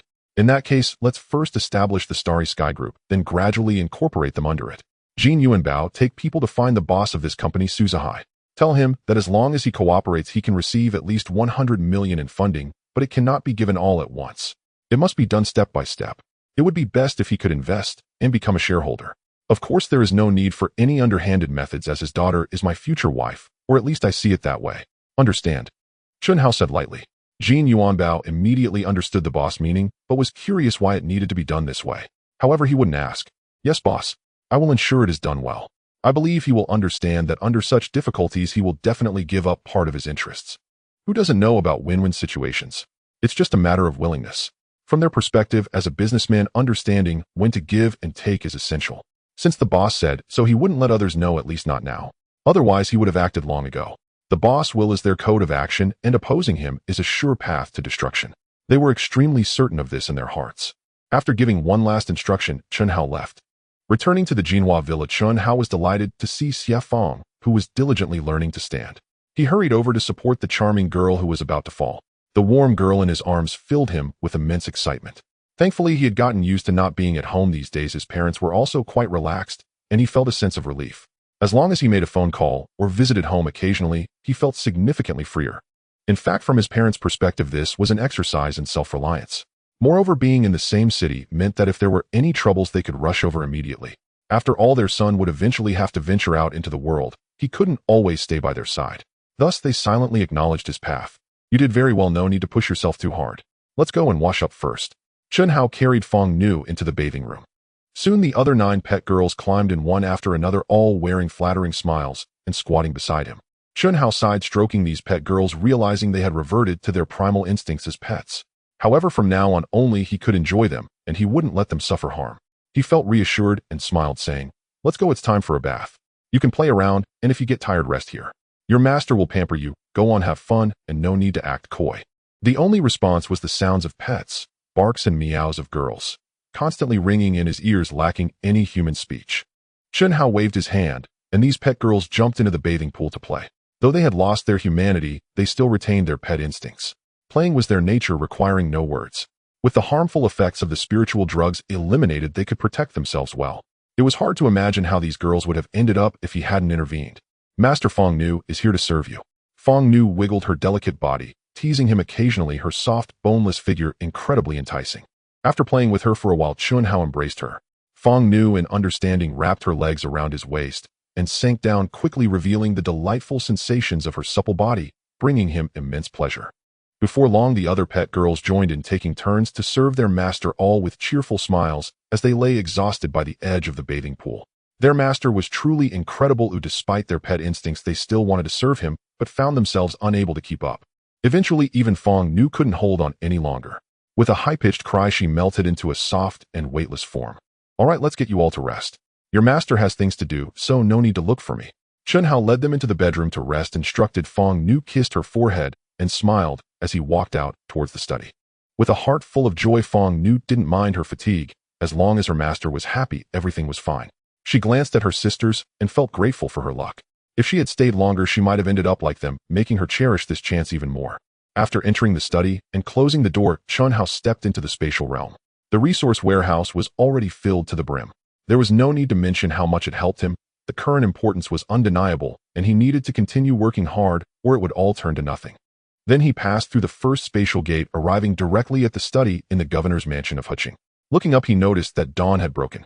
As soon as he stepped out of the study, he saw Xiantian rushing towards him, seemingly anxious, so he quickly approached her. "Oh, master, you are here. I was so scared, I thought you had left." Xiantian sighed in relief. "How could I leave? Don't worry, I just stepped out for a bit. You have no need to fret about me. With you here, who could possibly harm me?" Chunhao said confidently, knowing that while he might not be the strongest, his ability to protect himself was certainly formidable. Upon hearing this, Xiantian nodded. She had witnessed her master's prowess firsthand, but his unannounced departure had worried her. "All right, from now on, I'll let you know whenever I step out. Rest assured, my obedient maid." Chunhao joked. Xiantian's face flushed instantly. Since becoming his bedmate, she had devoted her heart entirely to her master. As long as he was around, she felt at peace. Chunhao took the initiative to embrace her as they returned to the room. Xiantian realized she had been overthinking. Her master was capable of taking care of himself. As long as she kept him in her heart, everything else was secondary. This was her greatest strength, and she didn't want to disappoint her master. "All right, go get some more sleep. There's no need to wake up so early," Chunhao said, giving her a kiss. "Master, I'm not tired. I can't let outsiders talk nonsense. Please sit, I'll prepare the washing supplies." Xiantian set her face red as she hurried to prepare the washing tools, her happiness evident. Chunhao couldn't help but smile as he took the washing supplies Xiantian prepared and went to have breakfast. "Master, the strategist has arrived," Xiantian reported after receiving notice. "Oh, the strategist is here. Let's talk in the study." Chunhao nodded and walked towards the study. Shortly after, the strategist entered, respectfully bowing. "I pay my respects to the master." "Rise, strategist. No need to be so formal. What brings you here so early?" Chunhao looked at the strategist and asked. "Master, I came to discuss how your army is growing larger and larger. Isn't it time to organize it properly?" Chunhao was taken aback upon hearing this and replied, "Isn't it just over 10,000 people now?" "Yes, master, but it will soon surpass 20,000, or even more. Wouldn't it be better to prepare in advance?" Chunhao pondered for a moment and said, "All right, call Li Hai and the others. Let's discuss this thoroughly." Soon Li Hai and the others arrived, understanding their master's intentions and feeling excited as things were somewhat chaotic now. "Everyone knows the current situation, so I won't say much. The governor will take care of it." Chunhao looked around at everyone and then said, 5 people form a team, and a team leader will be appointed. 2 teams form a squad, and a squad leader will be appointed. 5 squads form a company, and a company commander will be appointed. 2 companies form a battalion, and a battalion commander will be appointed. 5 battalions form a regiment, and a regiment commander will be appointed. 2 regiments form a brigade, and a brigade commander will be appointed. 5 brigades form a division, and a division commander will be appointed. 2 divisions form an army, and an army commander will be appointed. 5 armies form a corps, and a corps commander will be appointed. What do you all think?" Upon hearing this, everyone was filled with enthusiasm. Although the numbers were not yet up to 20,000, they would soon be there. "There's no need for subordinate opinions. Please make your decisions, master." Everyone felt this was irrelevant. Very well, you all are among the first to follow me, so I will not treat you unfairly. The highest rank available is army level. Chen Hao pondered for a moment and said, Li Hai, I appoint you as a commander leading the cavalry division. Do you understand? Yes, master. I vow to serve you loyally and train a fierce army for you. Li Hai exclaimed excitedly. Good. With your words, my heart is very comforted. Chen Hao nodded happily, then turned to Zhao Ling and said, Zhao Ling, I appoint you as a commander leading the infantry division, but you must be able to fight immediately. Do you understand? Yes, master. I vow to serve you loyally and train a powerful battle division for you, Zhao Ling said excitedly. Zhou Cang was appointed as the commander of the cavalry brigade, Han Lin as the commander of the infantry brigade, Yang Gu as the commander of the cavalry regiment, and Zhu De as the commander of the infantry regiment. Chen Hao then looked at Yu Er and said, Would it be too much trouble for General Yu to take charge of the city defense army temporarily acting as a reserve training camp? Yu Er understood that the master's main forces were already assembled and felt there was no need to rush. He bowed and said, Yes, master. I will ensure that a reserve army is established for you, preventing any impact on the front lines. Good, even so my heart is very comforted. Chen Hao nodded happily and then turned to the strategist saying, Strategist, I need you to establish an intelligence unit. Knowing the information is crucial for victory. Knowing ourselves and our enemy ensures we are never at a disadvantage. I hope to spread this intelligence team as it is essential both now and in the future. Yes, master. I will ensure you control the intelligence, preventing any leaks on our side. The strategist knew this task was very important and would play a significant role in various aspects. It had to be executed well. Very well. Now what about logistics? Chen Hao pondered, realizing this issue was also very important and should not be taken lightly. Upon hearing their master hesitating, everyone knew he was searching for someone but couldn't think of anyone at the moment. Master, I just received a talented individual today and specifically brought him to present to you. The strategist said respectfully. Oh, such good fortune. Quickly bring him in. Chen Hao exclaimed, suddenly overjoyed. Soon a scholarly-looking man with a touch of iron-blooded courage entered, clearly someone gifted in both literature and martial arts. May I ask how to address you? Chen Hao saw the other party about to bow and immediately stopped him, saying softly, I am a commoner Wei Chonghui, at your service, Governor. Chen Hao observed and understood that this person was definitely talented. How could he let such a figure slip by? A glimmer of light flashed in his eyes, and before Wei Chonghui could react, he was drawn into the depths of his soul, instantly understanding his loyalty. Chen Hao didn't consider himself despicable. He didn't think he had any wickedness. Since someone had come to pledge allegiance regardless of their background, once they fell under his star soul technique, even if they were an undercover agent, they would become his ally. This was his greatest trump card. He directly stated, I appoint Wei Chonghui as the logistics chief. Do you agree? Your servant is grateful for your kindness, master, and vows to serve you loyally, Wei Chonghui said, now fully committed as a staunch supporter. Chen Hao was overjoyed and immediately hosted a banquet, raising cups in celebration with everyone. The city of Bianhe is being organized in an orderly manner, actively training troops in secret. The cavalry, benefiting from an abundance of horses, is undergoing intensified training, which greatly pleases Chen Hao. In this era, cavalry undoubtedly holds a dominant position and serves as a formidable weapon. Moreover, various businesses are beginning to stabilize and residents are no longer hiding at home. Chen Hao's various people-friendly policies allow them to feel the difference from other governors, providing many opportunities to earn money, such as labor for-leave programs and guidance on small commodity trading, transforming the small business office into a flourishing enterprise. As the assistant county magistrate, Shi Yuan has been entrusted with this task. Drawing on the economic knowledge imparted by his lord and his own experience, he has managed to live up to his lord's expectations, seeing the people earn small incomes and settle down. The slight sense of reflection in his heart cannot be overlooked, for the value gained from this measure is not insignificant. An old farmer with a beaming smile entered and expressed his gratitude, saying, My lord, thank you. If it weren't for you, I wouldn't have known that eggs in the Western District are selling at such a good price. Oh, otherwise I would have suffered losses. Old man, there's no need for that. Oh, I really can't accept it. The governor has made it clear that this would be a crime. You wouldn't want me to face criticism, would you? This is what we ought to do. Please keep it. And if you encounter any difficulties or have questions in the future, feel free to ask us. We will certainly share whatever we know, ensuring you do not suffer any losses. Rest assured. The old farmer initially did not want to take it back, but upon seeing Shi Yuan's resolute demeanor, he realized he had no choice but to comply. It seems this governor is truly a good person, allowing officials to act according to the rules, which is indeed rare. With a sigh of admiration, he departed. Shi Yuan finally breathed a sigh of relief, while the other officials wiped their brows in an inexplicable manner. They knew that the governor's orders were no joke, If the governor found out, the consequences would not be pretty, and they were all acutely aware of this. Such examples abound. As long as it is under Chun Hao's jurisdiction, bribery is practically eradicated, with the implementation of his orders being the foremost principle, and everything else takes a back seat. Naturally, no one dares to undermine this command.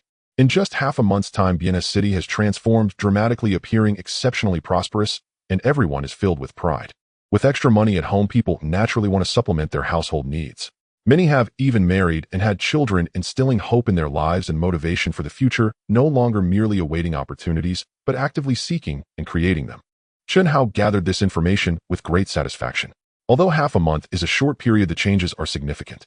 The shift in people's demeanor is the best manifestation, and it is also the effect that the entire city should exhibit, otherwise would he not be deemed utterly incompetent. My lord, the cavalry division of 10,000 has been completed, and I have come to report. Li Hai said excitedly. Good, well done. With this 10,000 cavalry, I believe that even those with ulterior motives will face their deserved fate. Upon hearing this, Chun Hao was very pleased and applauded, knowing that the capacity for self-defense had been established. He then turned to Zhao Ling. Zhao Ling immediately reported, My lord, the infantry division is also ready. As long as there are horses, they can engage in cavalry warfare. Of course, they cannot be compared to Colonel Li's forces, but they can at least perform long-distance raids. Just await your command, my lord. Very well, this is already quite good. By the way, how about the reserve troops? Chun Hao asked Yue. Reporting to my lord, the reserve army of 10,000 is already assembled, and the 5,000 city defense troops are also prepared. As long as we are not attacked by an army exceeding 100,000, our city will be safe. Moreover, under your benevolence, the residents in the city will surely band together to defend, and with regular training for the militia, there should be no issues. Please give your command, my lord. Excellent, well done. However, with the increase in military strength, can the logistics keep up? Chun Hao nodded and inquired of Wei Chongwei. With your resources, my lord, how could there be any shortage? There is more than enough, and I am fully confident, Wei Chongwei replied confidently, realizing the abundance of supplies after inspecting the storages, which was truly exhilarating. Good. With enough troops and provisions, it shouldn't be a problem. Now we just wait for the right moment. Chun Hao said calmly. An expedition must have a legitimate cause. This is true both here and in ancient Earth. So now we can only wait and see if an opportunity arises. He had not anticipated that just as he was thinking it would arrive. A soldier rushed in, urgently kneeling on one knee to report, My lord, scouts have returned with news that the surrounding cities have begun to mobilize, specifically Luoyun City, Tana City, and Gigu City. The troops from these three cities have started to gather and are preparing to march towards our city. Upon hearing this, Chun Hao was instantly furious, exclaiming, What audacity from these three cities to act recklessly during this national crisis. Li Hai, you are ordered to deploy the cavalry and seize the opportunity to annihilate this rabble. Zhao Ling, follow up and ensure they are brought back to the right path. Yes, my lord. The two responded quickly, knowing this was an opportunity presented by their lord. The combined strength of their forces along with the foundation of the three cities is exactly what their lord needs, and they certainly won't overlook it. They will strive to capture the three cities swiftly as a gift to their lord. As long as speed is prioritized, who in this borderland could say otherwise, even the court? Reviewing the situation, he did not stop them, for he also felt that the moment was nearly ripe. After such a long period of preparation with so many troops, and given the tireless cultivation by their lord, each one is now vigorous and formidable. If they cannot succeed now, one must fear there is no hope. This battle is to better expand their enterprise. Capturing these three cities will form a defensive perimeter and allow for depth.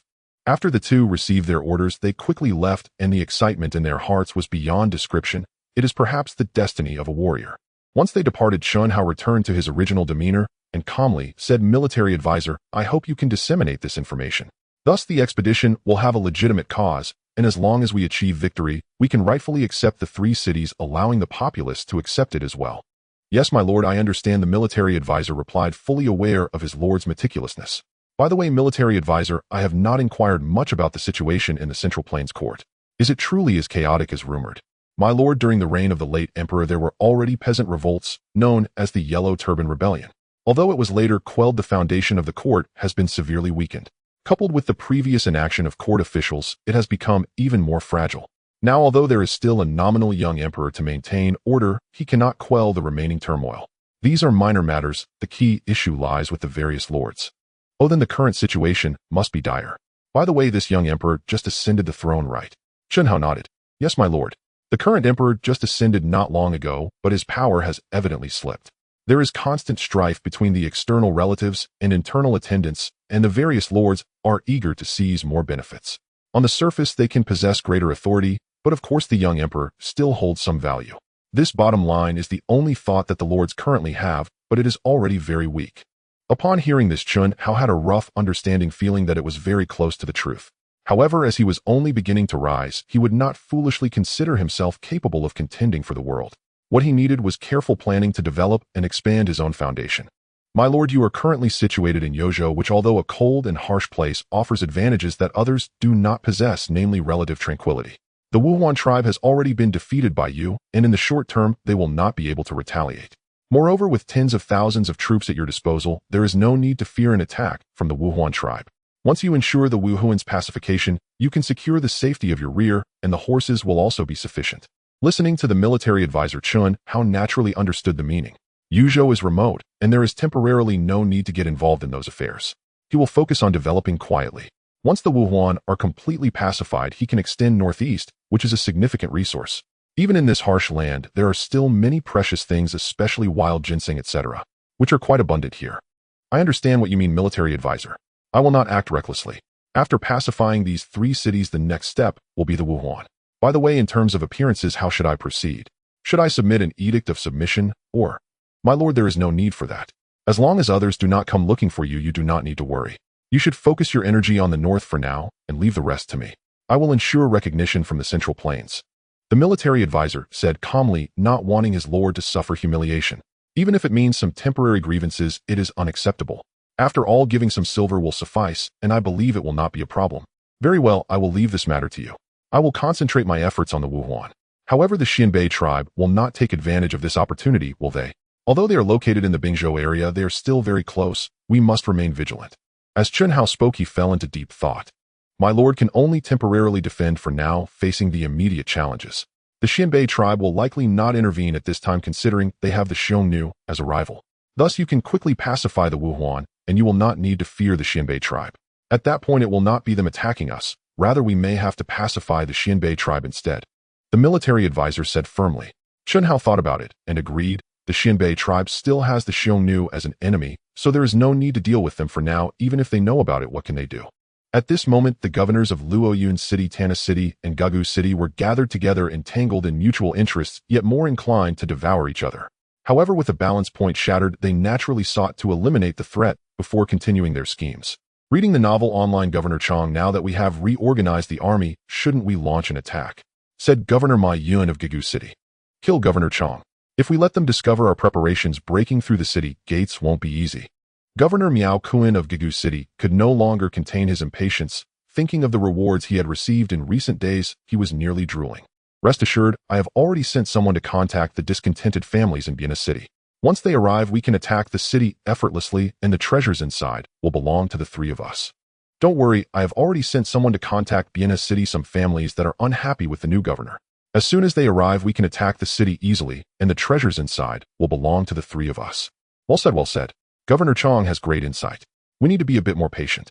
Besides, this place is hidden and only half a day's journey from Biena City. If we act quickly, we should have no problem breaking through. The 2 listened in admiration. It seemed Governor Changqi had a clever plan, knowing exactly what to do, saving a lot of military strength. Changqi was feeling very pleased with himself, yet he was completely in the dark, having already been discovered. Waiting was unnecessary. Indeed, every movement in Biena City was under Chun Hao's intelligence. The citizens had received great benefits from him and naturally leaned towards their governor. Once suspicious individuals appeared, they would promptly report to the governor's office, and someone would be dispatched to capture them. This time was no exception. They had already caught the so-called spy, especially with several families planning secret dealings. No one cared about the fate of these individuals, for they were too despicable, attempting to ruin the good lives the citizens had painstakingly built. Naturally, they were filled with hatred, and who could feel sympathy for those who deserved to die? Chun Hao paid no mind to this. Instead, he scrutinized every detail carefully and immediately sent word to Li Hai to inform him of the enemy's location, planning a complete annihilation. This way, peace could be restored to the surrounding areas. After receiving the intelligence report, Li Hai and Zhao Ling met briefly, looking over the map to determine their course of action. Although the intelligence was astute, they needed to observe the timing and terrain in real time, otherwise they would only create chaos. They simply conveyed the general situation to inform the seasoned troops. Commander Li, why don't we surround them here? They seem hidden, but it's a dead end. If we block this place, it will be like fish in a barrel. Escape will lead to either life or death. What do you think, Commander Li? Zhao Ling expressed his thoughts, showing respect to his former superior who had led them out. That sounds good. Zhao, you need to split your forces into 2 teams, and I will divide my cavalry, as well to prevent their escape. Send people to set fire and create chaos. I believe they will flee in panic, and then we can deal with them. Li Hai examined the terrain and nodded. They were truly courting death in such a natural formation. With both sides blocked, it was a one-way street. All right, since Commander Li agrees, let's get moving. Zhao Ling eagerly began to act without delay. Quickly, the two arranged their deployments and set out secretly blocking the exits. The troops from the 3 cities wishing to remain hidden would not send many to scout waiting for envoys from Biena City. They seemed overconfident, believing no one would know. Their arrogance would not end well, and soon they would realize the consequences. After communicating, Li Hai and Zhao Ling knew the moment was ripe. Although it was just a small-scale encirclement, it was sufficient.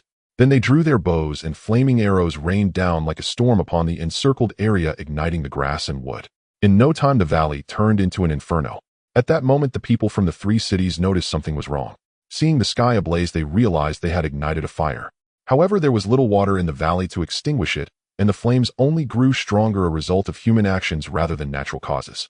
Clearly, the arrows on the ground and the soldiers revealed that the enemy had arrived.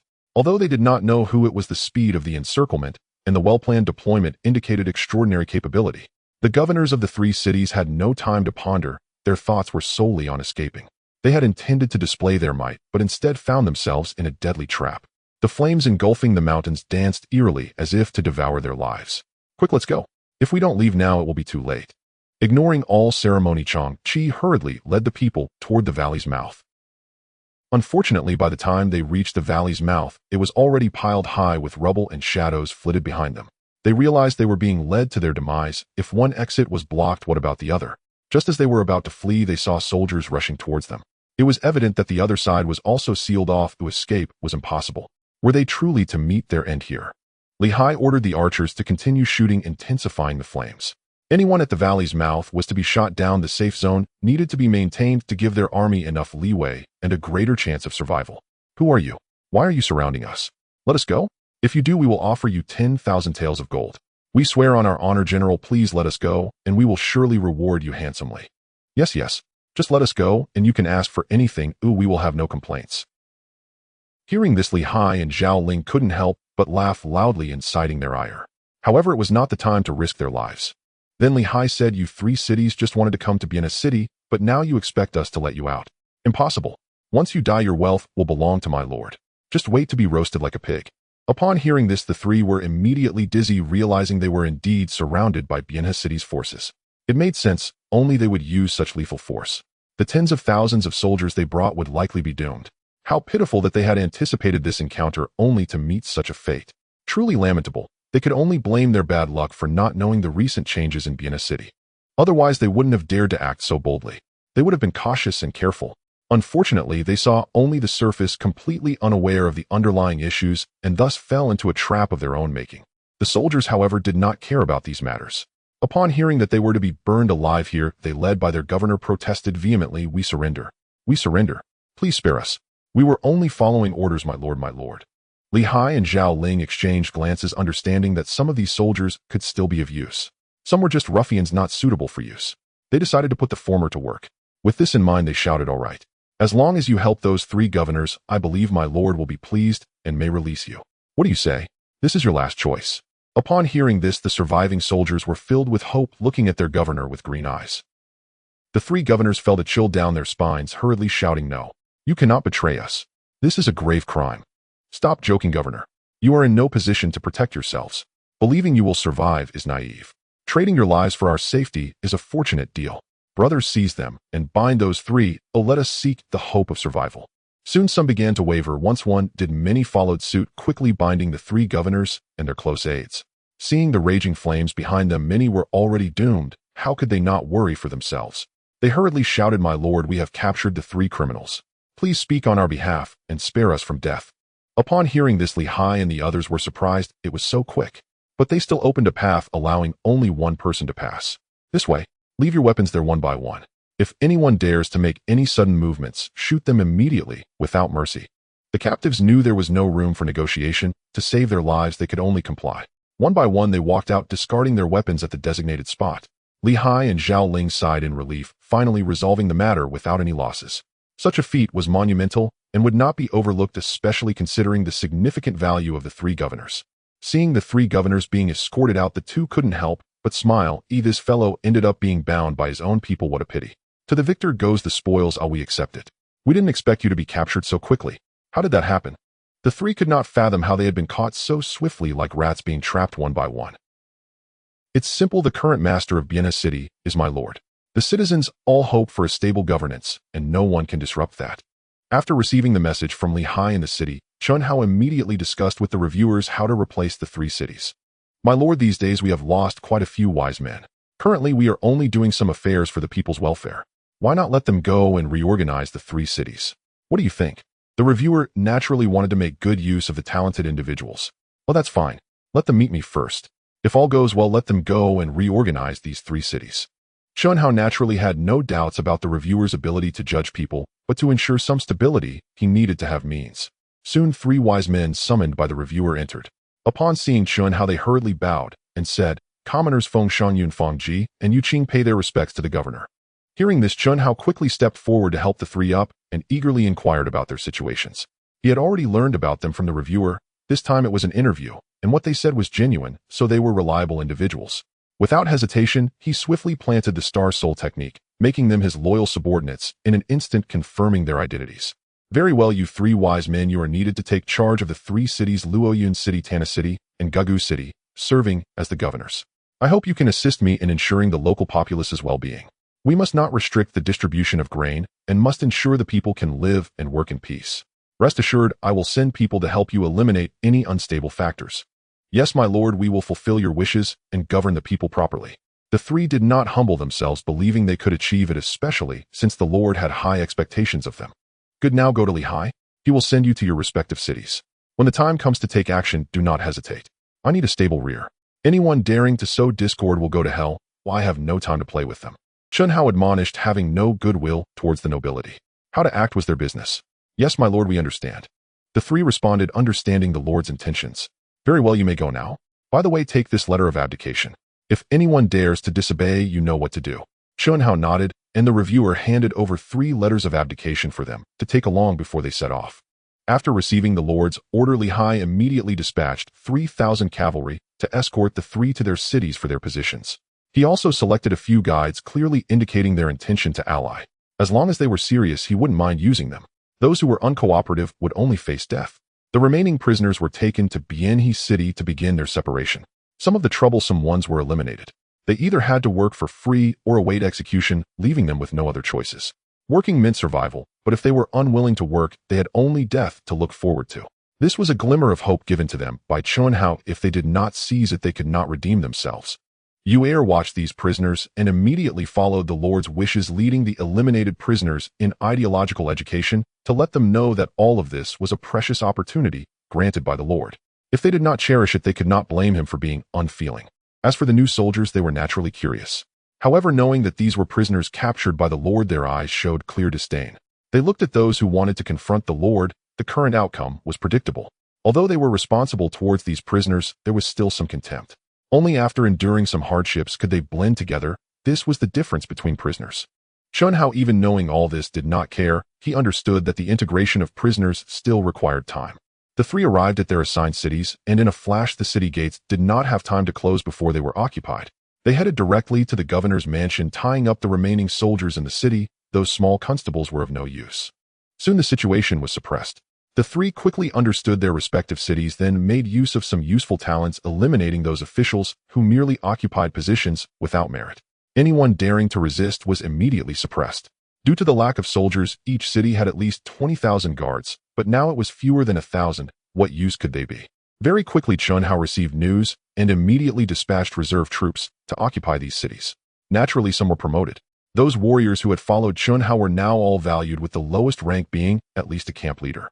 This time Qin Guan was sent to Luoyun City as the city steward, Zhou Guangda to Tana City as the city steward, and Zhao Zhixian to Gugu City as the city steward, each leading 1,000 reserve troops to establish city defense forces expected to be at the scale of a regiment. Currently, Chun Hao's jurisdiction was still only the size of a county, just 4 cities, and with a sparse population, this was a critical point. There was a need to continuously introduce people and provide a stable environment, otherwise the common people could not live and work in peace. My lord, now with the 3 newly acquired cities, our defense forces have become a bit weak. I hope you will recruit troops again, the reviewer reported. Even if the military advisor doesn't say it, I must do it. But now the population of the 4 cities is not large. What should we do about this? Chen Hao is still troubled by this issue. If the population were larger, it would naturally not be a problem, but unfortunately it was not. My lord, why not select some prisoners? Since they have already been separated, let them fight for their homeland. I believe you wouldn't want to waste them, right? After all, they have gone through some training. With a bit of effort, they will definitely become new combat power. The reviewer suggested. In fact, this idea had long existed, but was uncertain until it was discussed. All right, since the military advisor says, so we will do it that way. Chen Hao said without hesitation. From the remaining 40,000, select 20,000 to serve as reserve troops. The rest will remain as reserves. After dispersing these 20,000, we will reorganize them and have Li Hai and the others draft regulations. Once we have enough troops, it should not be a problem to have 2 armies. With 2 armies in this area, I believe it should not be a significant issue. Yes, my lord, with 40,000 troops, I believe there should be no major issues, and we can make changes to our defenses. Once the integration is completed, we can pacify the Wuhuan tribe.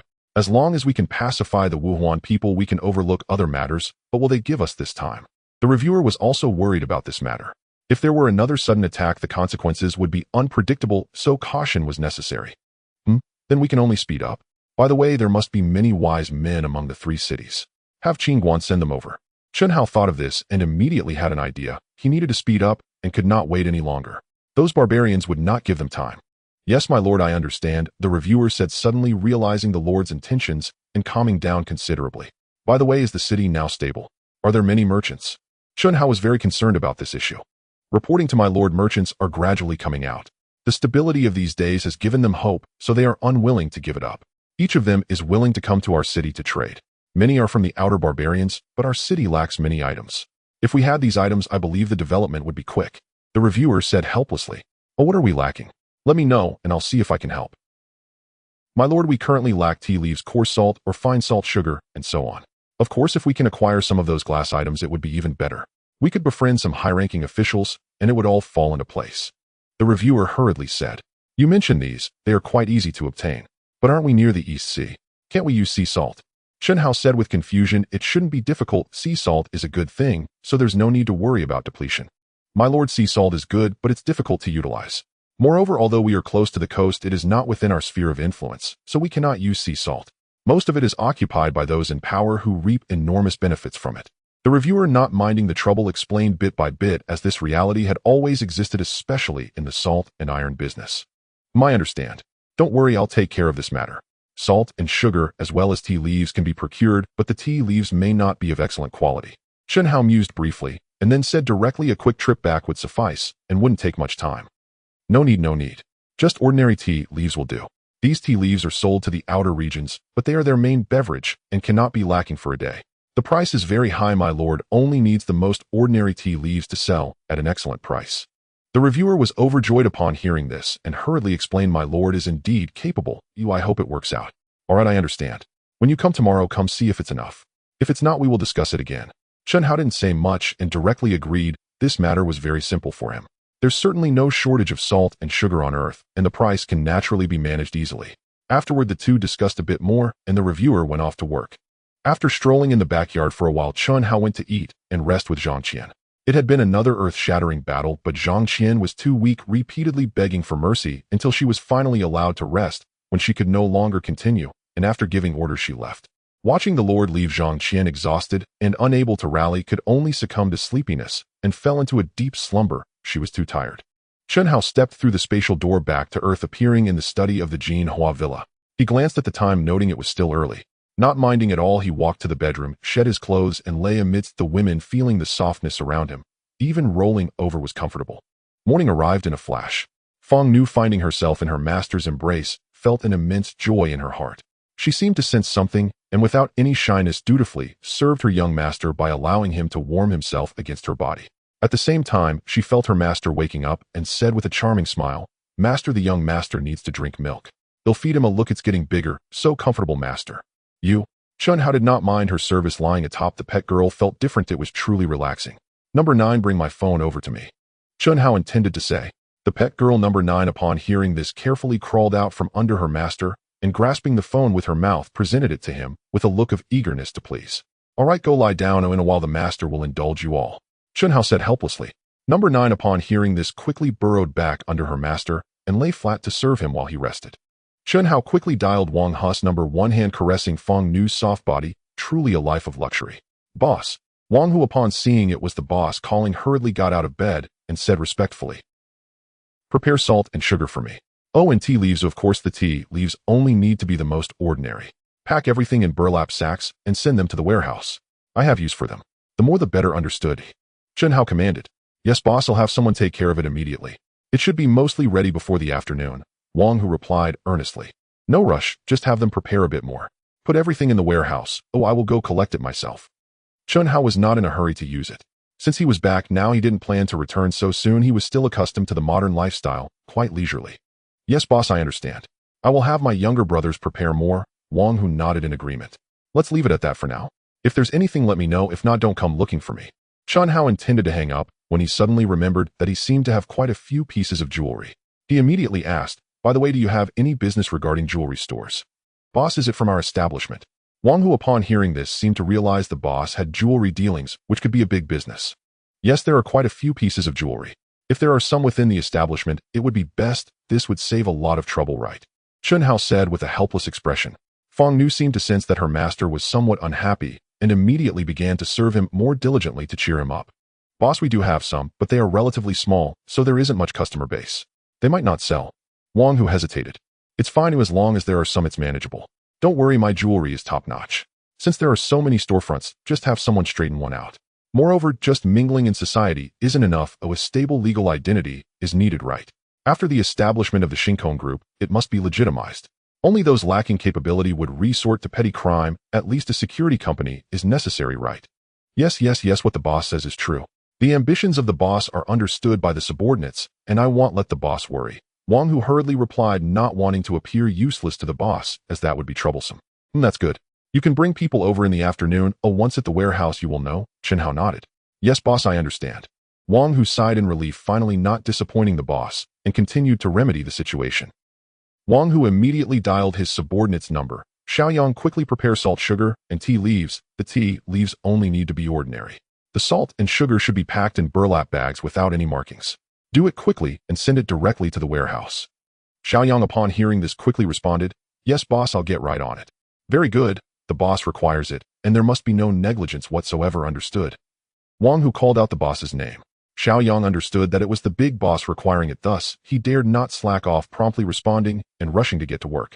Wang Hu sought out several jewelers preparing to use them in the afternoon, but naturally wouldn't let them see the boss.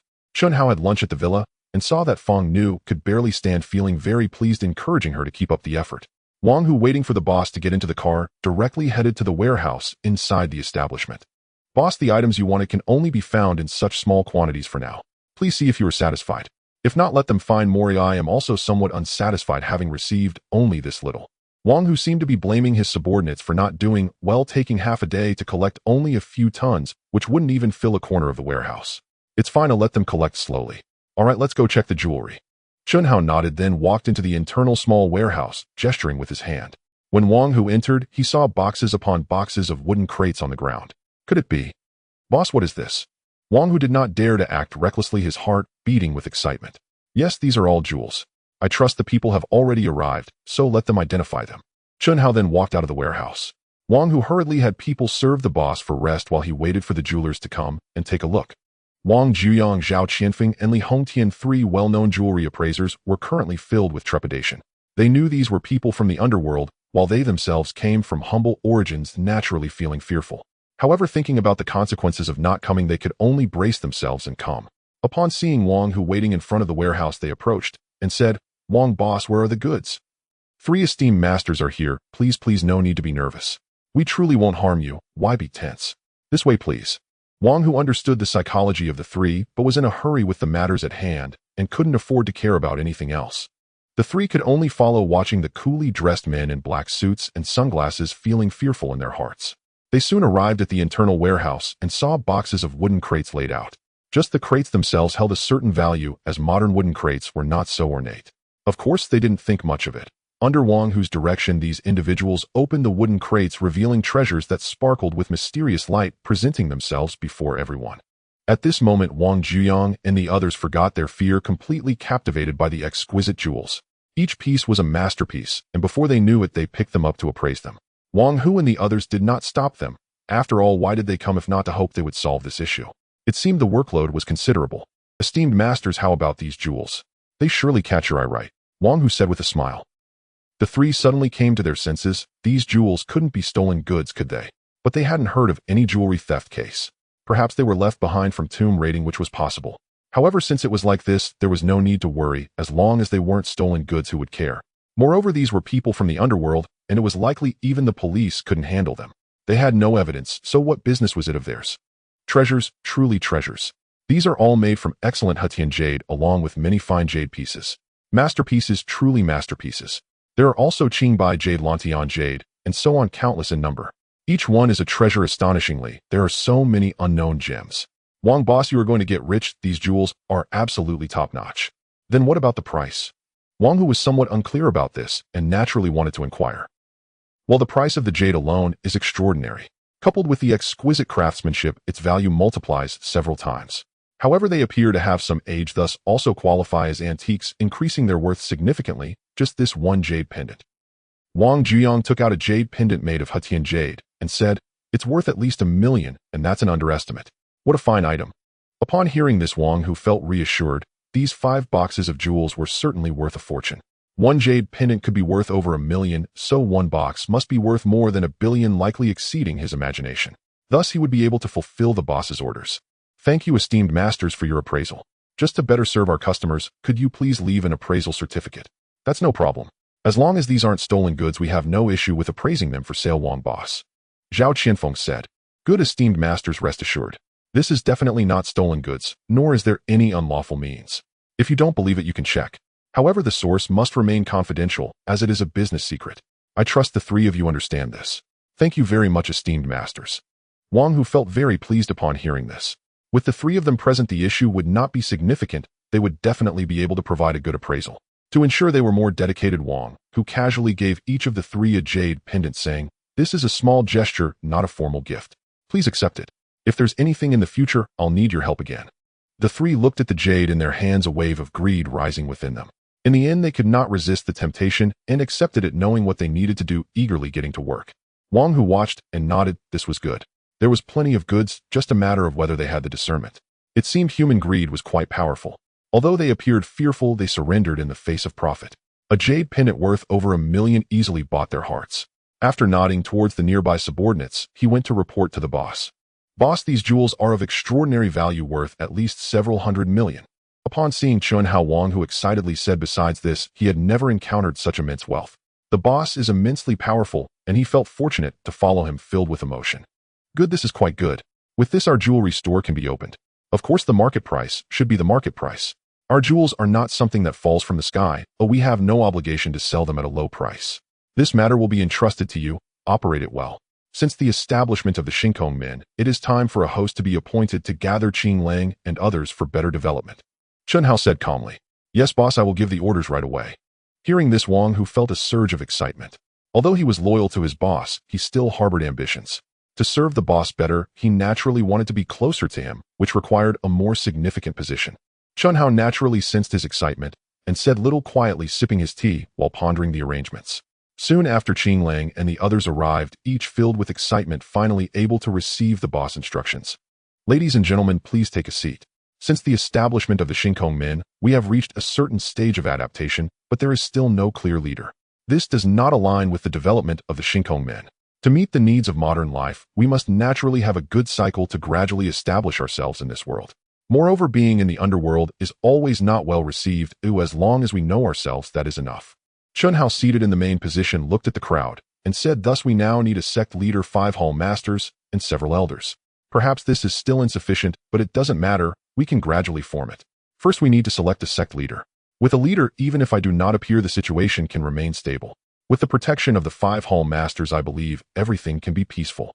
Yes, boss, we understand your concerns and will not disappoint you. Everyone had no objections. Well, then you all discuss who is suitable to be the sect leader. Do not be modest, speak freely. Chun Hao smiled. Everyone exchanged glances. Although this opportunity was not to be missed, they feared they were not worthy of catching the boss' attention and could not immediately name anyone.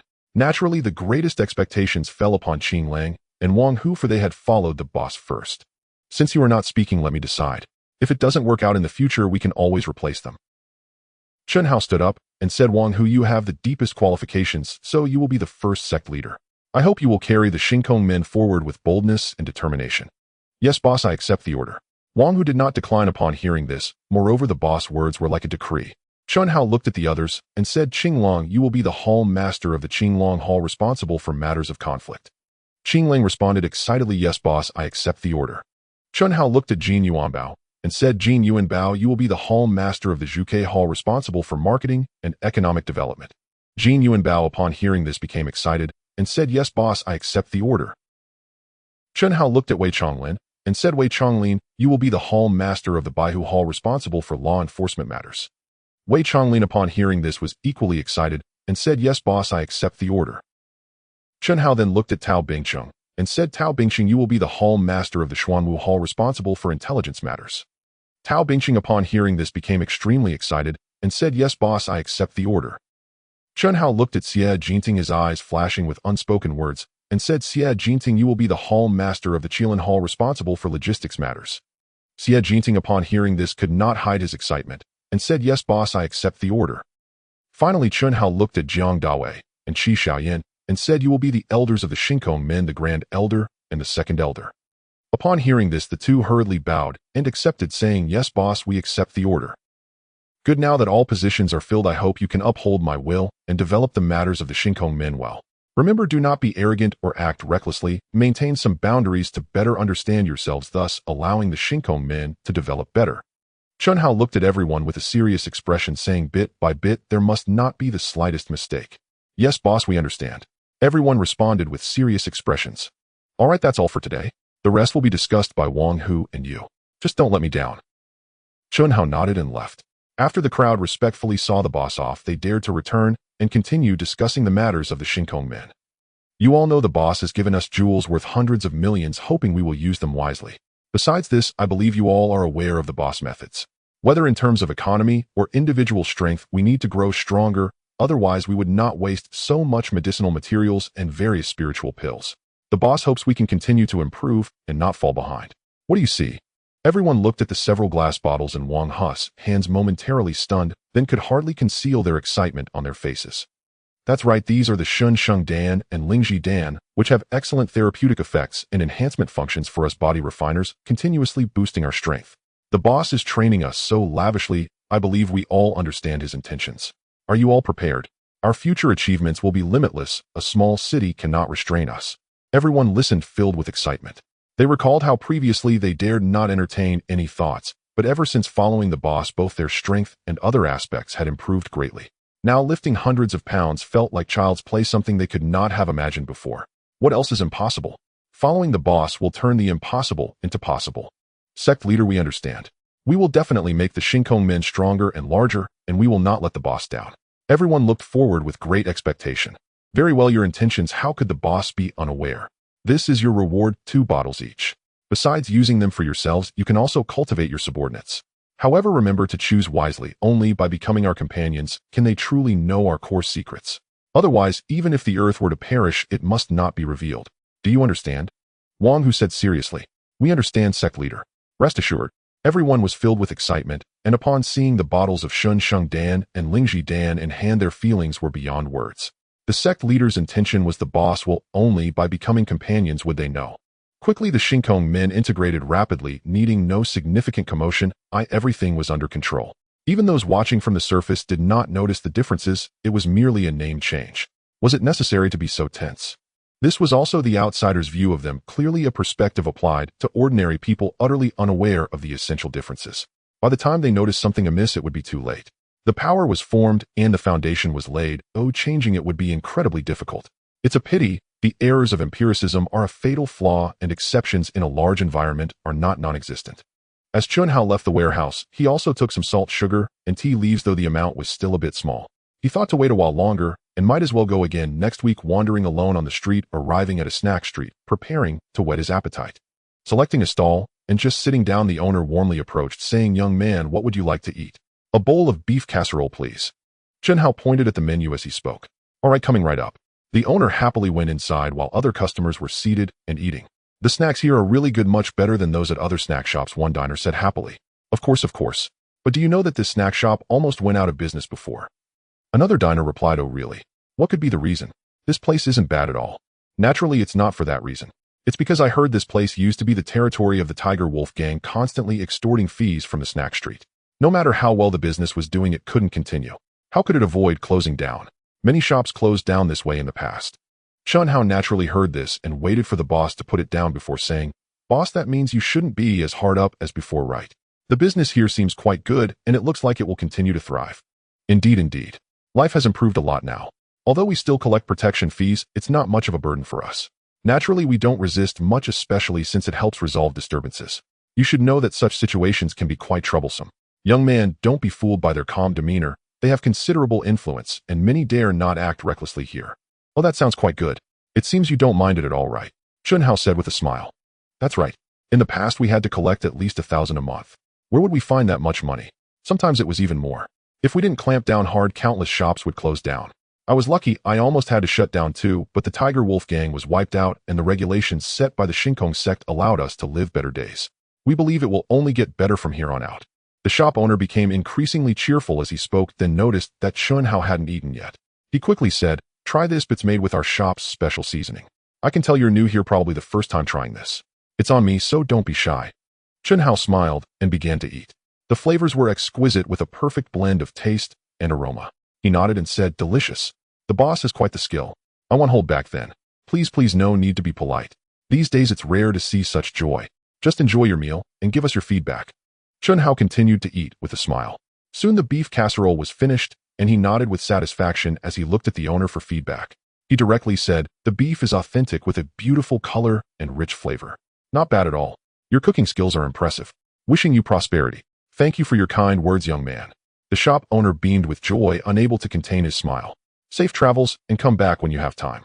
You can try our other casseroles, and I guarantee you'll be satisfied. They're truly specialties." "Thank you very much. Today I feel like I had a free meal. It was great. I'm off now, goodbye." "Goodbye? Come back when you can. This meal was nothing, it will only get better," the shop owner said cheerfully. Xianhao nodded and left. The snack street was bustling with activity with no one causing trouble, making it quite safe. He felt satisfied this reconnaissance was successful. He hoped they could find more companions to join them. As for the usual petty thugs, they didn't recognize Xianhao's identity and paid him no mind, continuing to guard their territory. As the master of the Star Soul technique, only those who have been implanted with the technique can feel the sense of oppression. As for those who are infected, they will experience the authority of the master more profoundly, inevitably submitting involuntarily. This is the great power of the Star Soul technique. The effect of infection requires loyalty. Those who cannot express loyalty cannot be infected. This makes it easy to distinguish the subordinates. In any power, loyal individuals are the most reliable and represent the future of that power. If one nurtures a white-eyed wolf, it would be a waste of resources and could backfire. Xianhao certainly did not want such a situation to occur, so he implemented preventive measures to comprehensively prohibit such occurrences. As long as the core remains intact, everything will be fine. In the afternoon, he returned home and did not go out again, contentedly reading a book. Tomorrow was the midterm exam. "Xiaohao, you're back. Studying, I see. Take your time. Mom will make you something delicious. No need to rush." Upon seeing Xianhao studying at home, Xiantian was immediately delighted and went to prepare a delicious meal. As long as her son was safe and sound, she would be happy. Xianhao felt a surge of warmth in his heart. He calmed himself down and continued to read. Many of the books were from his university studies, and with his current knowledge, he could continue to improve. Of course, his parents were unaware, and he didn't elaborate. Reading is good. It allows one to calm the mind and settle the restlessness within, helping him return to his original intentions. That evening, a table of lavish dishes awaited him, and his parents watched him eat with joy on their faces.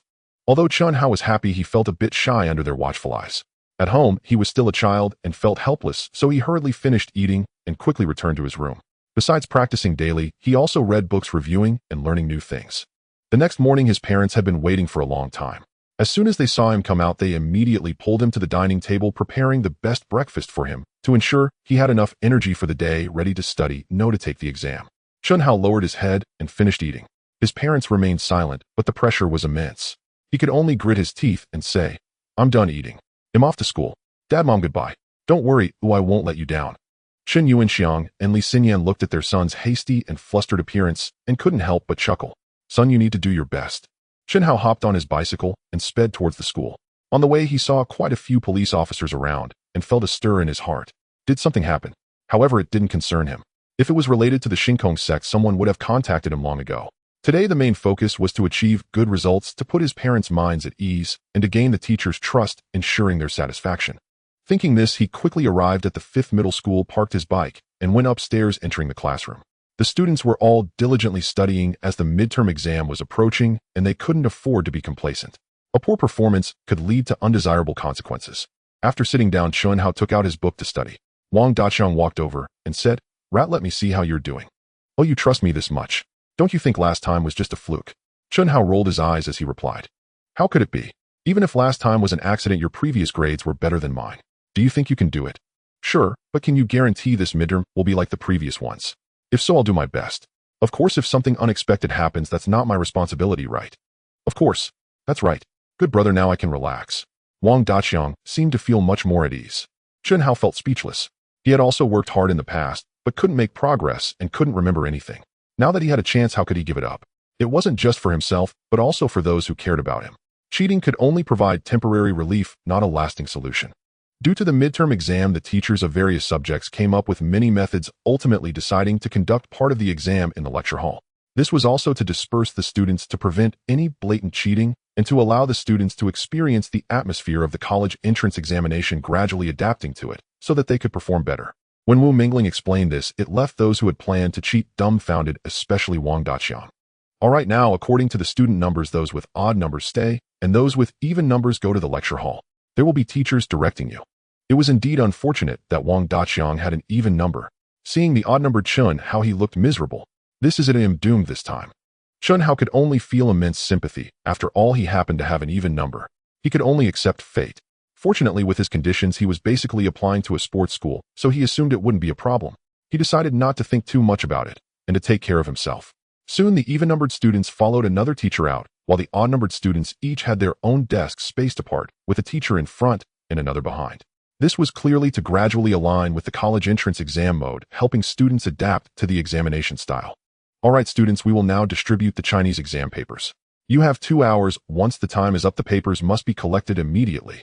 Wu Mingling wasted no time and directly distributed the exam papers. Then he and another teacher monitored the students during the exam. As soon as Chun Hao received the exam paper, he looked it over. Aside from the essay, everything else was straightforward. A smile crept onto his lips as he began to write, his pen moving swiftly and smoothly, ensuring he grasped the scoring criteria to gradually improve himself. This way, he wouldn't seem too prodigious and the teacher would only believe he had started to study hard. By the next semester, he wouldn't need to hide it anymore, as time would be sufficient. 2 hours passed swiftly. After the two teachers collected the papers, they allowed everyone to take a 10-minute break to prepare for the next exam. Chun Hao had already finished, but chose not to leave waiting until the teacher collected the papers. Once the 10 minutes were up, the math exam began, which was also quite simple for Chun Hao. If it weren't for the need to avoid overperforming, he could easily explain using the university methods he had learned, solving the math exam with high school knowledge just as quickly. After the teacher collected the exam papers, it was time for lunch. They were to enter the examination room at 12:30 in the afternoon. Wang Daqiang saw Chun Hao with a glum expression. It was clear he hadn't done well, probably still lost in confusion. So cheating is off the table now. This is how the college entrance exam will be. Even if you want to rely on a sports school in the future, you can't let your cultural class scores be too low. It's still possible to remember more now, right? Uncle and Auntie also hope you achieve good results. Upon hearing this, Chun Hao couldn't help but laugh. Wang Daqiang was no longer stubborn. This kid was becoming increasingly clever. All right, I admit my mistake. Here, have a candy to calm you down." Chun Hao smiled as he took out a wrapped wisdom pill and handed it to Wang Daqiang, saying, "This is something I managed to buy with great difficulty. Give it a try." Wang Daqiang received it and realized it was just a candy. He thought it was a trick for children, but he ate it nonetheless. The moment it touched his tongue, he felt a refreshing sensation, as if many forgotten things became clear again. What was happening? "Mouse, this candy is so strange. I feel completely at ease and comfortable. It's really delicious. Do you have any more?" "That's all, just this one. The others I've eaten myself. I saved this for you, brother. How about that? Isn't that brotherly?" Chun Hao chuckled and patted him a few times. In truth, the effect of the wisdom pill was not great for humans. Its primary function was to awaken animals' intelligence, making them as wise as a few-year-old child. However, when used on humans, it could help develop and stabilize their inherent intelligence, allowing them to recall what they had learned before. With continuous study, it could better stimulate their potential, which was also the effect of the wisdom pill, albeit still effective. All right, let's focus on our studies. This afternoon, we have English and comprehensive literature. Every bit of extra study helps, Chunhao said, holding his book. Wang Daqiang unusually did not refute him and began to read. The more he read, the more familiar he felt. Gradually, he started to reminisce, feeling much more alert and understanding quite a bit. Of course, awakening intelligence does not equate to improved comprehension, which requires one's own talent. Generally speaking, aside from rare treasures, few things can enhance it, so he felt a bit blocked. Seeing this, Chunhao didn't mind. As long as he achieved a good score, that was enough. Of course, the premise was that he had to put in the effort. Repeated memorization was necessary to create space for growth, otherwise it would only be a matter of familiarity. Whether it could be utilized was another question. As noon approached, the two parted ways and went to their respective classrooms for the exam.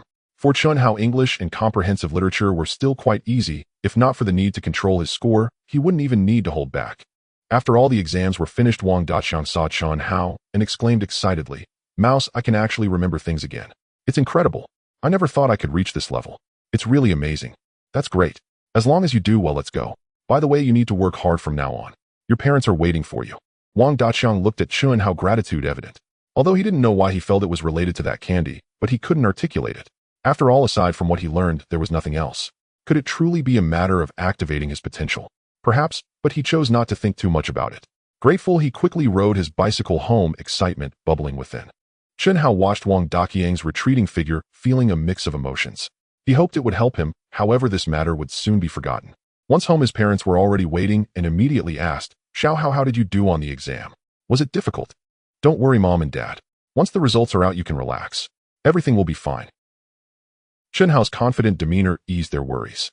It seemed their son had done well, which made them feel at ease. Chunhao let out a sigh of relief.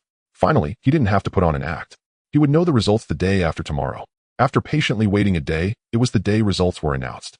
The students in the class were all tense, including Su Lying. The events at home had affected her a bit, but luckily, she managed to stay calm during the exam. Now, however, she was nervous again, fearing failure. For a strong woman, that would be a significant blow. Wu Mingling walked in wearing a broad smile. "Hello, everyone. I am quite pleased with this exam." Upon hearing this, the students immediately relaxed, but then he raised their spirits again. Some students still need to work hard and not slack off, though otherwise they will be left behind by others. The students exchanged glances, bewildered. Did someone improve again? Wu Mingling then took out the report card and said, "The first place is not to be mentioned. Su Lying scored 720 points. Congratulations." Su Lying sighed in relief, glad she hadn't fallen behind. Next were Zheng Rong with 710 points and Wang Guangli with 700 points. These scores were within expectations, but then everyone was left stunned by what came next. How was this possible? The progress was too rapid, leaving them somewhat bewildered. Fourth place, Chunhao, 695 points. He is the student who made the most significant progress in this exam. Keep up the good work. Wu Mingling was clearly very pleased. When students strive ahead, teaching them becomes an exciting and fulfilling experience. Chunhao felt it was a bit too much. He had originally planned to settle for 6th or 7th place, but unexpectedly landed in 4th. Fortunately, it wasn't too outrageous, so he smiled and thanked everyone. Wu Mingling smiled as he observed this. The kid had started to put in effort, that was good. He then continued to announce the results. 18th place, Wang Daqiang, 500 points. Wu Mingling paused for a moment before looking at Wang Daqiang, saying, "Having a weak subject is not good. You should work harder on your Chinese and math. With a bit more effort, you could score significantly higher and get into a good school." Wang Daqiang was stunned. 500 points. What was going on? He had never scored this high before. Wang Daqiang showed evident progress, jumping over 10 ranks. Excellent. Everyone should learn from this. We now have a second student in the class who has awakened their intelligence. You must not fall behind. Work hard, and you will become pillars of society in the future. Keep it up. Most of the remaining scores were in the 400s, which did not surprise Wu Mingling. Overall, the scores had improved, making him happy. This was what he wanted, a class with high scores, but it was impossible not to have some lower scores. As long as they could maintain stability, being a teacher would be gratifying. Who knows? One day there could be an exceptional performance leading to a decent score. Wang Daqiang finally came to his senses amidst the congratulations of his classmates, his face flushed with excitement. Soon Wu Mingling concluded the announcement of results and began the next lesson, focusing on enhancing key individuals. Chunhao naturally drew his attention. While this performance wasn't remarkable, he maintained steady results across all subjects. As long as nothing unexpected happened, he believed there wouldn't be any significant issues. However, Wang Daqiang's sudden improvement surprised him. He needed to strengthen his Chinese and math. Teachers generally take care of promising students and are always willing to help. Wang Daqiang certainly received this care, but he didn't feel discouraged. He knew he had to strive to perform well. Of course, regarding the events of yesterday, he had completely forgotten about it. He couldn't recall certain parts, which was also for his own good. Chen Hao didn't mind. As long as he was happy, it didn't matter if he forgot. It was better for everyone to be clear about things. Class is over. I hope all of you will study hard and learn from them, making continuous progress. Wu Mingling said with a smile. As Chen Hao was about to go out for some fresh air, Su Ling followed him and seemed unbothered. Mouse, you're quite impressive. You've improved so quickly. Are you trying to surpass me now? Of course. Once I catch up to you, won't that make you my girlfriend? You can't say that doesn't count, right? That won't do. As long as you surpass me, it means you qualify to be my boyfriend. But this challenge is not something to be taken lightly. Su Ling said, clearly annoyed. She knew that once she agreed to be his girlfriend, she would lose much of the initiative. As a strong woman, this was naturally frustrating, yet she couldn't refuse. After all, she didn't want to be someone who breaks promises. Don't worry. While this challenge isn't small, it's not an issue for me. Just wait for that day, and you will truly be my girlfriend. No, better yet, my woman. Don't run away. I take good care of yourself. Su Ling understood well.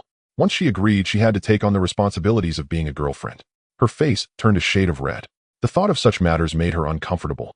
Was she really going to fail? No way. She silently encouraged herself to persevere and work harder. Only by continuously improving her grades could she show her true abilities. Dream on. Rest assured, if you truly surpass me, I will keep my promise and be your girlfriend. Even if my parents oppose it, I will make it happen. Just know that day is unlikely to come, so give up. Su Ling blushed as she said this, stamping her foot before heading back. Her heart raced as if narrating something. That confident figure became increasingly clear. Chen Hao smiled knowingly. Yes, just wait. That day will come when you become my woman, my true woman. After school, Chen Hao went straight home with his exam paper. As expected, his parents had been waiting for a long time. As soon as they saw him return, their eyes were fixed on him. He could only helplessly hand over his backpack, and they quickly grabbed it, starting to look through it. After reading through the exam paper, both of their brains seemed to freeze. A total score of 695 left them in disbelief. After checking several times, they finally confirmed it, and their hearts settled. Mom and Dad, rest assured. This time I ranked 4th in the class. I will only get stronger from here.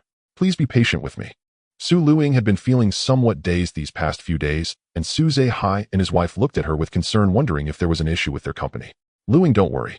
Your father and I will handle the company's matters well. There's no need for concern. No, I'm fine. It's just that the company is really okay, right? You aren't lying to me, are you? Su Luing said with confusion. It should be known that this project's funding was substantial beyond what an ordinary company could bear. Rest assured, today a local company is coming to discuss business, and they are very interested in our project and intend to invest. Su Zehai felt there was nothing to hide from his daughter, so he spoke candidly about everything. After all, she was quite the brilliant advisor as well. Oh, which company is this so bold and daring? A local company. Why didn't I think of it? Su Luing asked in confusion. This company was established a few days ago, named Xingkong Group. They have many enterprises under their wing, and it's hard to summarize all of them. In any case, they want to participate in this project, but the only condition is that they wish to take a stake. You know that once the shares are divided, my control over the company will diminish. So I've been hesitating about this matter. Since you asked, why not you share your thoughts on how we should proceed with this? Thus, Mother Feng Luqi listened with a smile, genuinely pleased with her daughter for being able to assist her husband in managing the company. Dad, first tell me what scale this company is at, and why they have the capacity to invest. Su Zehai hesitated for a moment before responding. To be honest, this company is not entirely legitimate. It can be said to be a gang. They are the current leaders of the underworld in the eastern part of the city, known as Xingkong Men. Initially, I didn't want to get involved, but after some inquiries, I found that this gang doesn't seem to have the same level of power as others, and they aren't overly aggressive. So I've been indecisive. If anything happens, it might implicate our company. After all, this kind of company is still quite dubious. Su Luing pondered upon hearing this. She wasn't unaware of such matters. While helping her father manage the company, she had already come to understand that where there is light, there is shadow. This was nothing surprising. It was just hard to judge their character. Dad, why don't you wait a bit longer? Do they have a deadline for you? Not exactly, but the company can't sustain itself for long. There's no need for them to impose a deadline. Su Zehai replied with a wry smile. All right, you can hold on for a few more days and do some thorough investigation. If they really aren't involved in any reckless activities, we can consider collaboration. After all, this isn't something that only we are facing, they will also be paying. As long as they don't push too hard, it shouldn't be a problem. Actually, they won't be doing that. They are willing to invest 100 million taking 20 of the company's shares. In the grand scheme of things, that's not too much. The losses won't be significant, especially compared to other gangs, which is a far cry from this. Suzehai was serious about this point. I see. Then perhaps we should wait a little longer. Knowing oneself and knowing the enemy, one can fight 100 battles without danger. That it's better for you to be cautious. All right, I will heed your advice. As long as there aren't any unsavory dealings, agreeing won't be a problem. The control remains in our hands. Su Luing nodded, realizing her father was right. 20 was indeed not a lot, and they could still maintain control over Lu Shuang Biological Technology Co. Ltd. These past few days, Xing Kong men had been working diligently, not on other matters, but because an 11 wanted criminal, a serial killer who randomly murdered innocent people, had appeared in Hailong City. If it were a gang-related issue, the government usually wouldn't intervene, but everyone knew that such criminals who harm the innocent could not be tolerated. Naturally, this news spread far and wide. Chen Hao, upon hearing this news, immediately instructed Qing Lang to handle it. Anyone appearing in the eastern jurisdiction should be captured and sent to the police station. Qing Lang responded promptly. He wouldn't refuse the boss orders. He couldn't condone such wanton killings. It was known that once you were in the underworld, you couldn't act recklessly against innocent people. This also posed an unstable factor for the gang, so he was naturally eager to cooperate. Getting busy with this was to be expected, and they dispatched several experts, which also served as good training. Brother Dao, do you think that killer will come back to our eastern area? If he does, we must practice well. Don't worry, gunners. There will definitely be a time for you to act. I hope that criminal comes here himself, though otherwise we wouldn't even know how to make a move. After all, it's not appropriate to act right now while the boss and the others are still preparing. Who would dare to disobey the boss orders? We have to be careful. Well, I've heard there are guns. Although we have some strength, we might not be able to withstand a gun, right? Upon hearing this, gunners nodded as well. They had guns in their gang, but they couldn't just take them out and use them openly. Generally, they only used knives, sticks, and similar weapons. They needed to be cautious, keeping their eyes on the surrounding situation without letting their guard down. Brother Dao, something has happened over at the snack street. It seems someone has been injured. What? Someone dares to cause trouble in our territory. Let's go quickly. We can't let those we protect suffer harm. Otherwise, how can we go out and protect people? We might as well jump into the sea. Hearing this, Xiao Dao was furious. Someone dared to incite trouble, but he still reported to the boss and hurried over, determined not to let the situation escalate. If it did, it would be hard to resolve. When Xiao Dao and the others arrived at the snack street, they saw one of his younger brothers lying on the ground bleeding. Fortunately, he wasn't dead, but Xiao Dao's expression darkened. Just as he was about to go over, he was suddenly stopped by gunners who said, "Brother Dao, doesn't that person look like the wanted criminal?" That person? Yes. Initially, Xiao Dao hadn't paid attention, only feeling angry. But then he took a closer look and was shocked. It was indeed that 11 wanted criminal. He noticed the bulge at the man's waist, which was undoubtedly a gun. This suddenly became a tricky situation. They couldn't be careless, nor could they act recklessly. Once a gun was drawn, things could get messy. Even the boss might not be able to step in to resolve it. Attention, everyone. This guy has a gun. Before we make a move, we need to subdue him first. Xiao Dao commanded, swiftly drawing a small knife and focusing on the hands of the wanted criminal, especially the one holding the fruit knife. In a flash, the blade gleamed in the sunlight, appearing inconspicuous, but by the time everyone regained their senses, Xiao Dao had already struck the target's hand, instantly incapacitating it. To be precise, it was the hand holding the fruit knife. The man's expression changed and pain flickered across his face as he seemed about to reach for the gun. In an instant, Xiao Dao drew out another small knife and struck again, incapacitating the other hand. The surrounded younger brothers immediately realized the opportunity and rushed forward, quickly subduing him and pinning him to the ground, preventing any movement, while occasionally delivering a few heavy blows to keep him subdued. Quick, send them to the hospital. The expenses will be settled later. Move faster, Xiao Dao immediately commanded. Hearing his words, several people rushed out, quickly loading the injured younger brother into a car and heading to the hospital. What on earth happened? How did this guy cause trouble here? Doesn't he want to live? Xiao Dao was puzzled. The owner of the shop hurriedly approached Xiao Dao and explained the situation clearly. Upon hearing this, Xiao Dao realized that this guy was mentally unstable. Upon seeing the wanted notice on the table, he had gone berserk. He said to the shop owner, "It's all right, he's the 11 wanted criminal. You just didn't notice. Leave it to us." At this moment, the shop owner finally recognized that this guy was indeed the criminal on the wanted list. His heart raced wildly, narrowly escaping death. Fortunately, there were people from Xing Kong men protecting him, otherwise it was unimaginable. This person was a serial killer. Qing Lang also arrived at this time. After seeing the result, he smiled and said, "Xiao Dao, your flying knife skills are quite impressive." Where? It was all thanks to the boss teachings, no, the Hall Master's teachings. Xiao Dao replied with admiration. Hall Master, no, brother Dao incapacitated him.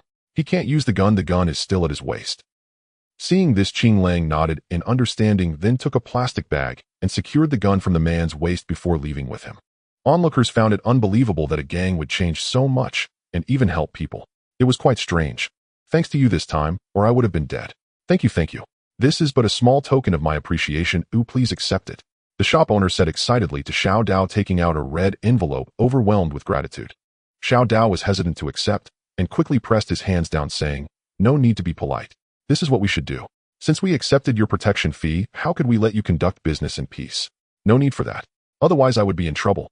Just treat me to a few more free lunches in the future, haha. But don't let the hall master know, otherwise I might get punished. I can't let that happen. Yes, Brother Dao, thank you so much this time. Otherwise I would have lost my life. By the way, I need to go to the hospital to check on the injured younger brothers. If it weren't for them, how could I still be standing here? I can't refuse this, can I? The shop owner said, quickly leaving the shop and hurrying towards the hospital, his gratitude beyond words. Bystanders applauded, recognizing that such a gang was winning the people's hearts. Although they were still involved in the underworld, at least they weren't overly oppressive. Especially since they could step in to protect people, that was quite remarkable. Many other gangs only accepted money without taking action. How could they be as fair as this? People's sentiments could change, at least the resistance towards Xing Kong men had diminished. This was also what Chunhao needed, a good beginning. Zhou Qing was currently suffering from a severe headache. According to the intelligence report, the level wanted criminal had already fled into his jurisdiction. If anything went wrong, it would undoubtedly be a source of great distress. The situation that had been so painstakingly calmed down was about to escalate again. Was it really so difficult to find peace while serving as the director? Every day brought a new wave of misfortunes. Director Qing Wolf is here. Ren Zhang rushed in with an anxious expression, gasping as he shouted. What's the hurry? What Qing Wolf? Is there an old wolf coming too? Zhou Qing was startled by the mention of the level wanted criminal and momentarily lost his composure. However, Ren Zhang was already flustered and quickly whispered, it's Qing Wolf from the Starry Sky, the one from the Tiger Wolf gang.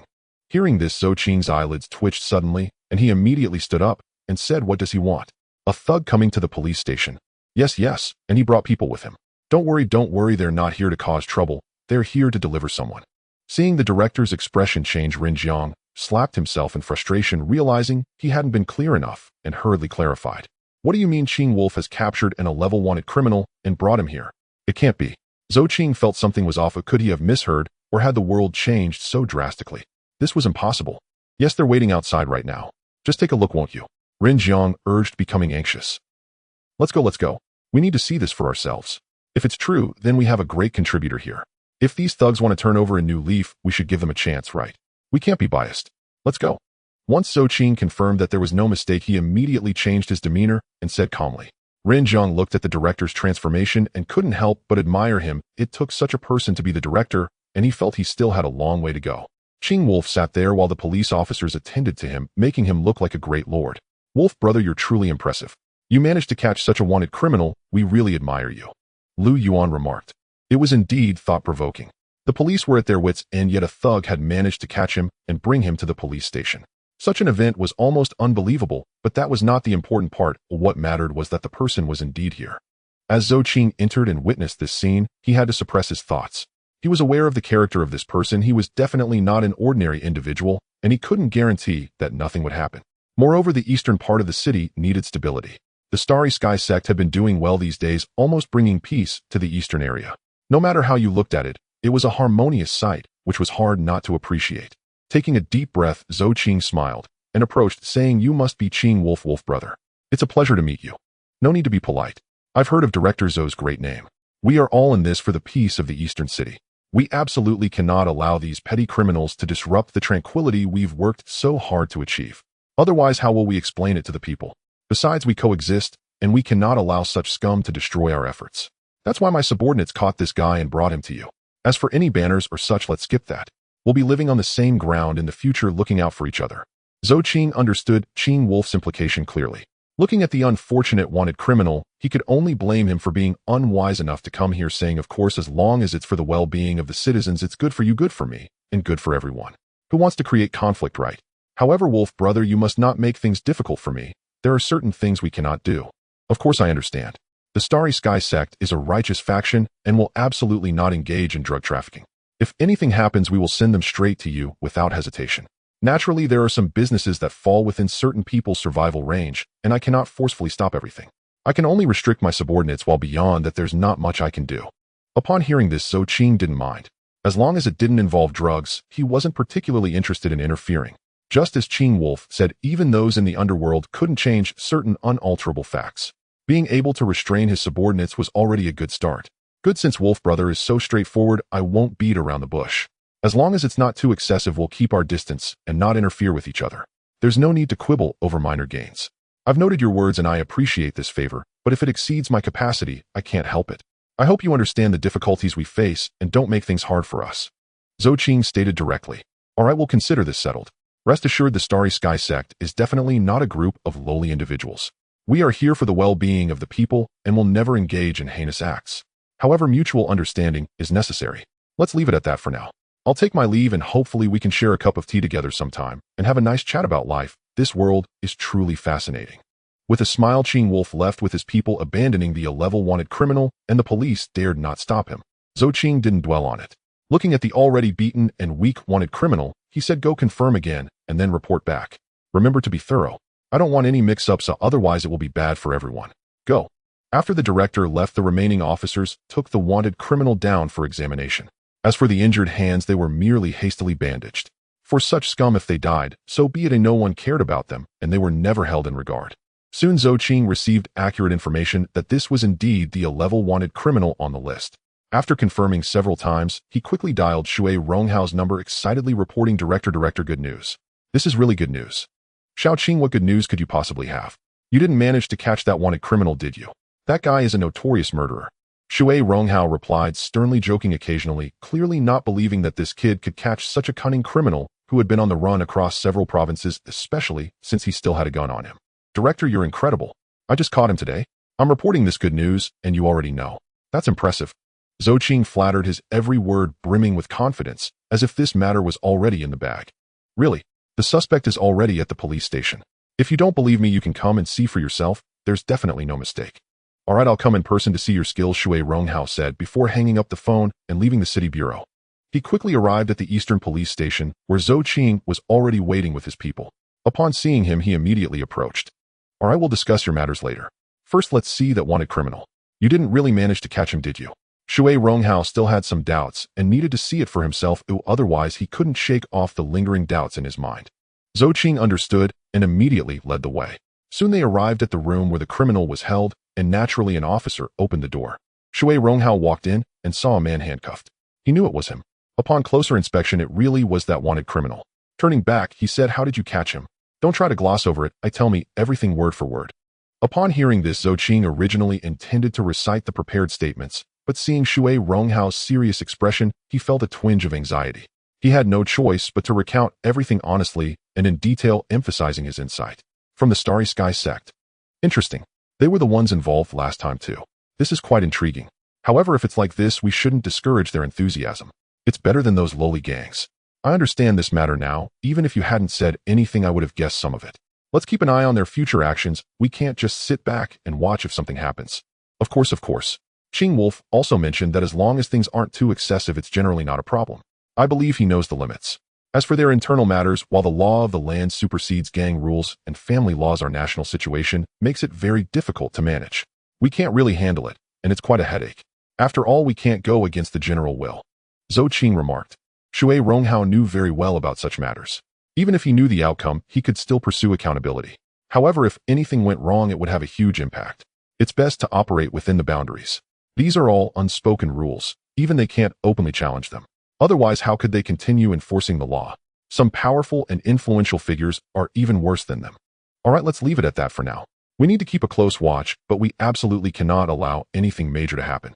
Otherwise, even if it becomes difficult for us, we must eliminate the threat. Shui Ronghao said firmly. As long as it's scum, there's no room for negotiation. You can rest assured, Director. I'm well aware of the situation.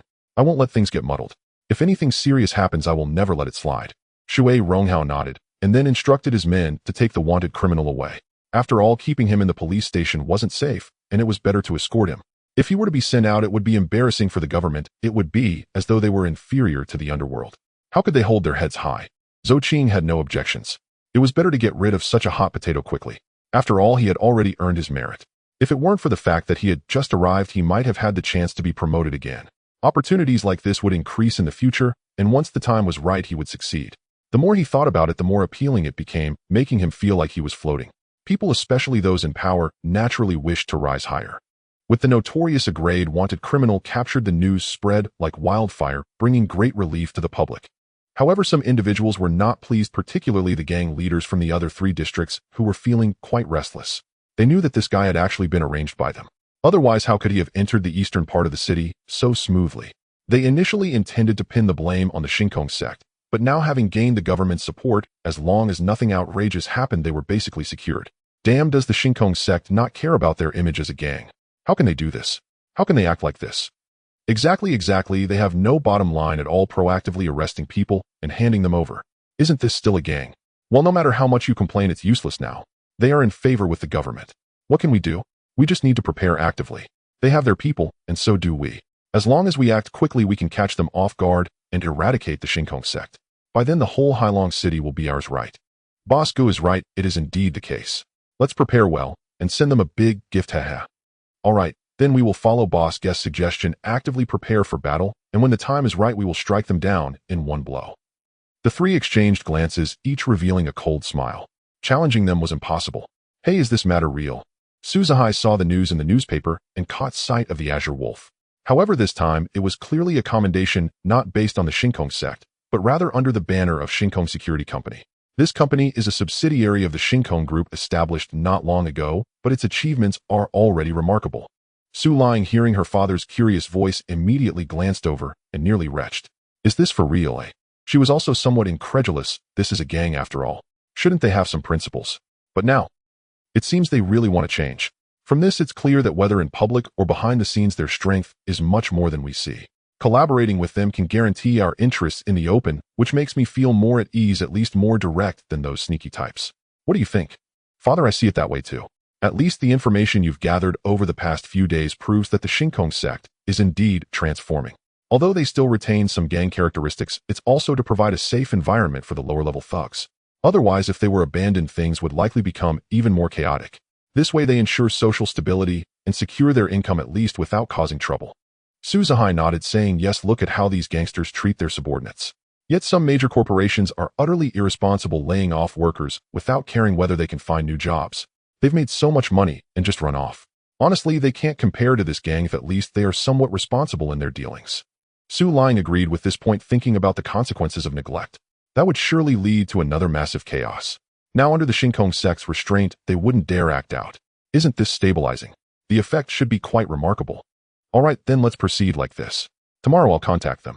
If everything goes well, we'll sign the contract. As long as we hold the control, I believe they will be happy to accept. As soon as Suzahai finished speaking, he felt considerably relieved, realizing he had been overthinking. Seeing her father's relaxed demeanor, Su Ling felt inexplicably happy. There was finally room for change. However, she had not thought about Chunhao's words. Miracles? What are miracles? They are only possible when the impossible happens, which makes sense to her. Early the next morning, Suzahai immediately had someone contact the Xiantian group, expressing their willingness to accept their investment and hoping to negotiate. Upon receiving the news, Chunhao said to Jin Yuanghua, follow the market demand, no connections are needed. Yes, boss, understood, the subordinate replied. After Jin Yuanghua hung up, he used a satellite encrypted phone to ensure security. He then brought his team to Lu Shuang Biological Co., knowing his boss requirements and determined not to disappoint him. Mr. Jin, it's a pleasure to meet you, Suzahai greeted with a smile, extending his hand. Yes, please. From today on, we are family. Ha, please, Suzahai said with a grin. Soon both parties arrived at the conference room. After sitting down, Suzahai first introduced the relevant personnel to Jin Yuanghua, and Jin Yuanghua did the same. Mr. Jin, let's discuss this project again. According to our company's original estimates, completing this project is not a problem regarding profitability. So, Mr. Jin, you don't need to worry about losing your investment. We have a pragmatic approach. Of course, otherwise I wouldn't consider investing. My company is quite familiar with your projects and I have no objections. However, regarding the requirements proposed by our side, what do you think? Jin Yuanghua did not beat around the bush and directly addressed the main topic. Once Jin Yuanghua learned how wealthy his boss was when he casually pulled out 5 boxes of precious jewels, he understood his boss's affluence. Naturally, he wouldn't keep such money on hand, it would only grow more in the future. Furthermore, after consolidating all the resources of the Xiantian sect, he discovered that many things had been overlooked. If utilized properly, they could become a top-tier company. That's the boss for you. All right, since Mr. Jean is so straightforward, I won't dilly-dally.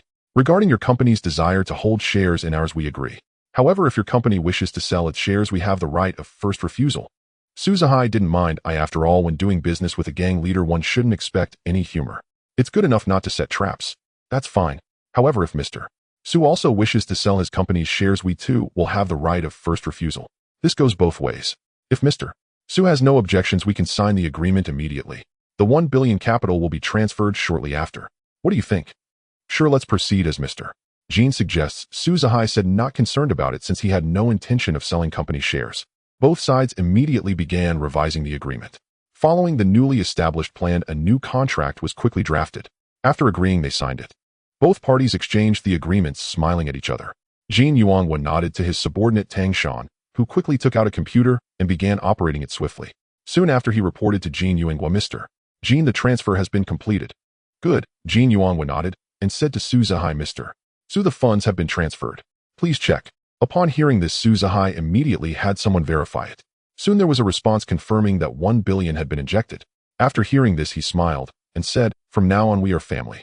Mutual support is essential, so feel free to reach out if you need anything. Thank you, Mr. Su. If anything comes up, I won't hesitate to speak. However, you can rest assured that you won't have to attend to those matters. That's enough for today. We'll meet again. I still have to report to the president and the chairman. See you later. Jin Yuanghua walked over to Suzuhai, grinning broadly, extending his hand. Suzuhai also shook his hand, smiling. It seems I won't have the chance to host today, but that's fine. There will be plenty of opportunities in the future. Well said. When the time comes, we must have a proper drink together. Until then, goodbye. No need to see me off. Mr. So you go about your business. I'm off now. Jin Yuanghua waved goodbye and then left the conference room. Suzuhai hurried to see him off, and only after Jin Yuanghua and his group had completely left the company did he realize that it was all true, feeling somewhat surreal. As soon as Jin Yuanghua got in the car, he reported to Chun Hao, boss, I've completed the task, and the contract has been signed. Good. Well done. You don't need to keep reporting these minor matters to me in the future. Just handle them yourself. Yes, boss. I won't disturb you any longer. Jin Yuanghua respectfully hung up the phone, letting out a sigh of relief. He then reported to Wang, who, as he was the boss's appointed sect leader and had a decent reputation, so he wouldn't ignore him. Old Jin, if you manage this well, that's great. As long as the boss is happy, that's what matters. I'm not good at business, so since the boss has entrusted the financial matters to you, just handle them yourself, unless it's a big issue. I have my own work to do. Wang, who was indifferent, the boss' intentions were clear. Each should manage their own affairs and take charge. The sect leader is right. Even though the boss doesn't manage much, you must keep an eye on things. We can't let the boss's assets go to waste. You must oversee everything from the headquarters, and we, the runners, need to pay attention to other matters as well, right? Jin Yuanghua said with a smile. Their qualifications were similar, but they wouldn't stubbornly insist on their own views. The sect's interests were paramount. All right, you are really something. The boss should change his mind and let you be the sect leader. Really talkative. Wang, who replied helplessly. They were all veterans of the sect, but only a few older ones dared to speak to him like that. All right, I won't say much more. I still need to finish the tasks assigned by the boss and reorganize the Starry Sky group. It's just too exhausting. After complaining a bit, Jin Yuanbao hung up the phone and sent someone to the group headquarters to further handle the ongoing integration. After having dinner at home, Chun Hao returned to school for night study. Although he had made rapid progress, he was still one of the privileged. Life cherishes every day, and so does learning, which earned him the admiration of his classmates. How's I feel that I've made noticeable progress now. I might improve even more next time. At least it won't be a problem to rank in the top 5 or 6. However, getting into the top 10 will take a little more time. Wang Daqiang was becoming increasingly confident, envisioning a bright future. Who would want to settle for just entering a sports school? Attending a university is far more prestigious, and that's what he wanted to share with others. Chun Hao listened and smiled, saying, that's great. As long as you work hard, getting into a top university is definitely within reach. It's not impossible to get into better schools. Your uncle and aunt must be all smiles these days. Keep it up. One day we brothers will be in college together, Don't you think? Our studies are not just for ourselves, but also for our parents. Come on, I believe in you. All right, Howsy, you'll do my best. Wang Daqiang replied, immediately feeling encouraged, and went to study. Howsy, you are really good at motivating people. It's quite impressive. I truly admire you. Su Luoying had unknowingly approached Chun Hao and said softly with a hint of jealousy in her tone. Chun Hao couldn't help but smile awkwardly. This wasn't a big deal. It's good that friends are diligent in their studies. Although he had used a bit of a clever trick, it was still a positive one. If others did the same, they would definitely line up to plead. This is the result that Daqiang wanted himself. Otherwise, what I say would be useless. Now Daqiang's grades are improving, and I believe his parents must be all smiles. It won't be a problem for him to get into a good school. By the way, which university are you planning to apply to? Is it Tsinghua University, Peking University, or Fudan University? Chen Hao couldn't help but ask. This is something you should care about yourself. If you can't surpass me, then asking is pointless. If you do surpass me, whichever university you attend, I will attend too, because by then I will already be your girlfriend, right? Su Luoying spoke as if it were a matter of course, but the implication was clear. If he couldn't surpass her, he shouldn't even think about it. Well, that's what you said. Well, I will wait and see, haha. Let's see who is stronger. Chen Hao felt a competitive spirit arise. It would be embarrassing to let a girl surpass him even if she were his girlfriend. I am waiting. So you should study hard, Su Luoying said, wanting to leave. Her heart was still racing, but unexpectedly heard some surprising words. She turned around and looked at him seriously, but her eyes revealed no information. A miracle is about to happen, isn't it? Isn't that great? Haha, I won't be affected by this. If I win, it won't be glorious. After Chen Hao finished speaking, he understood her reaction. It was merely an open and honest gaze. She couldn't perceive anything at all. Su Luoying looked at him with confusion, realizing that this matter was only completed today. How could he know? Does he have connections? Stop overthinking. Miracles can happen, they are not impossible. As long as you believe in them, they will exist.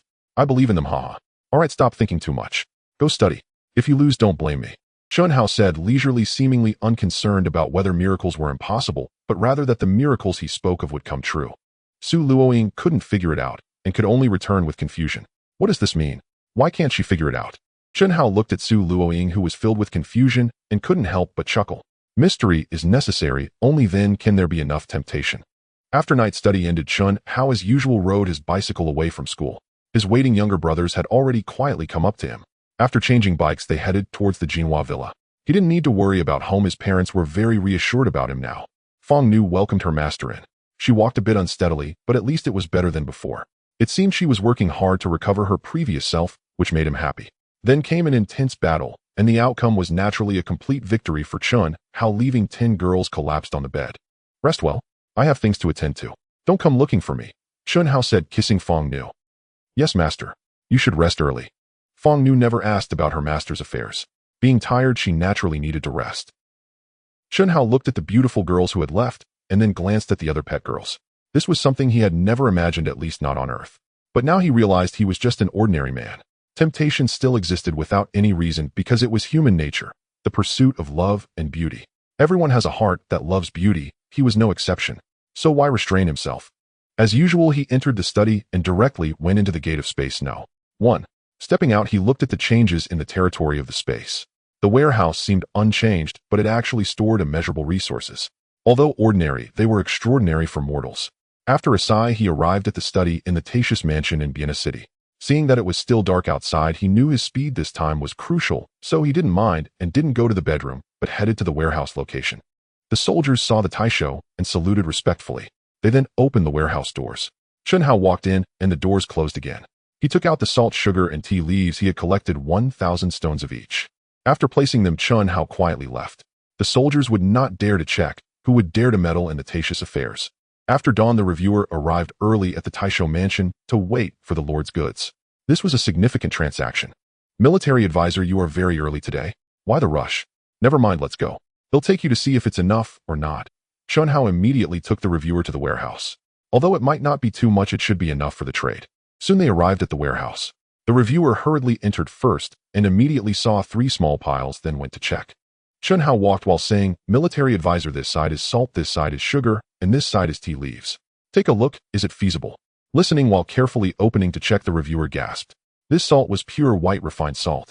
This was worth 10 times the coarse salt. If you add in the other shipping fees, buying it from other places would be absolutely 100 times more. What? My lord, is all the salt here this refined salt? The reviewer said somewhat incredulously. Could this be real? Of course. All the salt here is like this. Is there something wrong with it? Chen Hao frowned. No, my lord, we are about to get rich again. You know that salt, sugar, and tea are all very scarce outside the desert, making them worth 100 times more than in the Central Plains. Many people like to trade with the barbarians outside because of the enormous profits. This 1,000 stones of refined salt can definitely be exchanged for 10,000 fine horses. This is a great joy, my lord. Upon hearing this, Chen Hao realized how valuable it was and felt expectant, as if it were even more valuable than money. The reviewer seemed to understand what the lord was thinking and directly said, Salt is indeed a very good hard currency on the grasslands, even more valuable than gold and silver. It is a commodity that everyone fights to seize. As for the price, we still need to study it thoroughly. Chen Hao had no objections to this. Such matters could be left to the relevant personnel to handle. He wouldn't be involved. After reviewing the refined salt, the reviewer looked at the brown sugar, which was also known as red sand sugar. After tasting it, he nodded vigorously, saying, "My lord, this red sand sugar is also an excellent premium product, quite valuable. It can easily be exchanged for thousands of fine horses." Chen Hao nodded in delight again. As long as it could fetch a good price, that was the best thing. It was certainly not a bad thing. As for the tea leaves, although Chen Hao saw them as ordinary, the reviewer found them to be quite good. At least they were very rare in the border area, making them of even higher value. They might even be exchanged for several thousand fine horses, definitely a good item. "My lord, the tea leaves are also good. Didn't I say that even the worst tea leaves can be expensive? Such tea leaves are indeed a waste." Hearing this, Chen Hao couldn't help but break into a sweat. This trickster was even more cunning than himself. How impressive. It seems he still has much to learn. He decided to study more in the future and didn't refute, but simply said, "Military advisor, what do you think? Are these enough?" "Enough, my lord. Trading 1,000 stones at once in the border areas is very rare. Naturally, it is something countless barbarians long for." The reviewer directly replied. These items were all good goods, and he envied them immensely. It would be wonderful to be able to taste them more. Seeing the reviewer's envious expression, Chen Hao was moved and immediately said, "If that's the case, military advisor, you can each take a stone back to enjoy, and let Li Hai and the others take some back to try as well. The rest can be used for trading. How does that sound?" "Thank you for your grace, my lord," the reviewer replied without courtesy this time. How could he not enjoy such good things? He accepted it directly. "All right, get up. Next time bring more. This is just a head start. There will be more good things in the future." Chen Hao was in high spirits when suddenly he recalled something. He hurriedly took out a prepared glass bottle from the bag beside him and asked the reviewer strategist, "What do you think of this? Is it enough? This bag should be sufficient, right?" The reviewer looked at it and was surprised to find it was a glazed bottle. He instinctively reached out to catch it as the lord casually tossed it over. Just as he was about to complain, he heard the mention of a bag, and looking into the sack, he saw it was indeed filled with glazed bottles. This. At that moment, he was speechless, stunned by the sight of the treasure. How could it be carelessly left like this? Wasn't he afraid it would break?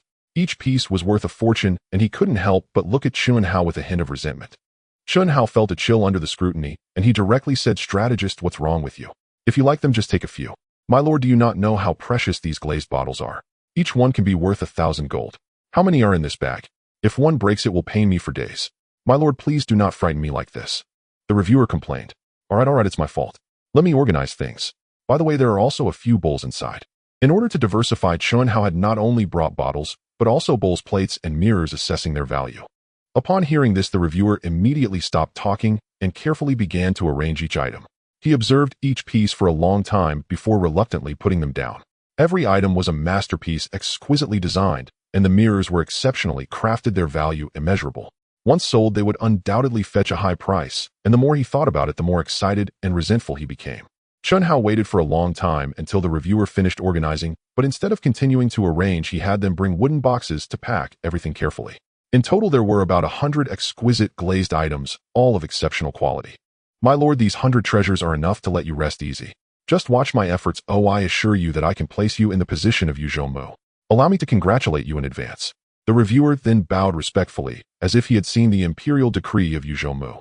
"Oh, if that's the case, it's fine. Feel free to use them, but don't take too many. I rest assured I have plenty more."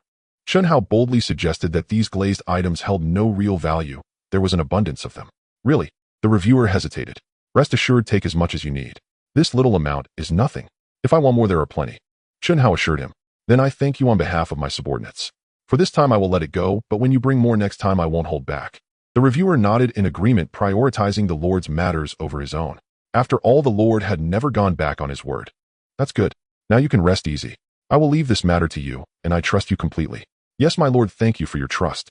I understand, and will ensure your wishes are fulfilled," the reviewer said excitedly. Chen Hao watched as the reviewer hurriedly left, clearly to select personnel, and he felt reassured, not worried at all. The reviewer quickly returned to the office and found Shi Yuan saying, "I have an important task for you, which concerns the lord's future. You need to go to Luoyang in the Central Plains to meet the current young emperor. Of course, the main focus is on those power holders. Make good connections with them. Don't worry, I have prepared the items for you, very lightweight, but extremely valuable." Shi Yuan, curious, asked, "Strategist, what exactly are these items that have you so flustered?" "The lord's items always leave people in a daze. Besides the salt, sugar, and tea previously mentioned, there are also the glazed items. This time there are 100 various glazed products, each worth a fortune, as you should know. Upon hearing this, Xiantian gasped. With so many items, if anything were to go wrong, it would be a great shame to the Lord, wouldn't it? Rest assured there will be protection along the way with 1,000 soldiers guarding you. It should be fine. Of course we will disguise ourselves as a merchant convoy, but remember to be cautious on the road. With these items, I believe you know what to seek for the Lord's benefit, right? The reviewer looked at Xiantian and said calmly, reflecting on the Lord's words, wondering if these were just trifles. Yes, strategist, I understand. I will do everything possible to fulfill the Lord's wishes. Xiantian understood the military significance, but what could he do? As for matters concerning the court of the Central Plains, it was quite clear. As long as he was careful with such precious items as a safeguard, there would be no issues. Just thinking about the Lord's soldiers protecting him reassured him. All right, you go prepare. I will discuss with Li Hai and Zhao Ling about sending elite cavalry and infantry for protection. The reviewer was a man of action, willing to do anything to realize the Lord's dreams. Yes, my lord, I will go prepare now. I take my leave. Xiantian hurriedly went to prepare. The reviewer promptly summoned Li Hai and Zhao Ling, explaining the matter, and then waited quietly. Strategist, are you serious? Both men were startled upon hearing this. If it were true, it would be no small matter. Of course. You received the glazed bottles from the Lord before, which were used for storing elixirs. However, this time the Lord has prepared far more glazed items, and we need to send some capable hands. Do you have anyone in mind? The reviewer clearly outlined the stakes, insisting on the need for skilled individuals, otherwise it would be a wasted effort. Strategist, do not worry. These days we've been training hard. In that case, let's send the three brothers Zhang Mao, Zhang Bing, and Zhang Yan. They are from Zhangjia village, the Lord's earliest subordinates. Let them go, I believe they know what to do. Li Hai said. The three, due to past grievances, had been holding back, not wanting to, but they needed to earn everyone's respect. If they succeeded this time, they would undoubtedly be promoted. All right, as long as both of you have no objections, it's settled. The reviewer agreed, trusting their judgment. The three then discussed the specific details and quickly made arrangements ready to set off the next day. After finishing his tasks, the reviewer sighed in relief. Apart from these treasures, there were plenty of other goods. Thinking about it this time, there were 3 types, and adding some grain would be sufficient. He felt reassured and thought that if necessary, there was still some ginseng to use. My lord, the personnel have been arranged, and we will set off immediately tomorrow. This situation is getting better. I've heard that the merchant convoy from the Central Plains is quite chaotic now. If we don't seize the opportunity, it will be lost. We can occupy the moral high ground, and then conquer Yuzhou, who would dare to oppose us. The reviewer understood that this wouldn't be solved overnight, but it was not an issue. Good, we will follow the strategist's advice and start on both fronts, whether in frontier trade or in the Central Plains. Of course, we will also expand our army. I believe General Yu Air will assure us. With an additional 20,000 cavalry in Yuzhou, there should be no significant problems. Shen Hao felt pleased about this. Naturally, the more troops, the better. Yes, my lord. By the way, the other 3 cities have already been occupied.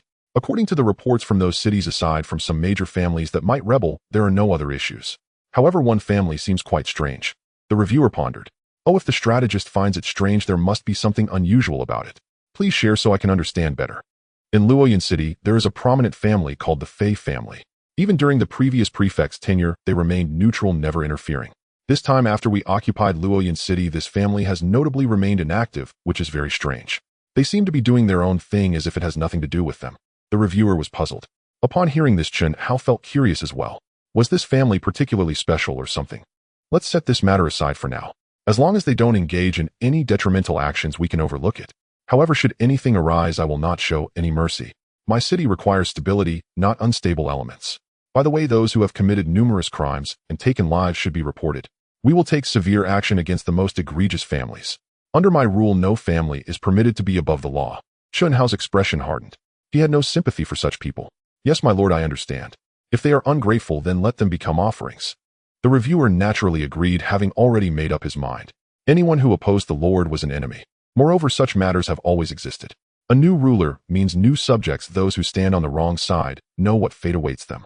This does not require explanation. It is simply the way of nature. Those who fail to see the situation are courting death. Once Chen Hao's expression returned to normal, he said, military strength is our greatest guarantee. It serves not only as a deterrent against the frontier, but also for future use. Everything lies within the clench of a fist. The one with the strongest fist is the victor. This is an undeniable truth, a reality that every era cannot escape. Strategist, we are but strugglers in this era. My lord speaks truly, we are indeed strugglers in this era. However, to rise as kings and vanquish foes requires strength.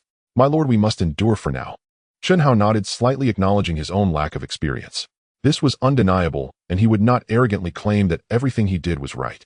Different eras bring different ideologies. No matter how advanced in the eyes of others, it can be as distant as a fairyland. Lu, when said, "All right, strategist, let's develop slowly. I believe by the time Shi Yuan and the others return, we will have enough strength to conquer the entire Yuzhou. However, it is almost winter now, and both the military and the civilians should prepare for the winter. Do we have enough supplies from the other 3 cities in our town?" Chen Hao suddenly thought about the approaching winter and felt a sense of worry. Xin Yu felt a surge of joy upon hearing this. The Lord still cared for the common people. He immediately said there is no need for the Lord to worry. Preparations for winter supplies have already been arranged. We will ensure that the common people do not suffer. With such intentions from the Lord, I believe the citizens will be very pleased. With a Lord like you, how could the common people worry about not having a peaceful life? On behalf of the citizens, I thank you, my Lord. Get up, get up. This is what a responsible official should do. Chen Hao felt a bit embarrassed by the praise. He genuinely cared about the winter situation, recalling ancient times on Earth when winter could bring terrible hardships. In prosperous times it was bearable, but in chaotic times countless lives could be lost overnight, turning the land into a graveyard. My Lord, there is no need to be modest. We are truly grateful to have a leader with such a heart, Xin Yu said earnestly. Xin Yu spoke sincerely, acknowledging that the Lord had not changed his original intentions. This is the fundamental essence of a leader and the foundation for establishing great undertakings. Chen Hao could only nod helplessly. Since his subordinates had said so, how could he not accept it? That would only make others uncomfortable. By the way, if there is anything you need, just say it. As long as the common people are lacking, we can alleviate some burdens. Rest assured, my Lord. If there is any need, I will report it to you promptly, ensuring you have no worries. Xin Yu nodded seriously. All right, then I will trouble you, strategist. We also need to find more talented individuals to engage more people in our cause. After Chen Hao finished speaking, he earnestly entrusted the task to him, knowing that his own strength was always limited and he could not manage every aspect alone. There is no need for such formality, my Lord. This is my duty. I will take care of it. After Xin Yu took his leave, he went to handle governmental affairs. Chen Hao suddenly found himself with free time. With nothing to do, he decided to take a walk in the streets. Just as he was about to go out, he was followed by guards who insisted he could not be dismissed. The guard said, "My Lord, you are our backbone. You absolutely cannot have any mishaps. If the strategist finds out, we will have a hard time. Please don't make it difficult for us, and we promise to remain silent." Chen Hao looked at their pleading faces and felt overwhelmed, but in the end he compromised. After all, he was no longer an ordinary person. Once on the street, Chen Hao strolled about, noticing that it seemed much more prosperous than when he first arrived. He felt a sense of security in his heart. As long as the common people live and work in peace, there will surely be long-lasting stability. When the common people prosper, the benefits that come back will not be small, and they will understand how to protect their belongings. This will greatly enhance everyone's sense of guardianship, which is very good. Before he knew it, he arrived at the talent recruitment pavilion. Upon entering, he saw many people, but they were clearly not the talented individuals he sought. As soon as the people in the talent recruitment pavilion saw Chen Hao enter along with the numerous guards, they all realized that the newcomer was certainly not an ordinary person. As the person in charge, Lei Huan quickly received the news and came out to greet him. However, upon seeing him, he understood that the Lord was incognito and dared not disturb him. Chen Hao noticed the others' discretion and didn't mind. He moved around a bit, while everyone present was curious as to why the person in charge did not come out to greet them. However, that was someone else's business, and it had nothing to do with him, so he didn't want to cause any trouble. After walking for a while, he sat down in a corner. The guards instinctively moved back, not wanting to disturb the Lord while he enjoyed tea. "My Lord, you have arrived. If there is anything you need, please feel free to let me know. I am Lei Huan, the person in charge here." Lei Huan hurriedly approached and whispered, "It's nothing. I just came to take a look. By the way, do you know if there are any renowned scholars or experts in this city?" Chen Hao asked, thinking that he was very eager for talented individuals to assist him so that he could confidently expand his territory. "My Lord, I don't know much about the renowned scholars in the city, but there is one person who is quite famous. However, he has been living in seclusion for several years. As for the others, I don't know much about them," Lei Huan replied. "Oh, there is such a person. Why doesn't he take a position? Is there some hidden reason?" Chen Hao asked curiously. "Well, I really don't know. Very few people go there, and not many know about him. I learned about him by chance," Lei Huan said with a wry smile, recalling that he had tried to visit, but couldn't even get through the front door, which showed how helpless the situation was. Chen Hao became interested upon hearing this, and said, "Let's go take a look now, and after all, there's nothing else to do. Since the Lord has such intentions, I would naturally be willing to act as a guide," Lei Huan replied, without making excuses. Quickly, they exited the talent recruitment pavilion and headed towards the location Lei Huan mentioned, especially with Chen Hao feeling extremely eager. Gradually, they left the bustling city center and arrived at a relatively quiet and secluded area adorned with numerous flowers and plants accompanied by many trees that added an ethereal aura. It seemed that even if the recluse was not an expert, he was certainly an elegant person. "My lord, look, that small house is it. I will knock on the door now," Lei Huan pointed and said. "All right, but there is no need to rush. If the owner is unwilling, we can take our time to discuss." Chunhao knew that the more famous a person was, the more eccentric they tended to be, which closely aligns with human nature. He would not have any negative opinions about that. Lei Huan approached the small courtyard and knocked on the door, saying, "Is the master home? Is the master home? Who is it? Who is it? Who is here? It's so noisy." A child dressed as a servant appeared with a look of impatience. "Little brother, our master wishes to meet your esteemed master. May I ask if there is any leisure time?" Lei Huan said politely. The servant boy first looked at Lei Huan and then glanced outside, seeing a group of imposing individuals standing there. It seemed the visitors were not ordinary, and not daring to make decisions, he could only say, "I will report this. Please wait here." After saying that, he closed the door and left. Lei Huan, seeing the child's behavior, was unsure whether to laugh or cry. How could this child treat guests like this? However, he didn't press the issue. "How is it?" Chunhao approached and asked, very curious about the master of this place. Of course, as long as the talent was confirmed, he would definitely want to recruit them regardless of whether they were willing or not, as long as the value was there. "My lord, the servant boy has gone to report. I am incompetent and can only wait here," Lei Huan said, feeling embarrassed. "Let's just wait then. I hope he truly has the talent he claims to possess." Chunhao didn't mind waiting. The servant boy hurriedly entered the small house, seeing the master still writing, unsure whether to disturb him. "Xiaoyan, you have become so sensible that you didn't shout while coming in. Truly strange, isn't it?" Tang Yao murmured. "Master, it's not that I don't want to, but I'm afraid this is a necessary meeting." The servant boy, Xiaoyang, replied, fully serious. "Oh, since Xiaoyang says this, it seems I must meet them," Tang Yao said with a smile, putting down his brush, slowly wiping his hands with a silk cloth, and then rising to go out. Seeing Tang Yao's actions, the servant boy Xiaoyang was curious. What was happening? Was there a change? He thought it couldn't be so quick. Tang Yao was not an ignorant child. He clearly sensed a chilling aura that was not something an ordinary person could possess. Even in the yard, he felt it. This was the reason he had avoided many dangers, but sometimes when the time came, it could not be avoided. This time it seemed he would really have to face it. He opened the door and stepped out, seeing a figure with their back to him. He paused slightly. Anyone seeing a young person's silhouette would find it somewhat unbelievable. However, now it seemed this person was not simple. He immediately lowered his posture and said, "So it's a guest. My young servant was ignorant and let you wait for a long time. I truly apologize. Please everyone come in." Chunhao turned around and saw Tang Yao, who was also quite young, appearing not to be older than 30. His demeanor was indeed remarkable, and he said without reservation, "Please, it was my sudden arrival that troubled the homeowner." Tang Yao quickly welcomed them inside, and only then did he feel relieved. He immediately had Xiaoyang prepare tea while he entertained the guests. As Chunhao entered the thatched cottage, the guards did not follow inside, standing watch outside with great ease. This made Tang Yao feel curious. Did they not worry about their master being in danger? Or were they just overly confident? He truly couldn't understand, but he wouldn't ask. He entertained the guests and then went inside to serve them. As soon as Chunhao entered, he saw the calligraphy and paintings on the desk. He approached and took a look, marveling at the skill. Just the artistry on the calligraphy and paintings was already impressive. Seeing that the ink was still wet, he knew they had just been completed. This person's strength was indeed considerable, bringing him a sense of ease. The strength of the brushwork is powerful and unrestrained. Within the painting there lies another world. Yet with aspirations that encompass the world, it feels as if one is a bird trapped in a cage, languishing in unfulfillment. Looking at the caged bird, Chunhao couldn't help but sigh, surrounded by a picturesque landscape that indicated something extraordinary. Upon hearing this, Tang Yao was momentarily taken aback, then couldn't help but feel a surge of excitement. Only someone with considerable talent could discern such a detail. "May I ask how to address you, brother? Why choose to live in seclusion here, knowing that this place is far from peaceful?" Chunhao turned and inquired. "I am Tang Yao, merely a scholar with no grand ambitions, only a desire to live in seclusion." Tang Yao suddenly changed his tone. Chunhao, upon hearing this, couldn't help but chuckle and said, "Brother, why the discrepancy between your words and your heart? Your true wishes are not as simple as that. I want pry into why you choose to live in seclusion, but I believe you are already aware of the purpose of my visit today. What do you think, sir?" Tang Yao inwardly chastised himself for not holding back and revealing a flaw. Now, given the situation, it seemed that refusing would not be an option. Suddenly a thought struck him, and he seized on a reason. "May I ask where you are from? You must know that the current Bianhe city is not what it used to be. If the guards were to catch you, the consequences would not be pleasant.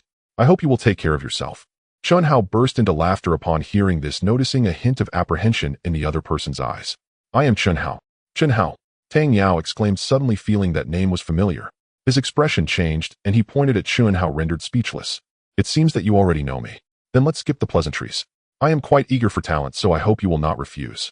Xiantian said solemnly. Once he determined that someone was talented, he would not let them go. This was his usual approach. Tang Yao was momentarily stunned, then let out a bitter laugh, saying, The governor himself has come. What can I do? If I refuse today, I fear I might be dragged along anyway. If someone so insignificant fails to recognize the opportunity, would that not be a disservice to my own talents? Ha ha ha, that is good, that is good. Now I can be at ease. Xiantian was naturally pleased. Acquiring a talented individual on this trip, especially one of great potential, was a reason for joy. Yet necessary safety measures remained essential for loyalty. Soon the two were conversing jovially, and in their words Tang Yao subtly infused respect, indicating a difference in status. This mission has been successfully completed. It is time to return. Come, you can return here to stay whenever you have the time. There is hardly any time left now. Haha, I believe you have many tasks to complete. The borders of the 4 cities have just stabilized, and someone is needed to calm them. You will temporarily take on the role of Jin Xiao, and only the military advisor will hand over these affairs to you. This is very important right now. Xiantian spoke, pondering whether he would encounter familiar figures. If so, he would certainly recruit them to work for him. Tang Yao naturally agreed, and immediately took his attendant to follow, valuing his own start very much. Soon they arrived at the governor's mansion. The military advisor was also present. Upon seeing the people beside the lord, he immediately recognized them as new talents and was only happy for the lord. The more prosperous the lord's endeavors, the happier he would be. Advisor, this is Tang Yao, my newly appointed Jin Xiao. The matters regarding trade with the barbarians beyond the borders will be managed by him. The military has been overwhelmed in recent days, which is indeed my fault as a lord. We need more talented individuals. Xiantian lamented, noting that there were indeed not enough talents to go around. He felt that the supply was insufficient. More would certainly be better. My lord, I believe things will get better in the future. We are just starting out now, and your influence is still insufficient. Once you pacify the Wuhuan, your fame will surely spread. At that time, many talents will wish to come and support you, especially those from humble backgrounds who find it hard to rise. Only a lord like you who employs talent without restrictions will allow them to realize their ambitions. All right, you need not flatter me. It is still early for that. Let us first address the matters at hand, Xiantian replied. Yes, my lord. We will definitely alleviate your worries and expand your endeavors. Everyone responded in unison. Subsequently, Tang Yao and the military advisor exited. Xiantian, however, did not mind and went to rest in the courtyard. The two arrived at the warehouse, and Tang Yao felt a bit curious. He knew of these warehouses, but they had mostly been empty before. Why did the military advisor bring him here? Could it be that there were items for trade with the barbarians? He speculated quietly. Please, Brother Tang, this is the place the Lord has arranged for you. You will understand once you enter, the military advisor smiled. Upon hearing this, Tang Yao's curiosity piqued. He saw soldiers opening the large doors of the warehouse. He naturally had to go in and take a look. As soon as he entered, he was greeted by a large pile of goods. After a careful examination, he discovered that it was indeed salt. No ordinary coarse salt, but a premium quality. He couldn't help but show shock. Where had all this fine salt come from? Then he noticed the military advisor gesturing to check other items. He felt compelled to look around, and soon discovered sugar and tea leaves. Such a large quantity was incredibly valuable, especially for trade with the barbarians, and certainly a major reason for their descent. By the way, besides these, the remaining warehouses contain grain, about 300,000 to 400,000 stones as a base. If there is a need, a portion can be taken out for trade, but enough reserves must be left, as this is something the Lord often emphasizes. As for the specifics, it will depend on your ability. Do not let the Lord down. Rest assured, advisor. This task shall be entrusted to me. Tang Yao felt a certain confidence regarding this mission. That's good. By the way, let me introduce you. This is Xiantian, the warehouse officer. You two will need to cooperate with each other and not let the Lord down, the military advisor said, calling over Xiantian and introducing him to Tang Yao. Advisor, you are being courteous. Since this is the Lord's command, I will do my utmost to assist. I will not allow any delays in the Lord's endeavors, Xiantian said, respectfully expressing his genuine admiration for the Lord. Haha, with Brother He's assistance, I believe this transaction will yield us considerable profit. After all, they are skilled in herding while we are farmers. Trading in this manner is certainly advantageous. However, remember that there are things that cannot be traded. The Lord has likely already instructed you, so I shall say no more. Barbarians are indeed barbaric. They will never be satisfied. The military advisor emphasized. Rest assured, advisor. The Lord has spoken to me, though I will not disappoint him, Tang Yao assured seriously. The three of them discussed further and then parted ways. This task would primarily rely on Tang Yao along with Xiantian's cooperation, so there should be no issues. Naturally, they felt reassured and devoted themselves to fulfilling each directive from the Lord. Tang Yao was led by guards to the house arranged by the Lord where his attendant was already waiting inside. "Sir, will you be serving the Lord from now on?" Xiao Yang asked in confusion. Wasn't the sir planning to be a recluse? "This moment is different from the past. We cannot generalize." "All right, you must be tired. Go rest first, and do not worry about me."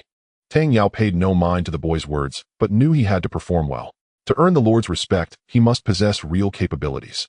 Xiao Yang, although confused, found the sir's reasoning sound and did not argue further. Tang Yao then picked up the materials to read. This was intelligence on the barbarians beyond the borders provided by the military advisor. Know yourself and know your enemy, and you will never be defeated. The next day, Shi Yuan along with Zhang Yin and others slowly departed from Biena City. This mission was of great significance, requiring utmost caution. There could be no errors. Given the need for discretion, Shun Hao could only watch from a distance and could not send them off. It was truly unavoidable, as there were likely many spies monitoring the city. How every move he made would be scrutinized, which made him all the more careful. "My lord, do not worry. Shi Yuan will complete the mission and return.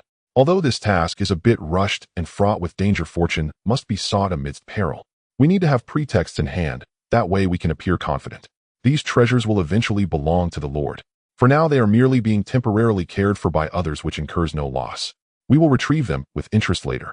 Upon hearing this, Chun Hao understood the military advisor's intention and nodded, saying, "I understand. I will not allow these matters to affect myself. Now, my lord, aside from expanding the army, we must also secure the surrounding routes. According to recent intelligence, it seems that some lawless individuals are starting to stir. How does my lord wish to handle this?" The military advisor respectfully recounted the matter. "Are you referring to those mountain bandits?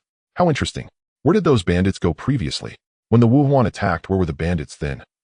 "Reporting to my lord, those bandits fled long ago. Once the Wuhuan leave, they will return. This has happened every year. How does my lord wish to deal with them? Reassure them or exterminate them?" As the military advisor spoke, he offered suggestions. "In that case, let us exterminate the masterminds. As for the lesser offenders, let them work off their debts using their strength. What does the military advisor think?"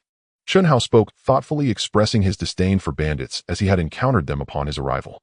"My lord is wise to eradicate the principal offenders while sparing the lesser ones. We can impose some minor penalties to teach them to recognize their mistakes and reform, which is not a bad outcome." The military advisor had no objections upon hearing this. After all, in this era, it was difficult not to become a bandit, and everyone lived hard lives. "Very well, let Li Hai and the others handle this. It will also serve to train the troops, as they have had some time to train. They need to practice well, as direct confrontation will be crucial in the next battle." After receiving the order from Chun Hao, Li Hai and Zhao Ling quickly commanded their troops to assemble. This time they had to set an example, otherwise they would appear easy to bully. Although the territory of the 4 cities was somewhat vast, it was not impossible to completely eradicate the threat. Let us not forget that the other 3 cities had also begun training their troops as soon as they took control, and they should now possess a certain level of combat power. Coordinating among them should not pose a problem. Commander Li, ahead is Cat Mountain, where a group of bandits known as the Cat Bandits is entrenched. Please give your orders, Commander Li. Upon hearing this, Li Hai nodded and said to Zhao Ling, "Senior brother Zhao, the next steps are up to you. It's impossible for them to escape this time. We must annihilate them completely, or we cannot report back to the Lord. They can only surrender if they wish to live." "What Commander Li said is correct. We will handle the rest," Zhao Ling replied, not hesitating to take charge, knowing that the infantry had the advantage. The bandits on Cat Mountain finally realized something was amiss and hurriedly reported back. "Big boss, second boss, it's bad. The army coming from below has completely surrounded us." "What? Be clearer. Which army is surrounding Cat Mountain?" the big boss said angrily. "It's the army. They have surrounded Cat Mountain from all sides, big boss." Hearing this, the Cat Bandits panicked. Could it be that the Wuhuan people returned? But something felt off. "Which army is it? Don't tell me it's the army of the Wuhuan people." No, it's the army from Biena City. That's how they reported it, big boss. We are all terrified. What's there to fear? They are just people from Biena City. What's the big deal? If they dare to attack us, we will make them pay." The bandit leaders looked extremely displeased. A mere small city had issued such a challenge. It was akin to courting death. As everyone's mindset settled, realizing it was indeed the people from Biena City, they felt less fearful and began to think about showing off their might. Soon, everyone charged down the mountain with the big boss, seemingly wanting to let them know their strength. Li Hai and Zhao Ling had intended to employ some tactics, but they unexpectedly came so quickly. What a relief. "So you are the army from Biena City? How bold to dare act so recklessly on Cat Mountain. Boys, go kill them." Li Hai and Zhao Ling exchanged knowing smiles. It seemed this band of people had no brains. Did they not see the disparity between them?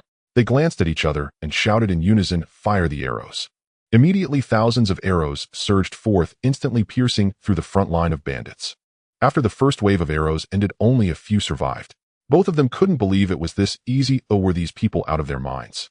Charging in without understanding the situation was self-destructive, leaving them speechless. Commanderly, this is too easy. Do they not have any backup plans? No matter, I'll send my troops to check it out first. Zhao Ling did not say much more and directly sent someone to investigate what was happening on Cat Mountain.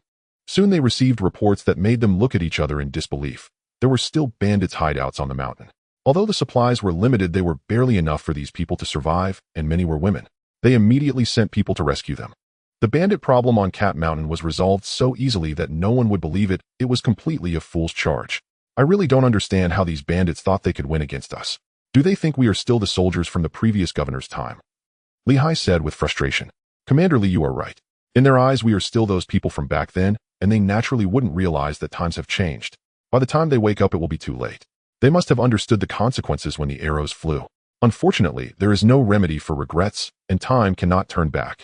Now is the time for us to thoroughly clean up the surroundings. Li Hai nodded in agreement, recognizing the truth in that. Quickly, everyone mounted their horses. Except for a few guards, most headed towards the next target where the city guards would take over and use them as free labor. It was lucky for such people not to die. As expected, the following events unfolded just as they had imagined. Most of the bandits were completely unaware that the four cities had changed hands, and one after another they presented themselves without resistance, allowing them to eliminate a large number of bandits effortlessly. Their hearts were filled with joy as they thought about how to continue eradicating these bandits. Of course, not all bandits were foolish. Some, upon seeing their imposing approach, hid in the mountains and did not come out. However, they did not know the local guides would quickly lead them to a way to break through the bandit hideouts. The soldiers were all quite strong, capable of drawing the giant crossbows, indicating that their training had not been in vain and was now coming into play. The range of the giant crossbows was impressive, and their destructive power was tremendous.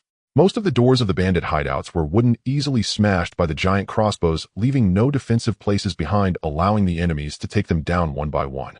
As a result, the bandits surrounding the four cities were wiped out. Those who resisted were killed, and the surrenderers were only executed if they were leaders, while the rest were spared but required to work. They could only be released after serving their time, which was the only path to survival. There were no other options. The bandits had no choice but to submit, as they were the weak ones now. This expedition did yield some rewards. Although the supplies were limited, many of the rescued were women taken by the bandits, showing no mercy. Most of the women found were vacanted and emotionally numb, unable to cope with their situation, which was quite a headache. Fortunately, all the cities needed them, and they were evenly distributed, which helped settle them. Do not underestimate these women. It should be noted that there are many poor people in the four cities, many of whom cannot afford a wife. Distributing these women was not only for their safety, but also to restrain the unemployed. As long as they work hard, they can live in peace. This way they can settle down and live prosperously, which is also the wish of Chun Hao, and Li Hai and the others understood their lord's intentions.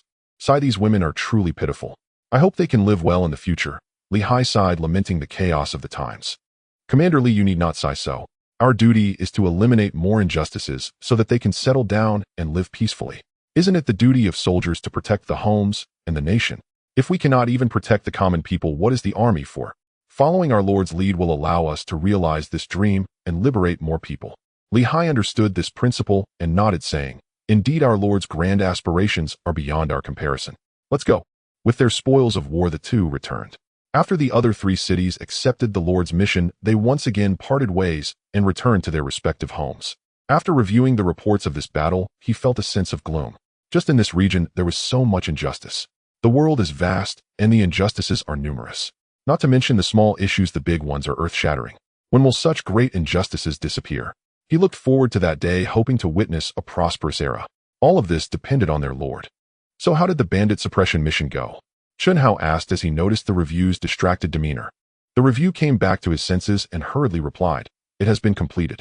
The two commanders fought tirelessly through the night and have finally stabilized the area. The bandits have all been eliminated. Please rest assured, my lord, they are now on their way back. Good, that's good. These bandits certainly deserve to die. Oh, it's better this way. No sense in bringing disgrace upon ourselves. Chun Hao held the bandits in disdain, and the survivors would also face punishment through labor, which would last a significant time, at least 3 years. The review understood the Lord's mindset. When the Lord first arrived, he encountered a bandit attack on a village. The consequences were not hard to imagine. He held no good feelings towards the bandits, merely seeing them as disgusting. Evil people receive their comeuppance. They are now tasting the consequences. By the way, what about the barbarians outside the fortress? Have they replied? Shenhao was quite concerned about this. Reporting to my lord, the message has been sent back. It will take some time. I believe they will send someone soon. Good, I hope for even better results. We need more benefits. Not just horses, but also cattle and sheep. The more the better. Yes, my lord. Tang Yao must know about this matter. Since you have entrusted it to him, we should patiently wait. There will surely be good results. He won't let you down. The reviewer had also come to understand Tang Yao during these days. His abilities were quite impressive. Indeed, I may have been a bit too anxious. Let's just wait patiently. Now let's play a game of chess first. Yes, my lord, your subordinate obeys. The reviewer responded naturally, not delaying the lord's invitation. Currently, Tang Yao was busy confirming the quantity of goods again, along with all the individual information requiring diligent comparison. To obtain the greatest benefit, one must offer sufficient incentives. This is understood. As an official, maintaining one's own bottom line is essential, otherwise there would be no need for dedicated management. The Xianbei and Xiongnu tribes, two barbaric factions from beyond the Great Wall, fought fiercely against each other, unwilling to accept defeat and eager to vanquish their rivals. In the vast grasslands, many essentials were in short supply. Not to mention iron tools, even basic items like salt, oil, soy sauce, and vinegar were scarce. Each year they could only purchase a small amount from itinerant merchants coming from the Central Plains, and it was also quite challenging to conduct trade with the Southern Han dynasty. One day both tribes received news that someone was willing to sell salt, sugar, and tea. If they didn't require much grain, they could purchase some as well, but the trade was limited to horses and cattle, which made them hesitant. After all, horses were strategic resources, and their lack could lead to dire consequences. However, salt, sugar, and tea were essential items for the people of the grasslands. Without them, they would lack the strength to fight. How could they defeat their opponents? Thus, both sides dispatched representatives eager to quickly secure this batch of supplies to alleviate their awkward predicament. Tang Yao was preparing when the guard announced Xianbei leader Tuoba Tian and Xiongnu leader Hu Yanqing have come to pay their respects. Tang Yao immediately called out, "Let them in." The two towering figures from the grasslands entered the room and respectfully said, "We greet you, Tang Darrens. Please take a seat. I trust your leaders have relayed the news. What are your terms? I need to know to make a decision." Tang Yao gestured, and soon 2 chairs were brought over for them to sit. He continued speaking while keeping a close watch on the two. The two felt uneasy under his scrutinizing gaze, but since they were here to negotiate, they showed restraint. Yet there was still an underlying arrogance in their tone. After all, both tribes were strong, and the Han dynasty was currently in turmoil. They had not yet seized the opportunity. Once internal order was restored, they would swiftly march southward, leading to another war. "We are willing to offer 10,000 fine horses and 10,000 cattle and sheep each. What do you think, Tang Darren?" Tuoba Tian stated. "Is this merely the weight of 1 portion of refined salt? You should know that this is for 3 portions," Tang Yao pointed out. "Of course, that is the total. 1 portion would not suffice," Tuoba Tian replied without hesitation. Upon hearing this, Tang Yao smiled mockingly and looked at Hu Yanqing, saying, "If you two lack sincerity, then there is no point in discussing further. You may leave. This cargo would not be in demand if it did not have value." Tuoba Tian shuddered slightly upon hearing this, then fell into deep thought. It seemed the other party was not easily swayed. Having already lost a point, he was naturally reluctant to lose again. Suddenly, Hu Yanqing spoke up, "How about 20,000 fine horses and 50,000 cattle and sheep each? This is the last offer from our tribe. What do you think?" Earlier, they had made several concessions, but they needed to raise their price further to meet Tang Yao's expectations. 50,000 fine horses and 100,000 cattle and sheep each. This is your only choice if you take these items back with you. Tang Yao noticed the two were still trying to negotiate, and he could no longer hold back stating his terms. It was clear both sides were now tense. Upon hearing Tang Yao's conditions, both of them felt a stir of excitement. Although there were more horses, there were also many wild horses. As long as they could be captured and carefully raised, they could grow in number. This was not retail. They didn't realize what they were getting into. However, both were reluctant to agree. While horses were plentiful on the grasslands, they were rare and valuable strategic resources in the Central Plains. How could they easily concede? Yet they wouldn't be as foolish as before. Such a large quantity of goods could ensure their tribe's health, which was undeniably more important. "Tang Darren, your demands are too harsh. We do not have that many horses and cattle and sheep. If you are sincere, why don't we each lower our stakes a bit? This way we can better complete this transaction. What do you think, Darren?" Tuoba Tian spoke in a low voice, emphasizing the importance of this cargo. If they completed this task and gathered everything, their tribe would grow stronger. Hu Yanqing understood the situation and knew they had to give their all, but he also didn't want to be treated like a lamb for slaughter. He added, "Tang Darren, how about we all lower our stakes a bit? You must know that these terms are rather harsh. Do you two know how much it costs to transport these items from far away? There are many official checkpoints along the way, all for the sake of profit. The cost of bringing them here is immense. Take sugar for instance, it's not something you can find just anywhere. The farther the distance, the more the freight costs. Is this not valuable? I'd say it's still cheap. Tang Yao began to persuade them, look at this is refined salt, which is worth 10 times more than coarse salt. If you don't want it, I can decide to exclude it from the trade and focus on tea instead. Even tea is scarce, having been transported from the far south, and it cost a fortune to acquire, not to mention the freight costs. Upon hearing this, the two were momentarily stunned. They had only bought a small amount previously, but this time it was a substantial quantity. 1,000 stones of refined salt, 1,000 stones of red sugar, and 1,000 stones of tea. They realized this was not a trivial matter. They fell into contemplation, realizing that if this was excluded from the trade, their visit would have been in vain. Tang Yao continued, how about this? You are our guests. We should both show some humility. How about we split it in half? Of course, this isn't the last trade. As long as goods arrive in the future, we will notify you. You don't need to cling to this small amount of goods, right? The Central Plains is vast and rich in resources. We won't lack for a bit of goods. The two recognized that there would be future opportunities to purchase. However, even splitting it would be a bit burdensome. Yet they were caught in a dilemma with distance and checkpoint fees, all needing significant amounts of money. They understood this and realized that the cost would accumulate to an astronomical figure. It would not be wise for a merchant to suffer losses, leading them to silence. If you two cannot decide, you can go back and discuss it slowly. We can talk again once you have a conclusion. Tang Yao spoke, patiently understanding their psychology well. As both enemies and guests, he had to be cautious. No need for that. I agree, let's go with half each. Tuoba Tian gritted his teeth and agreed, even though it was still a large amount of goods. Hu Yanqing, upon hearing this, did not hesitate and immediately agreed as well. Delaying could lead to uncertain consequences. Is it for everything or just for tea? Is it everything? Tang Yao asked, seemingly uncertain, as it was a large transaction. The two replied in unison, everything.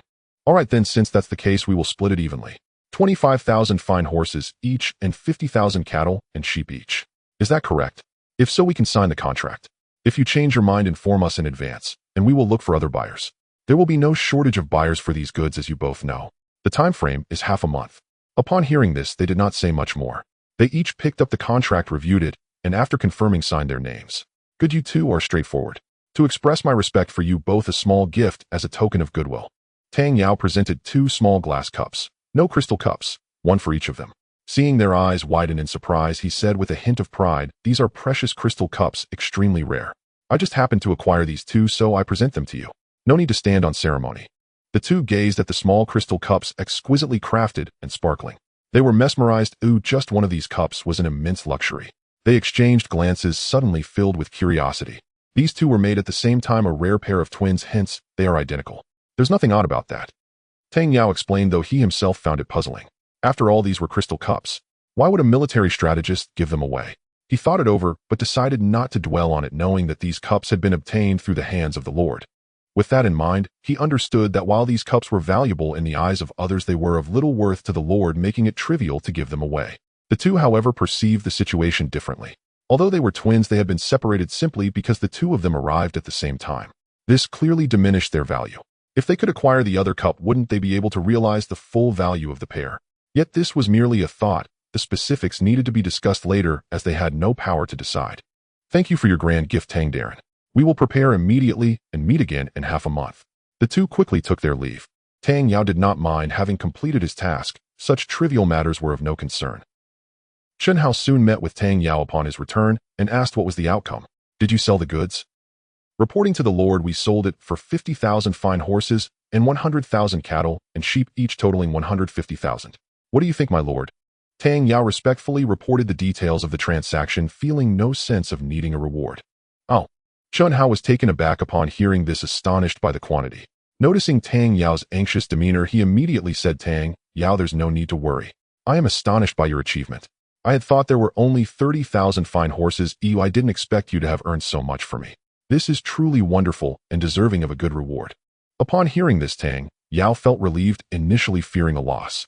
It appears that the Lord is indeed serious about business. After calming down, he said, yes, my lord, it is also thanks to your excellent goods that they lack this awareness. However, even if they did know, it wouldn't matter. The quality of the goods speaks for itself, leaving them with nothing to say, especially since they are unaware of the source of these goods. Chen Hao nodded in agreement, saying that is indeed the case. I have somewhat overlooked the differences across regions, especially the conflicts between the court and the localities. Overall, you have done well, and I feel reassured. From now on you shall manage these matters." Hearing this, Tang Yao felt overjoyed and hurriedly bowed, saying, "Thank you for your recognition, my lord. I vow to serve you loyally until death." "All right, go fetch a pair of glass cups, a pack each of fine salt red sugar and tea leaves. No need to stand on ceremony, off you go." Naturally, Chun Hao rewarded merit with rewards. In their eyes, the glass cups were the finest reward, especially with these additional items, making it quite extravagant. Indeed, upon hearing about the rewards, Tang Yao's eyes sparkled with excitement. After expressing his gratitude, he said, "Thank you for your generous gift, my lord. I will ensure that the transaction is completed within 2 weeks, and I won't let you down." "Good, go receive your reward. I can see your eager expression, haha, go on." Chun Hao laughed. After receiving the order, Tang Yao went to collect his reward. Upon seeing the pair of glass cups, his eyes widened in astonishment. How beautiful they were! He was so overwhelmed with excitement that he didn't even know how to return home. All he could think about was that pair of glass cups. Chun Hao, however, was not concerned with Tang Yao's thoughts. The work still needed to be done. 2 weeks was ample time. After receiving the news from the Lord, he busily prepared the goods, ensuring they were elegantly packaged to appear more precious. "My lord, as you can see, these fine salt red sugar and tea leaves are being sorted and packaged. Although there are still some shortcomings, it is more than enough for them. However, the officials in the city are aware and also wish to purchase these goods. I wonder if you could procure some more to cater to the city's trade, as the officials are quite eager," the reviewer suggested. "Well, that is possible, but we must wait until after the trade with the Xianbei and Xiongnu tribes. After all, we have just gained an advantage, and we cannot allow them to find a weak point. Once this resource is secured, it must be transformed into strength to better protect this land, allowing the common people to live peacefully without worries. We also need to speed up the timing." "Yes, my lord, I understand. Since you have made your decision, I will act according to your wishes, and we can discuss further after the trade." The reviewer was not unreasonable, especially as this transaction was of great importance. They could not afford to be caught off guard at this critical moment, as it would adversely affect the trade and subsequent significant matters. With Chun Hao stationed in the 4 cities, the surrounding bandits were entirely eradicated. Even if some bandits wished to encroach, they had to weigh their strength against the blades of the warriors in the 4 cities, allowing the neighboring villages and common folk to enjoy a period of respite. However, due to ongoing wars, there was a significant population loss, and timely planting was impossible, leaving large areas of land barren awaiting the next year's arrival. They hoped for stability to prevent further population loss and land desolation. Such strength also deterred the ambitions of the surrounding cities, making them reluctant to act out of fear of suffering the same fate. They would not take the initiative to strike until they possessed sufficient strength to defeat Chun Hao. The relatively safe environment allowed their trade to flourish without fear. Creating something from nothing is incredibly challenging, but once established, it can lead to a succession of developments connecting various links. Half a month slowly passed, and the people of the Xianbei and Xiongnu tribes arrived at Biana City. Upon witnessing such prosperity, their greed inevitably surged. However, upon seeing the cavalry welcoming them, they repressed their desires, realizing that resisting at this moment would be unwise. They decided to wait until a victor emerged before plundering. At that point, they would be at their mercy. Perhaps they never realized that cavalry is not exclusive to their grasslands. With diligent training, it is possible to cultivate an iron-blooded cavalry. The extent of the differences was unclear to them. Only through battle would the stakes reveal who was strong and who was weak. They had never considered that the Han could train an iron-blooded cavalry, overlooking this critical point. Tang Yao personally received the trading personnel from both tribes and wasted no time. He led them directly to the prepared warehouse, which was no longer the original storage, now filled with goods, including not only the 3 trading items, but also grains. "Please see, these are the goods for trade. All 3 items are here.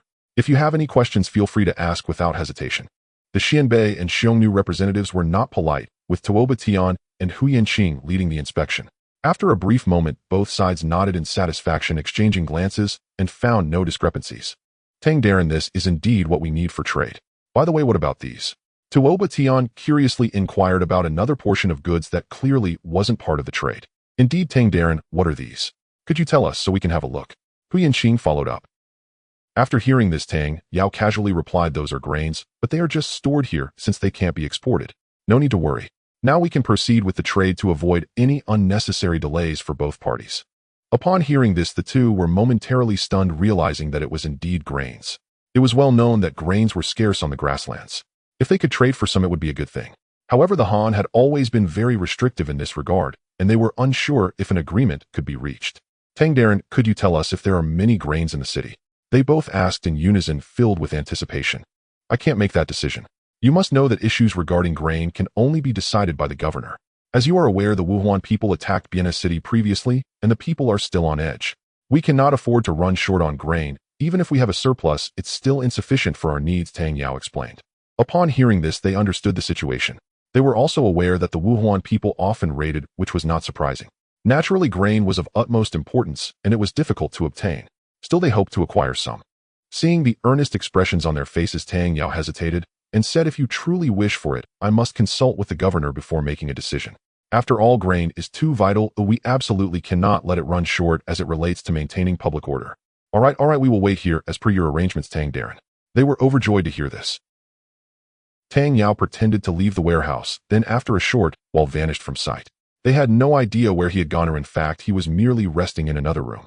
The Lord had long instructed him to sell if possible, but naturally the price must be doubled, or else it would be foolish to sell their own grain at a low price. After waiting for an hour, Tuoba Tian and Xiantian became somewhat anxious. Would the governor agree? They were filled with worry, fearing refusal. The best outcome would be a swift transaction, and they were mentally prepared for the price. The issue of grain was too important for anyone to overlook. They could only wait patiently. An hour passed, and Tang Yao finally returned wearing a tired expression. His heart sank. Did he fail? If so, the significance of grain could not be overstated. "Gentlemen, do not worry. The matter is nearly settled, but I had to exert considerable effort to convince the governor. The price is somewhat steep, and I fear you may not be able to bear it. Perhaps we should proceed with trading these 3 items first and discuss it later." Tang Yao appeared to be considering their situation, displaying a regretful expression that made the two feel as anxious as if cats were scratching their hearts. "Tang Darren, please tell us. As long as we can purchase it, we can endure a higher price." "No need to worry about that," they said, seemingly united in their desire for the grain. "In that case, I shall disclose it." Tang Yao's face showed a hint of difficulty, yet his heart was secretly delighted. After a moment of hesitation, he said, "For 1,000 share of grain, you will need to exchange 20,000 fine horses and 30,000 cattle and sheep. How do you feel about this?" Upon hearing this, the two could not help but curse under their breath. Such a precious offer was completely unworthy. Even if it exceeded value, they could only say that is a bit too expensive. "Could you lower it? How about 10,000 fine horses and 10,000 cattle and sheep each?" Tang Yao's expression darkened immediately, saying, "Gentlemen, this is grain invaluable and capable of sustaining countless lives. How can such a paltry trade be acceptable? If the governor learns of this, he would surely have my head. This won't do." Seeing his resolute demeanor, the two began to worry. Could it be that the grain was unattainable? They knew that while there were many cattle and sheep, grain was scarce, making its importance clear. How little grain had they received in previous years? Cattle and sheep were abundant on the grasslands, but grain was too rare, insufficient to feed the populace, and causing many illnesses. The reliance on meat as a staple needed to be addressed. A diverse range of foods was essential. In order to better the lives of their clansmen, the two spoke in unison. "Lord Tang, this is our first transaction for our mother's grace. We are willing to offer an additional 5,000 fine horses and 20,000 cattle and sheep. How about this? This is our utmost limit, and we hope for your great kindness, Lord Tang." "I see, but there are some complications on the side of the governor. This matter is somewhat difficult to manage, isn't it?" Tang Yao still wore a troubled expression, but under the earnest pleas of the two, he grit his teeth and said, "All right, then it shall be. 1,000 stone of grain, 15,000 fine horses, and 20,000 cattle and sheep. This is already a concession on your part. Otherwise, the governor would definitely not be willing to accept this." "Thank you, Lord Tang. Thank you, Lord Tang. This small token is not enough to express our gratitude, not enough to express our gratitude." The two hurried to flatter him, hoping to continue their business dealings in the future.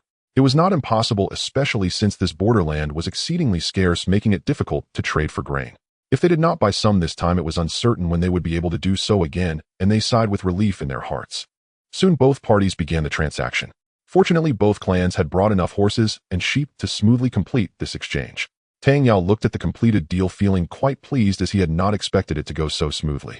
A total of 80,000 horses and 140,000 cattle and sheep had been exchanged, which was evidently a substantial harvest, enough to see them through the winter. After the transaction was completed, both parties said little more and left. The Xianbei and Xiongnu parted ways at this moment, and what would happen next was no longer their concern. They needed to make good use of the benefits gained this time to strengthen their power. "My lord, this transaction has brought a total of 80,000 horses and 140,000 cattle and sheep. I hope you will review it, my lord." Tang Yao respectfully presented the account book and then stood aside, awaiting his lord's command. Upon hearing this, Chun Hao could not help but smile, saying, "This is quite good. We have acquired so much. It will be sufficient to expand the army. You have done well. This number of horses is enough to increase the cavalry by 40,000, greatly enhancing our strength. However, we must remain low-key now and not let others feel anxious. I will not forget your contributions. I dare not. As long as I can serve my lord, I would gladly sacrifice my life, Tang Yao said with a face full of respect. At that moment, Li Hai and others rushed in with expressions of surprise, quickly kneeling and saying, "We greet our lord. Rise. I already know your intentions for coming. Rest assured your efforts will not go unrewarded." Chen Hao smiled and said, "All right, I will announce the plan for troop expansion. Captain Li, you will still be in charge of the cavalry division, but we are to expand it into a second division, forming an army, and you will be promoted to the commander of the first army. I hope you will work diligently to lead this cavalry to establish our might across the world." "Yes, my lord, I shall obey your command," Li Hai replied, his face filled with joy and utmost respect. Chen Hao nodded and then looked at the eager Zhao Ling, saying without delay, "Zhao Ling, you have performed excellently in the infantry division. However, considering the current importance of cavalry, from now on you shall be the commander of the 2nd Cavalry Division. Keep 1,000 men as before and recruit another 1,000. "Yes, my lord, I will certainly execute your orders and not disappoint you," Zhao Ling replied with great joy, bowing in thanks. Chen Hao nodded and then turned to Yu Er, saying, "General Yu, I have noted your contributions. You have worked wholeheartedly for the border Crane City, and I believe there are no objections from anyone. For this cavalry expansion, you will take the position of commander of the 3rd Army, and you are to recruit 20,000 men." Upon hearing this, Yu Er was stunned in disbelief, but fortunately those beside him quickly reminded him, and he suddenly came to his senses, hurriedly expressing his joy and bowing deeply, saying, "Yu Er obeys. I will certainly not fail your expectations, and I will train a formidable cavalry." "Good with your word, General Yu, I feel at ease." Chen Hao nodded and then looked at the others waiting, saying, "Zhou, you will be the commander of the 1st Division under Li Hai, and Yang Ge, you will be the commander of the 2nd Division under Li Hai." After hearing this, the two quickly responded, "Yes, my lord. We will certainly strive to serve you well." Chen Hao then said to Zhao Ling, "You will probably need to find your 2 division commanders yourself and report back to me." Without waiting for him to finish, he turned to Han Lin and said, "Han Lin, you will be the commander of the 1st Infantry Division, and Zhu De, you will be the commander of the 2nd Infantry Division." Though the two were not in the cavalry's ranks, being promoted to commander was already quite rapid, and they raised no objections, respectfully accepting and saying, "Thank you, my lord. We will dutifully serve you." "Good with subordinates like you, I feel greatly reassured. As for the reserve army, let Yun be in charge. You've been working as General Yu's deputy these days, so you should be quite adept. Work hard, and there will not be a lack of opportunity to join the cavalry in the future." Chen Hao looked at Yun beside Yu Er, who was an exceptional talent. Upon hearing this, Yun immediately bowed and said, "Thank you, my lord. I will definitely vow to complete the tasks entrusted by you with my life." "Good, this is excellent. With this, the troop expansion will reach 100,000. However, we need to prepare well and not be careless. We will accept all refugees striving to take them in. I believe the areas under the jurisdiction of the 4 cities are sufficiently safe. The cavalry, besides daily training, must also undertake missions to eliminate bandits. I want to ensure that there are no bandits or similar banditry within my jurisdiction anymore." "Yes, my lord, I understand. I will certainly sweep the land for you, ensuring no citizen suffers harm." Everyone knelt in unison, naturally cherishing their lord's wishes, feeling a deep sense of longing and having no objections. "Good, we share a common wish, which is the beginning of our journey towards another beautiful world. Let us strive together for this wish." Chen Hao shouted loudly, his words igniting a fervent excitement in the eyes of everyone present. "Yes, my lord. We shall be the vanguard, sweeping away all malevolent spirits and achieving extraordinary feats." Chen Hao raised his hand with a smile and said, "Rise. We share the same wish. By the way, Elder Hua, do we have enough medicinal materials?" Upon hearing this, Hua Shi replied with a smile, "Thank you for your strong support, my lord.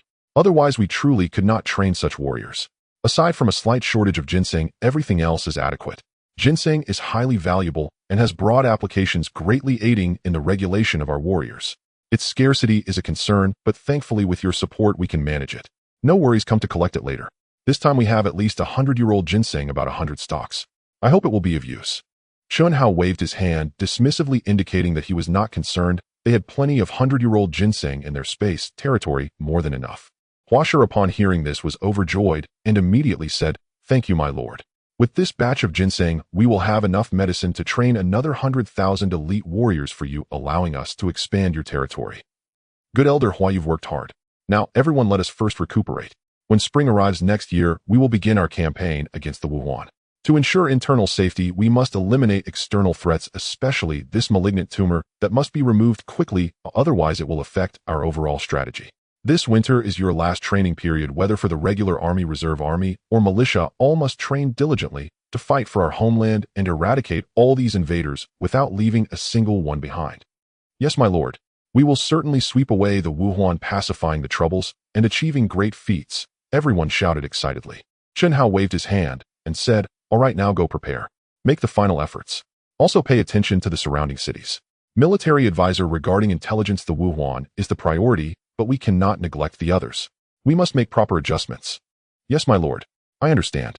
By next spring, I will ensure the establishment of an intelligence channel for you, decisively suppressing the Wuhuan.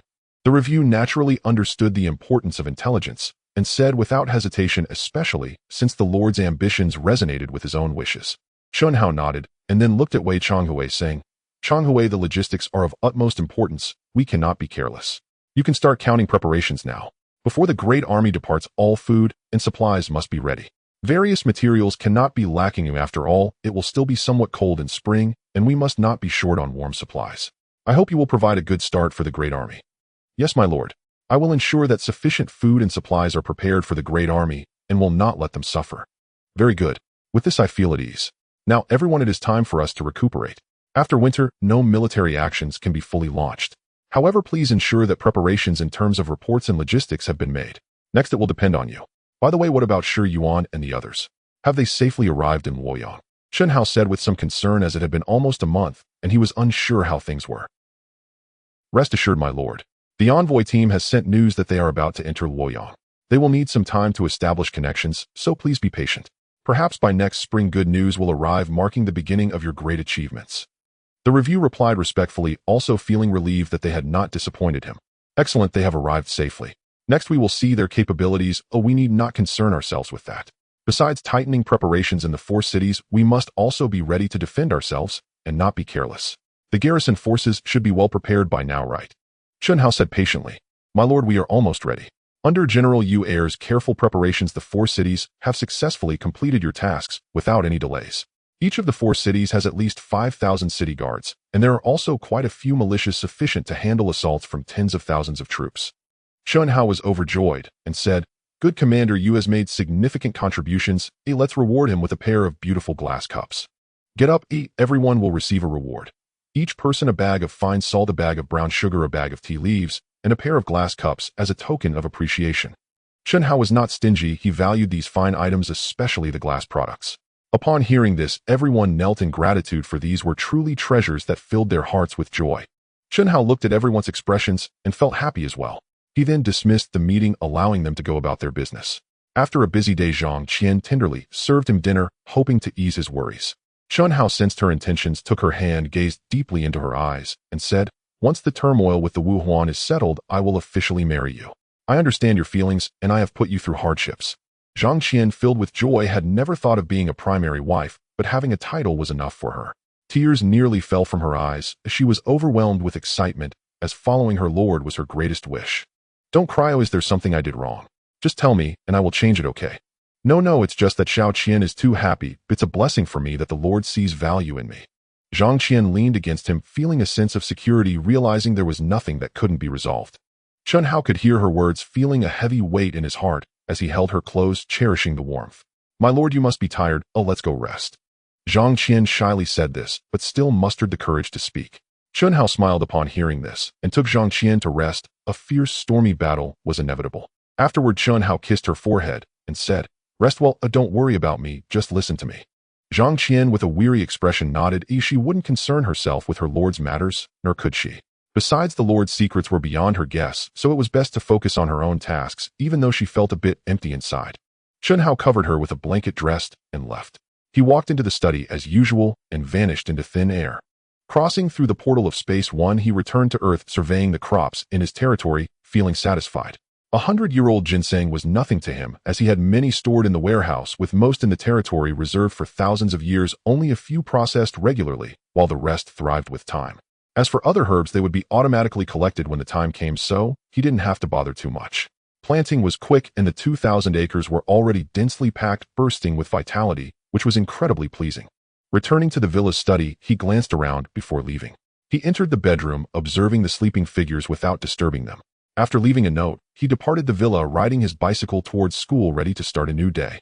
Upon arriving at school and parking his bicycle, he saw Wang Daqiang had just arrived too. The two exchanged laughter and conversation. My parents are overjoyed, saying I've turned over a new leaf. Haha, seeing them so happy is wonderful. Indeed, but from now on we must work hard. Only diligent people can truly gain knowledge and carve their own paths. Your parents will be greatly reassured, right? My parents feel the same way. Haha, let's work hard together. As they spoke, they entered the classroom where many others had already arrived and were diligently studying. They couldn't afford to be out of line. As the morning passed, Wu Mingling walked into the classroom saying, "Everyone, the school plans to hold an autumn sports meeting this Thursday and Friday for 2 days. I hope all students will participate enthusiastically. You can sign up with the sports committee member Luo Yang. Remember, this might be your last organized event in school before next year's college entrance exams, so it's good to relax a bit now." Upon hearing this, everyone cheered, finally able to have a break, as the sports meeting was meant for relaxation. Once the teacher left, everyone flocked to Luo Yang, thinking about how to create a wonderful memory. "Are you planning to participate?" Wang Daqiang said with some eagerness. "Me." Chunhao replied, having no plans to participate, and given his recent extraordinary experiences, he felt it would be unfair to join, so he smiled and said, "Well, sort of. You know, I don't have those skills, unlike you, who is so capable. Work hard and win a prize for our class, Daqiang. You are our class hope." Wang Daqiang nodded vigorously, saying, "Of course I will do my best. But you can't avoid it. Just sign up for something, it's fine." "Alright, I can't argue with you. It seems there won't be another chance." "How could that be? We can always participate when we enter university, right?" Chunhao said nonchalantly. "That's true. Well, do as you pleased. If you don't want to, that's fine. I'm going to sign up now." Wang Daqiang didn't press him further. Chunhao sighed in relief, but then Su Luing approached, staring at him and asking, "What are you signing up for?" "Nothing. Look at me, so thin and weak. I don't have much strength. I'd better skip it. Once my nutrition improves and I become stronger, I might participate in university, but for now I'll pass. I have a good sense of self-awareness." Chunhao sighed, glancing at Su Luing to see if there was any change in her expression, but only felt a moment of disappointment. Su Luing did not insist. Perhaps she thought too much or had misjudged. Now studying was the most important thing. Although she couldn't participate in the sports meeting, she could make up for it in university, which wasn't impossible. She casually said, "Indeed, with your physical condition, it's really not suitable for you to participate. Better to avoid any accidents. Just focus on studying. Time is limited. There's still plenty of time, and don't worry. I will fulfill my promise, and you must contribute then." "Alright, as long as you can do it, I will definitely keep my word. However, the gap of a few points later will be incredibly difficult. I look forward to your progress and hope you can surpass me. It's just too lonely to only compare with students from other schools." Su Luing seemed to say something that was both a critique and encouragement. After blinking, she smiled and left, feeling somewhat nervous about his pursuit. Chunhao smiled as he watched her figure disappear, then turned to read a book.